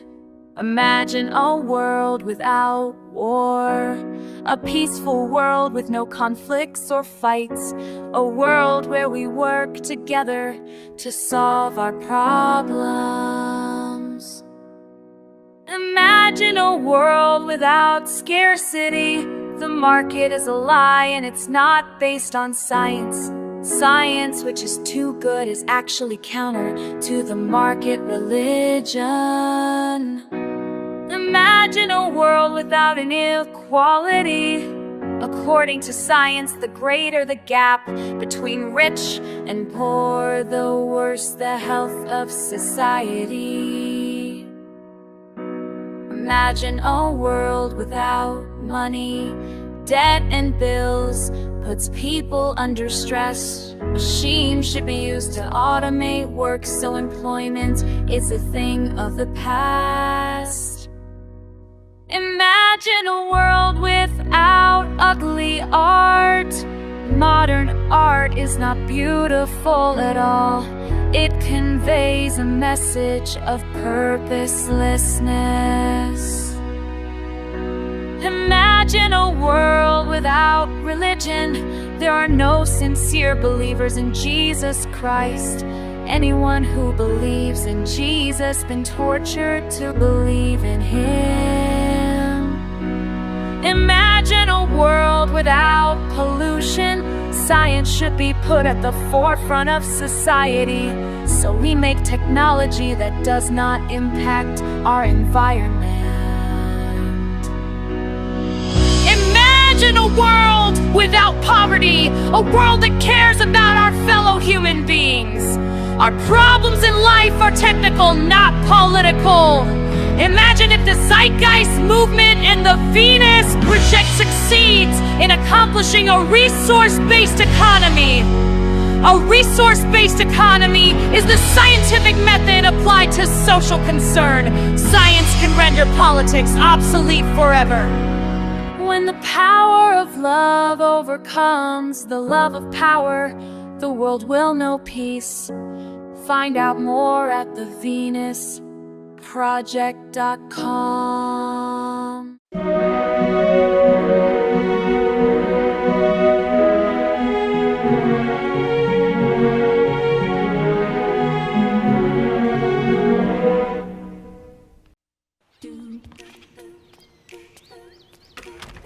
Please,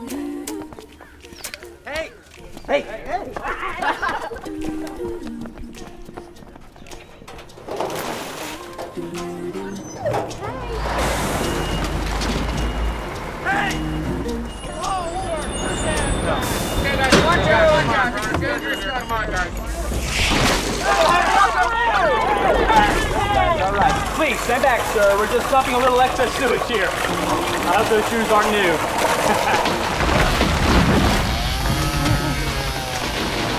Oh, God.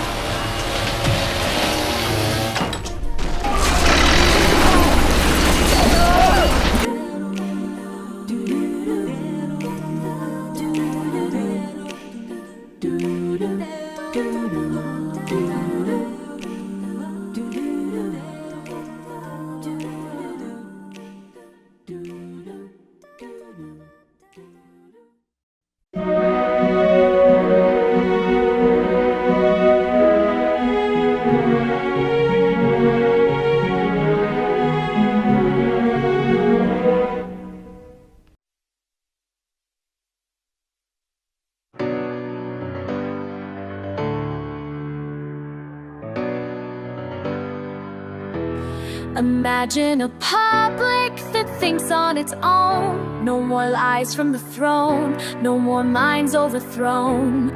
We don't choose our path through politics and fear. We let science and logic draw the future near. Imagine no war, no battles to fight, just hands reaching out, not fists in the night. Working together, no enemy lines, just solving our problems one solution at a time. When the power of love overcomes the love of power, the world will know peace. Imagine no hunger, no scarcity game. The market is broken and profits to blame. Science is truth, but it's chained by the lie that money must rule and hope must die. Imagine no rich and no poor on the street, where health and well-being are no longer elite. Inequality breaks us, that's what science found. So let's level the earth, not just the battleground. When the power of love overcomes the love of power, the world will know peace. No more modern art that echoes despair. Let's create beauty that shows we care. No more dogma, fear, or shame. No torture in a holy name.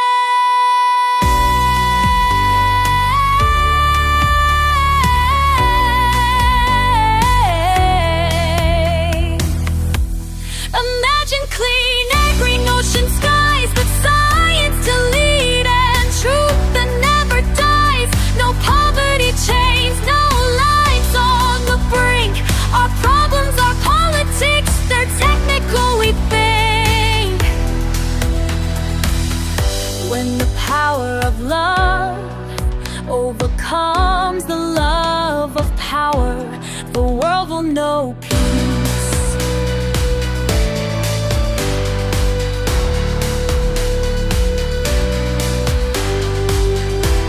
Imagine if the Zeitgeist movement dream came true, if the Venus Project showed us what to do.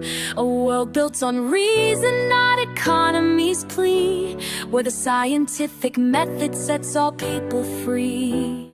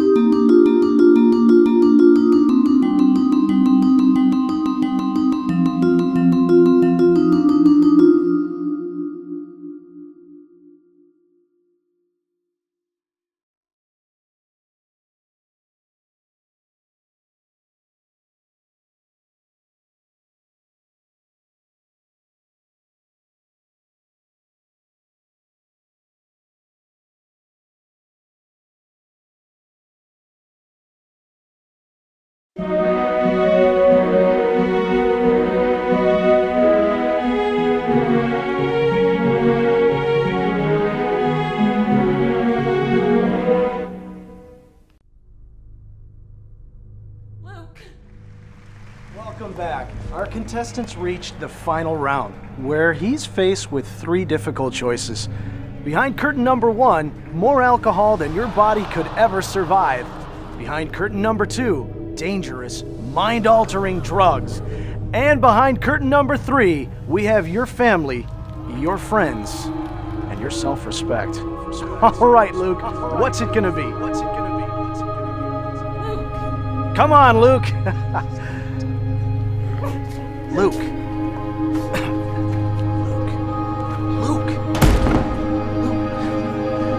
Luke! You want another beer?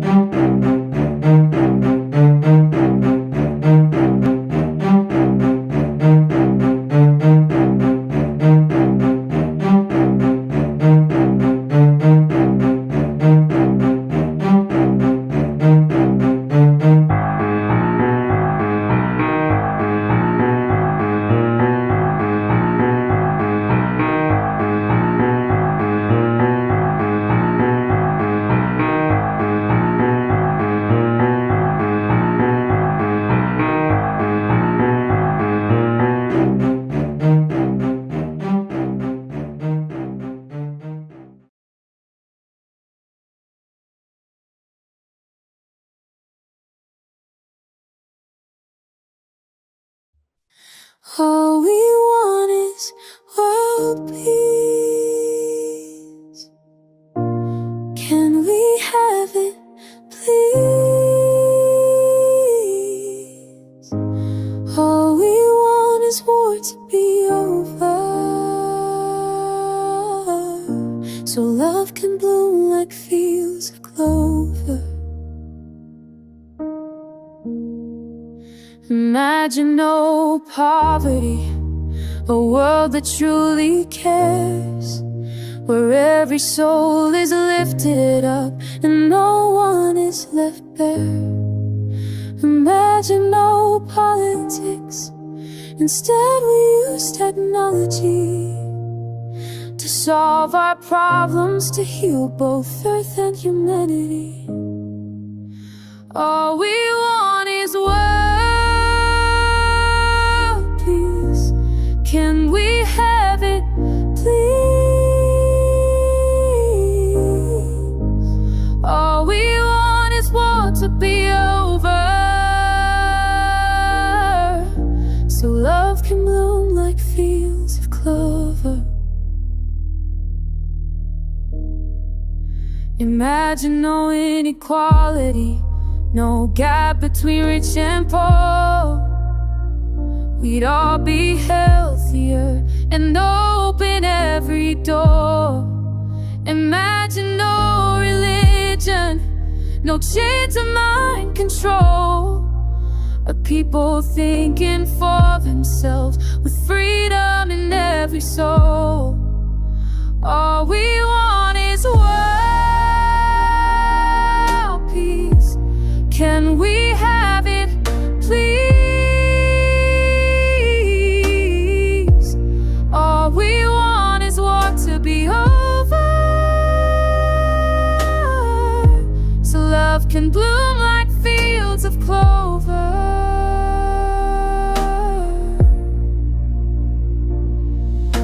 Imagine art that lifts us, with beauty that inspires, a language deep within our hearts that sets the soul on fire.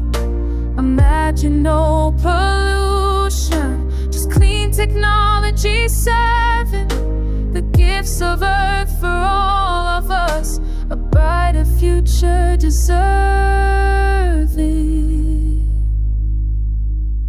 All we want is world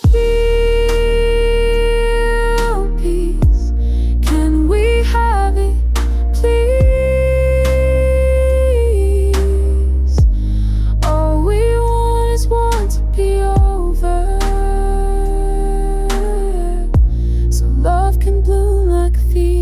clover.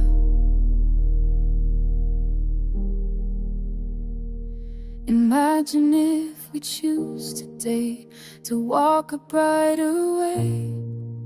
The world we dream is waiting still, it only takes our say.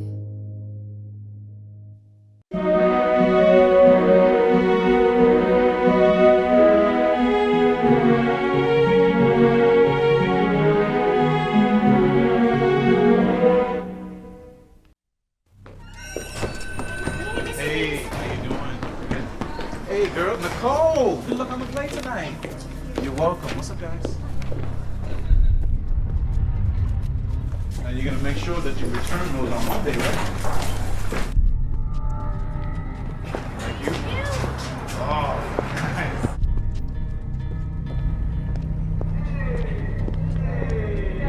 Quit talking to you for a second. Go ahead, no. Give me water. Come on, let me get you water. Just get out the way.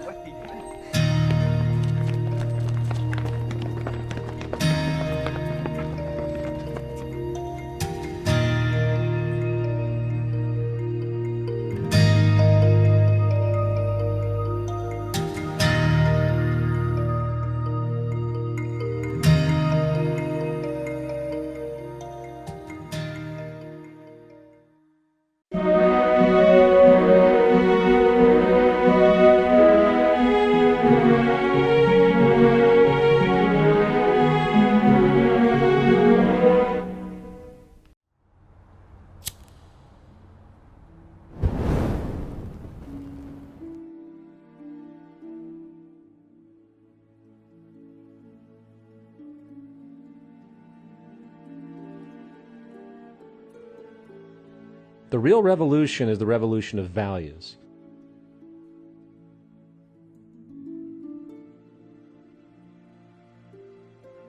Human society appears centuries behind in the way it operates and hence what it values.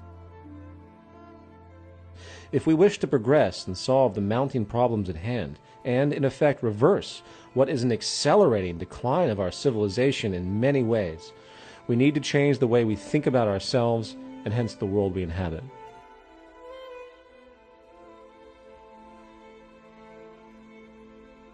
The Zeitgeist Movement's central task is to work to bring this value shift to light, unifying the human family with the basic perspective that we all share this small planet and we are all bound by the same natural order laws as realized by the method of science.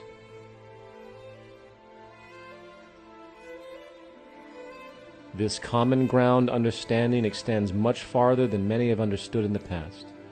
The symbiosis of the human species and the synergistic relationship of our place in the physical world confirms that we are not separate entities in any respect, and that the new societal awakening must show a working social model that is arrived at from this inherent logic if we expect to survive and prosper in the long term.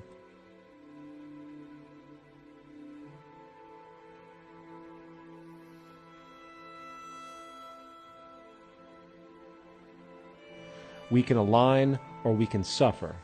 It is up to us.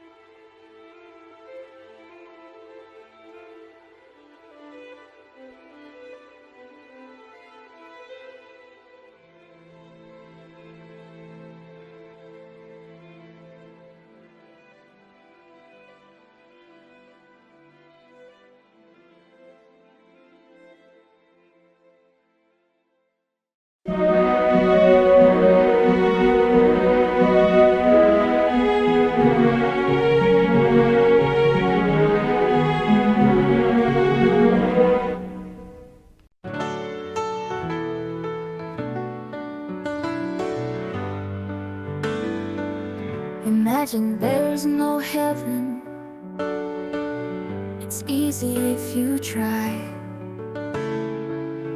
No hell below us, above us only sky. Imagine all the people living for today. Imagine there's no countries. It isn't hard to do. Nothing to kill or die for, and no religion too.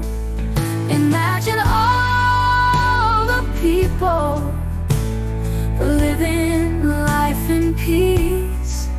You may say I'm a dreamer, but I'm not the only one. I hope someday you'll join us, and the world will be as one.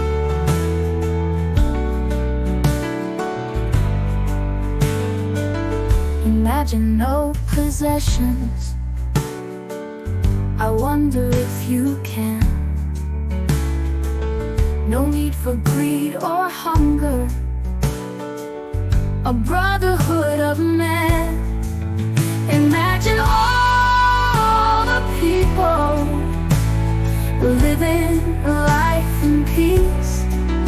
You may say I'm a dreamer, but I'm not the only one. I hope someday you'll join us, and the world will be as one. Oh, we'll live as one. Oh.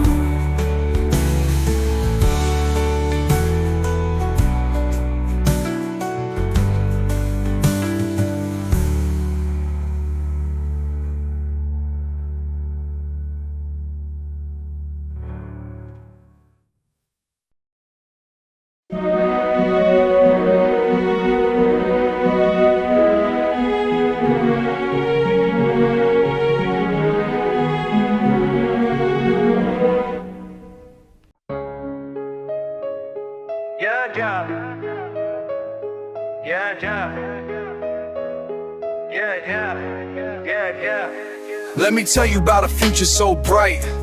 A system that's gonna make everything right. It's called a resource-based economy.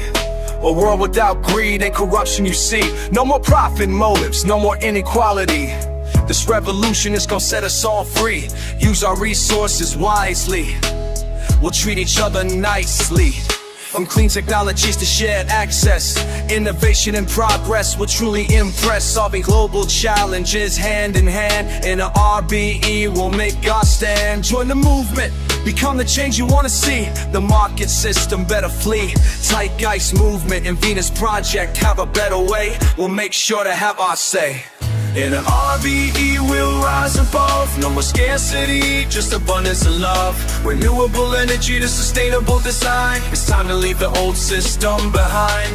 No more competition, no more wars. Cooperation will open new doors. Automation will free us from mundane tasks. Focus on your passion, that's all that we ask.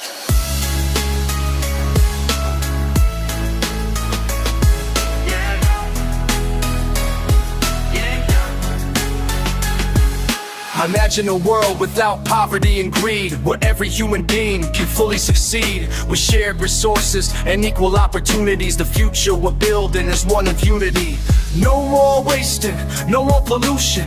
Preserving nature, that's our resolution. With a focus on people's quality of life. In a RBE we'll end the strife. So let's come together, spread the word around. A new era is dawning, it's time to astound. In a RBE we'll find our way, creating a better world starting today. It's time for change, a resource-based groove. Reshape the world and make the future move. All we need to set us free is a resource-based economy. In an RBE we'll rise above. No more scarcity, just abundance and love. Renewable energy to sustainable design. It's time to leave the old system behind. No more competition, no more wars. Cooperation will open new doors. Automation will free us from mundane tasks. Focus on your passion, that's all that we ask.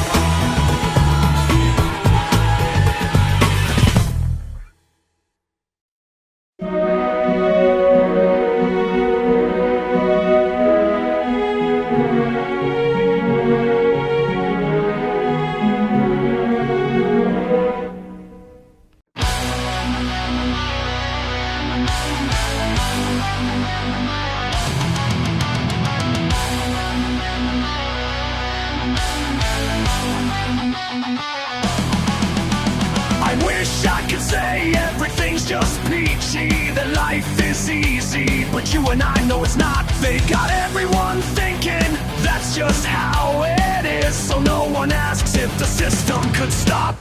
A culture built on cutthroat games, where winning means someone else takes the blame. But the truth they hide is we've got all we need to lift each other up and let the world breathe. Don't let them pull the wool over your eyes. You know there's something wrong with this picture. We draw our power from the spirit of the times. Zeitgeist, zeitgeist, zeitgeist. Wouldn't it be something if no one had to fight? Just to have a warm bed or a meal each night. We could build a world with dignity and grace, a future worth leaving for the human race. My generation's got fire in our veins. All we need is a spark to ignite real change. We'll rise from the ashes and find hope again, fueled by truth and a vision with no end. Don't let them pull the wool over your eyes. You know there's something wrong with this picture. We draw our power from the spirit of the times. Zeitgeist, zeitgeist, zeitgeist. When the power of love overcomes the love of power, the world will know peace, and that is the hour. We shift from fear to collective might and turn on the future's guiding light.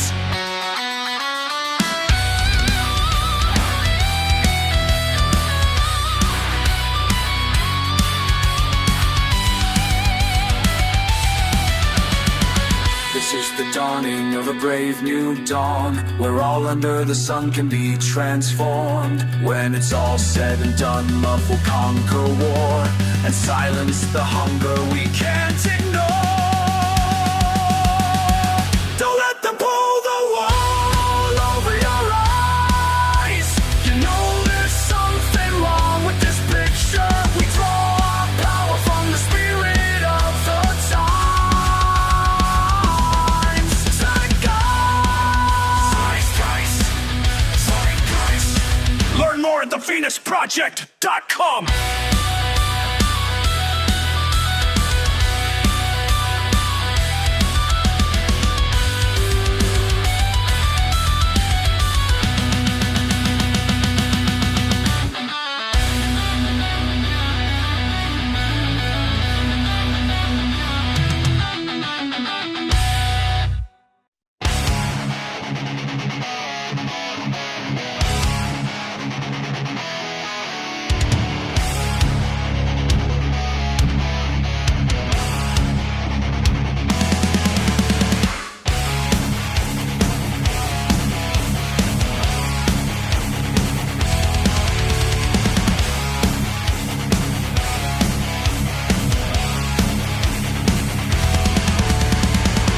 Wish I could say everything's just peachy, that life is easy, but you and I know it's not.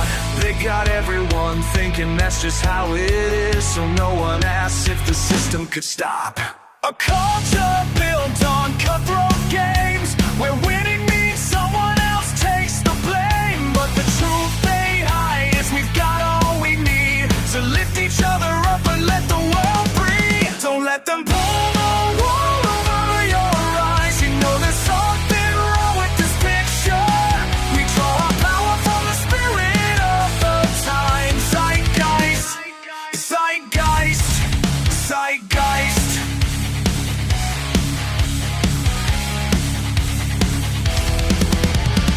Wouldn't it be something if no one had to fight just to have a warm bed or a meal each night? We could build a world with dignity and grace, a future worth leaving for the human race.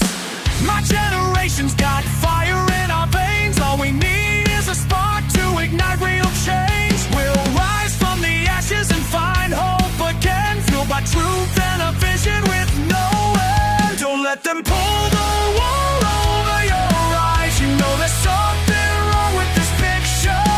We draw our power from the spirit of the time. Zeitgeist, zeitgeist, zeitgeist.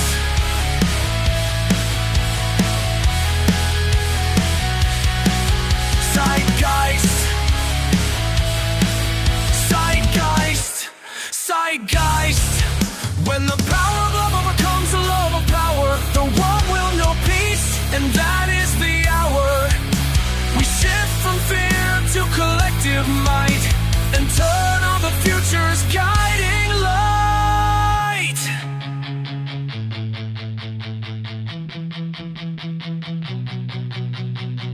This is the dawning of a brave new dawn, where all on under the sun can be transformed. When it's all said and done, love will conquer war and silence the hunger we can't ignore.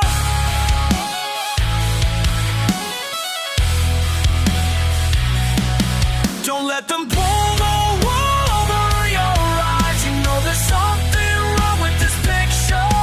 We draw our power from the spirit of the time. Zeitgeist, zeitgeist, zeitgeist.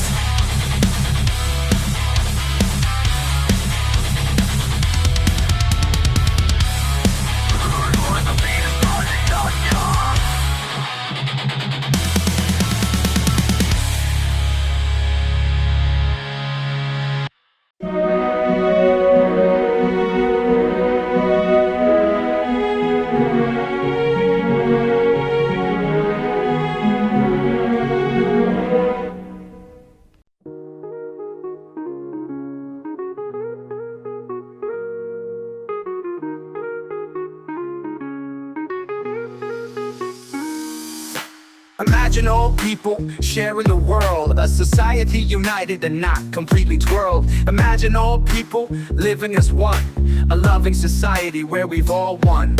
Imagine no hunger, no one left behind, a future of abundance with a free mind. No wars for profit, no greed and command, just people helping people, lending a hand. You may call me a dreamer, but there's a lot of us, and we all think world peace is a must.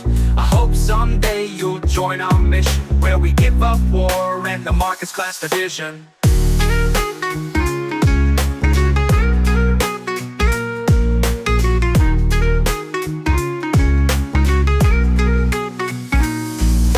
Imagine new systems built to be fair, technology serving, showing we care. From city to village, no matter the place, we're building together the human race. So picture the day when the struggle is done, the fight for survival replaced with the sun. A rhythm of freedom, a beat that's true. The dream of tomorrow depends on you. You may call me a dreamer, but there's millions like us. We all believe world peace is a must. I hope someday you'll ride with this vision, where we end all wars and the market's division.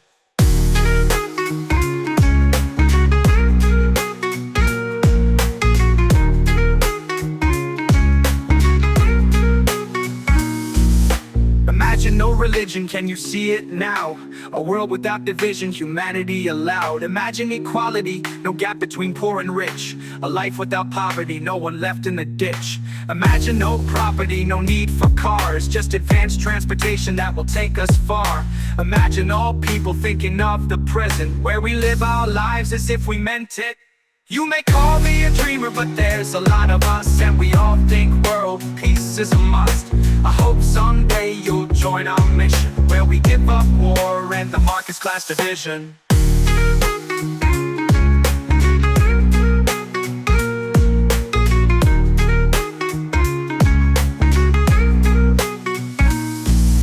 Imagine the future, the world that we trust, together in peace. It's freedom or bust.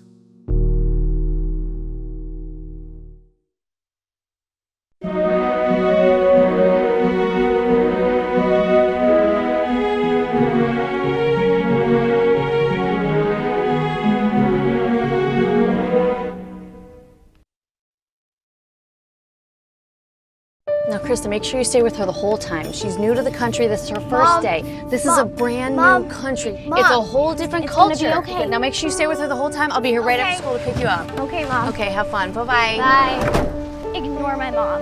She's so annoying. She's totally freaking out about this whole thing. She freaks out about everything. She always does that. Ugh. Ignore my mom. So, you ready for your first day in the Wicked Castle of Doom? I mean, like, seriously, it's so boring. I don't know how they could put us through this, like, every single day. How many schools do you have in your village? None.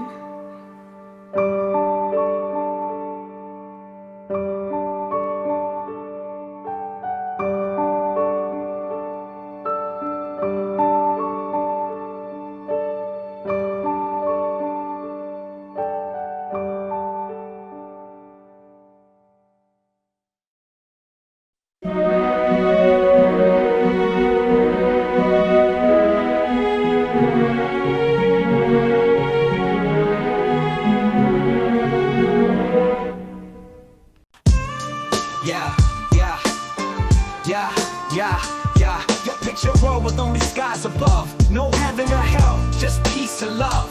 Ain't no borders, we all unite. Living for today, shining bright like light. Imagine folks chilling, no need to fight. No wars or hate, just vibes that are right. We're dreaming together, let's make it real. A world full of kindness, that's the deal. Imagine there's no heaven. It's easy if you try.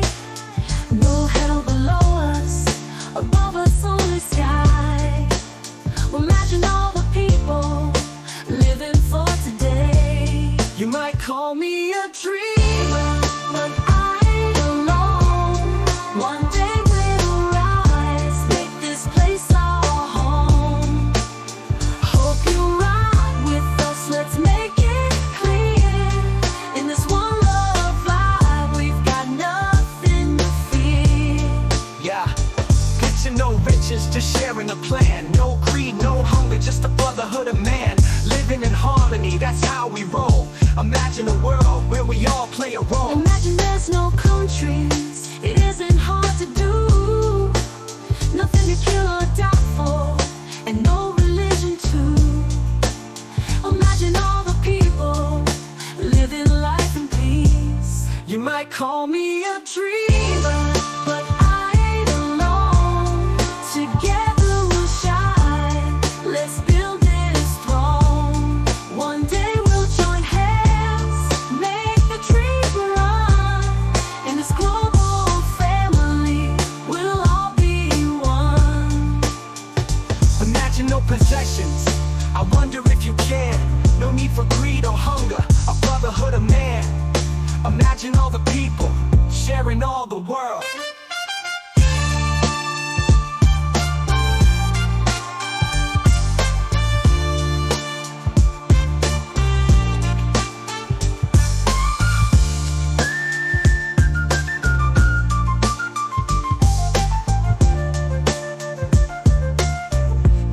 You might call me a dreamer, but I ain't alone. One day we'll rise, make this place our home. Hope you ride with us, let's make it clear. In this one love vibe, we've got nothing to fear. You might call me a dreamer, but I ain't alone. Together we'll shine, let's build this throne. One day we'll join hands, make the dream run. In this global family, we'll all be one.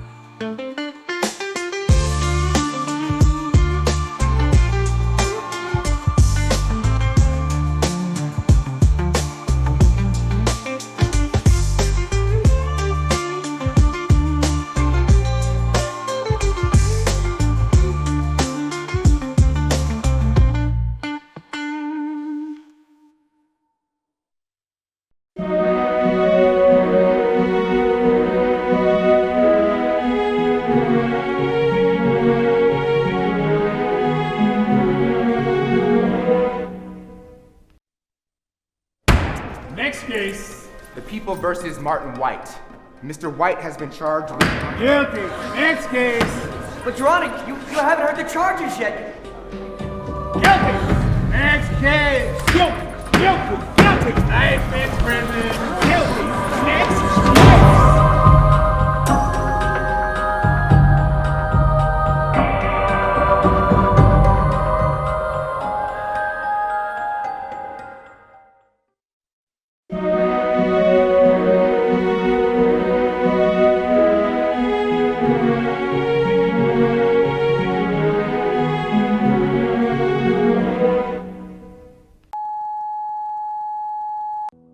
They said love your enemies, turn the other cheek. A whisper in the ages, words from the meek. Someone wrote it down, it spread through the land. But power took the story, and twisted his hand. They built golden temples, sold faith like a crown. Or the real words of mercy were watered down. But beneath the stained glass and the silver cross, the voice of the rebel still cuts through the gloss. You can crucify the body, but the truth won't stay buried. It walks through time unchained, uncarried. From Galilee to Memphis to New York streets, it's the same old heart with 1,000 beats. They can silence the singer, but not the song. Love lives on. Love lives on. A dreamer said imagine, a preacher said I have a dream. A man in cloth walked barefoot by a mountain stream. They all faced the empire, they all met the gun. But light has a way of outshining the sun. The church and the market, the law and the state try to own the meaning, to regulate grace. But love's not a doctrine or something you sell. It's the fire that burns in the heart of hell. You can crucify the body, but the truth won't stay buried. It walks through time unchained, uncarried. From Calvary to David, and Selma to Song, it's the same old truth that's been burning so long. They can silence the singer, but not the song.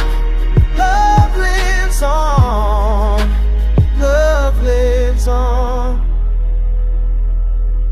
Maybe heaven's not a place above, but the courage to stand in the name of love.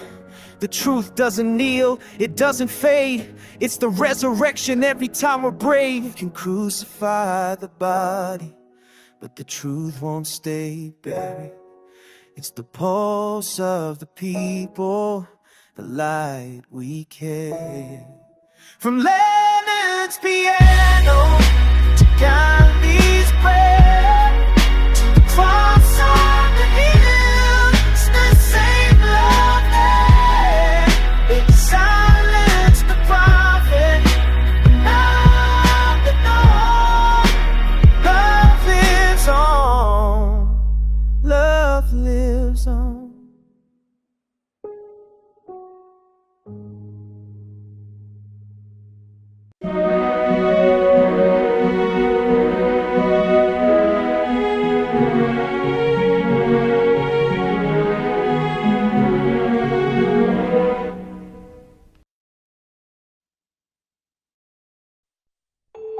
The road I see is fair and free, where people can travel wherever they please, and children can eat and have shoes on their feet, and not be afraid when they walk on the street.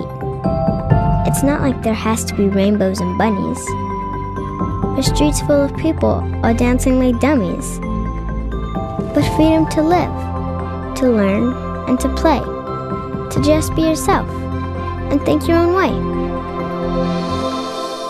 The road I see may sound crazy to you, but hopefully, someday, you'll see it too.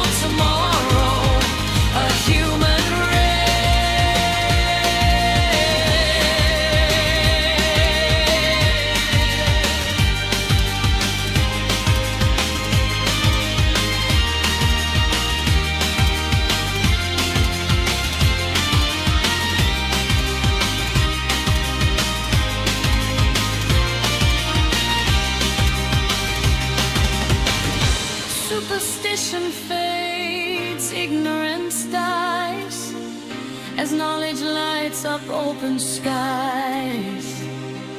No prisons, armies, or police, just harmony and lasting peace. Victims of culture, no more to be. We rise together wild and free. The earth, our home, united strong. The dawn of civilization song. When earth becomes one, no borders, no walls. A world abundant, where freedom calls. No money, no masters, just nature's embrace.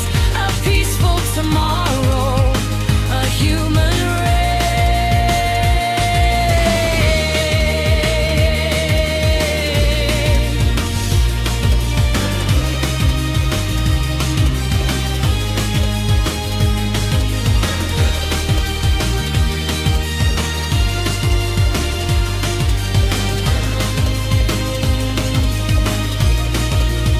When earth becomes one, the future's begun.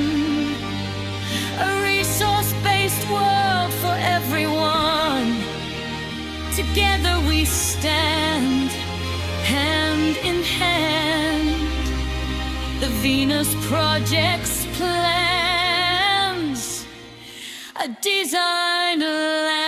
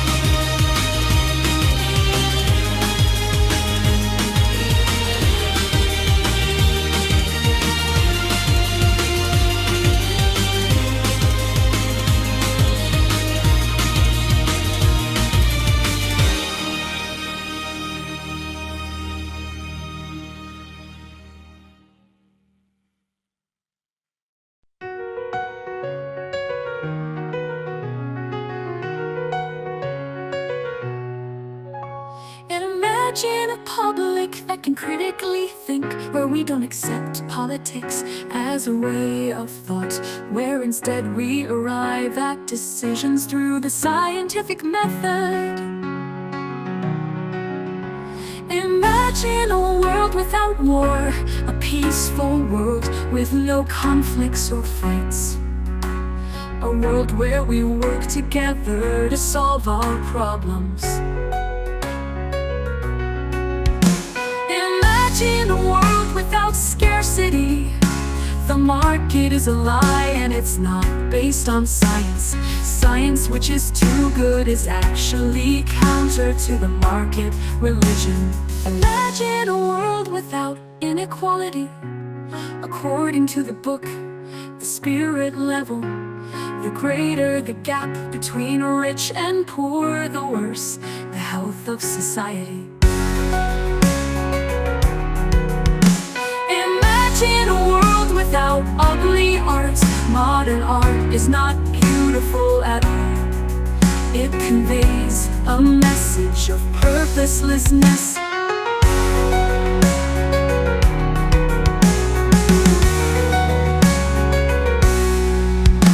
Imagine a world without religion. There are no sincere believers in Jesus Christ. Anyone who believes in Jesus has been tortured to believe in Him. Imagine a world without pollution. Science should be put at the forefront of society, so we make technology that does not impact our environment. Imagine a world without poverty, a world that cares about our fellow human beings. Our problems in life are technical, not political. The Zeitgeist movement And the Venus project invites you to a resource-based economy, which is the scientific method applied to social concern. Join the movement and promote a peaceful, reasonable world.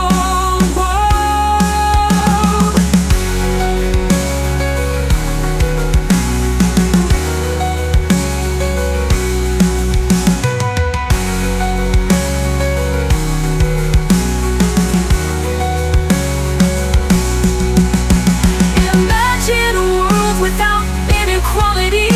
According to the book, the spirit level, the greater the gap between rich and poor, the worse the health of society. Imagine a world without ugly art. Modern art is not beautiful at all. It conveys a message of purposelessness. Imagine a world without pollution. There are no sincere believers in Jesus Christ. Anyone who believes in Jesus has been tortured to believe in Him. Imagine a world without pollution. Science should be put at the forefront of society, so we make technology that does not impact our environment. Yeah. In a world where every table's full and no one's left behind, we turned our brightest questions into tools to heal mankind. From fields that feed 1 million more to power drawn from air, we learned that hope is engineered when every heart dares to care. Technology can feed humanity in ways belief never can, with science as our compass building futures hand in hand. Science can lift the spirit and put food on the table. You can't survive on religion's pages of parables or fables. Innovation moves the world, its progress undeniable. What we create with human minds outshines the purely tribal. We're dreaming with our eyes open, shaping life across the land, turning hope into solutions built by human hands. No hunger, no poverty, just progress in our plan. A future made together, built by human hands. We planted seeds in barren soil with knowledge as our guide. We cured the thirst of nations with the oceans purified. We opened doors to learn and gave every child a chance. We proved the world can flourish when compassion leads the dance. No waiting for a miracle, a promise from above. We forged our own salvation with ingenuity and love. We're dreaming with our eyes open, shaping life across the land, turning hope into solutions built by human hands. No hunger, no poverty, just progress in our plan. A future made together, built by human hands.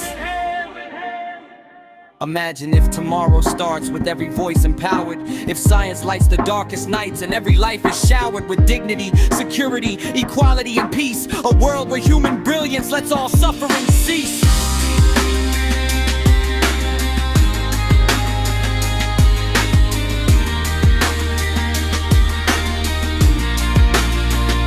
We're dreaming with our eyes open, shaping life across the land, turning hope into solutions built by human hands. A world where every heartbeat has the freedom to expand. The future that we're building, built by human hands. Science can provide humanity with food. The current system is just plain rude. It doesn't solve poverty, it just gives people pain. A resource-based economy is what we need this day.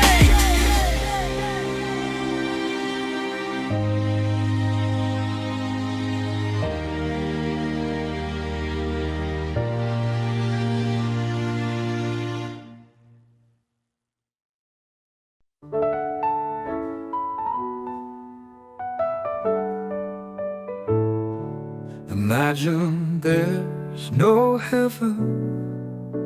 It's easy if you try. No hell below us.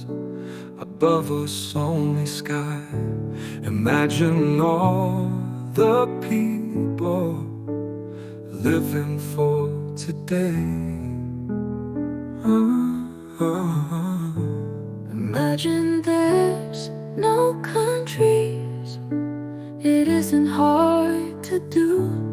Nothing to kill or die for, and no religion to.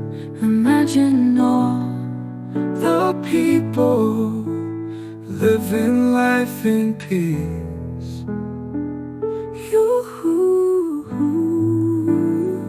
You may say I'm a dreamer,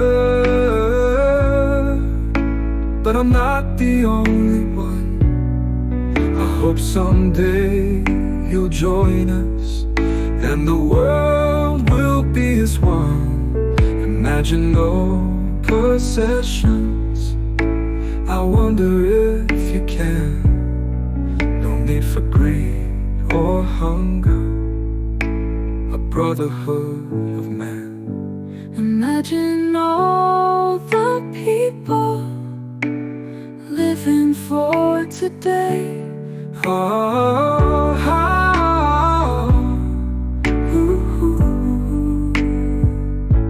Imagine there's no countries.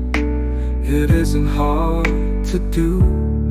Nothing to kill or die for, and no religion too.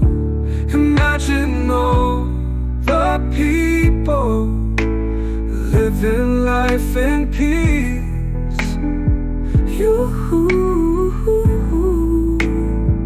You may say I'm a dreamer, but I'm not the only one. I hope someday you'll join us, and the world will be as one. Imagine no possessions. I wonder if you can.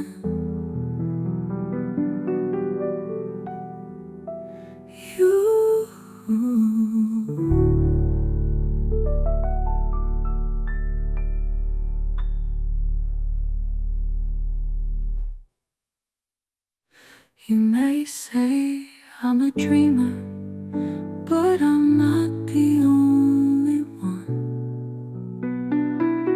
I hope someday you'll join us, and the world will be as one.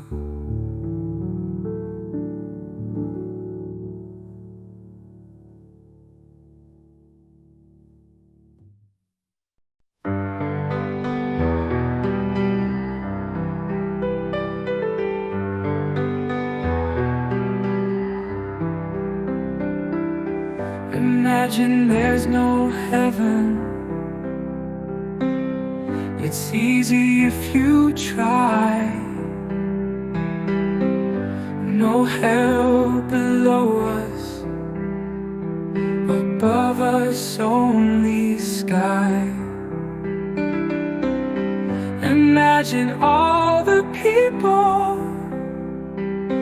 living for today. Imagine there's no countries.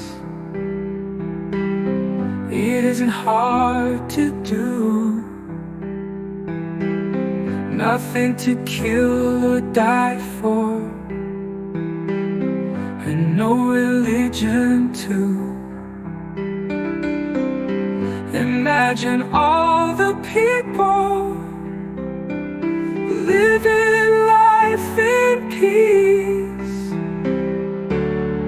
And they say I'm a dreamer, but I'm not the only one. And I hope someday you'll join us, and the world will be as one. Imagine no possessions. I wonder if you can. No need for greed or hunger, a brotherhood of man. Imagine all the people sharing all the world. You may say I'm a dreamer, but I'm not the only one. I hope someday you'll join us, and the world will live as one.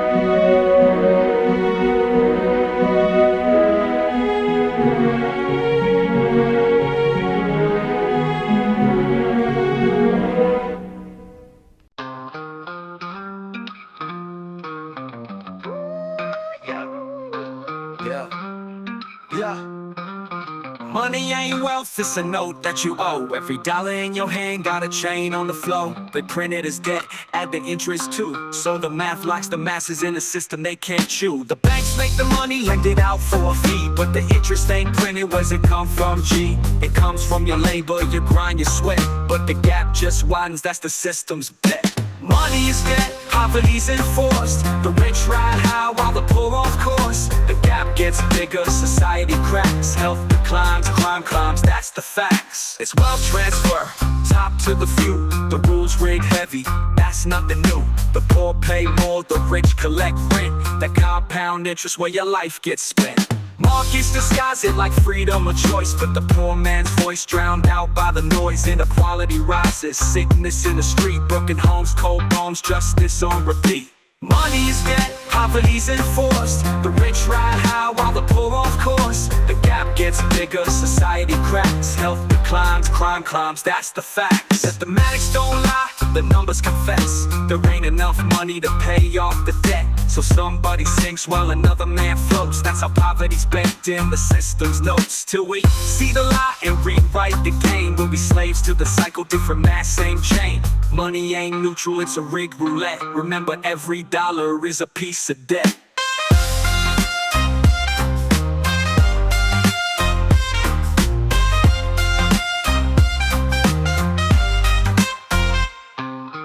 Money is debt, poverty's enforced. The rich ride high while the poor off course. The gap gets bigger, society cracks. Health declines, crime climbs, that's the facts. Money is debt, poverty's enforced. The rich ride high while the poor off course. The gap gets bigger, society cracks. Health declines, crime climbs, that's the facts. That's the facts. Mathematics don't lie, the numbers confess. There ain't enough money to pay off the debt, so somebody sinks while another man floats. That's how poverty's bent in the system's notes. Till we see the lie, rewrite the game. We'll be slaves till the cycle, different mass ain't chain. Money ain't neutral, it's a ring roulette. Remember, every dollar is a piece of debt.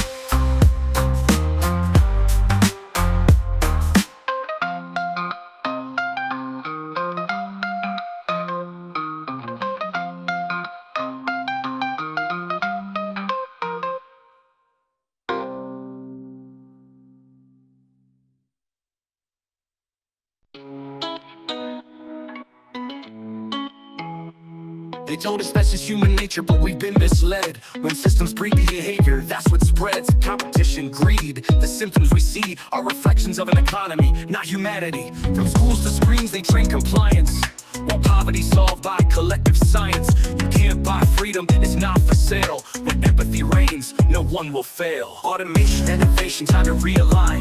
Technology serving all of humankind. Beyond the profit motive, beyond control. It's time we start designing for the whole. The Zeitgeist Movement, an education initiative to make our culture truly transformative. The Venus Project, a design worth exploring, a dream of peace where hope is soaring. A public switched on needs no control, with knowledge and love to make us whole. Imagine cities built with balance and grace. No pollution, no hunger, no paper chase. Machines do the labor, people create. No rich, no poor, just a fair estate. Science applied for the good of all. No markets rising while others fall. From automation to social change, we redesign the world, time to rearrange. From the classroom to the open mind, the truth was there, we just had to find a system based on empathy and trust. Sustainability, not endless lust. The Zeitgeist Movement, an education initiative to make our culture truly transformative. The Venus Project, a design worth exploring, a dream of peace where hope is soaring. A public switched on needs no control, with knowledge and love to make us whole. No flags, no fear, no profit chain. No wars for oil, no hidden pain. From scarcity's myth to abundance truth, we teach our elders and inspire our youth. The media won't show this vision clear, but the world we want is already near. The Zeitgeist Movement, an education initiative to make our culture truly transformative. The Venus Project, a design worth exploring, a dream of peace where hope is soaring. A public switched on needs no control, with knowledge and love to make us whole. We are the future, the cultural shift, from fear and profit to humanity's gift.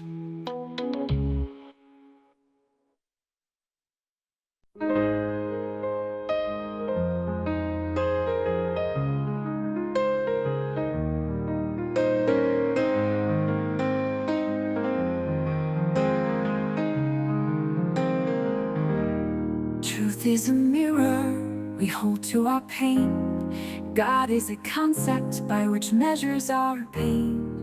I don't believe in fortune, I don't believe in fate. I don't believe in scriptures, I don't believe in saints. I don't believe in idols, I don't believe in kings. I don't believe in prophets, I don't believe in things. I don't believe in idols, I don't believe in kings. I don't believe in prophets, I don't believe in things. I don't believe in heroes, I don't believe in thrones. I don't believe in nations, I don't believe in stones. I don't believe in symbols, I don't believe in fame. I don't believe in saviors, I don't believe in names.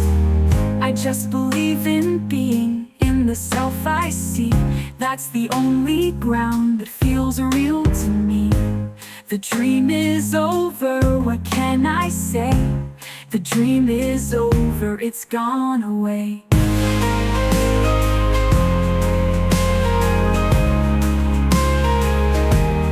I was a seeker, but now I stand.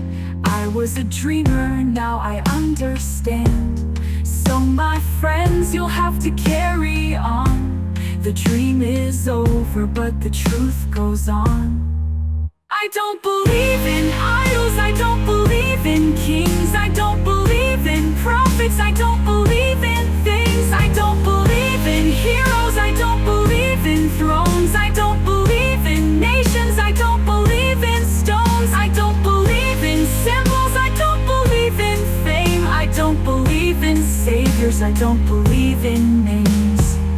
I was a seeker, but now I stand. I was a dreamer, now I understand. So my friends, you'll have to carry on. The dream is over, but the truth goes on.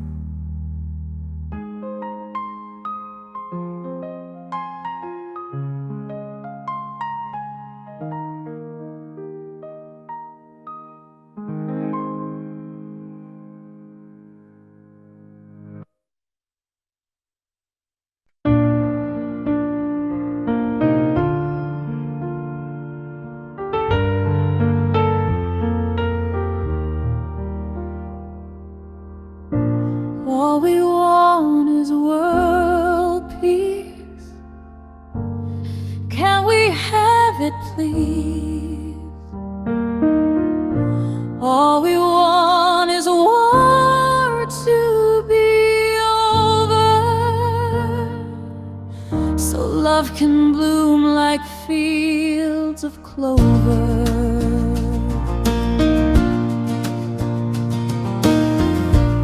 Imagine no poverty, a world that truly cares, where every soul is lifted up and no one is left bare. Imagine no politics, instead we use technology to solve our problems, to heal both Earth and humanity.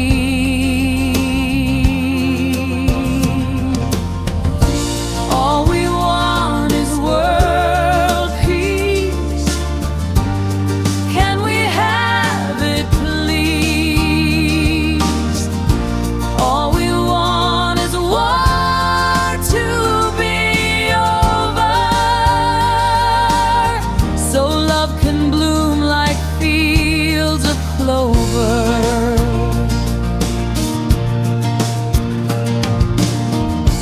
Imagine no inequality, no gap between rich and poor. We'd all be healthier and open every door.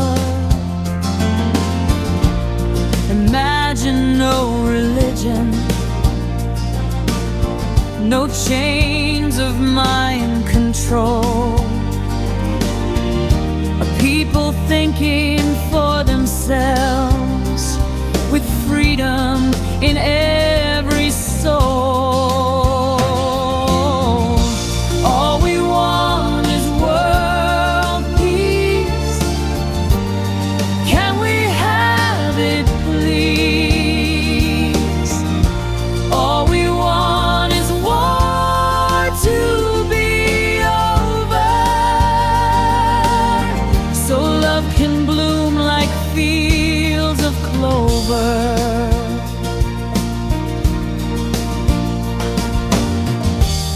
Imagine art that lifts us, with beauty that inspires, a language deep within our hearts that sets the soul on fire. Imagine no pollution, just clean technology serving the gifts of earth for all of us, a brighter future deserving. All we want is world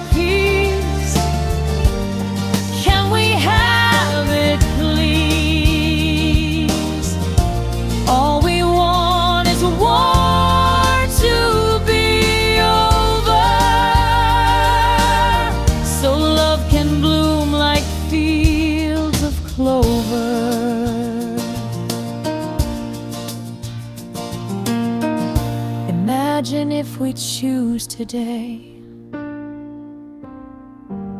to walk a brighter way. The world we dream is waiting still. It only takes our say.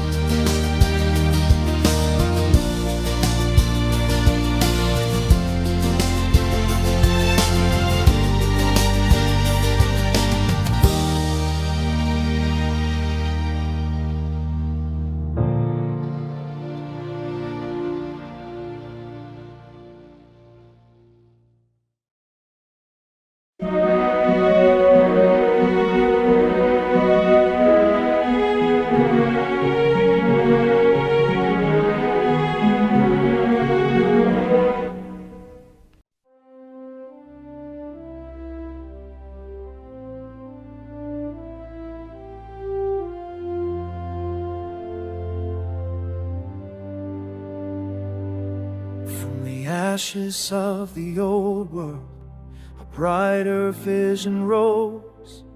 A dreamer stood with courage, a path for humankind he chose. No chains of war or profit, no hunger, fear, or strife. He gave his mind, his spirit to a future full of life. Raise your voice for Jack Fresco's dream. Our world united, strong and free. The Venus Project lights the way, a resource-based economy for all to see. We march together, hearts as one, beyond the shadows of yesterday. For Jack who showed what could be done, we build the dawn of a brighter day.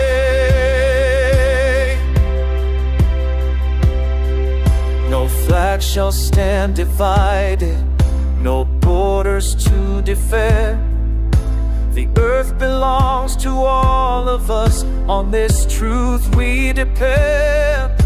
Science as our compass, with love to guide the hand. We honor him who dared to dream a future for all lands. Raise your voice for Jack Fresco's dream. Our world united, strong and free. The Venus Project lights the way, a resource-based economy for all to see. We march together, hearts as one, beyond the shadows of yesterday. For Jack to show what could be done, we build the dawn of a brighter day.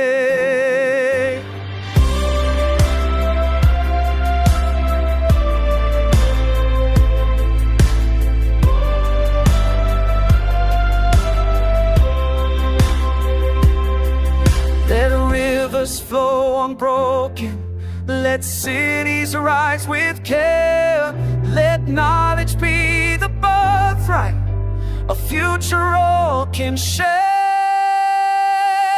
Raise your voice for Jack Fresco's dream. A world united, strong and free. The Venus Project lights the way, a resource-based economy for all to see. Together now we claim our place, the legacy will never fade. To Jack who gave his life's embrace, the better world is ours to make.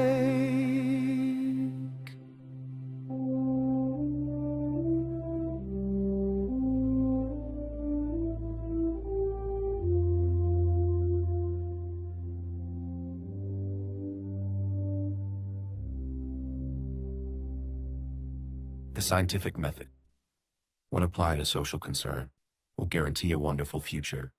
No market, no war, no poverty, no politics, just world peace.